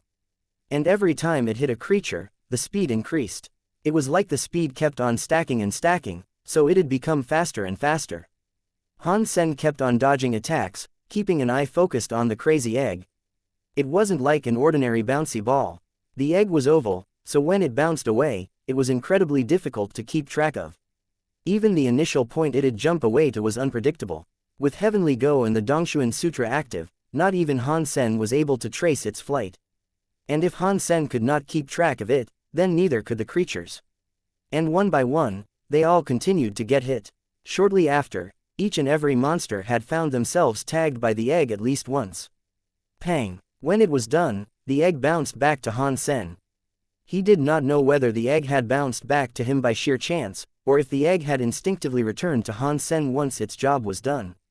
But more than anything, after it had finished tagging the enemies that were all before him, Han Sen was simply keen to find out the nature and extent of its power. He didn't have the time to think, though, for the demon and the apes all came towards Han Sen. They resumed their plan of murdering the human. The trident was coming for Han Sen once more, raised and ready to skewer. So, Han Sen raised his horn to try to knock it away once again. The last time this occurred, Han Sen was knocked back 100 meters. He knew what to expect this time, so he committed to the strike and brought his horn down against the incoming trident, bracing for the impact. When both of the weapons came together, Han Sen's eyes opened wide in sheer, unbridled joy. The powerful trident was like a cheap rubber toy, and it bent backwards with ease. Ignoring the apes and beasts around him, Han Sen moved forward to slay the wretched demon that had become a thorn in his backside. He stabbed it with great heft behind his thrust. But just as he was done, the four apes leapt atop Han Sen with jaws open, ready to bite and chew him up. It wasn't just the apes, either. It was the rest of the creatures, as well. He had become well and truly swarmed, and the scene was like the maddest game of British bulldogs one might have ever laid eyes upon. The chef was with Han Sen, too, and in her unconscious state, she was subjected to the massive pile-on. The boss, seeing Han Sen fall beneath the countless creatures, raised a smile. He believed his pest had finally been dealt with. He gave the human the credit he deserved, though. Han Sen had proved troublesome, and the boss was well and truly relieved to think he had been taken care of. But this happiness was short-lived. Despite the number that had piled on top of Han Sen, his life force was the same as ever. What is this? The boss frowned harder than he had ever frowned before. The four apes should have been able to tear him apart several times over by now, but there was not a single smidgen of blood to see. Boom! The boss felt a large gust of power blast its way out of the crowd. The beasts he had spawned were all blown away. Even the four apes were sent flying, and despite them biting Han Sen over and over, the human looked to be perfectly fine. In Han Sen's eyes, the creatures were like the flimsy orbs of a ball pit. When they were touched by the egg, their bodies did not look different. In fact, they looked exactly the same. But it was like the construction of their beings had been radically morphed into something like rubber. It wasn't just the creatures' bodies that were like that, either. Even any weaponry they wielded would suffer the same effect, just like the demon's trident. Han Sen did not exert much strength to push the creatures of the dogpile aside. He shook his body as if he were shaking off excess water, and with the lightness of water drops, the monsters were cast away. The horn Han Sen had plunged into the demon's chest was still inside it. It spun inside the cavity, drilling its way through the flesh and bone as the fiend lashed and flailed around in an attempt to bite the human that had gotten the best of it. At one point, it managed to actually connect its flapping maw to Han Sen's wrist. But when it brought its teeth down on him, the teeth all went out of shape. Then, Han Sen pulled out his horn and drove it through his foe's brain. He killed it with ease, as the skull of the beast offered no resistance. Now, Han Sen was determined to tackle all the rest. Han Sen no longer had to worry about any damage they could deal. As far as they were concerned, and as far as he had to worry when facing them, he was indestructible. Awesome, this is going to be my kind of massacre. Let's see if I can kill 10,000 of you. Han Sen's horn was then driven through the ape that was nearest to him. The boss of Jade Hill could not believe his eyes, and he found it staggering how the human had turned the tables and robbed his minions of all their powers. Seeing Han Sen mercilessly slaughtering his way towards him, the fearful spirit commanded his bird to fly away. Han Sen grabbed the egg and chucked it at the spirit. It went towards the fleeing spirit with the speed of a meteor. Pang! The boss of Jade Hill, seeing the egg, drew a few extra beasts to deflect and bounce it away. He had taken advantage of the only real con the egg had exhibited so far. It was very bouncy, and it could be knocked away with the greatest of ease. When the egg changed direction, the boss was given enough time to expand the gap between the two and escape. He was long gone, and when the boss fled, the monsters that remained all began to disappear. It seemed as if they could not remain in an area long if their master was absent. After all these years, I've gotten something truly miraculous. This Geno core is amazing. Han Sen fingered the egg, reveling in exuberant joy. Han Sen was also starting to believe it was almost sentient, as it could follow his commands. All he had to do was take care when throwing it. Before it left his hand in a throw, he just had to influence it in the direction he wanted it to go. If Han Sen could predict where it would go efficiently, he'd have full control of its path. This would not be too difficult for Han Sen to perform, because he was talented with yin-yang blast and drillhead. Baseball pitchers could throw a curveball and football players could curl the ball, but Han Sen was far more talented than the average sportsman. With the imbalance of the egg and its instability in travel, it could be used very effectively against others. Of course, that meant it would be harder for Han Sen to control and guide it himself, but with enough practice, he'd be able to do just fine. And with his special abilities, calculating the course it would take would eventually come naturally to him. For all intents and purposes, the egg was a perfect fit for Han Sen. With his talent, he believed he'd be catching everything off guard with majestic throws in no time. And to kickstart his practice, Han Sen started throwing the egg on the ground and bouncing it back into his hands. It wasn't a ball, so the direction it would rebound was unpredictable. It was trickier than he imagined at first, and he failed to catch the egg 90% of the time. If Han Sen had to use drillhead, it'd become even wilder and more difficult to control and guide, so he thought he might have underestimated how much practice he might need before he became super proficient with it. Bauer was delighted with the funny little egg, though. Whenever Han Sen threw it, even she tried her best to catch it. Han Sen was afraid of her attempt and was given a quick fright when she first leapt towards it. He was scared the egg might turn her to rubber. Fortunately, the one time she did catch it, nothing ill happened. Han Sen might not have been able to control its course of flight, but it seemed as if Han Sen could determine who or what he wanted the egg to affect. Han Sen tested it a few more times, and the radius of its bounce was around 1 meter. And whatever it touched, if he willed it, would become rubbery. If the egg hit the same spot again, the effect was removed. This was a strange Geno core, and Han Sen had never heard of such a thing before. He must have lucked out. Of course, he hadn't heard much about Geno cores, regardless. That was because there were so few demigod humans in existence. Han Sen took the chef to a forest and then threw the egg at her so she'd become rubbery. She had spoken Han Jinji's name before passing out, and now, Han Sen finally had the time to grill her and find out why. Han Sen healed her a little, just until she regained consciousness. When she awoke, she immediately threw a punch at Han Sen. He grabbed her incoming fist and began to twist and spin it for fun. She looked at her arm as if she was peering at a ghost. She didn't feel pain, but she couldn't understand why her arm was behaving like that. Han Sen held the horn to her throat and said, "Answer my questions and I'll allow you to live." After that, he pushed the serrated edge of the horn to shred a little skin and draw a slight amount of blood. "What is your relation to Han Jinji?" Han Sen asked, then frowned as she remained silent. When the chef heard Han Sen's question, she stared at him but did not speak a word. With the serrated edge of the horn, Han Sen dug a little deeper into her throat. The shredded skin of her neck began to ooze droplets of blood, which rolled down to her shoulders. "Don't try my patience." Han Sen feigned anger and impatience for any resistance she might give. "Then kill me, if that is what you wish." The chef spoke with a chilling tone, without a single hint of her words being a bluff. She was not afraid of dying in the least. Of course, Han Sen still hoped to extract information. He wanted whatever she might have known about Han Jinji. Killing her was the last thing he wished to do, for this very reason, and this reason alone. He decided to soften his tone and try to insert a touch of friendliness into his approach, and so he told her, "I only want to about your relation to Han Jinji. If you answer, and tell me what I want to know, you are free to go." But her mouth remained firmly shut, prompting Han Sen to elaborate on the specifics of what he ultimately wished to ask. He said, "I want to know if you're a friend or foe of Han Jinji." "We hate each other. We hate each other very much. You are clearly an ally or thrall of his, so stop talking."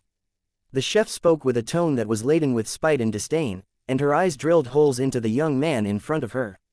If the man before the bark door of the underground shelter's entrance was a follower of Han Jinji, what she said now suggested that she might have killed him herself. Seeing the chef speak with a muzzled rage, it looked like Han Jinji must have done something awful to her. "Why do you think I'm with him?" Han Sen asked. "You two share the same race," the chef said. Han Sen smiled and said with a laugh, "Oh, you've misunderstood things a great deal. We are humans, yes, but our race has a grander population than even you lot, if I were to wager. That doesn't mean we're all the same, though. So, what makes you think I'm a friend of Han Jinji?" Han Sen did his best to explain things as simply as he could. The chef looked at Han Sen with confusion, and she stuttered to ask, "Is what you say true?" "I'll be honest with you, I'm not a friend of Han Jinji. In fact, I am his enemy. If you dislike Han Jinji as much as your behavior suggests you do, then you and I have a common goal." Han Sen put his horn away and put on an expression of apology. Then, Han Sen continued to heal her wounds before touching her once more with the egg. "You really do have a bone to pick with Han Jinji, too?" the chef asked. Han Sen brought her over to a nearby tree to resume the healing, and as he touched her wounds, he said, "If I was a friend of his, you'd be dead right now. I risked life and limb to save you, you know that, don't you?" The chef examined her own body, and although the healing was a fairly slow process, she could tell she was improving. She had been hurt badly, and Han Sen's holy light was still very weak. Because of this, it'd take a long time for Han Sen to finish healing her completely. But, Han Sen stayed with her and kept on healing her. They spoke about many things, but in their chatting, Han Sen didn't ask anything too concerning or serious. When Han Sen had tried to be hard and firm with her, she did not give him what he wanted. Now, he was going to do his best to be soft and fair. If he behaved that way, perhaps she'd be more willing to open up to him. They spent the next few days together, and over the course of that time, the chef continued to receive swell treatment, in addition to other kindnesses Han Sen was willing to impart. "Why were you trying to kill me, can I ask? I know I took the head of that cow, but was that the sole reason that you came after me?" The tension between the two seemed to have dissipated now, so Han Sen thought it was the best time to ask about this. The chef, by this point, had fully recovered. And she knew she was stronger than Han Sen, too. For him to ask this, it was obvious he had no grudge against her. The chef said, "You and Han Jinji look like one and the same, that is why I wished to kill you. Did you see many humans in the third god's sanctuary?" "There should have been a few in every shelter," Han Sen said. The chef then said, "Han Jinji was the only human I ever saw." "Then, how did you two become enemies?" Han Sen pushed his luck to ask. The chef did not answer him directly, and she instead said, "Come. I will help you hunt some creatures, so you can improve. Consider it me paying you back. Then, we'll be even." There's no need to do that, but since we both hate Han Jinji, we should share what we know. We can help each other like that, but if you're busy, feel free to move along, Han Sen said. Han Sen was going to act this nice for as long as he could, in the hopes that when she departed, absence would make her heart grow fonder. If all went according to plan, perhaps the next time they encountered each other, she'd be more willing to share what she knew. The chef seemed to feel guilty about not doing anything to return the favor, though. She said, "You just became a demigod. It is dangerous for you to be left alone out here. If you want, I can get you residence inside my shelter." There's a shelter in these parts. Han Sen was shocked to hear this. If there were spirit shelters nearby, he'd be in considerable danger. The chef went on to explain, there is a silver-class shelter, owned by a primitive creature. If you offer it resources of value, I see no reason why you would not be allowed to stay there. Han Sen immediately agreed. If he was still allowed to return to the Alliance, and he was in no danger of being enslaved, he saw no problem with it. In fact, it would be a fairly amazing deal. The chef then led Han Sen to the shelter. It was a distance away, so the journey was long. At the midpoint of their travel, they encountered a sheep. It was the cheap sheep that Han Sen had developed a love-hate relationship with. "Ah, boss number 1 and boss number 2. I have found you both." The sheep looked giddy with excitement. When Han Sen's eyes caught the image of cheap sheep, his face turned dark. And being called boss was irritating. If he heard the sheep say bub again, he'd lose his mind. The sheep was a traitor, coward, and a bringer of trouble. Just seeing it trot over, Han Sen wanted to kick it away. Arriving before them, Cheap Sheep merrily said, "Bosses, girl, bub, I have found a bronze shelter not too far from here. It is unoccupied." "And where is this so-called shelter?" Han Sen released the clenched fist he had been ready to hurl. "A bronze shelter might have been a shelter of the lowest tier, but any shelter you commanded was better than no shelter. If there was a shelter like that, Han Sen really could come and go as he pleased. It's situated deep inside a cave, near the Jade Hills. I can take you there," Cheap Sheep said. Han Sen and Chef looked at each other and nodded. They were both in agreement of where they should head next. Han Sen was still rather worried about a potential curse that might have followed the sheep around, but nothing bad seemed to happen after their encounter that day. Cheap Sheep led them with the happiest spring in his step, and he said, "Bosses, when you claim the shelter, you can give me as many Geno cores as you please." "Shut up, I'm not your FC King boss." Han Sen was getting worked up, being repeatedly referred to as boss. The volatile reaction was unexpected, though, and it made the sheep jump in fright. After that, it kept its mouth shut. Cheap Sheep only opened it to graze occasionally as they traveled. After a while of walking, Cheap Sheep rustled a few bushes and said, "This is it, bub." Han Sen looked inside the cave and frowned. It was long, but the ceiling was low, and he'd have to crawl if he wanted to make his way through. "There's a shelter beyond this. Are you pulling my leg? If you are, I'll cut yours off." Han Sen hammered the thread in with spaced syllables. "Boss bub, I'm really loyal. I swear upon my woolly coat, I'm not lying," Cheap Sheep pleaded. After a brief discussion with Chef, Han Sen decided to follow after the sheep. He was going to go forward anyway, with or without them. The ground of the cave was mainly comprised of dirt, but it was solid, nonetheless. After 10 minutes of crawling, the cave opened up into a typical rock tunnel. At that point they were able to stand up, as well. The trail took them deeper underground, but where they were going and how long they would have to walk, they could not tell. It was fortunate Han Sen and Chef's vision were excellent, for not even the faintest glimmer of sunlight pierced that black veil. Their eyes provided them night vision. "How much further to go?" Han Sen frowned. Cheap Sheep answered, "We're almost there, we're just over halfway."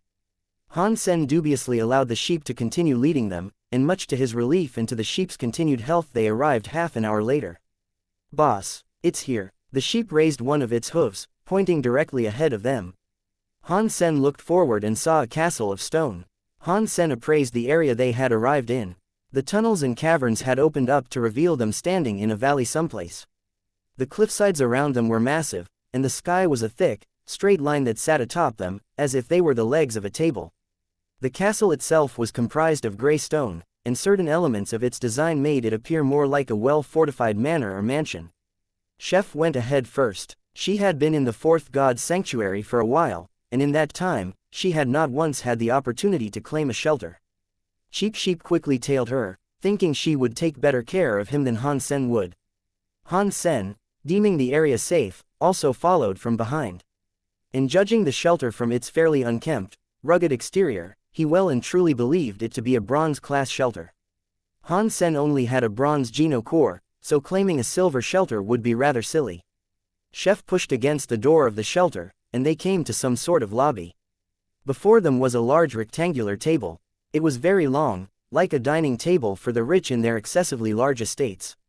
There was one seat at each end, and 5 seats on the left and right sides of it. Upon the table was silverware. There were pots, trays, crockery, and cutlery. Fruit and meat were piled on the plates, and a pot of something was cooking above a fire. Han Sen and Bauer began to drool, and they felt their bones ache for the comfort this place was sure to provide them. It had been a long time since they had been someplace so nice. Not wanting Bauer to run off, though, Han Sen tightened his grip around her. However, Cheap Sheep had told them the shelter was unclaimed. If that was true, why was there a fire going, with food being cooked? Did someone take this place before we got here? Han Sen wondered, before shouting out, "Anyone home? We're here to borrow some brown sugar." After Han Sen's call, no reply came. "Let's check further inside," Dragon Lady Chef said, sharing his concern. Han Sen and Cheap Sheep followed after her, and after a brief poke about, they found no one else there. The shelter was comprised of 4 floors and 20 rooms, and despite checking out each location, they found no one there. Furthermore, there were no statues or teleporters. "Are you sure this is a shelter?" Han Sen asked, after they returned to the lobby. Dragon Lady started to say something, too, but suddenly, there was a large pang sound. The doors to the outside pulled themselves shut, and the candles lit up. Cheap Sheep fled to cower behind Dragon Lady, as she and Han Sen dubiously looked at the table. There was a man standing near the master seat, dressed in a black suit and tie. He looked strange, and beneath the eerie glow of the candles, Han Sen was able to get a flickering glimpse of his face. It was the face of a wooden puppet, and his nose was unnaturally sharp. The black suit was very elegant, and it was the sort you'd expect to see worn by some noble butler. "Welcome to dinner shelter. Dinner is now ready, so please take a seat." All of a sudden, the puppet doll bowed and spoke to them. The 3 were surprised, and as Han Sen observed the butler, he could not detect the presence of a life force in it. And with its wooden face, its speech was creepily devoid of emotion. Cheap Sheep leapt forward with a burst of confidence and said, "Wait, you are the Geno core of this shelter. I bet your food is poisonous. That's your game, isn't it? You want to poison us. I know the type, bub." The doll did not wait before responding to the allegations, and with a monotone, robot-like response, said, "You have been added to the naughty list. Start cleaning." They stared at the doll, who remained unmoved. Its beady, red eyes were fixed on the sheep, but aside from that, nothing happened but an unnerving silence. Han Sen saw Cheap Sheep move its mouth to say something more, but just as it did, the sheep was turned into a doll itself. It remained frozen in its expression, with a half-open mouth. Han Sen and Dragon Lady were shocked, seeing their annoying little companion become a doll. Fortunately, the Cheap Sheep doll still had a life force. It was likely the creature itself was fine, but its body had become stiff wood. "Now, will the remaining 3 guests take a seat? Dinner will be served momentarily." The doll bowed and gestured for the others to sit down.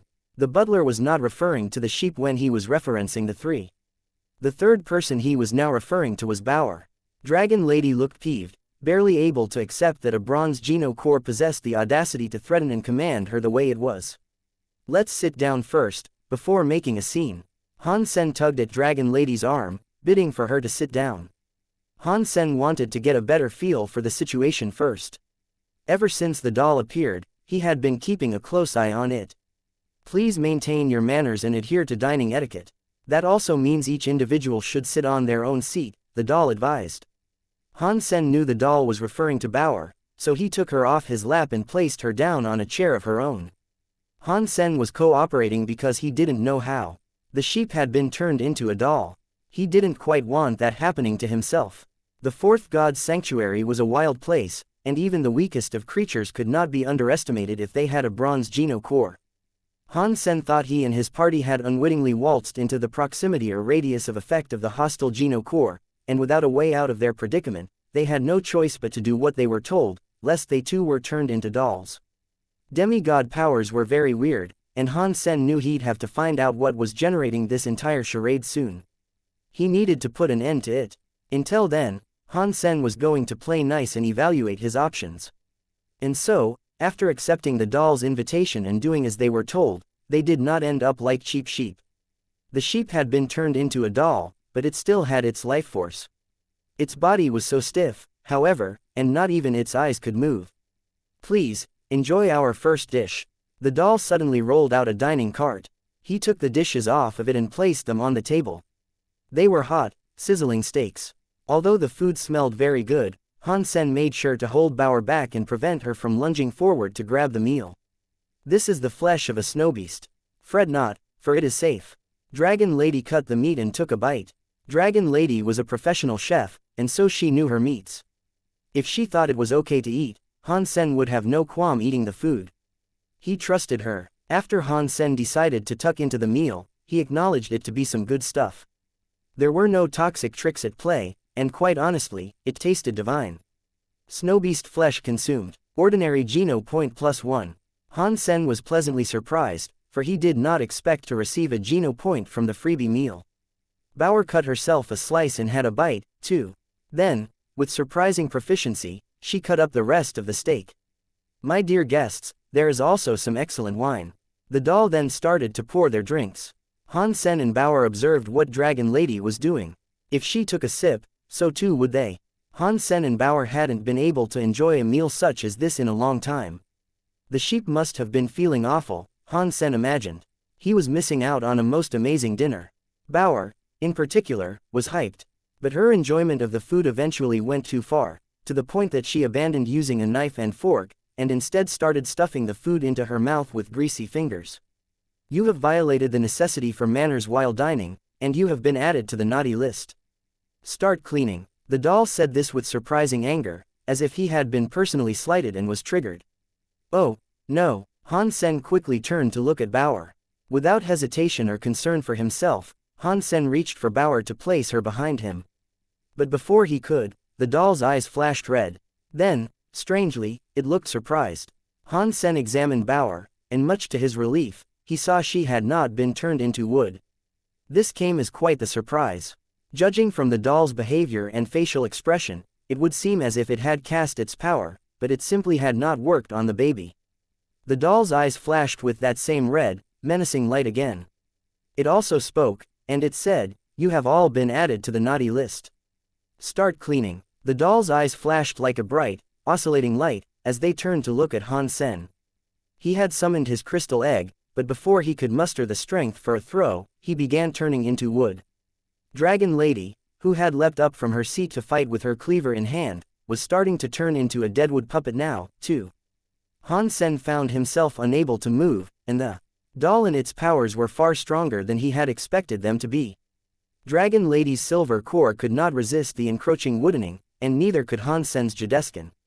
The butler was effortlessly turning them all into dolls. Maybe this isn't a bronze shelter, after all. Maybe it's a silver one, Han Sen thought to himself. The doll had turned its attention back to Bauer by this point, and its eyes repeatedly flashed. Fortunately, and curiously, the powers had no effect on Bauer. Start cleaning. As if it was programmed to, the butler repeated this command every few seconds. It was a rather sinister thing to hear, over and over. Bauer looked incredibly angry at the butler. She didn't like the way her master or her friends were being treated, and so she pulled out her gourd. The butler despised disobedience, and the fact that he couldn't turn her into wood prompted him to move forward to try to grab her. But before he could, Han Sen's wooden body suddenly started to glow white. This came as another surprise for the butler. The wooded skin began to evaporate, returning Han Sen to normal. "You have been added to the naughty list. Start dying," Han Sen shouted, as he glowed with a luminosity that made direct eye contact impossible. A few seconds later, a punch was unleashed towards the butler. The doll was shocked, acknowledging the power that was suddenly headed its way. The fiend flashed its eyes a number of times to repel it, but nothing worked. The bright light wielded by Han Sen laid the smackdown. Boom! The doll's body was immediately destroyed, as a flurry of wood chips peppered the air and rained across the ground. Silver Geno core destroyed, butler doll. Silver Geno core obtained, butler doll. Amidst the storm of wood bits, one suddenly rose and shot over to Han Sen. Then, it entered his sea of soul. Han Sen exited Super King Spirit mode, and when he went to check the item he had received, he saw an odd doll sitting in his sea of soul. It was around the same size as a human's hand. Butler doll. Wood element silver Geno core. When the doll was destroyed, Dragon Lady and Cheap Sheep were freed from their wooden bindings. Their bodies had returned to normal, but their mental composure hadn't. That was because they had both been stunned by what they had just witnessed Han Sen perform. Their eyes had been stuck in place while they were dolls, so they did not see the Super King Spirit mode clearly. But they had seen a bright white light utterly annihilate the pompous butler. A set of staircases in the lobby suddenly opened, one that led to a hallway that ended at an ominous-looking door. They figured that had to lead to the Spirit Hall. Boss Bub, you are so powerful and handsome. You must be a god amongst the demigods, and oh, I cannot express how deeply my admiration for you has penetrated my soul, the sheep waxed lyrical. After Han Sen broke the butler, Cheap Sheep well and truly acknowledged who the real deal was, in their party. Han Sen ignored what he said and simply took Bauer along with him to the door. Beyond it, as suspected, was the Spirit Hall and residing statue. Strangely, the statue's forehead was empty. There was no spirit nor creature residing in this place, after all. But the statue was made of silver, indicating it was indeed a silver shelter. And this surprised Han Sen's companions even more, for they now knew he had been able to destroy a silver Geno core with as little as a single punch. Han Sen asked the chef, "Do you want to place your spirit stone there?" She shook her head and said, "This is not what I seek." When spirits put their stone inside a statue, it was nearly impossible for them to become unbound from the place they had put it. They had to live in a shelter of their choosing, lest their stone get destroyed or claimed. As such, a shelter had to be selected carefully, and they had to ensure it met their every demand and satisfied each of their needs. Han Sen summoned Moment Queen and instead made the shelter hers. He could still use the teleporter, but he'd be unable to enable the defense systems of the shelter, control the security, and unlock doors without a spirit occupying it. Moment Queen made sure to look at Han Sen with disdain before she put her stone inside. She obeyed Han Sen, though. For better or for worse, she was stuck with him, and for whatever reason he wanted her around, he was stuck with her. And if they ever did want to move, Han Sen could always take out the spirit stone. If the chef's allegiance was of a similar guarantee, she could have done the same. She was quite surprised to witness Han Sen summon a spirit, though. Although Moment Queen was still very weak, Dragon Lady could tell she was something special. With Moment Queen occupying the shelter, Han Sen was immeasurably happy. It was a well-hidden place that was sure to have no intruders, but better than that, the treasures of the shelter should have remained untouched without a prior occupant. The treasure possessed by the shelter must have included a silver Geno core, so Han Sen eagerly went to take a look and see what he could get his mitts on. Shelters in the fourth god's sanctuary were different than those of the third god's sanctuary. Aside from the Geno core you could obtain from a claimed shelter, an additional Geno core could be retrieved from a treasure chest if the shelter was previously unclaimed. Moment Queen had yet to recover from her injuries, but she was still able to control the shelter. Han Sen, Dragon Lady, and Cheap Sheep visited the vault where the treasure chests were supposed to reside. Upon opening the door and giddily stepping inside, they were presented with 3 treasure chests beside each other. The design of the chests was very different than they had initially expected. They weren't containers, instead, they were more like pedestals that extended all the way from the ground and into the ceiling. They looked like pillars, that way. One of them was silver, indicating it possessed a silver Geno core. The other 2 were bronze, undoubtedly containing bronze Geno cores. Han Sen went straight for the silver pedestal, an action that went unopposed. After all, if it wasn't for him, they might have all died under the sinister gaze of the psychotic butler. Han Sen pressed his hand against the pedestal, and it began to descend. There was no button, and the pedestal did not descend under the force of Han Sen's hand, instead, it was an operation performed by Moment Queen. Atop the pillar was something hovering in a magical light. It was a purple ring. Han Sen grabbed the ring and heard an announcement play, "Silver Geno core obtained, Demon Heart Ring." When Han Sen reviewed the information that came along with it, he was pleasantly surprised. Demon Heart Ring. Dark Element Geno core. Dark Elemental Geno cores were extremely rare, and so were the Geno points. It was fortunate Han Sen had gathered all that he could in the third god's sanctuary. Han Sen left the bronze Geno cores for Dragon Lady and, begrudgingly, Cheap Sheep. They were of no worth to Han Sen, now that he had a silver one. Dragon Lady received a set of armor, while Cheap Sheep received a mirror. The mirror was able to concentrate light and deal damage via the reflection, a neat item, but wholly useless for Han Sen to even consider stealing. Han Sen researched the 2 silver Geno cores he had received, and he learned that the butler doll could petrify opponents. The demon heart ring was able to fortify the heart of its wearer. Unfortunately, it came with a trade-off.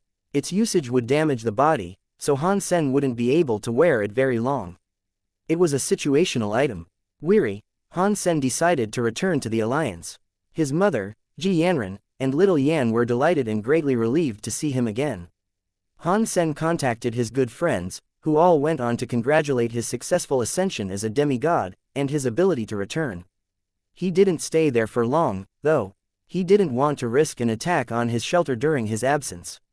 Before he was comfortable leaving there for a time, he'd have to become much stronger. Even ordinary Geno points were able to increase one's fitness a great deal. 100 ordinary Geno points could increase a person's fitness level by 2,000. 100 primitive Geno points could increase a person's fitness by 4,000. 100 super Geno points could increase a person's fitness by 30,000. If Han Sen was able to max out his ordinary Geno points, he'd have reached a fitness figure of 10,000. Once he got to that point, he could fight primitive creatures without much of an issue. Killing ordinary creatures was not a difficult task for Han Sen, and he was able to keep using the egg in his post-return hunting ventures. He was able to max out that figure in no time. Han Sen's poisonous meat trick hadn't worked, it also turned out. Whatever creature lurked in the deep depths of that pit was still alive. Cheap Sheep was getting cozy with the prospect of Han Sen being his boss, and he accepted the role of being Baoer's plaything. The sheep wasn't the strongest of allies one could have, but Han Sen had developed a bit of a soft spot for him. He'd feel bad about kicking the sheep out, so he allowed him to stay. There was only one condition for him being allowed to remain in Han Sen's company, though. Cheap Sheep was not allowed to call Han Sen boss. Every time Han Sen heard it, a shiver and a chill would strike his spine like lightning. When he maxed out his ordinary Geno points, Han Sen decided to follow Dragon Lady to the shelter she had once mentioned. Because Jade Hill did not have many primitive creatures, and they always seemed to travel in a group, it was best if they ventured out together as one, as well. Dragon Lady was already in a group, one Han Sen was gladly invited to join, given his recent performance. With that group, he was sure to do well. Han Sen did not think himself invincible, and he knew his hyper Geno arts and Geno cores weren't good enough to face whatever challenge came his way, so he thought the prospect of having a few buddies to back him up would be a great idea. Baoer rode Cheap Sheep as they traveled away from Jade Hill. Dragon Lady was familiar with the region they were headed, so any potential hotspots were avoided. She knew the best routes to take, too. But on the 4th day, 2 meteors streaked across the sky. And then, all of a sudden, a blizzard blasted a frightful freeze across the land. It made for a terrifying journey, in awful conditions. They still pushed on, but on their way, they encountered many ordinary creatures that had been frozen solid. It was horrifying to see, and so Han Sen made sure to keep Jadeskin active and hold Baoer to ensure her warmth. To make matters worse, an avalanche began rumbling down towards them. Oh, no, someone is fighting. Dragon Lady summoned a transparent bowl to shield them from the tide of snow that was descending upon them. It wasn't a second too soon, either. Immediately after she did so, the snow buried the bowl completely. Han Sen could not tell how thick the snow was, but it was incredibly cold in there. Han Sen's Jadeskin provided great cold resistance, but even he felt extremely chilly now. Dragon Lady and the sheep were quivering and shivering due to the cold, prompting the former to light herself on fire. That helped her out a bit, but the gnaw of the ice was so strong and bitter, it couldn't help shake the freeze. The sheep's fluffy wool was wholly caked in ice and snow, by comparison. Han Sen acknowledged it was an unfortunate consequence of the cold getting to it, but regardless, it was a strange look for it to bear. The cold was hurting it badly, though. Cheap Sheep could only twitch every few moments, indicating that it was becoming increasingly likely that the sheep would freeze to death. Han Sen continued to hold Baoer close, but with his free hand, he cast a fire. She didn't seem to be affected by the cold, fortunately. With great curiosity, She just peered outside the bowl as if she was watching something only she could see. The temperature was continuing to drop, though. Bauer's safety aside, Han Sen was concerned not even he would be able to withstand the ice and frost much longer. There was a grave concern that all three of them would perish due to the sudden shift in weather. Who is fighting out there? The powers they've unleashed are wickedly fierce, Han Sen asked, due to his Dongshuan Sutra being unable to detect and register what was going on outside. The sky continued to pump, cough, and exude as much snow and bone-chilling winds as it could. I am not sure. It could either be a royal or king-class spirit battle, Dragon Lady said, offering her own explanation. Even though she was on fire, her lips were turning purple and her teeth were chattering between a few sputtered words. She held her arms in a hopeless attempt to restrict her shivering. Suddenly, an extremely sharp noise sounded. It was horrendously high-pitched, like the drill of a dentist had pierced their eardrums and ventured onwards to excavate their brains. The sound made them all fall to their knees. DMN it. Han Sen's face turned grim. It was excruciatingly painful, even though his brain had been fortified by crystallizers and was far more resilient and stronger than the average human brain. And it wasn't one short, soul shriek. It continued, fading in and out, bringing the party more pain. It was certainly the frightening wail of a creature of some sort. It came from a distance away, that much they could tell, but it was worrying how damaging it was, regardless of that. Dragon Lady cupped her ears and fell to the ground. Bauer did the same with her ears, but it didn't seem as if she was too undisturbed. The way she behaved did not exhibit any pain, and it seemed like that hurting sound was more of an annoyance. And in comparison to the behavior of the other three, the sheep was rolling around on the ground in freezing agony. If the sound came any closer, they believed, their heads would explode like watermelons greeting the strike of a hammer. But with the scream continuing like so, and the temperature still descending, the situation was getting worse by the second. How much longer will the fight go on? If this keeps up, we'll be dead in less than 2 hours. Han Sen thought to himself. Half of the sheep's body was now pure ice, and the only thing keeping it in the land of the living was its weak, faintly pumping heart. Dragon Lady was faring better than Cheap Sheep was, but that wasn't saying much. Getting another look at Bauer, even she now seemed to be suffering. This was something Han Sen had never seen before, and it made his heart ache. With the Dongshuan Sutra open, Han Sen fired up all 10 gene locks and attempted to see if he could filter the cold and noise. The seventh sense was able to filter some of the piercing screaming. And so, Han Sen battled the noise, hoping to reduce the damage it was dealing to his allies. If the battle wrapped up soon, or they were able to fly far away from where they were, they'd be safe. But unfortunately for them, it turned out that the screech was drawing nearer. Han Sen was having trouble trying to fight this noise, so he minimized and concentrated his Dongshuan Sutra to circle the same radius as the bowl. The scream was disturbing their energy flow, too. It made them unable to deal with the cold as efficiently as they might want to. Han Sen used Dongshuan aura the best he could. The Dragon Lady looked a smidgen better, but Cheap Sheep was unconscious. That guy really is a cursed charm. I bet the whole reason we're in this mess is because he insists on calling me boss.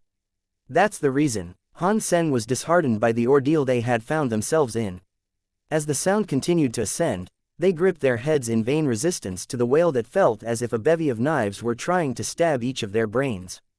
Bauer's face had been drained of color, and Dragon Lady finally collapsed to the ground entirely. When I get stronger, I'm going to find whoever has done this and serve them up a cold platter of revenge. Han Sen cast Dongshuan aura with all his might now, doing the best he could to save his friends. Suddenly, Han Sen's cells felt as if they had flared to life. A mystical substance was generated, just like before, and went to his Sea of Soul. Is Dongshuan Sutra going to generate a Geno core? Han Sen wondered to himself. The substance began to build up inside the Sea of Soul, and the black crystal reacted just as it had with the Jadescan Geno core. It released its inky liquid, which combined with the substance. The screaming was like an explosion of shrapnel in his ears, but he couldn't pay it much heed. Survival was the name of the game right now, and he had to do all he could to ensure he'd make it through this horrific ordeal. Dragon Lady's skin was beginning to flake with ice, as Bauer began to shiver and shake in Han Sen's arms. The temperature dropped further and further, as the screech drew closer and closer. DMN it. Come on. This can't be happening. I can't die. I won't die. Han Sen looked around for an escape route. If he couldn't save the others, he'd have to save himself. But unfortunately, he was well and truly trapped, and there was no way out. Suddenly, the Sea of Soul vibrated. And then, something appeared in front of him. Han Sen was taken aback when he saw what emerged from his Sea of Soul.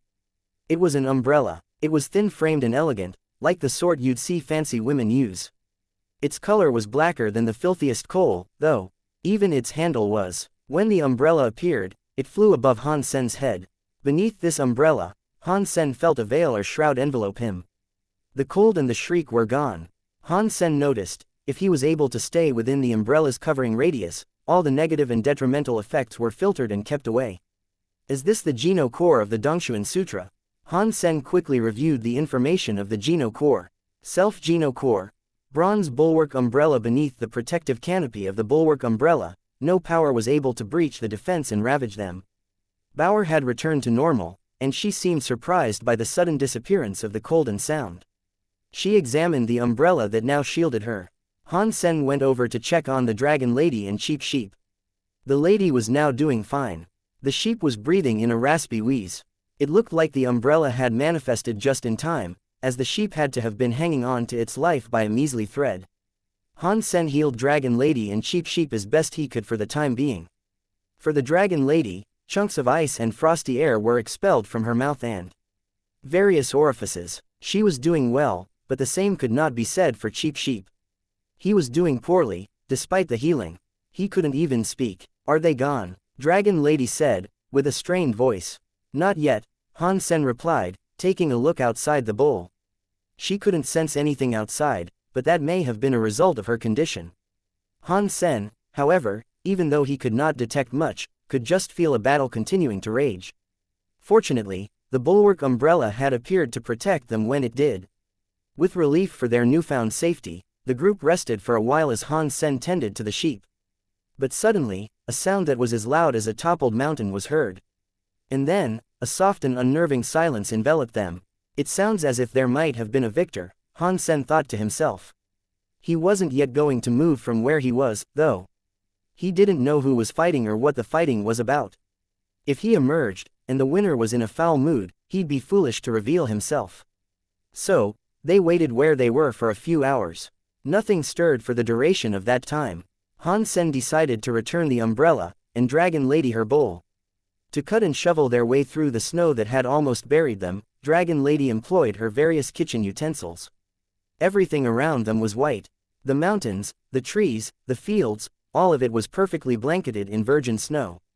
That was scary, Han Sen thought to himself, now that their frightening ordeal was over. If it wasn't for the bulwark umbrella, they'd be dead. Han Sen wondered if the shelter Dragon Lady had mentioned might have suffered the same freezing fate. If it had, it was very likely the occupants of the shelter would not have survived. Han Sen hurried Dragon Lady to guide them to the shelter, but not out of concern for the inhabitants. Had they all died, it'd make for great, easy pickings. There'd be plenty of flesh and Geno cores for the taking. Dragon Lady started taking them there, but it was a struggle. The landscape was vastly different now, having been buried by so much snow, and she feared that she might lead them astray for 1,000 miles. The snow lay thick across the land. Dragon Lady had decided to find the shelter by choosing a direction and following it, as a crow would fly. But it was difficult for them, for they'd have to dig an entire trench that led there. The snow was too thick and too soft for them to delicately journey across. Han Sen really wanted the treasure, though, and after a few hundred miles of non-stop walking, they thought they should have been close. Unfortunately for them, they were lost. But at least they were not in danger. It seemed as if the snow had reset the land, and everything within the snow globe radius had been killed. There was nothing left alive to threaten them. Never mind, then, forget the shelter. Let's just get out of this place. There's nothing else for us here, Han Sen said, with a dismal tone. They selected a new direction and decided on leaving the snow-devastated landscape behind, opting to find fonder pastures. After 1,000 miles of walking, they discovered nothing. They might as well have been back where they started, for each horizon was another line of white. Oh, wait a minute. Something is up ahead. Cheap Sheep, who was doing better now, drew their attention. Han Sen and Dragon Lady climbed a slope that the sheep had pointed to, and there, in the snow, was an anomaly. Looking closer, they realized it was a tree. Let's take a look. If it survived when everything else didn't, it must be something pretty special. If it bears fruit, we're rich. Han Sen quickly jumped before it, ensuring he'd be the first to grab its treasures. The tree was 10 meters tall, and pink flowers dressed the branches. It was like an oversized, pink bonsai.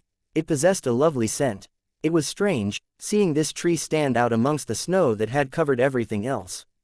As if it had a bulwark umbrella of its own, it seemed as if the tree had been shielded by some force that provided it a radius of protection.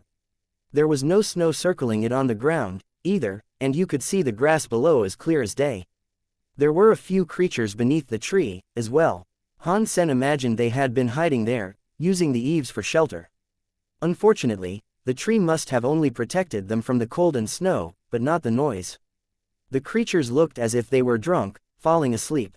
When the sheep saw the drowsy creatures that were unable to fight back, it ran over to them. Don't. Han Sen stopped Sheep in his hasty approach and moved closer to examine what state they were in. A while later, a 3-foot-long centipede emerged out of the back of one of the creatures. It was plated in gold, like a luxurious bracelet. The gold dragon. Dragon Lady pulled Han Sen back immediately. You know what that thing is? Han Sen asked her. Dragon Lady nodded in confirmation, and said, it is the mutant creature known as the Gold Dragon. Its geno core is gold class. We can't even hope to fight that thing. It's injured by the screams, perhaps we can kill it. Han Sen said, trailing it with hungry eyes. The gold dragon bit into the head of another sleepy creature and began slurping down the brain juice and mush that was inside. The creature squealed in pain, but it was unable to do anything. Having been injured the day before already, it soon gave up the ghost. When the gold dragon let go, the creature's head had a massive cavity in it. It had been completely drained, leaving it like an empty coconut. Sickened and a little frightened, Sheep leapt behind Han Sen for safety. A creature with a gold geno core that may or may not be injured severely. I know for a fact its plates are extremely hardy, but that doesn't take much to deduce. Dragon Lady frowned, expressing it was a foolish notion to attempt attacking the sickly insect. Do you know what it's made of? Han Sen asked. Dragon Lady replied, saying, its geno core is metal robe. Once it latches onto an opponent, it won't let go until its prey has died. The metal robe tightens the squeeze, so it can't be shaken loose. No one can escape the clutch of the gold dragon. Han Sen listened to her words intently, then turned back to look at the centipede and frowned. Dongshuan Aura told Han Sen it was extremely injured, and that it would be best to kill the fiend now. You guys stand back, I'll try. After observing the insect for a little bit longer, Han Sen decided to try his luck and see if he could defeat the creature. This was the best chance he would get to kill a gold core creature anytime soon, he reckoned. So, Han Sen summoned his bulwark umbrella and butler doll. Then, they went towards the centipede dragon. The gold dragon noticed their approach and unleashed its metal robe, grabbing butler doll. Butler doll's eyes flashed red to petrify and turn the centipede to wood, but it was unsuccessful. It was most likely because the butler doll was far too weak compared to the mutant gold dragon. Now, the moment Han Sen witnessed the butler doll get snatched, he exhausted all the power he could in a single strike. He wanted to attack the gold dragon the moment the metal robe couldn't be a threat to himself. It was occupied, and now there was an opening. The robe tied the butler doll up, but it didn't even seem like a brain feeding would be necessary to kill it. The butler doll was shattered into pieces by the squeeze. The metal robe was then quick to switch targets and go for the next aggressor. Turning itself into a gold beam, it shot towards Han Sen. Butler doll had been killed far too quickly, but Han Sen was not yet ready to strike the dragon. Han Sen swung his bulwark umbrella towards the metal robe, and as he did this, Han Sen summoned his crystal egg and lobbed it at the gold dragon. As first, it seemed as if misfortune was going to strike, as the centipede was able to muster the strength necessary for a dodge and perform a clean evasion. Fortunately, luck was on Han Sen's side that day. When the egg missed, it struck another of the creatures near the tree, then it ricocheted off that creature to ping off the back of the gold dragon. Han Sen returned the egg to his Sea of Soul, and then, with his horn in hand, tried to stab the dragon. The metal robe grabbed hold of the umbrella and tried to snap it. Han Sen knew he'd have to hurry, especially after hearing the bulwark umbrella creak as if it were on the verge of snapping. It was an impressive piece of gear, but it was only bronze class. It may have been stronger than the butler, but it wouldn't last long going up against a gold-class Geno core. Not sure how long the umbrella would last, Han Sen shifted into 5th gear. The gold dragon noticed Han Sen coming for it, and so it leaned forward, wanting to meet its target. Han Sen raised his horn and cast Ghost Slash. When the rubberized dragon had just about reached his face, the horn was plunged directly into the centipede's body. Its shell had become much softer, but not to the extent Han Sen had witnessed before. The creature was still formidable. The horn was unable to plunge entirely through the centipede's body, and after a long drive, found itself being flung back and away. Noticing the horn didn't work, Han Sen then decided it was time to make use of Super Spank. If Super Spank worked, the body of the gold dragon should shatter completely. Han Sen wanted the creature's flesh, but he had no choice now, given the situation he was in. Gold Dragon was injured and debuffed, but it was still no foe to underestimate. It was a violent, squirmy little thing, as well. With great anger, it fiercely went after Han Sen, shining with a gold light. Han Sen felt his hand get cut, but he endured the pain and tried to break a part of its sequential structure through the Dongshuan Sutra. Super Spank was able to destroy the weakest part of a foe and initiate a chain reaction, but this enemy was so strong, it was incredibly difficult for Han Sen to do even that. Pang! Han Sen committed to the strike and tried throwing his weight into knocking over the first domino. Dragon Lady and Cheap Sheep were worried. If Han Sen's horn had not been able to penetrate the gold dragon, would there be much of a point in him using his bare fists? Surely, a slap had to be weaker. Confused and concerned, they watched in bewilderment as his palm was driven effortlessly through the gold dragon, as if the frightening creature was merely composed of water. Boom! The moment Han Sen drew his hand back out of the creature's body, it gave out an ear-piercing scream.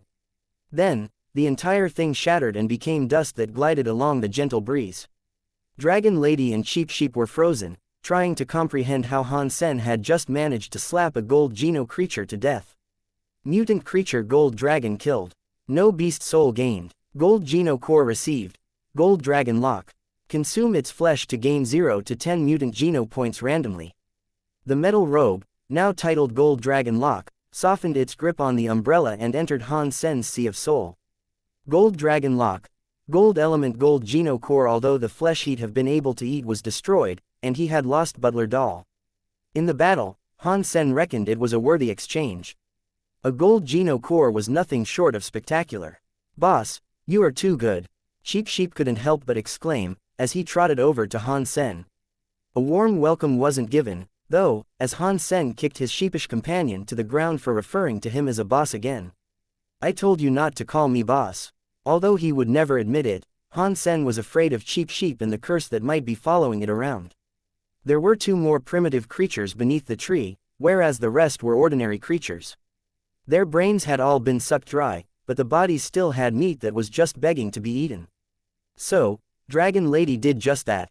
She prepared a gorgeous hot pot for the 4 of them, and then they all gathered round to keep warm and eat the creatures merrily. Suddenly, they could hear the sound of crunching snow.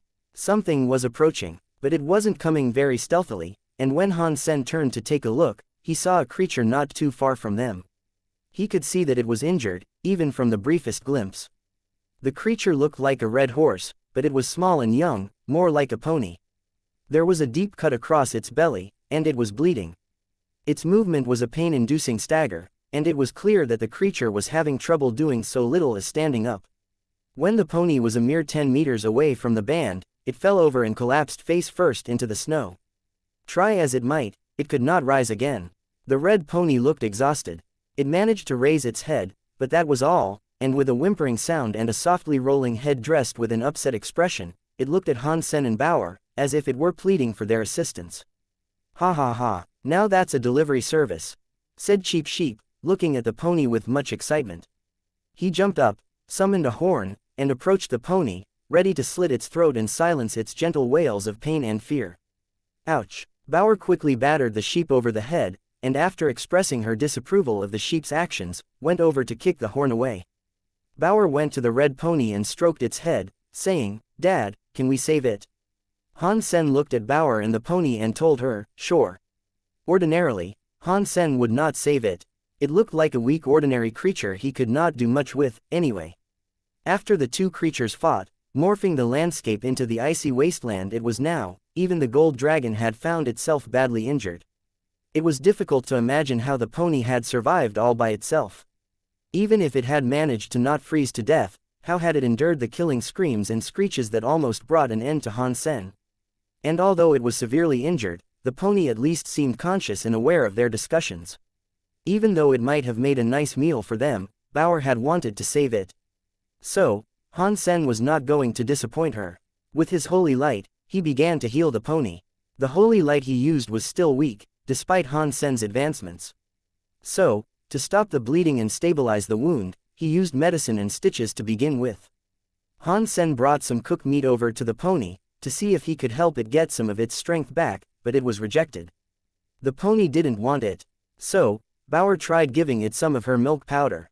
It was fortunate Han Sen had brought a lot of milk powder with him when he returned from the alliance. There would be enough for the both of them, thankfully, for the pony greatly enjoyed it. After picking up sticks and moving on, Han Sen got Cheap Sheep to transport the pony and bring it along with them. As expected, the fluffy sheep complained a lot. Not that anyone cared. Han Sen spent some time examining the gold dragon lock. When Han Sen simulated its energy flow, he swiftly understood how to make fine use of it. He practiced using it with Dragon Lady, and at a distance of 20 meters, she was not able to evade it once. A distance that was any bigger than that was trickier, though, as it gave Dragon Lady more than enough time to dodge. The lock was very strong, too, and not even Dragon Lady's cleaver was able to break it. Silver Geno cores and primitive creatures would be no match against it, then. This will come in handy when I need to tie people up. In the future, I should be able to depend on it a lot when I go out hunting. Han Sen was thrilled with the Geno core he had managed to procure, and he believed it to be a very handy and worthy addition to his growing arsenal. The party trudged through deep snow for another 10 days, with no sign of the land improving. Over the course of that time, however, the pony's condition improved a lot. By that 10th day, it was able to stand on its own 4 hooves and walk alongside them, turning the traveling quartet into a quintet. Unfortunately, the pony was unable to speak the common language, and thus, Han Sen was not able to interact and talk with it as much as he would have liked. They eventually reached a mountain, one that was unfamiliar to Dragon Lady. After trekking across it, there was another. They descended and ascended that one, and after doing that once more, they eventually came across a shelter perched upon the loft of one last mountain. A little while later, Han Sen's Dongshuan Sutra told him they were in an area that was home to humans. There are humans here. Han Sen was delighted to know others of his same kind were around. Who is that? Hopefully it's old man Ji, Han Sen thought to himself. He knew the chances of that were slim, but it was a nice thought for him to hope for. Unfortunately, he'd have better luck winning the lottery multiple times before bumping into someone he knew in that sanctuary. Han Sen followed a trail towards the shelter he had spotted. His Dongshuan aura senses were tingling, informing him there weren't just humans in the area, but creatures, too. The detection of humans there grew fainter for Han Sen, as his attention shifted to the shelter that was occupied by a ratio that favored a mixture of spirits and creatures. There was something up, not too far from Han Sen. As the distance between them closed, Han Sen was able to see it was a green cow, merrily grazing upon the snow-dressed grass. The green cow, seeing the approaching quintet, looked surprised. Cheap Sheep asserted himself as a diplomat and instigator of negotiations. He quickly trotted forward and said, "Boss Cow, what is this place? Who owns this shelter here, bub?" Green Cow heard what he said and replied, "This is Shadow Mountain. The shelter is called Shadow Shelter. The owner is a human by the name of Nan Lishan." Green Cow informed Cheap Sheep that the human welcomed all in his shelter, and was a very accepting and generous person. Han Sen had not expected a human to own a shelter that was primarily inhabited by creatures and spirits. And as for the title of the shelter being Shadow Shelter, that was remarkably strange. The Alliance knew of only 4 human-owned shelters, and this name was not on that brief list. If a human did indeed rule the place, he could easily return to the Alliance as he pleased. If that was the case, how had Han Sen never heard of him before? From what Green Cow told them, he sounded like the sort whose name would carry some weight and fanfare back home. Does this demigod like to maintain a low profile? Does he like keeping things on the DL? Han Sen curiously pondered. Green Cow told them it was a gold shelter, too. Nan Lishan's power was comparable to that of a mutant creature or a royal spirit. He allowed creatures and spirits to join his club, and he had built a formidable alliance with those he commanded. He had done very well for himself, and he had achieved something Han Sen frequently had in other sanctuaries. Joining a shelter and being allowed to come and go was common, and often just required a small tribute. For this shelter in particular, those who joined it would have to cough up a primitive Geno fruit each month to be allowed to stay. If you paid extra, you were even allowed your own room. Boss, this fella sounds like you. He even belongs to your hairless kind. Do you think we'll find suitable refuge there? Cheap Sheep asked. Han Sen shook his head, knowing humans could frequently pose the worst threats. They were never predictable, and Han Sen knew he couldn't waltz in with the assumption he and Nan Lishan would become chums. He hoped they would, but he knew it was probably unlikely. Still, Han Sen could not go even if he wanted to. He would have to pay the toll of one primitive Geno fruit, and that was something he lacked. Han Sen asked Green Cow where he might be able to find such fruits. Green Cow answered, saying that the most dangerous thing one should be wary of was not rival creatures or rival spirits, but the plants themselves. It was common for many to band together and cooperate to retrieve the Geno fruit. Just as Han Sen turned to leave, Green Cow went on to say, I say, Moo Moo, you seem like a talented chap. Would you like to join my team? We are all primitive and are planning to amass a whole bundle of Geno fruits.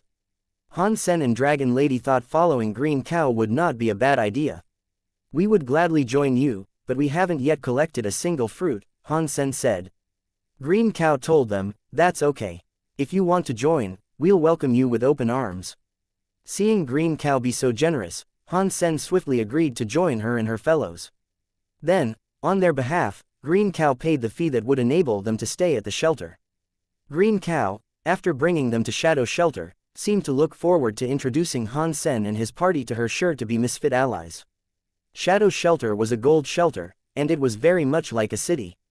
There was that metropolitan vibe, with a hustle and bustle. It was a melting pot of various races and kinds, all working together. It was a charming place to be.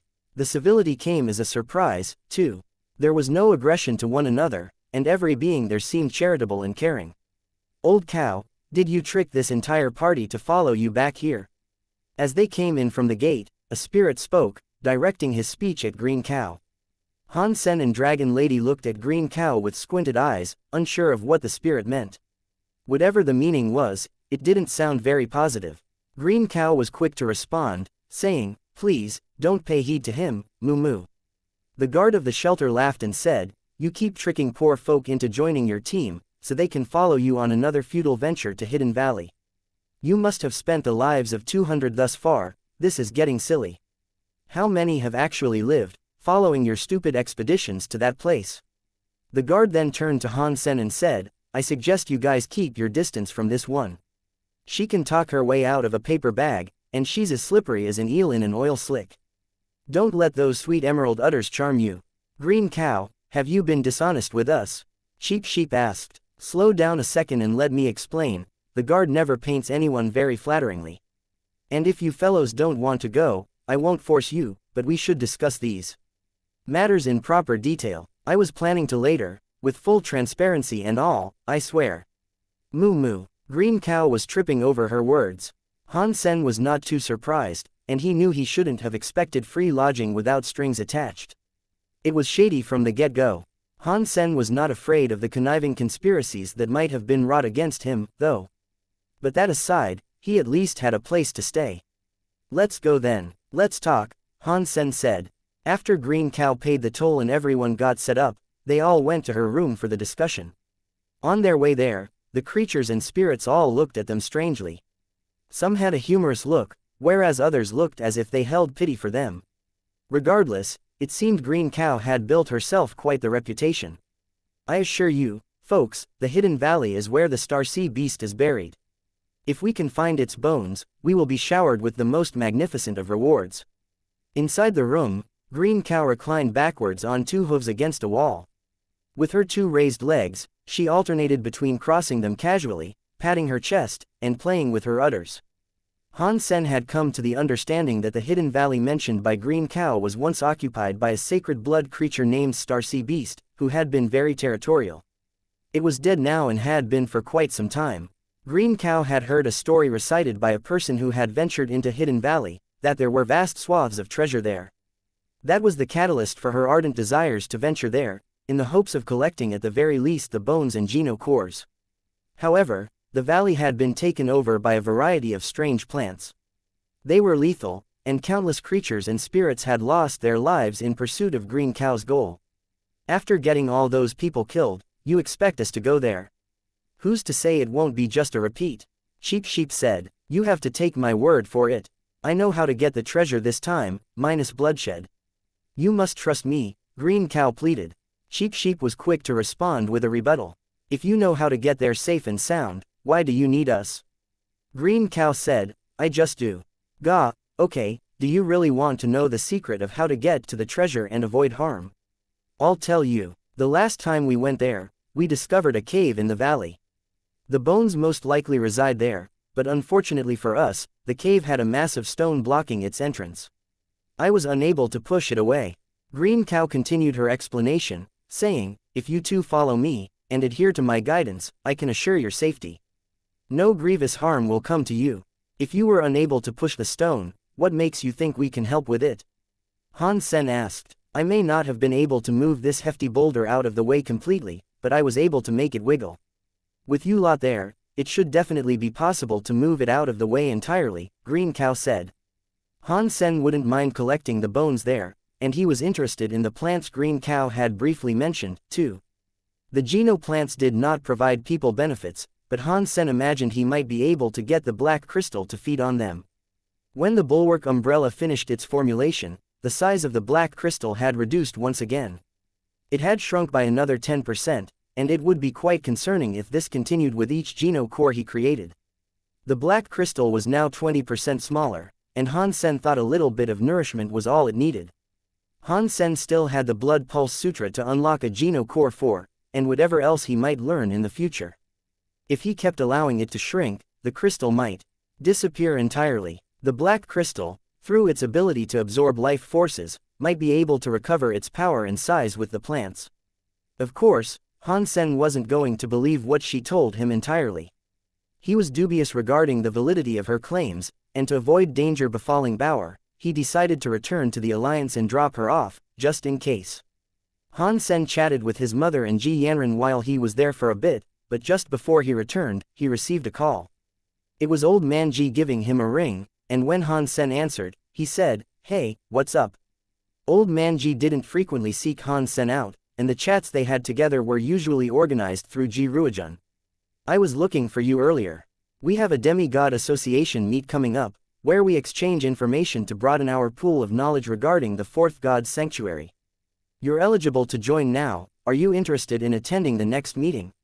Old Man Ji paused for a brief moment, and then went on to say, of course, this won't be forced upon you. It's not imperative that you come. You don't have to join if you don't want to. No, I'd love to. It benefits everyone, after all. Is there an entry fee, by any chance? Han Sen asked, genuinely interested in the event. There are no fees, no. But you will need to sign up for it, and then attend via the virtual community. I can call for someone to guide you there, Old Man Ji said. That's okay, I can go by myself, Han Sen said. Ordinary people aren't able to, so just wait there. Old Man Ji then hung up the phone, rather abruptly. Han Sen did not think anyone would be coming soon, so he went to see Ji Yanran again. The next day, an envoy arrived to guide Han Sen there. Han Sen thought it was strange, and he wondered why he couldn't simply register through Skynet. Before joining, a test also had to be conducted. It's just a formality thing. Everyone has to go through this, so don't think much of it, Old Man Ji said explained to Han Sen. Han Sen looked at the machines and equipment they had, and he noticed they looked quite different than the usual ones he used to check his fitness. These looked state-of-the-art, and of a much higher quality. Inside a room, there were 3 men and a woman. They were watching Han Sen via a video feed. These were the founders of the association. They were the oldest demigods. If Han Sen had a good memory, he'd remember one of them as Zhu Donglai. In the blue-haired gentleman there was called Green from the Lante family. There was another demigod in the room, who looked as cold as ice. He was the Steel Fist demigod, named Jia Shidao. He was the owner of the Iron Fist Martial Hall. The female demigod amongst them was far younger than the rest, but her contributions were grand, and the respect given to her by Zhu Donglai in green was immense. I didn't expect Han Sen to become a demigod so soon, especially after taking the time to max out all his Geno points. I wonder what his fitness is. Zhu Donglai wondered out loud. Zhu Donglai regretted giving up on taking Han Sen as a disciple before. He had found someone else to practice the Purple Manor Sutra with, following Han Sen's injury in the Third God Sanctuary. He hadn't expected that a person whose body was believed to be destroyed, even by the likes of Luo Haitang, could recover and go on to achieve such greatness. Now that Han Sen had become a demigod so swiftly, Zhu Donglai was feeling profound remorse. He wished he had listened to his gut instinct and not given up on Han Sen so quickly. Because Han Sen had already become a demigod now, there was no real opportunity for him to take the young man as a student. And it wasn't as if the student he currently had was a poor performer. A demigod who has maxed out their super genes won't be much stronger from the get-go. Success in the Fourth God Sanctuary is, more than anything, reliant on the Geno cores you collect. This will be no different for him. Jia Shidao spoke to no one in particular, addressing his peers as if he was a teacher. Green smiled and responded, Han Sen must be much stronger than we were. I am interested to see what powers his Geno cores possess. It will be difficult to tell, indeed. And I don't think Han Sen practiced the technique of the Luo family, either, Zhu Donglai said. The woman did not say a word or interest herself in the conversation. With silent eagerness, she watched the video feed intently, awaiting what she could learn. And as she did, the others occasionally glanced her way, seeing if she had any input to provide. She acknowledged this, but it did not prompt anything. Han Sen entered the testing chamber. There was a large pool before him, holding a liquid of an unknown substance. Old Man Ji had already told him what to expect. It most certainly wasn't water, it wasn't even liquid. It was a swarm of nanomachines, and if he used his talents on them, they could calculate and more accurately gauge the power he possessed. Tests like this were far more accurate than what he was used to, and in a real battle, you usually punched below the fitness level you might be given. By fighting these nanomachines, you could learn about your own strength in much greater detail. When Han Sen entered the pool, he felt strange. It really did feel like water, but it wasn't wet. The nanomachines were all around him, lapping like gentle waves against him, brushing against every pore across his skin. It was a strange sensation. Suddenly, the nanomachines began to tighten around him. He felt as if he was under pressure. Han Sen knew now was the time to begin the test, so, with his power, he began fighting back against the pressure that wanted to squeeze him. Everyone watched Han Sen and the feedback of numbers that were relayed on-screen, reflecting the power he possessed. No one wished to speak now, and even Green kept his mouth closed and his eyes fixed to the video. Han Sen was the very first demigod to max out their genes before entering the Fourth God Sanctuary, so they were incredibly keen to learn if this had benefited him a lot. 5,000. That's very powerful. He really must have maxed out to reach this figure so soon. Zhu Donglai was ecstatic. 5,000 was the bare minimum required for a person to join the Demigod Association. Very few demigods were capable of doing what Han Sen had just displayed. Demigods that had only maxed out their sacred blood Geno points before ascending started at a fitness level that was far below 5,000. They'd have to spend much time hunting to reach this. Doing so required maxing out their ordinary Geno points, at least, and that was no small feat when a person started with such a low fitness. There was every chance the smallest ordinary creature could kill them. Surviving entry to the Fourth God Sanctuary and returning to tell the tale, that was attributed more to luck than it was to skill. Old Manji had spawned in a Geno fruit forest. There, he was able to immediately scoff them down and max out his Geno points relatively quickly.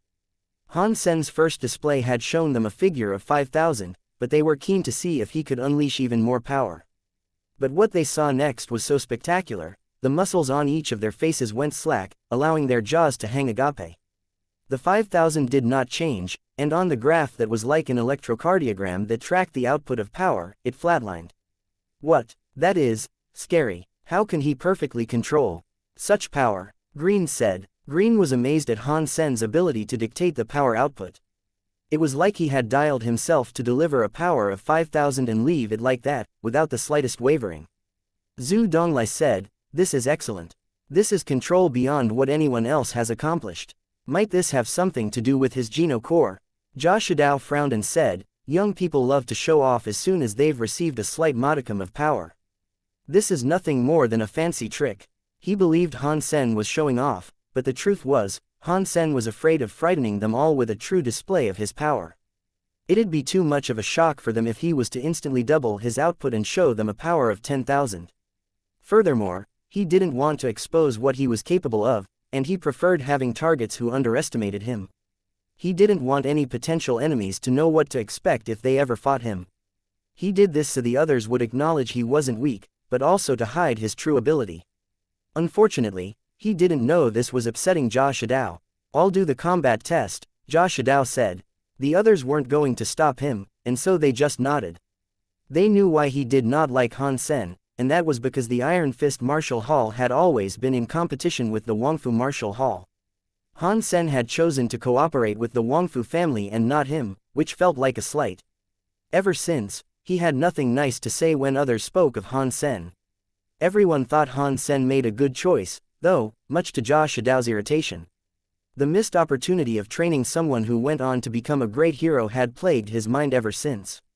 The association existed primarily due to the need for detailed analysis and dissection of topics regarding the fourth god's sanctuary.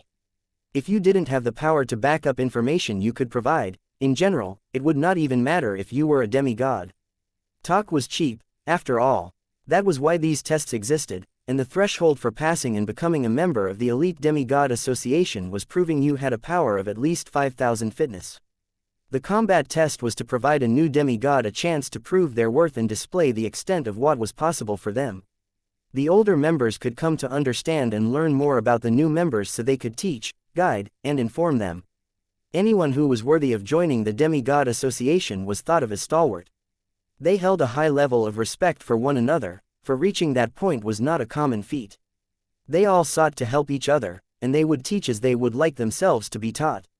It was like a collective of millionaires, except they would always dip into each other's pockets, and that was fine. If someone was poor and could not cover the cost of another's dipping, no one would allow him to take from the pockets of others, either. The combat test was an effective way of gauging the latest opponents, and while it didn't offer any immediate, tangible rewards, it paid dividends down the road. Han Sen wasn't here to show off, but he did not want others to think he was weak, either. He didn't want to embarrass Old Man Ji. Most of all, he had, after all, personally invited Han Sen there in the firm belief he would be a valued member of the association. Good job. Old Man Ji arrived near Han Sen and patted his shoulders. The way Han Sen showed the demigods his ability by perfectly hitting 5,000 had brought a shock to many of the demigods. Old Man Ji thought Han Sen had handled the first test well, too, and it had left plenty of room for others to guess what his true strength could amount to. I hope I didn't embarrass you, Han Sen said. Embarrass me? You made me proud. Come, allow me to introduce you to the OGs amongst us. You're also going to have to battle one of them, and if you perform well enough, you can consider yourself a fully fledged member of the association. Old Man Ji laughed. Han Sen was brought to a large martial hall, and there, Old Man Ji introduced him to his associates. Han Sen had heard of Green, Zhu Donglai, and Jia Shidao before. The woman amongst them was the only one Han Sen was unfamiliar with. When Old Man Ji introduced Han Sen to them all, he did not introduce him to the woman. She was almost like a ghost in the room. The woman was very quiet, and Han Sen thought she might have been a silenced secretary. But she seemed to brim with untold secrets and an air of mystique. There was definitely something about that woman he couldn't quite put his finger on. Old Man Ji said there were 4 other founding members, but he thought it was extra strange to see him gloss over the woman and not introduce her to him or him to her. She looked young, but you could immediately tell she was strong. Han Sen would rather fight all the other demigods at once than go up against her. Her being special was the only explanation for Han Sen to feel this way. That being said, the woman did not look special, but one thing was for sure, her face was incredibly pretty. Not even spirits could carry the beauty she so softly cradled. The woman wasn't just pretty in appearance, either. Her beauty transcended her physical form, painting the air around her with a gorgeous glow. She carried an aura of unfathomable elegance. Han Sen had seen many beautiful women in his lifetime, but this woman was greater than them all. He immediately recognized her to be in his eyes and perhaps the eyes of all others, the prettiest woman he had ever seen. Han Sen was then hit with a strange sensation, and he recalled someone recounting to him a feeling that was exactly what he himself was now experiencing. After searching the dusty filing cabinets of his mind, he remembered. When Uncle Bug spoke to Han Sen about the self-proclaimed god and the wishes it could grant, he said there was a beautiful woman amongst them that did not make a wish. There were only 2 who had not made a wish, so, provided she was this woman, Han Sen made sure to now pay extra close attention to her. Gah, that's silly, Han Sen admitted after wondering a while longer. He thought he had made quite a stretch to connect them, and any semblance was most likely just a coincidence. Zhu Donglai informed Han Sen that Jia Shidao would be the one competing against him. Right before Han Sen went forward to proceed with the battle, Old Man Ji slinked up beside him to whisper something in Han Sen's ear. He said, "In the third god's sanctuary, when we had to decide on partners, we chose Wangfu over Iron Fist. I am afraid he will seek to hurt you. You must exercise great caution. If things turn awry, just concede. There can be no harm in that." "I will be careful," Han Sen said, for his reply. Han Sen already knew this due to him having a good relationship with Wangfu Pingqing and Wangfu Jing. The latter of the 2 was more widely known as Queen. Their martial hall was also the greatest in the alliance. But life was like that, and sometimes you had to make choices that would hurt others. Still, Han Sen wasn't afraid, and he wasn't going to allow Jia Shidao to bully and make a mockery out of him, no matter what he tried. Han Sen entered the martial hall where Jia Shidao was already waiting. Han Sen needed to stay alive in the fight for 10 minutes, and usually, the senior member would go easy on the new member, but this clearly wasn't going to be the case. Jia Shidao immediately looked at Han Sen and said, "Give me everything you've got. Let me see what's so special about you, and how the maxing out of one's super geno points can make a big difference." Han Sen did not respond to what he said, but merely acted polite and bowed. "It is nice to meet you." Han Sen was not going to use his self-geno cores, for if they broke, it'd be a while before they could be reconstructed. So, Han Sen summoned a golden rope that fired at Jia Shidao like a lunging snake. Jia Shidao was extremely confident in the white-knuckle power his fists could deliver, so he didn't summon a geno core. The Iron Fist martial hall was made famous by his Iron Fist Slash, a brutal move when coupled with his fitness level. He had even managed to max out his ordinary, primitive, and mutant geno points, placing his fitness level at over 15,000. 8,000 of those levels were from mutant geno points alone.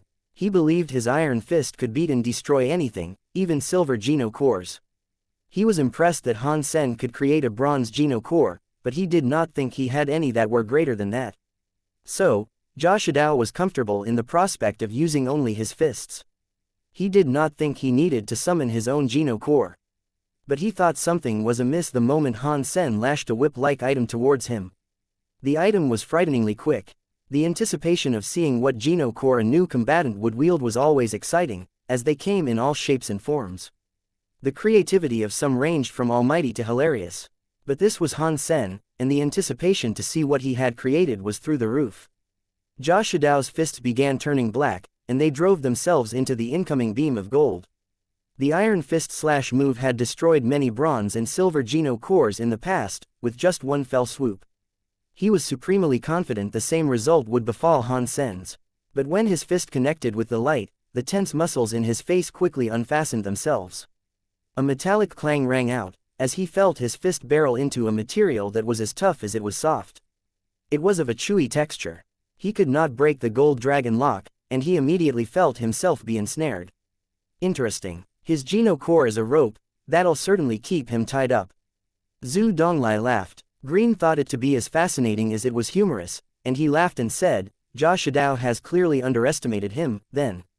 I bet Han Sen's geno core has a softening, cushion-like power."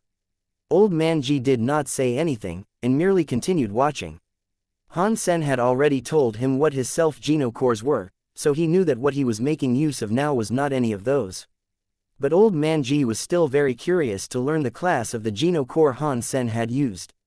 Old Man Ji settled on the belief it was a silver geno core, and a very good one at that. While it seemed to display a power more commonly expected in a gold geno core, he didn't think Han Sen could get his hands on one of those. They thought Jia Shidao had made a slip, and that he had not imbued all his power into the strike he wished to perform. They thought he had let his cockiness get the better of him, and as a result, allowed Han Sen to get the better of him as well. He was able to break silver Geno cores with ease, and he himself had a gold self Geno core. Aside from this self Geno core, he had many bronze and silver ones, so this initial capturing did not spell doom for his combat against Han Sen. Escaping the snare, he and the others believed, would be quite easy. Old Man Ji hoped Han Sen would soon put the core away, though, as it would be a great shame to see such a brilliant Geno core be broken. But Han Sen wasn't going to do that. Han Sen had to rely on this Geno core to gain the upper hand, unbeknownst to the others. He couldn't risk using his other Geno cores, as they'd end up broken. Although self-Geno cores could be broken and then later regenerated, doing so would put great strain on the body. It would also take a long time Han Sen couldn't really afford right now. Han Sen wasn't going to let this happen, and thinking this was a great chance to stress test his gold dragon lock, he was keen to learn whether or not Jia Shidao could break free. He was confident in the lock, though, and he knew Jia Shidao's fitness didn't rival a top-dog mutant creature. There was every chance he couldn't escape its snatch. Jia Shidao tried to maintain his cool, but he had to let a frown show. He used all the strength he could, but no matter what he tried, he could not get himself free. Everyone looked on in great surprise. They could see his muscles rise, webbed by stressed-out veins. It looked as if his muscles were going to break through the fabric of his clothing any second now, redefining what it meant to be ripped. But the rope just tightened even more, and it did not show any sign of breaking. And eventually, it began to shred the clothing, exposing the man's bulging body. Things quickly took a concerning turn. The rope did not relent in its tightening, and it eventually began to wear into the skin, drawing blood. Jia Shidao's face changed. His power was like a volcano, but the measly-looking rope had bested him. Jia Shidao tried gunning his muscles a multitude of times in the hopes he could break free, but nothing came loose. He could not earn himself any slack, and blood began to dye the rope and drip to the hall's floor. It was a very awkward-looking scene, truth be told. And as they watched, Green and the others' faces began to distort. They were shocked that Jia Shidao could not escape what was essentially a rope. He looked to be in an awful condition, made worse by how confident he had been when he walked out there. He wanted to prove to Han Sen that the young man had missed out not cooperating with him. He looked like an utter fool now. Jia Shidao had no clue what to do himself, so he decided to summon his gold Geno core.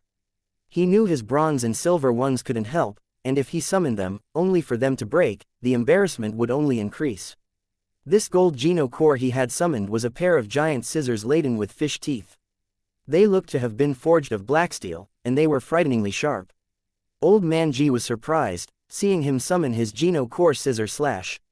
He was glad to see Han Sen had come so far and he was this powerful, and he was more than impressed to see he had put Jia Shidao in a situation where he had no choice but to summon his most powerful Geno core. The Geno core scissor slash was controlled by the owner's mind.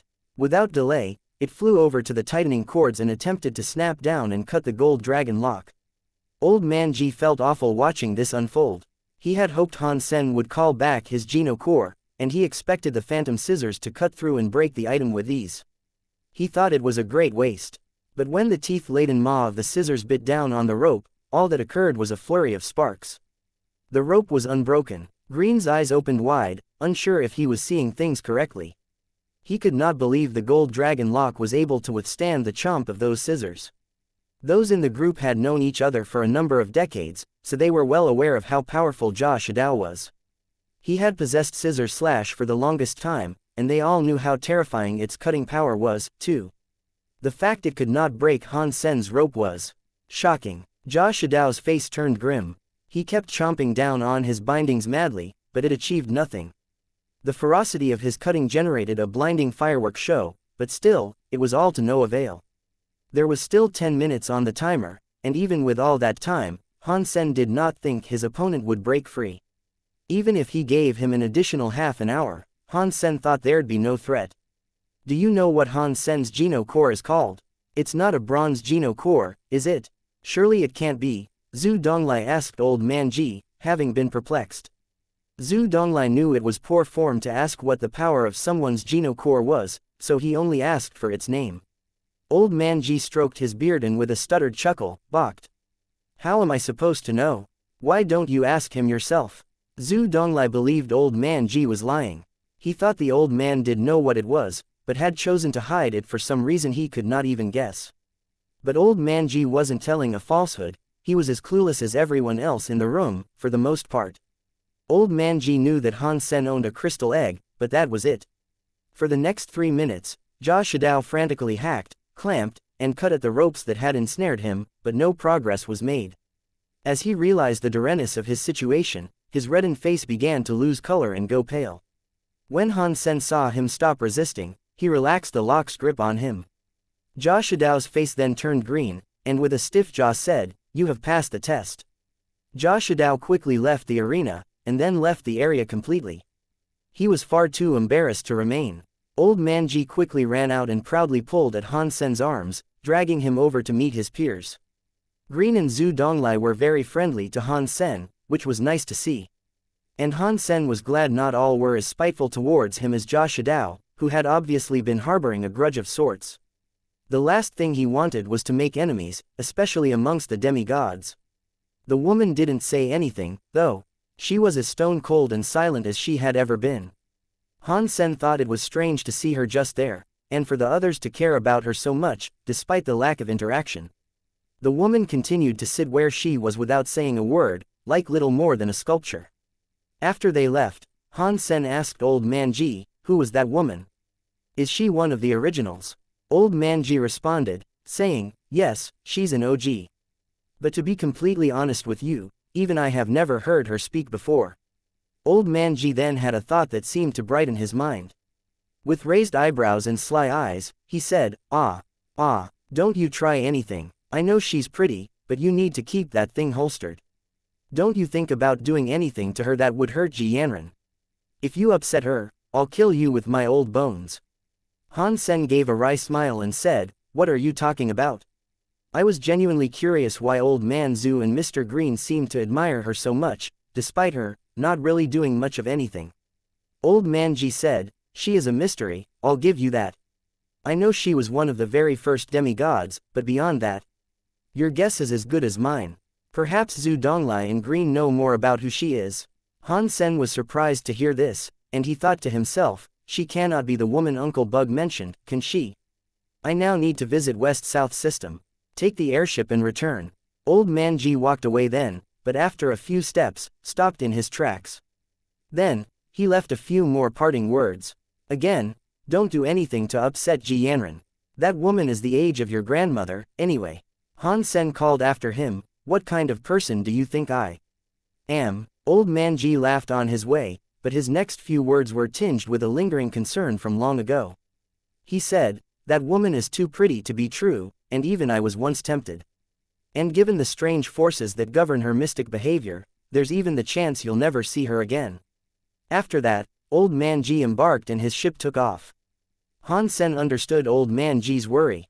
The woman was very weird, and she certainly wasn't some pretty girl you'd find at the cafe. Everyone knew to exercise caution when in her presence.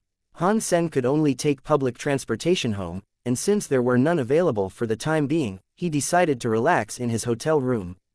Han Sen entered the sanctuary while there, to check up on Dragon Lady. She had made a lot of friends and gathered a lot of information, which she promptly shared with him. Green Cow was telling the truth, it seemed. Still, there was no hiding the fact there were no other survivors from the expeditions into Hidden Valley. That was cause enough for concern. While Han Sen was chatting with Green earlier, he asked if he knew about a demigod called Nan Lishan and Shadow Shelter. Strangely, he had never heard of either. Han Sen spoke with his friends in the sanctuary, and after a while, he decided to once again go back to the Alliance. He went to his room, and before he took his coat off, he noticed he wasn't alone. On his sofa was a beautiful woman. When Han Sen saw the person sitting there, he was in shock. It was the woman from the Demigod Association, the Mystic Woman. It was the woman who did not say a word. "Why are you here?" After Han Sen said this, a thought sprang into his mind. He wondered if she might have simply been a mute, and if so, asking her a question was a little inconsiderate. "I was looking for you." The woman spoke with a tone that was almost like that of a little girl. It was a sweet and soothing voice, a little high in pitch but incredibly friendly. "You can talk?" Han Sen asked with surprise. "It's not difficult," the woman responded. I never heard you speak before, and I thought maybe you were a mute or something. It was a misunderstanding on my part, I apologize. Han Sen said, feeling a little awkward. The woman now looked at Han Sen directly, and she said, you are different than him. You're different than Han Jinji. Han Sen was shocked. The formalities were over, clearly, and she was diving straight into the deep end. As for the differences she was referring to, he wasn't quite so sure what she was getting at. Perhaps she was merely referring to his appearance, but that wasn't exactly significant, since he was 3 generations down. Han Sen did not know which Han Jinji she was referring to, though. Was it his great-grandfather, or Teacher Han of the Blue Blood Special Forces? Are you talking about Teacher Han of the Blue Blood Special Forces? Han Sen asked. The woman replied, you are different. Of course we are different, Han Sen said, acknowledging she must have known a great deal about Han Jinji. To him, this was practically a confirmation she was the woman in the 7th team, the one who did not make a wish. The woman's attitude suddenly turned to one of disdain, and she said to him, I cannot believe you describe your great-grandfather as if he was a stranger. You members of the Han family have always been so obscene. Han Sen frowned and said, what do you mean? My great-grandfather is Han Jinji, but he has nothing to do with the Blue Blood Special Forces. The woman, again with a frown of disdain, said, Pa. You can try to trick others, but you can't fool me. You are his heir, and there is something coming that you'll never escape. Think about what might happen if they found out about your relationship too. Han Jinji, who, what are you talking about? Is this a warning? Is there someone out there looking to kill me? Han Sen asked, bewildered by this strange conversation. You know what I mean. You know just as much as I do, if not more. The woman briefly paused, and then went on to say, if you're going to talk to me with this attitude, I think we should call it quits and stop. I didn't come here to talk to you, behaving like this. Han Sen said, lady, you're confusing me. I'm being honest when I tell you that I am not related to Teacher Han. My grandfather was a member of staff there, but you seem to be getting offended for no reason at all. The woman looked at Han Sen with a different expression now. You really don't know. The woman said, if there's something you think I should know, then don't hold back, Han Sen said to her. With a strange expression, the woman then said, it doesn't matter. You are already a demigod, and they are sure to find out sooner rather than later. After a long and unsettling pause unfolded between them, she spoke again. Fortunately, you are different. Different enough that you might even live. She had said something along the lines of that a few times now, and Han Sen still had no clue what she was getting at. Her mystic arrival in his room was no longer the pleasant and revelatory encounter he was expecting. What concerned Han Sen the most was who she was referring to, and so he asked, who are they? Do you mean Blood Legion? The woman looked as if she had been worn out by an ignorance Han Sen was unaware he was conveying. She said, improve yourself. Just do it, improve and you might live when you meet them. After that, the woman turned to leave. Han Sen quickly asked her, can you at least tell me who they are? Who are you talking about? The woman left the room without responding. When Han Sen decided to chase her out into the corridor, she had disappeared. What in the alliance was she talking about? What did she mean? Does she think I am Teacher Han's heir? Or was this some sick game she likes playing, trying to confuse others? Han Sen's mind was a wallow of questions. People said Han Jinji could not have possibly had an heir, and many people believed Han Sen wasn't his heir. It had caused friction with quite a few individuals. This time it was different, though. This woman was so sure he was an heir, it had caused her to storm off. If Han Jinji was a member of Blood Legion, Han Sen's family should have still possessed some blue blood. These people are too arrogant. Can't they speak with some modicum of clarity for once? Han Sen thought he might have gotten used to the mystique and ambivalence of these older people by now, but that clearly wasn't the case. If that generation hadn't been dropping like flies, he would have learned everything he wanted to by now, for sure. There was only one takeaway from his brief talk with the woman, and he understood and agreed with it. And that was the need for him to improve. When he arrived home, he visited the Demigod Association's virtual community. There he found an abundance of information regarding various geno cores and vast swaths of maps to peruse. The content available for him, in terms of learning material, far exceeded the expectations set by Old Man Ji. Unfortunately, none of the maps available showcased Han Sen's region of the Fourth God's Sanctuary. That was normal, though. The fourth god's sanctuary was gargantuan, and there were only 100 humans currently living there. Han Sen had been the king of the third god's sanctuary, but even he had not come close to exploring that entire place. Back in the sanctuary, Han Sen learned Dragon Lady and Cheap Sheep had gone off hunting. The red pony he had recently healed had remained behind. Han Sen brought the pony and Bauer to the gate, seeking to go out so they could hunt, as well. Nan Lishan is back. As Han Sen approached the gate, someone called out, and people began to gossip amongst themselves. Han Sen was curious to see who Nan Lishan really was. Thus far, the man had been a complete enigma. After walking outside the gate, Han Sen looked ahead to see a human riding atop a black unicorn. Han Sen could clearly see it was a human, and if he had to venture a guess, he would say he was around 30 years old. Of course, looks could be deceptive. The unicorn trotted up the way at a slow, almost meandering pace. It gave Han Sen a chance to observe the man and his steed, but also vice versa. When the man caught sight of Han Sen, he brought his unicorn to a complete standstill. There, they both locked gazes. Han Sen could at least tell this man was totally new to him, which came as a relief. He wasn't someone from long ago he'd have trouble remembering something which was an all too common occurrence. The man's eyes were stern, though, and their lock on Han Sen would be defined as fiery, if they weren't also so sullen. It looked as if he viewed Han Sen as a thief, slinking out of his home, and he wished to do him harm. Han Sen picked up Bauer and casually readied himself to leave, as if the tension manifested was just a figment of the man's imagination. There was trouble brewing, and even though Han Sen could not tell why, he knew it was best if he made himself scarce. This was clearly Nan Lishan's territory, and if Han Sen remained and made himself an enemy to the human, he'd be greatly outnumbered. The space in Han Sen's paces began to widen, until he found himself sprinting away as fast as he could. Before he realized it, he had run a mile.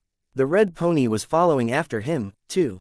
It looked to be struggling to keep up with Han Sen, and if one did not look closely, it almost looked as if the pony was chasing him. But it managed to stay with him, at least. Nan Lishan did not say a word, but he obviously seemed to have a bone to pick with Han Sen. He turned his steed around and took off after Han Sen. The unicorn had to be a mutant creature, and its speed was greater than Han Sen's, so it had little trouble catching up. And noticing this, Han Sen knew he was in trouble. He knew fleeing wasn't going to be the solution to this sudden standoff. Unfortunately, he could not think of anything else to do. If Nan Lishan had taken over a gold shelter, then he must have had a gold Geno core, too. This was different than what he had experienced with Jia Shidao, and Han Sen could immediately tell that this opponent was far stronger. He had taken over a shelter, after all. Han Sen figured he could use his gold dragon lock to trap and halt Jia Shidao's approach. He seemed to come for Han Sen blindly, so there should have been no trouble there. But he wouldn't change his course or do anything else until he knew he absolutely had to. The unicorn was fast approaching, and it was almost on Han Sen's heels. The infuriated rider atop it clutched a spear in his hands, primed to skewer Han Sen. It didn't take long for Nan Lishan to let it fly, and as it brushed Han Sen's clothing, he dove out of the way like a bat. Its speed was nothing short of frightening, though, and even with his Jadeskin activated, the spear managed to graze him in his evasion. And even that was enough to draw blood. Han Sen realized the gulf in fitness between the two was far too great. This called for diplomacy. "Why are you attacking me? What did I do?" Han Sen cried aloud. Han Sen wished to receive a response and at least delay a potential follow-up attack that might have been primed to finish him off. "You know why. Why else do you run?" Nan Lishan said, as he reached for another spear and swung it around like a loon.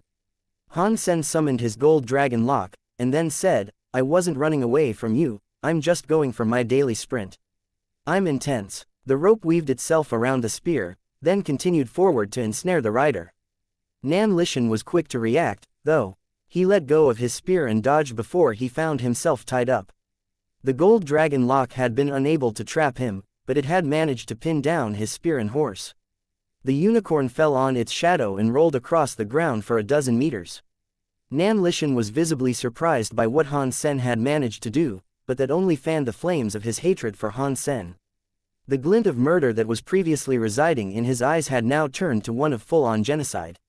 He summoned the spear back, and it reappeared in his hands. In an instant, he brought it directly before Han Sen, almost not providing him a moment to react. With his phoenix techniques, Han Sen was just able to muster the necessary speed to dodge the first few strikes. But the attack was relentless, and the swipes kept on coming. It was a horrifying scene, and Han Sen had rarely felt himself thrust into so much danger. There was no competition here. Han Sen's latest nemesis was by far his superior, and try as he might to dodge, Han Sen couldn't help but gather a collection of lesions and wounds from the hounding madman on his heels. And no matter what Han Sen pleaded, nothing would slow Nan Lishan down.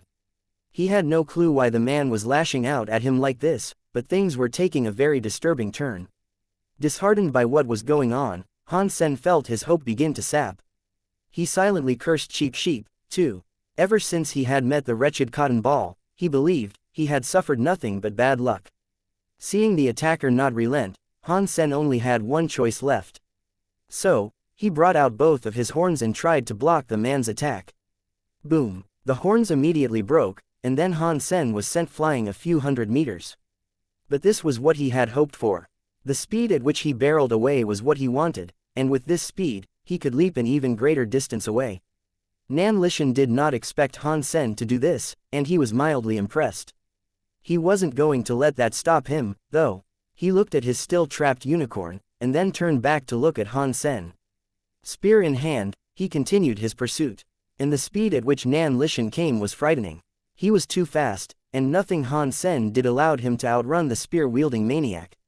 Dodging the next attack successfully, Han Sen quickly switched on his Dongshuan aura. He hoped he could find a way in which he might leave the danger of that place for good. Wait a minute, I'm on the path that leads to Hidden Valley, Han Sen suddenly realized. Han Sen thought it best to take refuge in Hidden Valley, but another 30 miles of travel was no small distance with his life in perpetual danger. He stumbled again, and acknowledging he was going to fail the latest dodge, he summoned his bulwark umbrella for a defense. The umbrella clashed against the spear and repelled it, but it was not without cost. The sound it made was terrible, and the umbrella sounded as if it was on the precipice of shattering. With the force of that strike, Han Sen and the umbrella were blasted away. But it was the perfect opportunity for Han Sen to gain even more distance on his pursuer, once again. Although Han Sen was bleeding quite a bit, he was in a good mood right now. He had regretfully made use of the umbrella, half expecting it to break, but it had survived. He thought maybe his Dongshuan Sutra or black crystal had reinforced it and made it stronger. Than it should have been. With the umbrella's support, Han Sen felt a lot more confident in the prospect of remaining airborne for the rest of his flight to Hidden Valley. Nan Lishan wasn't so willing to let Han Sen go, though. He shot up into the sky, swiping, slashing, and reaching with his spear. He was completely out of control, and his thirst for Han Sen's blood was monstrous. Han Sen used his umbrella to block an attack he wouldn't be able to evade. It was a success, but the force sent him downwards, spiraling into the rocky ground below. Cast across the coarse stones, his body was thrust between two large rocks and became wedged. A neighboring boulder was disturbed and began to roll, crushing Han Sen's hand into a bloody mess as it went. Before Han Sen could drag himself out of the stony landslide, the man and his spear were on him again. Han Sen was in the direst of situations, and the worst thing about it was that he had no idea who this nemesis was. He couldn't fathom a reason why Nan Lishan would come after him. He had done nothing to warrant this attack. If he was from Angel Gene's Zhao family, it might make sense, but it was unlikely. They had a thirst for fame and renown, and nobody knew who Nan Lishan was. Furthermore, people of the Zhao family seemed to revel in pumping gallons of genetics mutating serums into their veins before getting into a fight. This man had done no such thing. It couldn't have been the man from Iron Fist Martial Hall, either. Han Sen had just fought against Jia Shidao, and he was nowhere near as powerful as this man who hounded him. Stop, are you from Blood Legion? I am a good friend of God's retribution. Han Sen settled on the thought he was someone from Blood Legion. With his hazy ties to them, he thought it best if he played on that association. Hearing this name, Nan Lishan suddenly stopped still, as if a switch had been flicked and he was paused. As a torrent of relief washed over Han Sen, Nan Lishan suddenly said, "Of course. Of course you traitors are good friends." That wave of relief suddenly rolled back. Then the man exerted even more strength and speed into the spear set to skewer Han Sen. Getting himself free, Han Sen rolled and evaded the attack. Han Sen regretted mentioning God's retribution, and he knew now he had made things worse. But it had at least cleared one thing up for Han Sen. It proved to him that Nan Lishan probably was a member of Blood Legion. Pang! The umbrella blocked the next attack again, but it sent Han Sen careening into a wall. Collapsing back down to the ground, he did so with a mouthful of blood. Han Sen was in agony, but he held it back and dodged the next strike. Then he said, "I am a friend of your vice president, baby ghost." "You've got the wrong guy." Nan Lishan then shouted, "Nonsense. How can you be a friend of the vice president?" Han Sen was incredibly angry over his mistreatment, and now, he'd had enough. He responded, "FCKU. You keep saying I'm a mother F*** king traitor, but do you know whose heir I am? You are holding the relic, you are Han Jinji's heir, so who else?" Nan Lishan continued to attack as he spoke. Han Sen had been firing on all cylinders, exhausting all the power his 10,000 fitness could provide. His opponent must have had a fitness level of 20,000. Fortunately, he had Jadeskin. If others had suffered what Han Sen was going through, they'd have been killed many times over. "You mean this necklace thingy? I found it on the ground. I picked it up and thought it looked cool," Han Sen said, as he revealed the 9-life cat pendant. Han Sen wanted to buy himself some time, so he could successfully escape into Hidden Valley. "You really are the traitor's heir. Just like him, you're full of sh*t, Nan Lishan saw right through the con, and then he exerted even greater strength in his attacks.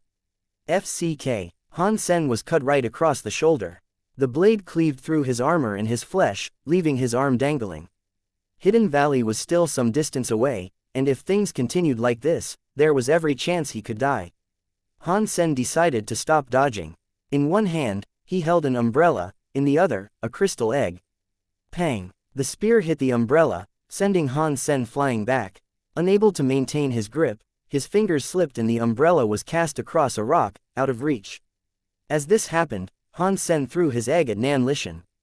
The man dodged it, but when the egg missed his head, it ricocheted off a stone in the direction of his ear.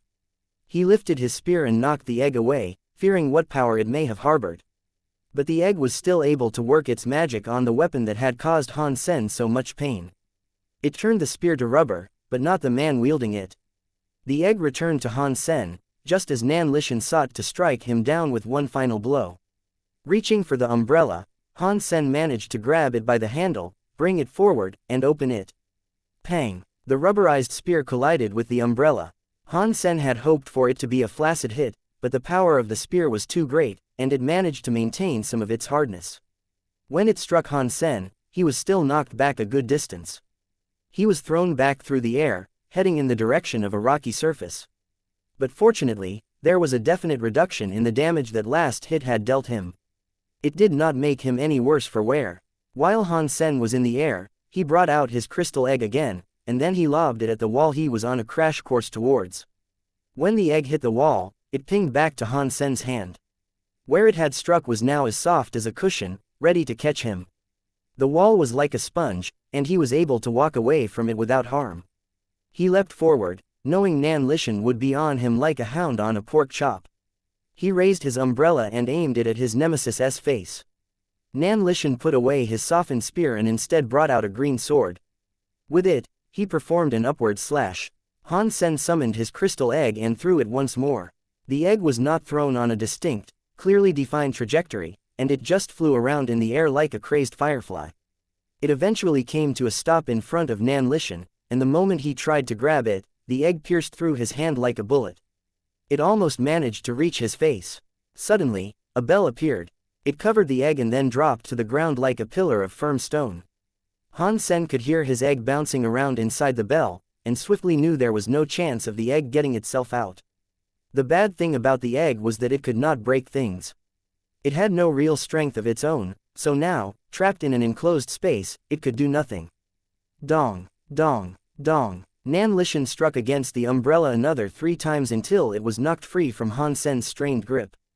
"Go to hell," Nan Lishan screamed, as he tightened his clutch on the sword he wielded and brought it down towards Han Sen. Seeing the green sword descend, Han Sen couldn't help but smile. Nan Lishan thought Han Sen was either slightly deluded or just flat-out crazy. He firmly believed he was about to end the pest and slice him in two. But suddenly, Nan Lishan felt a pain in his eye. He blinked, and a second later, Han Sen was gone. He had dodged the strike, and then, he noticed he was grabbing a hold of his chest. Nan Lishan roared in fury, moved away, and then used his fist to punch at Han Sen, who was in the process of delivering a palm strike of his own. Pang! Nan Lishan's fist and Han Sen's palm collided, but no shockwave was generated. Han Sen's fingers were inside his fist, but strangely, no blood came out. Buzz! Nan Lishan's body twitched. He tried to scream, but something jammed the noise in his throat, and no sound was made.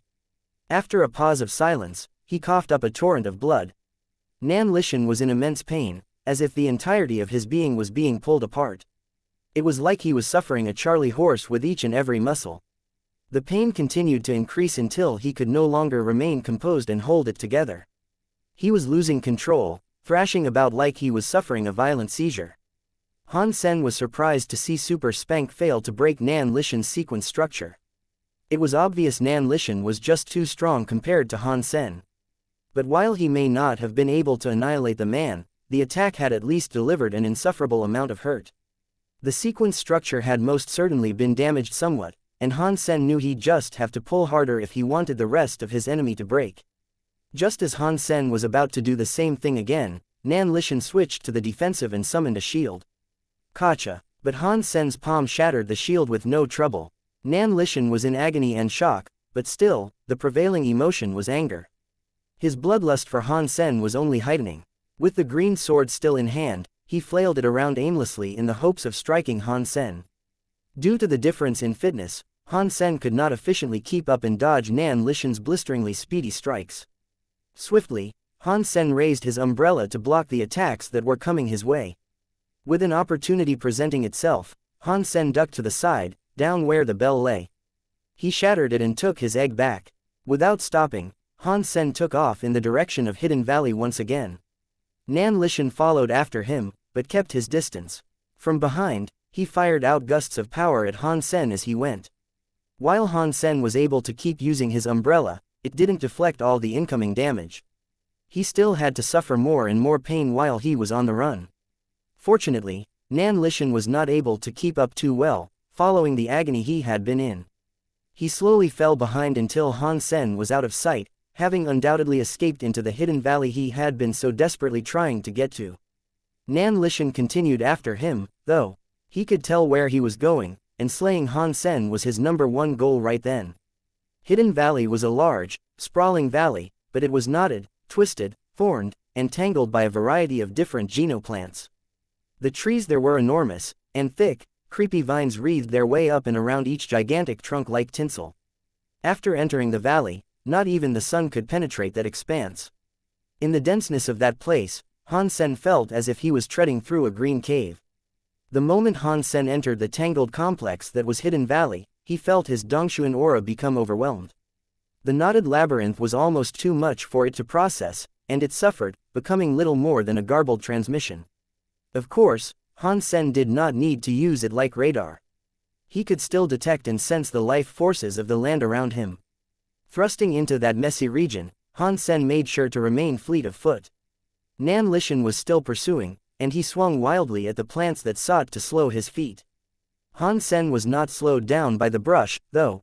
He utilized his Dongshuan movement and Heavenly Go to sidestep every vine and leaf that reached out to slow him down. Amongst the staggeringly tall trees and plants, vines wreathed their way through that wretched landscape, giving Han Sen flashbacks to his time in the Third God's Sanctuary. Many of those vines were so thick, not even Nan Lishan could cut his way through them, and he had to clumsily dodge around them instead. For the first time that day, Han Sen was at an advantage. With the delicate grace of his maneuvering, he went for the deepest, furthest, creepiest reaches of Hidden Valley. Green Cow told Han Sen there were many strange growths in the valley. There were trees composed of hideous, tangled snakes, and there were even vines that had bloodshot eyeballs that blinked ferociously. Although most of the plants in that area were just there, and did not seek to bring harm to those brave enough to explore, the ones that did were extremely dangerous. Han Sen had to stay on his toes, not only for the enraged madman chasing him, but for what he might unwittingly find himself running into. But this was sort of what Han Sen had hoped for. The last thing he wanted was to become swallowed by a man-eating plant, but he needed to lead Nan Lishan into a hostile plant. If he was crafty enough, he could get the plants to free him from his pursuer. Suddenly, Han Sen detected a nearby plant that possessed a mammoth life force that blazed like the brightest bonfire. Han Sen ran towards it, ready to risk alerting its attention not to him, but to Nan Lishan, who was still hot on his heels. When he was 10 meters away from that life force, the knots of the overgrowth swarmed Han Sen's vision, obscuring where and what exactly that plant was. It was all a great mess. This had forced Han Sen to slow down, and it had provided Nan Lishan the opportunity to catch up. His enemy thrust forward with his sword, ready to deliver a final strike. When his sword found a target, though, the sound of a metallic drang rang out. Han Sen raised his head, now alerted to Nan Lishan's alarmingly close presence. When he searched for what his foe had hit, he noticed the jade-like trunk of a tree he had not seen before. It must have just appeared there, and when Han Sen examined this tree, he looked down to observe the roots. There, half submerged in the soil, were many jade bulls. Only their heads were sticking out of the soil, and one of them had taken notice of Han Sen. The bull stared at him with red, frightening eyes. Nan Lishan must have struck the horn of one of those bulls, and Han Sen now noticed the fiery life force he had previously detected was a combination of the tree and those bulls. Moo! Suddenly, the bull Nan Lishan had struck made a sound. The bull stomped its way out of the soil with the ground-shaking march of an elephant. It lowered its head and exhaled a flame-tinged lung full out of its twitching nostrils. It was mad, and it looked ready to chase down not just Nan Lishan, but Han Sen, as well, making a fine kebab with its horns. Its speed was terrifying. Before Han Sen could bring himself to dodge the creature, it was before him. Han Sen only had the time to reach out and grab the horn. But when his fingers fell upon it, the bull lifted its head upwards, throwing Han Sen into the air, towards the twig-pricking tops of a tree. He broke through several branches on his way upwards, but he found himself brought to a stop against something soft.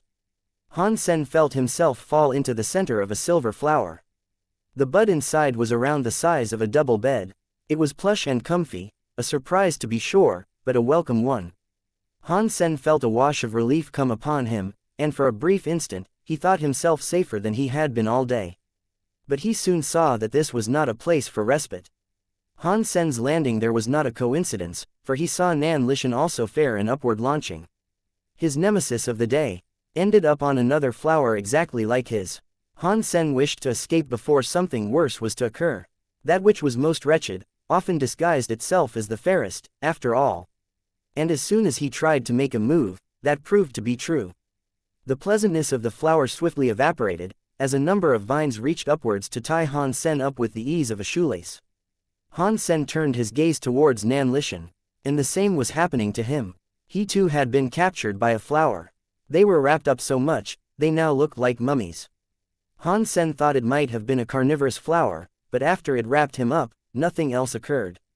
No digestive acid was released, and no chomping teeth were revealed.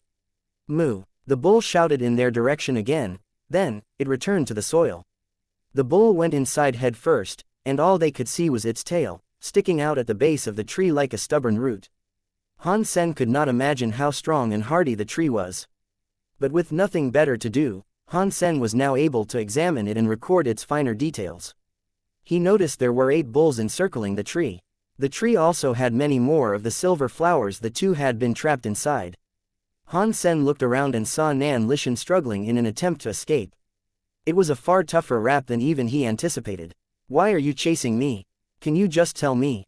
Are you really willing to risk your life this much, if it means you get to kill me?" Han Sen asked. Han Sen still had super spank, so if he wanted to escape, he believed he could. But seeing as nothing else was going on, Han Sen thought it best to ask as many questions as he could, while his enemy was also restrained. "I need to kill the traitor," Nan Lishan coldly responded. "I thought you wanted my 9-life cat pendant." Han Sen asked. "Who would want that? It's just a trinket belonging to your family." Nan Lishan spoke in a voice that suggested he was humiliated by the question. Han Sen eyed him queerly, thinking his reaction to be strange. "Why wouldn't you want your Blood Legion relic back?" Han Sen asked with a frown. Nan Lishan's face turned dour, and he returned the question with one of his own. "Tell me, are you Han Jinji's heir?" "My great-grandfather is Han Jinji, but not the one from the Blue Blood Special Forces," Han Sen said. Nan Lishan frowned, as if he was thinking of something. Is he really not the heir of Han Jinji? Nan Lishan murmured to himself. He paused before addressing himself once more, saying, but if he wasn't, why would he have the relic? And there's no way he could carry that on him. You still didn't tell me why only my family wants it, Han Sen said, thinking his enemy's self-narration was a little creepy. It doesn't matter, if you're not Han Jinji's heir. But you know my identity, and that is a transgression that does not allow me the pleasure of letting you live.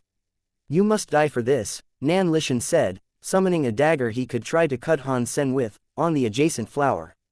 They were both trapped like mummies, and there was nothing Han Sen could do to dodge. He only had his demon heart ring, his crystal egg, and his bulwark umbrella. He summoned the umbrella to block the mind-controlled dagger. The dagger flew against the umbrella, and it could not break the established defense. Nan Lishan summoned his green sword then, and had it propped to take aim at Han Sen's throat.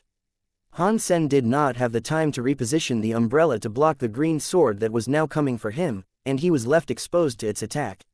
With super spank, he tried to pull and unfurl the vines that had wrapped him up. Unfortunately, no matter what he tried, the plant did not budge. He then believed it to be a sacred blood tree, but that didn't mean much right now, given the circumstances. Seeing the sword come for him, only one viable option remained for Han Sen to try. He activated Super King Spirit, in the hopes it would provide enough of a boost in power to free him. Han Sen's body, his eyes, and his hair all turned white, the latter growing extremely long. It floated menacingly all around him, as if he was underwater. But before Han Sen used his strength to tear off the vines and bring ruin to the flower that had trapped him, they decided to let him go free. At first, Han Sen believed it to be an act of self-defense, not wanting to let itself get hurt when it detected the power he now wielded. But then, the vines that had encased him moved over to the sword that was alarmingly close to decapitating him, and tangled it up. It had done so to protect him. What's going on? Han Sen thought this was extremely strange. A tree that had gone to lengths to wrap them both up was something he believed to be hostile. The flower then created a platform for Han Sen to step on. Nan Lishan looked on in shock, unable to believe a powerful Geno plant would side with Han Sen, as it was doing now. Why do you have the aura of a spirit? And, why do you smell like a creature? What are you? Nan Lishan had never seen anything like this before. He was well and truly flabbergasted. Han Sen looked at his Super King Spirit body now, and he saw how it propagated the sense of him being both a creature and a spirit. The sense of countless different creatures filled him up, many of which were ones that not even Han Sen himself could recognize. Han Sen's thoughts suddenly turned to the name Super King Spirit. Ordinarily, a level that was higher than a King Spirit was dubbed Emperor. The term super was a tier definition given to creatures. It wasn't until now that Han Sen realized it could harness the power and aura of a creature, as much as a spirit. The spirit in the title of this form was more likely a general term, a synonym for energy, soul, or essence. It didn't exclusively mean he became an actual spirit, of the sanctuary's definition. Who I am does not matter. Due to your repeated attempts of murder, your life is forfeit unto me. Han Sen walked back towards Nan Lishan, harnessing and manipulating the shock his nemesis had just experienced. Under Han Sen's feet, the flower continued to generate platforms for him to walk upon. More and more platforms came as swiftly as Han Sen moved, forming a perfectly safe walkway for him to tread. They guided him to Nan Lishan. Han Sen came before his foe and asked, "Who are you in Blood Legion? What are you regarded as?" Nan Lishan, who was still trapped, said, "I am a successor of Li Hen." "Are you one of the 13? Han Sen asked. Although Nan Lishan was strong, Han Sen did not think he was as strong as God's retribution. "I am not him, I merely carry his torch," Nan Lishan rushed to speak. "Is there a difference?" Han Sen didn't know too much about how Blood Legion worked, so it was a legitimate question. "You need the purest blood to become one of the 13, and I don't have it," Nan Lishan answered. Han Sen suddenly heard a noise. Turning to look at where it had come from, he saw Bauer riding Red Pony, coming his way. Red Pony had delivered Bauer to Han Sen safely, it seemed. Not wanting the bulls to hurt them, in case those wild creatures sought to give them the same treatment, Han Sen leapt down to meet with them on the ground of the valley. "Dad!" Bauer jumped into Han Sen's arms as soon as she could. Red Pony had Han Sen's gold dragon lock clipped to its behind. Han Sen wondered why, then realized that it had dragged the black unicorn here on Han Sen's behalf.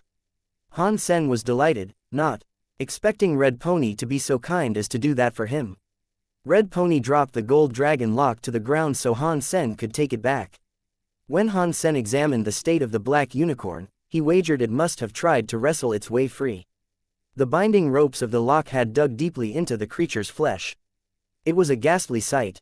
The black unicorn choked on its attempted screams and squeals as the lethal cords of the gold dragon lock dug into its body. Its throat was being crushed, robbing it of air. Its eyes began to twitch and flicker, slowly rolling back into its skull. Han Sen pulled out his only horn and thrust it into the creature's neck, to hurry along its death and stop its suffering. With the power of the Super King spirit body, it was a trivial task. The horn slid through the creature's jugular like a hot knife through butter. Mutant creature wind unicorn killed. Beast soul gained. Geno core destroyed. Consume its flesh to gain 0 to 10 mutant Geno points randomly. Han Sen retrieved his gold dragon lock and turned back to Nan Lishan. He asked him again, "Why do you people not want the relic?" Nan Lishan answered, "Only the president should have it, otherwise, it'd weaken your blood." "Do you mean the blue blood powers?" Han Sen asked for clarification. Nan Lishan, fearing for his life, was keen to answer whatever was asked of him. He answered, "It weakens our blood, if it is in our presence. While it is indeed precious, only the president can possess it." "Does that mean Han Jinji was the president?" Han Sen was shocked at this revelation. If only the president could have it and make use of it without any negative repercussions, then the only logical conclusion that could be formed was that Han Jinji was the president of Blood Legion. But if he was the president, then why would Nan Lishan call Han Sen and Han Jinji traitors? "He's just a traitor," Nan Lishan said. "Then what relevance does he have to Blood Legion? How was he recognized? He's on the tip of everyone's tongue, it would seem." Han Sen was getting frustrated. "He's just a follower," Nan Lishan said. "Didn't he have blue blood?" Han Sen asked. "He was captured. Why would he have blue blood?" Nan Lishan seemed surprised. Han Sen retreated into thought for a moment, telling himself, Baby Ghost was right. He wasn't a part of the organization, but why do the older people seem to think he has blue blood? This makes no sense. "Why did you capture him?" Han Sen asked. "That is a secret." Nan Lishan began to cough and froth blood from the corners of his lips. He seemed to be dying. Han Sen was taken aback. He leaned forward to open the man's mouth and prevent him from drowning on his own fluids, but Nan Lishan kept his jaw shut and merely smiled. Then, he exploded. It was too late for Han Sen to realize what was going to happen, and so he summoned his bulwark umbrella to avoid getting soaked in the soggy, gooey mess that had previously composed the person known as Nan Lishan. Han Sen, umbrella firmly in hand, shielded himself from the spray. The power of the self-destruction knocked Han Sen back, but he was caught by the plush composite of the flowers. Did he talk that much to distract me? Did he self-destruct in one final bid to bring me down with him? Han Sen viewed the horrendous scene with disgust, seeing bits of his flesh, the remains of his entrails, and his blue blood painting the surroundings. Han Sen had seen God's retribution's blood before, though, and he could immediately tell that Nan Lishan had not been lying. His blood was much lighter. The pendant then suddenly burned brightly. When Han Sen checked it out, he noticed it was starting to shine. The blue blood began to lose its unnatural color, reverting to an ordinary red color. Again, he wasn't kidding. The pendant really does weaken the blue blood. Han Sen was surprised. When the process of reverting the blue blood into red blood had finished, the pendant returned to its daily, dormant state. Although Nan Lishan had killed himself, Han Sen had at least learned a little bit. Baby Ghost had told him Han Jinji was captured by Blood Legion, and what Nan Lishan said backed that up. It seemed to be the truth. Then why did some people believe he had blue blood and couldn't have an heir? Han Sen was calm and composed after this, though. A surprise, considering what he had just had to endure. He knew there were many questions left to be answered, but it seemed he was being drip-fed revelations on the regular, and it would only be a matter of time before he had all the answers he needed. And he had a tingling sensation that told him it wouldn't be long now. He was getting very close to the truth. With Super King Spirit mode still activated, Han Sen dragged the Wind Unicorn out of Hidden Valley. Kindly, the plants also swayed, bent, or moved out of the way on his approach, too. It was like the entire plant-clogged valley was forming a path for him.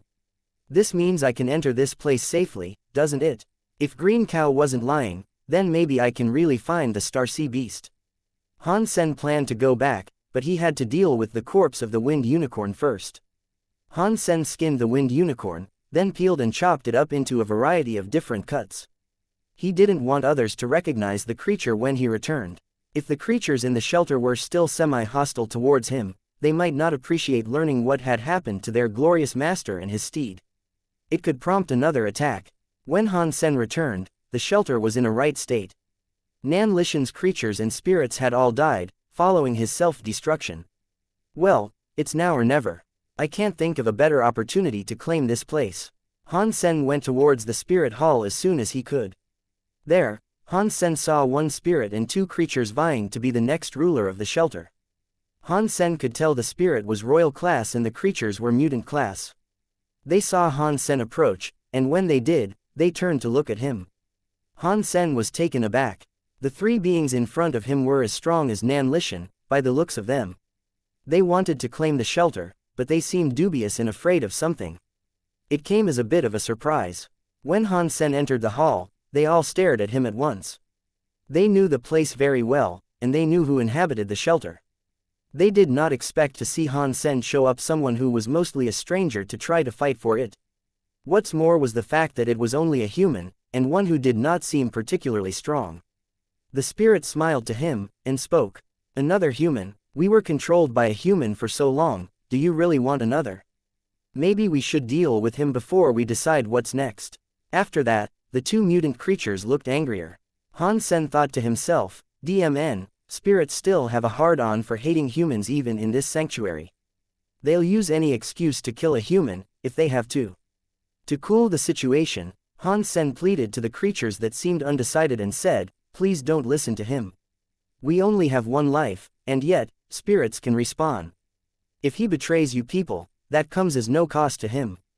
It's a little unfair, don't you think? The two creatures turned to the spirit and growled, with their lips raised and teeth on full display. The spirit stared at Han Sen with intense eyes. Han Sen inspected the three that were there, wondering how he might pull things in his favor. The spirit was blue, and he wielded a blue crystal greatsword. He had blonde hair. One of the two creatures looked like a white tiger. It had 6 ears, but apart from that, it looked like a proud and glorious being. The other creature looked like a robot, and it was made of black metal. Do you remember how Nan Lishan treated us? We were treated like worthless slaves. He was a horrible person, with one hell of a mean streak. And the conditions of staying here, have you all forgotten? The spirit made his case for why he should become leader instead. Han Sen rebutted with, I don't know what sort of person Nan Lishan was and how he treated you all, but I'm not him. And what's more is that you are free, I will let you keep your freedom. I've dealt with spirits before, and I know how cruel and callous they can be. They enslave humans and treat them as poorly as they do creatures. Anything in a spirit's service is controlled via a tight leash pulled by an iron fist. It is no way to live. Han Sen then went on to say, I'm a human with a bronze geno core. How can I fight you all? As he spoke, Han Sen summoned his umbrella to prove to them it was bronze. When they saw it was a bronze geno core, the creatures turned to look back at the spirit. The scene had been brought to a standstill. Han Sen was thinking how he might take the shelter. He didn't want to back off and miss this opportunity, but he also knew he could not fight the three of them. The three were only a little weaker than Nan Lishan himself, so the odds were completely out of his favor. He wouldn't stand a chance. Han Sen thought it might be best to just back out and let them duke it out before swooping in when a wounded victor emerged. Committing to this idea, Han Sen took one step back. But when he did this, the metal robot swept forward and stopped him from leaving. How about a deal? The metal robot offered. What deal would that be? Han Sen looked at the Roboman with interest. This was a surprising turn of events. I will help you take down the shelter and give you control. I only want the mine, the metal man explained. The spirit then said, Metal Demon, why don't you just ask me? Join me and we can crush these vermin. We can crush the 6-eared freak, make me ruler, and you can have the mine. The white tiger roared when he heard what he had been called. Metal Demon responded to the spirit by saying, the human is correct. If you became ruler, we would all be enslaved. The spirit's face turned glum, hearing this. Do you really think a bronze geno core human can beat me in 6-ear? Metal Demon said, don't presume 6-ear is with you. He hasn't pledged allegiance to any one side yet. Metal Demon continued, 6-ear, You want the garden, don't you? How about you take the garden, I take the mine, and the human gets the rest? Six Ear heard this and roared in agreement. What do you think, human? Does this satisfy you? Metal Demon said, I'm just happy to have a roof over my head, Han Sen said, agreeing. Six Ear and Metal Demon began to dubiously approach the spirit, slowly and carefully. They had their plan. Han Sen wasn't sure how they were going to engage the spirit in battle, but he followed after them with care. The spirit, however, was of an unswayed resolve. He had no fear, and he balked at them, saying, Pa! You guys are all so naive. Do you know why I have bothered talking to you filth for so long? A sudden aura of immense evil and power raced into the shelter. Upon its arrival, shock struck the hearts of the creatures backing Han Sen. An additional 2 spirits had come. One was tall and imposing, as it was a 4-meter-tall giant that wielded a massive hammer. The other was short, it was plump and stocky, and it was no taller than Han Sen's waist. The hammer it wielded, however, was larger than the giant's. They did not mask their presence or life force. They wanted the others to see that they were just as strong as the other spirit they had come to aid. 3 versus 3. Those are the odds I like. But tell me, are you as confident as you were just a few moments ago? The spirit smiled callously. The white tiger with 6 ears and Metal Demon looked ill. They preferred to share the shelter with a weak human than accept the cruel rulership of a spirit. While they were confident in tackling the one that had first confronted them, they had not expected him to have backup on the way. Their presence there now scared them. What's more, the reinforcements had entered the hall through its only exit. They had to fight, no matter what. Even if they sought to flee, they'd have to battle their way out. I'll spare your lives if you subject yourselves to my will and accept me as your new master. And as for you, the spirit turned his head to address Han Sen now, and he said, well, I can't grant you the same generosity. Humans must die. You're getting ahead of yourself, don't you think? You're already talking as if you own us. Han Sen smirked. No, but your delicate, petty existence rests in the mighty palm of my hand. The spirit drew his blue greatsword and pointed it at Han Sen. The deal is unchanged. You two take on tall and small, and I'll get the big cheese. Han Sen issued a command and immediately cast a gold beam of light towards the advancing spirit.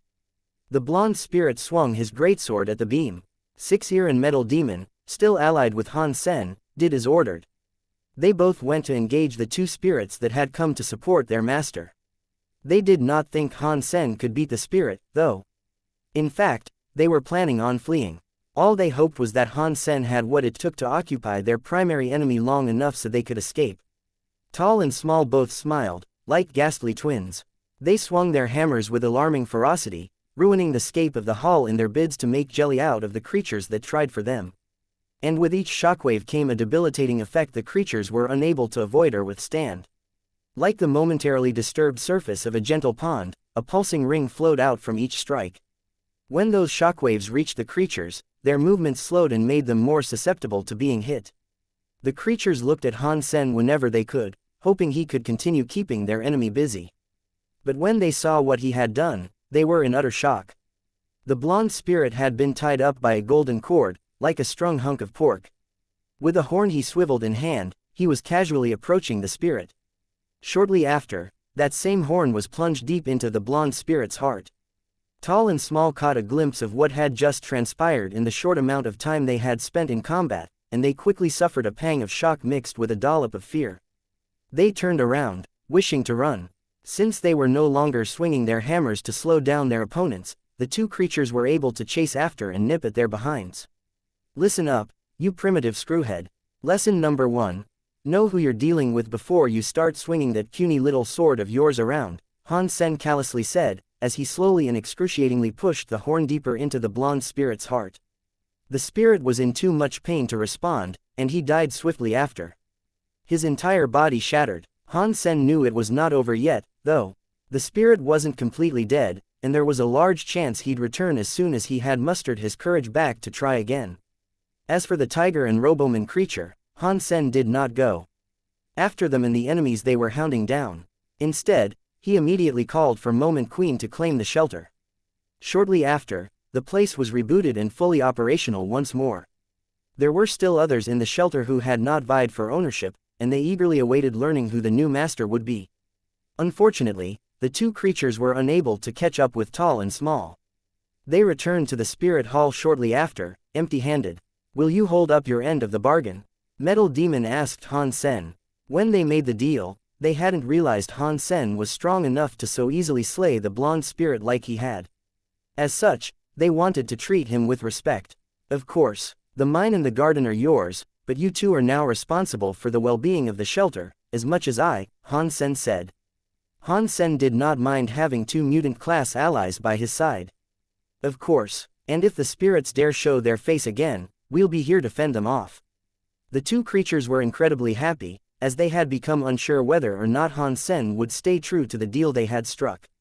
If he did not, with the strength he possessed, there'd be little they could do to change his mind. After all, the way Han Sen had killed that spirit made them almost afraid to interact with him. They then had a discussion on how best to proceed in controlling the shelter, and how it should be operated. The others in the courtyards were worried about what would become of them, too. They still did not know who the new master was, and most of them were leaning towards escape. If a powerful spirit had taken over, they could all kiss their freedom goodbye. The person with the most worry there, however, was another human. There was another demigod there, and his name was Su Mianhua. He was a professor of genetics in the Alliance. When he came to the fourth god's sanctuary, he was fortuitous enough to spawn nearby. Nan Lishan found him and knew who he was. Shortly after, he was led to the shelter, where he was granted accommodation. He had even been provided much free flesh to level up at a greater pace. But it was not all peachy. Su Mianhua had been imprisoned in the shelter and not even allowed to return to the Alliance. He had been forced to remain inside the shelter to do research on Nan Lishan's behalf. Su Mianhua knew Nan Lishan often went out to murder creatures for the sole purpose of getting him to do more research. But while the requirement to do research had been forced upon him, over time, he had grown to enjoy it. It became a hobby of sorts, and he was really into it. The technology in the sanctuaries was fairly primitive, but he had made grand advancements in the time he had spent there. He needed more time and more materials, though. He had run low on supplies recently, so he was quite interested in whether or not a new leader would tolerate his hobby. If the new owner was a creature, there'd be a high chance he would be killed outright. After the many years of research, while he had collected many Geno points, he had done no combat training. He would be hopeless in a fight, so if he was cast out of the shelter, it'd be as good as a death sentence. All the spirits and creatures stared at the spirit hall, ready for the announcement of who their next leader was. "Who do you think the new master will be?" Metal Demon, "That Robo Boy's Geno core is indestructible." "Nah, my boy's 6 here. That tiger eats metal scrap for breakfast." I saw them chase 2 spirits out. It has to be one of them. Perhaps they're even cooperating. I still think Metal Demon should be the master. He's a cool guy, and there's not a bad circuit in his body." "Well, let's be honest here, as long as it's not a spirit, we're good. If a spirit takes the mantle, we're all going to have to sign contracts." "Yeah, I hope it isn't a spirit. Spirits are trash." As the crowd formed to gossip, speculate, and await the reveal of their new master, something appeared and walked out before them. Everyone went deathly silent when they saw. If the next master wasn't up to par and was not very favorable, there was every chance of them leaving. 6-Ear and Metal Demon came out together. They did so side by side in a fine condition. It did not look as if they had done any fighting. But then, they parted. Someone else was coming, walking through the center to overtake them both. It looked like a spirit was going to assert the mantle, or at least, that's what their first glance told them. They quickly sought to run off and abandon the shelter, in fear of entrapment. They thought a spirit had taken the shelter over, and that it had already claimed 6-Ear and Metal Demon. Sparing an additional second to see who it was before racing off, the audience then noticed it wasn't a spirit. It was almost too short to be one, and surprisingly, the person looked rather similar to Nan Lishan. "It's a human." A number of them balked, in unison.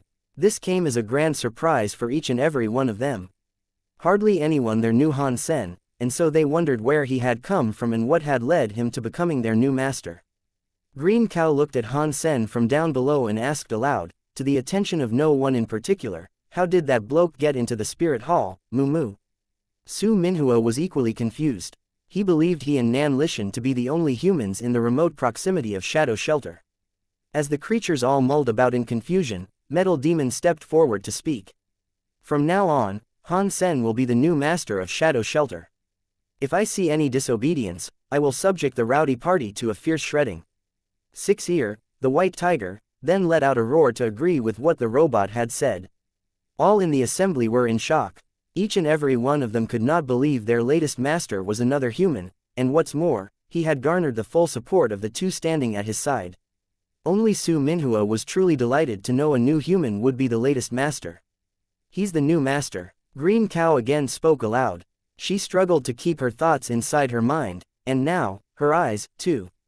They almost fell out of their sockets, as she struggled to comprehend the fact that the man she had tried to half-swindle was to be the new master of the shelter. Don't expect much change. The rules you knew before are still in place. No oath or contract is put upon you to remain here. Your freedom is intact, and you can all continue living here. So, rock on, I guess. Han Sen finally spoke, with a casual tone of voice that sought to comfort any fears they were harboring. Han Sen wanted them all to feel safe. The more people who happily lived there, the more taxes he'd be able to receive. With Six Ear and Metal Demon by his side, the fears of the shelter's occupants were soon laid to rest, and business swiftly returned to normal. Han Sen gave them the mine and garden, as was promised in the bargain they had made. That wealth was also payment for them to remain in the shelter as guards for Han Sen. They would also maintain order in the shelter while he was away. Han Sen returned to the Spirit Hall, where Moment Queen was waiting for him. Is something wrong, or did you just drink a glass of curdled milk? Han Sen asked. Moment Queen was quick with her response, and with obvious concern, she asked, are you going to stay in this place for long? Yes. Han Sen knew there would be no strong creatures or spirits nearby that could threaten him. It was a well-built shelter that had come with a pre-installed army. His biggest enemy would be the blonde spirit he had faced earlier and made quick work of. Han Sen was only going to get stronger in the time to come, so even if the spirit returned to try his luck once more, Han Sen did not fear him. And in the days to come, Han Sen would make it his objective to max out his primitive and mutant Geno point tallies. I hope you can spend some time to open the Geno core storage, Moment Queen said. Can you have one here? Han Sen asked. Old Manji had already told Han Sen about Geno core storages before. They were similar to the spirit bases, in that they were individual places that had access points across the sanctuary. The only real difference was the fact you needed a Geno core to gain access. No matter what race you were, as long as you had a Geno core, you could gain access. However, when you were inside, you could only bring along one Geno core, and that would be the one used for access. For your time there, all the others were off limits. Whenever you beat an enemy, you'd receive an item that could reinforce Geno cores. It was also a tiered place, too. You had to ascend the ranks, unable to skip any. Everyone had a ranking there, but it was one that was tied to the Geno core used. In the gold Geno core storage, Old Man G was ranked somewhere around 8 million. Han Sen was interested in learning more about the Geno core storage, though, ideally from first-hand experience. I wonder what the rank my umbrella and egg are. It would be great if I could reach the top 10, Han Sen thought to himself. Shadow Shelter had a Geno core storage. Opening it, however, would require 1,000 genes. To reach this sum, Han Sen would only need time. Genes could be paid for in the blood of others, but ordinary and primitive Geno points would do, too. There were many creatures in the surrounding area that could sat Han Sen's current lust for Geno points, but there were also a great many creatures already residing in the shelter. For now, though, Han Sen wanted to return to Hidden Valley. He wished to go alone, for he didn't want anyone else to see his Super King Spirit ability. When Dragon Lady and Cheap Sheep came back from their joint hunting expedition, their return was full of surprises. They had missed out on everything that had transpired. This is a strange thing, girl. It looks like a battle has taken place, Cheap Sheep said, while spinning his head around to observe the slightly tattered shelter. Dragon Lady thought it was weird, too, but she did not care much about it. Cheap Sheep approached the nearest creature to him and asked it, was the shelter attacked? Don't be shy now, tell me what happened, bub. Woof, woof, woof. The creature responded. Cheap Sheep was shaken, hearing what had occurred. He said, what? Boss Bub Han Sen became the master of this shelter. And we missed it. Dragon Lady was intrigued, hearing of Han Sen's involvement. She stepped forward to join the two and asked, what happened? Cheap Sheep turned around and told her, somehow, somewhere, the previous owner of this shelter, died. Han Sen fought like the brave boy that he is and claimed ownership of the place. I suspect that's him, leastways. It'd be awkward if there were two Han Sens walking around, bub. While he was not going to distrust what his ears had told him, Cheap Sheep struggled to believe his boss Han Sen had what it took to conquer a gold shelter. Come, it is best if we see for ourselves, Dragon Lady said. When they entered the spirit hall, there they saw Han Sen. Cheap Sheep was quick to lower his head and plant his face on the ground, licking his boots. Han Sen was strong, he knew that. But it was a shocking thing to realize that he had taken over a gold shelter. It was no small feat. Cheap Sheep spent a wistful moment traversing memory lane, and he recalled how it wasn't so long ago when the two of them were running away from Dragon Lady herself. Of course, Han Sen had gotten lucky, more than anything. If it really was a fair fight after a proper assault, he wouldn't have had what it took to take down the shelter.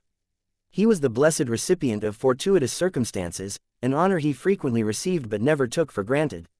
However, Han Sen had been very busy since he became master of the shelter. He couldn't squeeze in the time necessary to visit Hidden Valley, as he very much wished to. He ate the unicorn during what little time he had spare, though, and he managed to receive 9 mutant Geno points. Those 9 points brought his fitness level up by 720. On a street in the shelter that day, there was a woman that looked very much like an angel. She was walking a dog. The dog was of 2 shades. Its back was black, whereas its underside was white like the finest pearls. The woman was clad in a most spectacular armor, that was polished to a blinding sheen. Her plating was so clear it could be mistaken for a mirror. On her back were beautiful but sturdy wings. Master, Nan Lishan is dead. This was a wasted trip, the dog spoke. The woman merely said, then we should at least take a moment to check out the new master. I suppose, if he managed to claim this shelter, he must at least have a gold Geno core. The dog scratched itself. Then, it went on to say, you didn't have to come here, you know. We only have to tell them we are from Sacred Shelter. They'll obey pretty quickly after that. The woman smiled and said, this is Outer Sky Shelter's territory, we can't cause trouble here. Why a human, anyway? We have many of them back in Sacred, the dog remarked. It was a mission given to me by my mother, and it's something that can only be accomplished by a human. That's just the way it is, the woman explained. The dog perked its ears up then, and said, ah, there. In the plaza, the human we seek is there. The woman nodded, and then they both headed for the person they had spotted. Han Sen was collecting blood in the plaza. If they provided him 1 drop of their blood, they could stay in the shelter for a month. Naturally, with such cheap payment, many had gathered. The queue was quite impressive. Han Sen had made the announcement a few days prior. Now, for any who wished to stay in the shelter, the first thing they'd do was donate blood. When the woman and her dog arrived in the plaza, they stood and watched Han Sen go about all the creatures, collecting the blood they were so eager to part with. I hate to say it, but he doesn't look all that special. And you're saying this is the guy you need now? The task is exclusive to him. What is it exactly? Because this guy is plain. The dog was not impressed. The woman said, it's just easier for humans to do this. And they need to be strong, as well. The woman watched Han Sen intently. Her pupils split into 2 while she looked. Han Sen immediately felt as if he was being watched, and it wasn't by the eager blood donors. He didn't care too much about it, as long as the force that watched him was not hostile. The woman shared the same reaction the dog did, though. She was disappointed by what she saw in him. What's wrong? Dogs could pick up bad vibrations. The woman turned around and just said, there is no need to meet with him. His fitness is barely primitive, and he has a bronze Geno core. We don't need him. How can the creatures admire him so much? How could he even take over this shelter in the first place? Do you want me to kill him? The dog's eyes glinted with the look of murder. This is Outer Skies territory. It would be best not to expose ourselves, the woman said, pulling the dog away. Well, since we're here, shouldn't we look around? The dog pleaded. Fine, sure. Han Sen had not noticed their presence there, as he was too fixated with the blood drive he had established. Single file. Hey, you, stay in the line. Ah da da da. No. You can't reserve spaces. Hey, cut that out. You, yeah, keep moving, keep moving. Oh, man, and just what are you doing? This isn't the time to squat, young bub, wait a minute, what the? You don't take a dump on the street while you queue. You dirty, disgusting thing. What in the sanctuaries is the matter with you?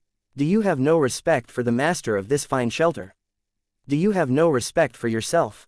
Cheap Sheep was trying to keep order in the line, taking advantage of his friendship with Han Sen. The blood drive had been going on non-stop for days by now. When creatures learned they could stay at the shelter for an entire month for the cost of a droplet of blood, they came from all around. The place was jam-packed and stuffed to the gills with creatures, all wanting a roof above their heads. After a while, Han Sen thought it best to take a break and let Cheap Sheep handle the proceedings while he went off to Hidden Valley. And so, that's what he did. He was keen to find the Star Sea Beast. Bauer had gone off with Ji Yanran on vacation for some time, so he went to Hidden Valley alone. The Geno plants were as gracious and kind as the last time he was there, and they formed a path, leading him wherever he wished to go. There was a wild abundance of different types of plants populating that valley. It was like one grand botanical ark. Green Cow hadn't lied at all, and there really were trees with snakes, as well. They posed no threat to Han Sen now, though, and they simply slithered away whenever he drew near. Of course, Han Sen entered the valley in Super King Spirit mode. And just like Green Cow had told him, there was indeed a cave. At its entrance, a large boulder barred entry. Strangely, however, there was a single word carved on its face. Han Sen recognized it to be a big stone tablet that had been cut and placed there. The word on it was simple: sky. This looks familiar. Han Sen recalled where he last saw something like this. The rock looked just like the one he had seen in the Valley of Time in the Third God's Sanctuary. When I was in the Valley of Time, I thought I saw the word knock carved upon a similar, half-buried tablet. Then there was another tablet, which had the words Person 1 engraved on it. If these three tablets were combined, then it would produce the word Destiny. Han Sen narrated to himself. Han Sen thought this had been cut from the same stone. If these really were cut from the same tablet, and the third really has just happened to conveniently appear here for me to find, then that's more than just a coincidence. It's rather spooky, to be honest. Han Sen continued to narrate to himself. Han Sen punched the tablet and was unable to deal damage to it, just as he hadn't been able to deal damage to the other cuts in the past. Shocked, and thinking this was confirmation, Han Sen thought to himself, who was capable of cutting up the tablet in the first place? I fear meeting that fellow. Fortunately, the tablet had merely been placed there. Han Sen was able to just push it out of the way. It was no small feat, however.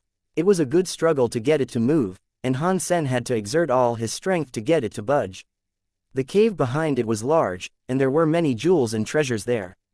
It was as if Han Sen had pushed aside a fat dragon, to reveal the gold it had kept behind it. The entire place sparkled delightfully. Han Sen walked inside with awe, and at the far end of the cave, he noticed the giant skeletal remains of some creature. It looked like the skeleton of a large dinosaur, but even bigger. He imagined it was the sort he might have seen strung up in a museum someplace. Strangely, however, it glowed. It was the skeleton of a long-dead creature. That much was plain to see, but it glowed. It was hauntingly pretty. Han Sen used his Dongshuan aura to give it a scan, and he confirmed it was indeed dead and not some creature whose appearance was that of a skeleton. Green Cow was not lying, then. Han Sen wanted to see if there were any Geno cores left there. It was a sacred blood creature, so its Geno core would have been gemstone class for sure. Han Sen was strong, but not even he could slay a sacred blood creature yet. So far, it was impossible for him to obtain a gemstone class Geno core. Unfortunately, much to his dismay, he was unable to find one. This prompted Han Sen to think, did it shatter when the creature died? Han Sen continued to scan the immediate vicinity, and the skeleton in particular. He noticed the skull of the skeleton was giving him a much stronger reading. Han Sen climbed into it and found something inside. It was an orb, one that fit neatly into his hand. It was very much like a baseball in terms of size, but it was a beautiful thing. It harbored a mystical quality, and inside, one could be the presence of all the stars of the universe. Or so it seemed. Han Sen did not know what type of creature it was, but when he sprayed the orb with water, it began to shine very brightly. It is a gemstone Geno core. Han Sen yelled, filled with much delight. Put it down. Suddenly a voice rang through the hollow of that cave. There, Han Sen saw a woman with wings approaching. Alongside her was a dog. Give me one good reason to. Han Sen could immediately tell she was a creature, not a spirit. The woman paid no heed to what he said, and she simply turned her attention to the dog at her side. "Black doggo, do your thing." The dog howled and crooned louder than any wolf. It brought its head back down to face Han Sen and opened its mouth. Then, an array of lasers fired towards him. When Han Sen saw the beam, it was too late for him to dodge. Instead, he threw his fist at it. Boom! An overwhelming force of power sent Han Sen spiraling into the cave wall, causing it to collapse and bury him. He lost his grip on the Starseed orb as this happened, resulting in him dropping it. The woman picked it up, frowned, and said, "This man's life force is strange." The dog responded, saying, "It's too late to say that. After my laser, he is practically dead. I suppose he was not needed, anyway." The woman and her canine companion then left, as swiftly and as silently as they had arrived. The dog, following her closely from behind, said, "Well, we can't say it was a wasted trip.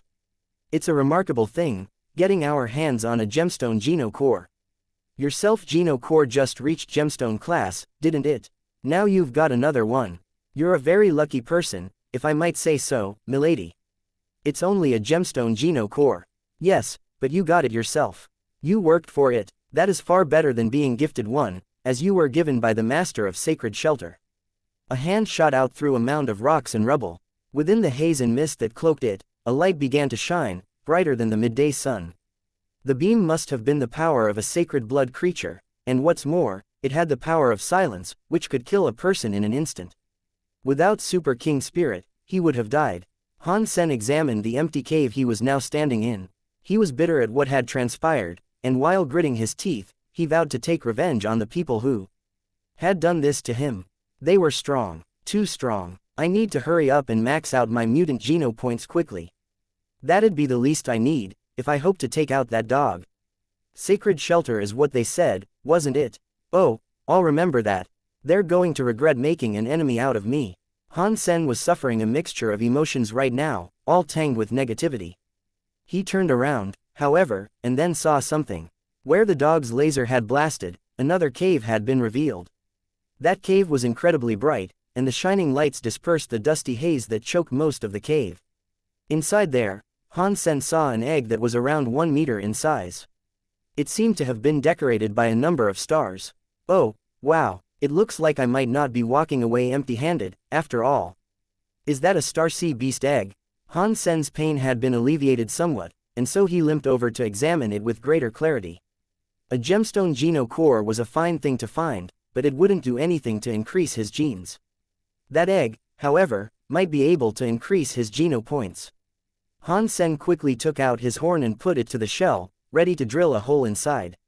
With all his strength, Han Sen began drilling a hole with his horn, so he could help himself to a big suck.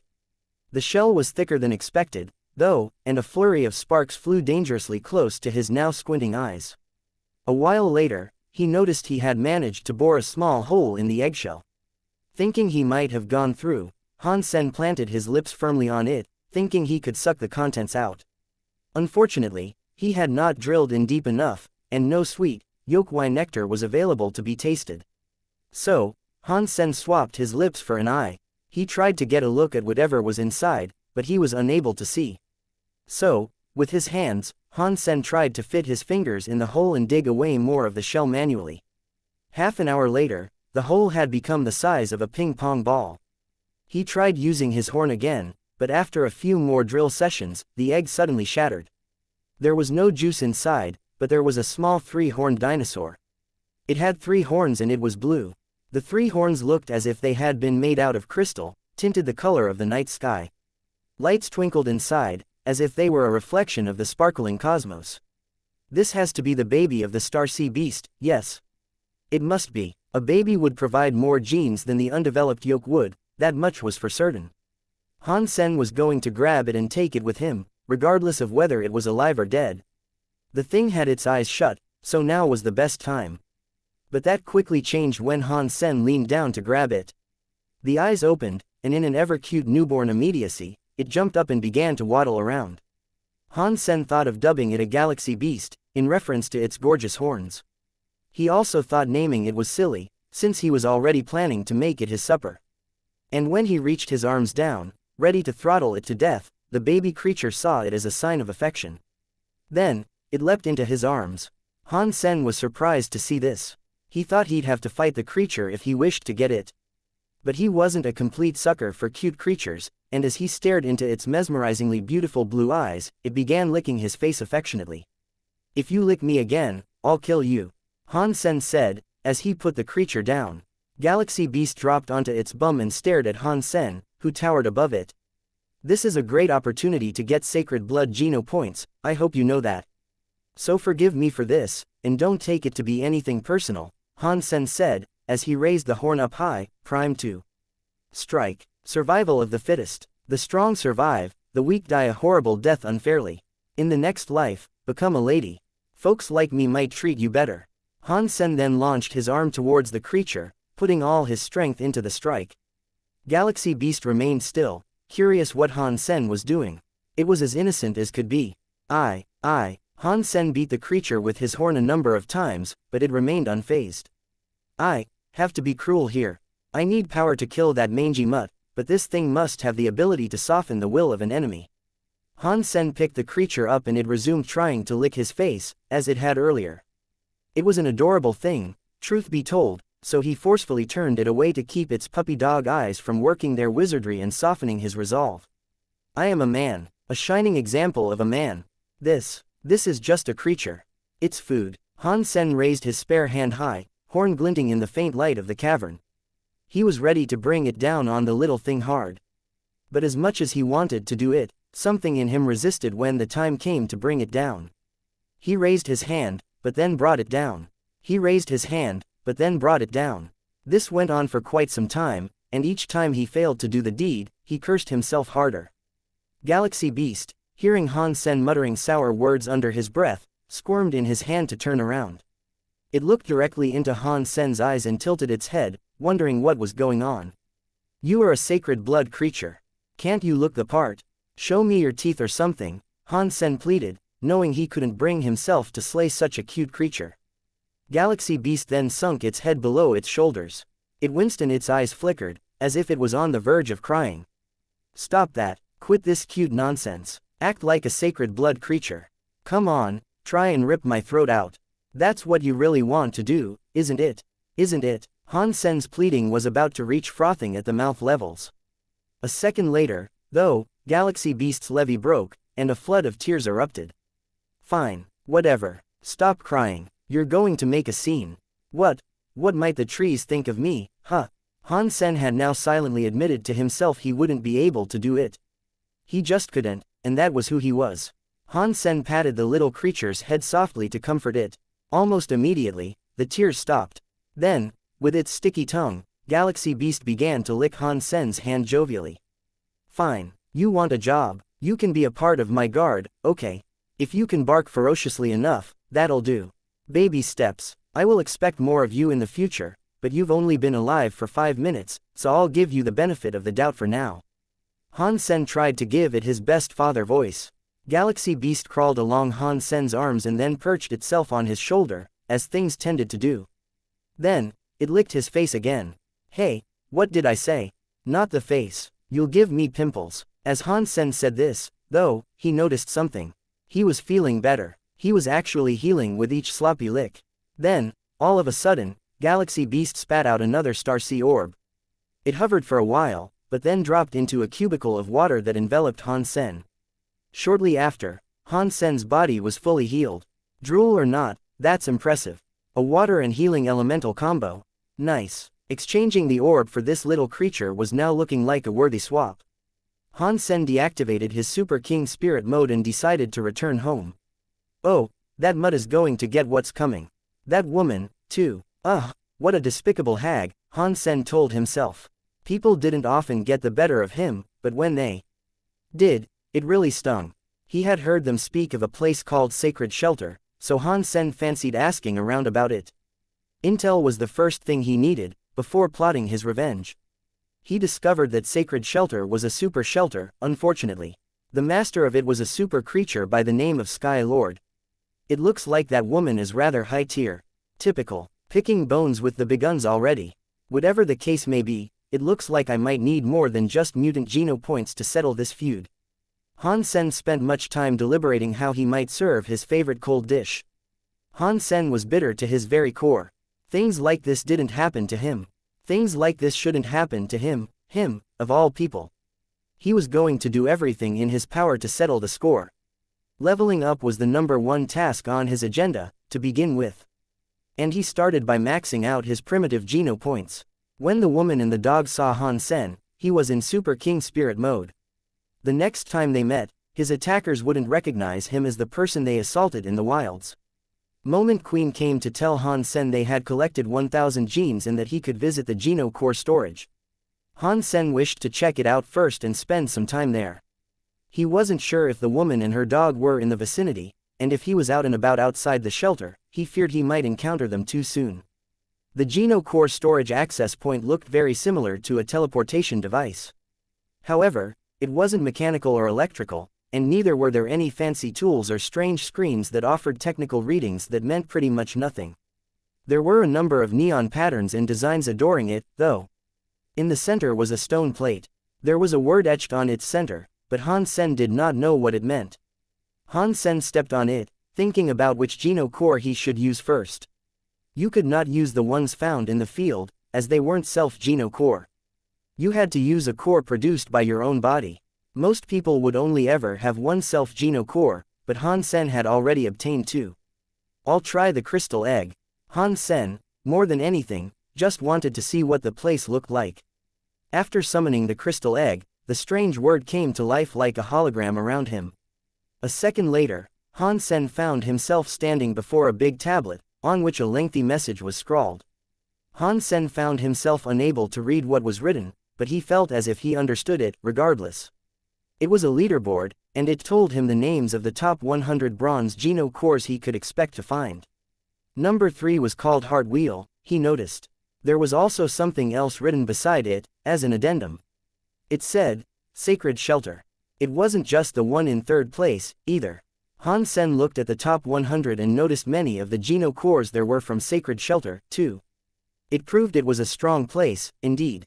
There were still a lot of Geno Cores without the additional text, so Han Sen wondered if they belonged to Sacred Shelter, as well. As Han Sen surveyed the ranking list, a man made of stone began to move. He spoke to Han Sen, saying, Welcome to the Geno Core storage. Your rank is 100 million behind. Would you like to conduct a test? Who are you? Han Sen looked at Rockman. I am Geno Core storage. Geno Core storage is me. You may treat me like a Geno Core, Rockman explained. Are you saying the Geno Core storage is a special Geno Core? Han Sen frowned. Yes, Rockman answered. Then who owns this Geno Core? Han Sen asked. Rockman spoke with a monotone voice and said, The Fourth God's Sanctuary. Han Sen proceeded to ask a few more questions, and he ended up learning quite a bit about the Geno Core storage. After that, he agreed to start the test. In the Geno Core storage, you did not have to fight for every rank. The test would give you a rank depending on the Geno Core's own performance, and the rank would move up and down in accordance to its power. 100 million, 10 million, 1 million, 100,000, 10,000, 1,000, 100, top 10, and number 1. Every bracket, or rank, you reached, your Geno Core would be reinforced. It made your Geno Core stronger, but it did not shift its level to a higher tier like from bronze to silver. Han Sen wanted to earn the number 1 spot so he could earn 9 reinforcements for his Geno Core and then move up to the silver Geno Core storage. If he did this every time, he would always find himself stronger than those who did not reinforce their Geno Cores. But being number 1, out of the hundreds of millions vying for the same title, was no small feat. Fortunately, the Geno Core storage battles were not entirely dependent on the Geno Cores. It also depended on the master and their proficiency in combat. Even if the crystal egg wasn't the best, he could use his own powers to reach the first place. Han Sen gave the crystal egg to Rockman. Then, Rockman opened his third eye and shined a light on the egg. As it shone, Rockman's eyes displayed numbers. It looked like a slot machine. Han Sen watched the numbers go from a very high amount to a much shorter amount.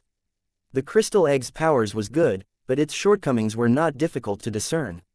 He believed it could reach the 10,000 bracket, though. The crystal egg could not deal damage, so its ranking could be low. Regardless, it wouldn't bother him too much if that turned out to be the case. As the numbers shown by Rockman reduced, Han Sen was quickly given a shock. Wow, it reached the 4-digit range. It's less than 10,000 now, and it keeps going smaller. Is the crystal egg really that strong? Han Sen could not believe his eyes then, when he saw it breach the 3-digit range later on. The crystal egg did not deal damage. Sometimes it was useful, but Han Sen did not think it was worthy of being deemed that strong. When the numbers reached 2 digits, Han Sen started to think there may have been a problem with the test. The crystal egg had major flaws, and he found it rather difficult to believe it had reached the top 100. The numbers in Rockman's eyes continued to descend. Every time they moved, Han Sen's heart jumped. This was crazy. It was as if he was dreaming. And eventually, Rockman's eyes displayed the number 1 and the number 0. His heart was going to leap out of his chest. The crystal egg had reached the top 10. That meant it had already earned 8 reinforcements, right off the bat. He thought he'd have to fight A for a long time to reach this point, and he never thought the sky would drop a big biscuit that would allow him to skip all that battling. What was even crazier was that, after reaching 1 and 0, Rockman's eyes closed. The numbers disappeared. The third eye that shot out the illuminating light displayed the number 9. And it didn't stay still. No way, it's still going on. This must be fake. The crystal egg cannot be this strong. Han Sen's eyeballs almost fell from their sockets. The numbers shown by the third eye was like a joke, continuing to go down. 8, 7, 6, 5, 4, 3, no. My heart. Han Sen clutched his chest. The test had far exceeded his wildest expectations. He stared at the numbers intently. When the eye reached the figure of 1, time stood still. Han Sen was delighted the crystal egg had reached the first place out of all the bronze geno cores that existed. Is it really that strong? Han Sen wondered, but he thought to himself, was it because of the liquid the black crystal released when the egg was created? But the crystal egg just doesn't feel like the sort of geno core that could be considered the best. Regardless, I like it. As Han Sen thought of this, Rockman said, the test has finished. The crystal core in bronze geno core storage has reached the first rank. It will show up on the bronze geno core storage leaderboard. Would you like to display the name of the shelter? No, Han Sen exclaimed. If anyone discovered the number 1 spot had been taken by a nameless gold shelter, the super creatures and emperors would be paying him an unfriendly visit in no time. Geno cores could be leveled up, and reaching such a high rank in the bronze geno core storage would draw a lot of attention his way. Especially for the crystal egg. It hadn't fought at all, and it reached the first place through a simple test. It was far too shocking, and it had undoubtedly rocked the entirety of the 4th god's sanctuary. Black Mountain God, why do you insist on bothering me? Would it not be better to challenge Real Demon, instead? Inside Geno Core storage, an elegant spirit was speaking to a creature with black wings. My heart wheel will destroy your King Bell and claim its rightful place atop the leaderboard, Black Mountain God said. My bell is soon to become a silver Geno Core, and when it does, Real Demon will be crowned number 1. So, why don't you just stop pestering me for once and go challenge him? God King said, but I want to beat you before you obtain a silver Geno Core. You are my nemesis, don't you see? Black Mountain God pleaded. God King snorted and said, but I have already defeated you 100 times in a row. Aren't you tired of this yet?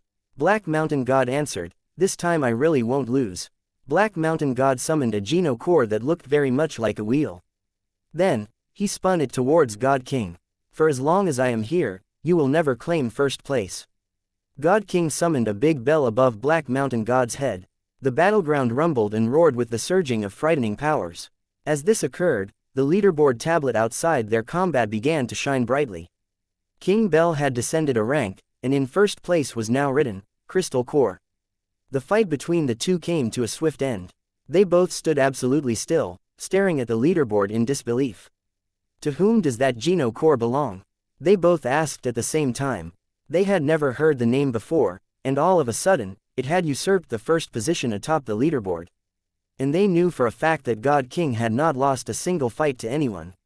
This meant it had reached first place immediately after entering the Geno Core storage. Their shocked faces soon turned sour. They thought the idea that a Geno Core had reached first place without even fighting was preposterous. When God King conducted the test on his arrival, he managed to gain a place in the top 100. That was a remarkable achievement. At the time, and even he had to fight tooth and nail against a number of opponents to climb upwards to the top. Each fight was a ghastly trial and a half.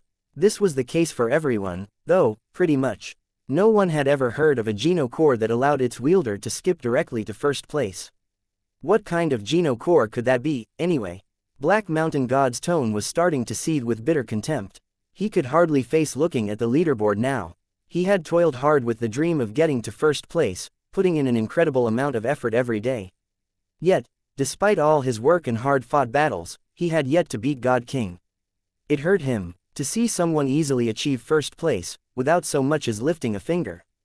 God King's King Bell had been reinforced 9 times. First place did not mean too much to him, but it still made him a little sick to think of what had just happened. And he felt worse for Black Mountain God, who he knew had tried so hard. For a Geno core to show up and immediately knock him off his throne, he could hardly imagine what power it must possess. Everyone in the Geno core storage was shocked, seeing it appear at the top of the leaderboard. Did King Bell become a silver Geno core? No, it's in second place now. Are you blind? Oh, yeah, you're right, but what kind of power can overcome King Bell? I don't think it beat King Bell. Then how does that work? How could the new Geno core reach first place without beating King Bell? I know every Geno core that is featured on that leaderboard, trust me. But that new Geno core, I've never seen it before. That is brand spanking new. If that is the case, how did it reach the top of the leaderboard? Are you stupid? Seriously, don't you know anything? It was crowned first place after spawning, through the whole testing thing they conduct. Is such a thing even possible? I didn't think so, but that's the only semi-plausible scenario I can think of. Whoa, so if what you're saying is the truth, how powerful must that crystal core truly be? I bet it belongs to a super creature or the son of some emperor or something. Surely, even if a super creature had generated this Geno core, it would not be possible to achieve such power. If this is legit, it's a little unfair, don't you think? It is crazy. What manner of life form can achieve such a feat? The crystal core's appearance on the top of the leaderboard had shaken the entire fourth god's sanctuary. Even the creatures with maxed out Geno cores were shocked. This was a truly remarkable occurrence. Go and find out who owns this Geno core and find out what it does. The owners of most large shelters began issuing such commands to their subordinates. Although it was only a bronze Geno core, it was the sign of a rising power they would soon need to be wary of. There was an extraordinary talent there, one they would do well to learn about. Those tasked with discovering Han Sen's identity were usually operating on the basis of either one of 2 primary objectives. Either their master wanted to exterminate the owner of Crystal Egg before they became too strong, or form an alliance with Han Sen in anticipation of his future strength. Of course, every attempt to find him was just a stab in the dark. The name of the owner was not listed, and neither was the shelter it belonged to. Still, the term crystal core was on the tip of everyone's tongue throughout the fourth god's sanctuary. Quite strange, when you take into account the fact that nobody even knew what it did. Han Sen watched as his Geno core was being reinforced. Each beam of light was a reinforcement, and after 9 such beams, the process was finished. Immediately, Han Sen could tell the egg had become much stronger. When Rockman finished, Han Sen took the egg back into his possession. Its shape was very much the same, but it featured a prismatic glow in its interior. It shone with 9 separate colors. It could make for a stunningly pretty gemstone. It looks like my genes and skills are just 2D*MN good. The Geno core that I created took first place. Ha, was there any doubt who was the best? I'm not even sure why I was surprised. Han Sen had let it go to his head a little. Han Sen thought the black crystal must have helped somewhat, but he firmly believed it was primarily a product of his own body. Although it had been reinforced 9 times, however, the egg still couldn't kill creatures outright. It couldn't even inflict the minor damage. It did make Han Sen wonder how it could be worthy of so simply securing first place. With his goal of becoming number 1 complete so soon, Han Sen was a little at a loss on what he should do next. If the crystal core secured the number 1 position, the bulwark umbrella can't be very far behind, can it? It's saved my life more than the egg has, after all. Han Sen wondered what the result might be for that, but he wasn't keen on testing that out just yet. And that aside, he needed to accept a challenge first. If Han Sen had not entered, he wouldn't have to comply with the Geno core storage's quota. Now that he had entered, however, he was required to fight at least once a month to maintain his position. If he lost a fight, his 9 reinforcements would still be in place. But if he did not comply with the once-a-month quota, and didn't show up to battle a challenger, the reinforcements would be wiped and he'd have to start all over, without the benefit of a test skip. So, no matter what, Han Sen had to make Shadow Shelter work and keep it operational so he could fight at least once a month in the Geno Core storage. Not all Geno Cores could challenge him, however. Only cores within one level of his own could challenge. And since the Crystal Core was number 1, the challengers who could fight him had to be within the 1 to 10 bracket. Although it was only a once-a-month thing, Han Sen was eventually going to enter his Bulwark umbrella as well, and the same requirements would apply to that. But they stacked, and that meant Han Sen would have to battle twice a month. Furthermore, Han Sen would eventually formulate a Geno Core for the Blood Pulse Sutra and his Super King Spirit. While that would mean he would have to fight 4 times a month, that wasn't where his biggest issue lay. Rather, it would make hiding his identity a struggle. As Han Sen mulled this over, Rockman suddenly spoke to him. He said, "King Bell of the 2nd rank wishes to challenge you. Heartwheel of the 4th rank wishes to challenge you." Han Sen was told that at least 7 others wished to challenge him. None of them were too concerned with becoming first place, rather, they just wanted to know what power the elusive Crystal Core wielded. Aside from Real Demon and the combatant at number 9, the top 10 had all requested a battle with Han Sen. Han Sen viewed the list of competitors and pondered which he should fight first. It wasn't as if he could avoid the fight, either. If he didn't fight, his reinforcements would be removed and he'd be back to where he started. He wasn't afraid, though. Han Sen had a lot of confidence in himself, and he didn't think anyone of the Bronze Geno Core tier could defeat him. Even if he had to battle the son of an emperor who had a Bronze Geno Core, Han Sen wouldn't be afraid. He had what it took. But even Han Sen himself wished to test out the powers of the Crystal Core now. It had improved a great deal, but what those improvements were, he wouldn't have a clue until he tested it in battle. So, Han Sen decided on accepting the challenge from Heartwheel. He was the highest rank of the members that came from Sacred Shelter. Han Sen was still pining for revenge over what had transpired in Hidden Valley. He wasn't going to waste a single opportunity to exact vengeance on the people that occupied that wretched place. He was out for blood. Of course, Han Sen did not wish to expose his identity. If they learned who he was and came after him, Shadow Shelter would be destroyed in no time. It would be best if I hid my identity. Han Sen donned a set of armor and removed any pieces of apparel or clothing that might give away his identity. Challenge declined. Desired opponent has accepted another challenge. God King was disappointed, hearing this. Black Mountain God had a different reaction, however, for he heard his Rockman say, "Challenge accepted. Desired opponent has accepted your challenge request." The Bronze Geno Core tablet then warped itself to form a black hole of sorts. It was a tunnel that would lead the opponents to their designated fighting grounds. Black Mountain God flapped his black wings and did not hesitate a second before flying through the tunnel. Upon arrival, Black Mountain God examined the place of battle. It was an ancient city, half buried amidst a desert. An aura of mystique and secrecy permeated the atmosphere of that place, hinting at a wild and untold history that lay buried beneath its sands. The powers of Geno Cores were all different, so the battlegrounds changed to suit the challengers and avoid providing any environmental hindrances to the cores. Black Mountain God then saw his opponent emerge from another black void tunnel. He locked him in his sights. All videos have ads disabled. YouTube doesn't pay me enough to cover electricity costs. If you are well off, please consider donating via PayPal or becoming a member of this YouTube channel. Thank you.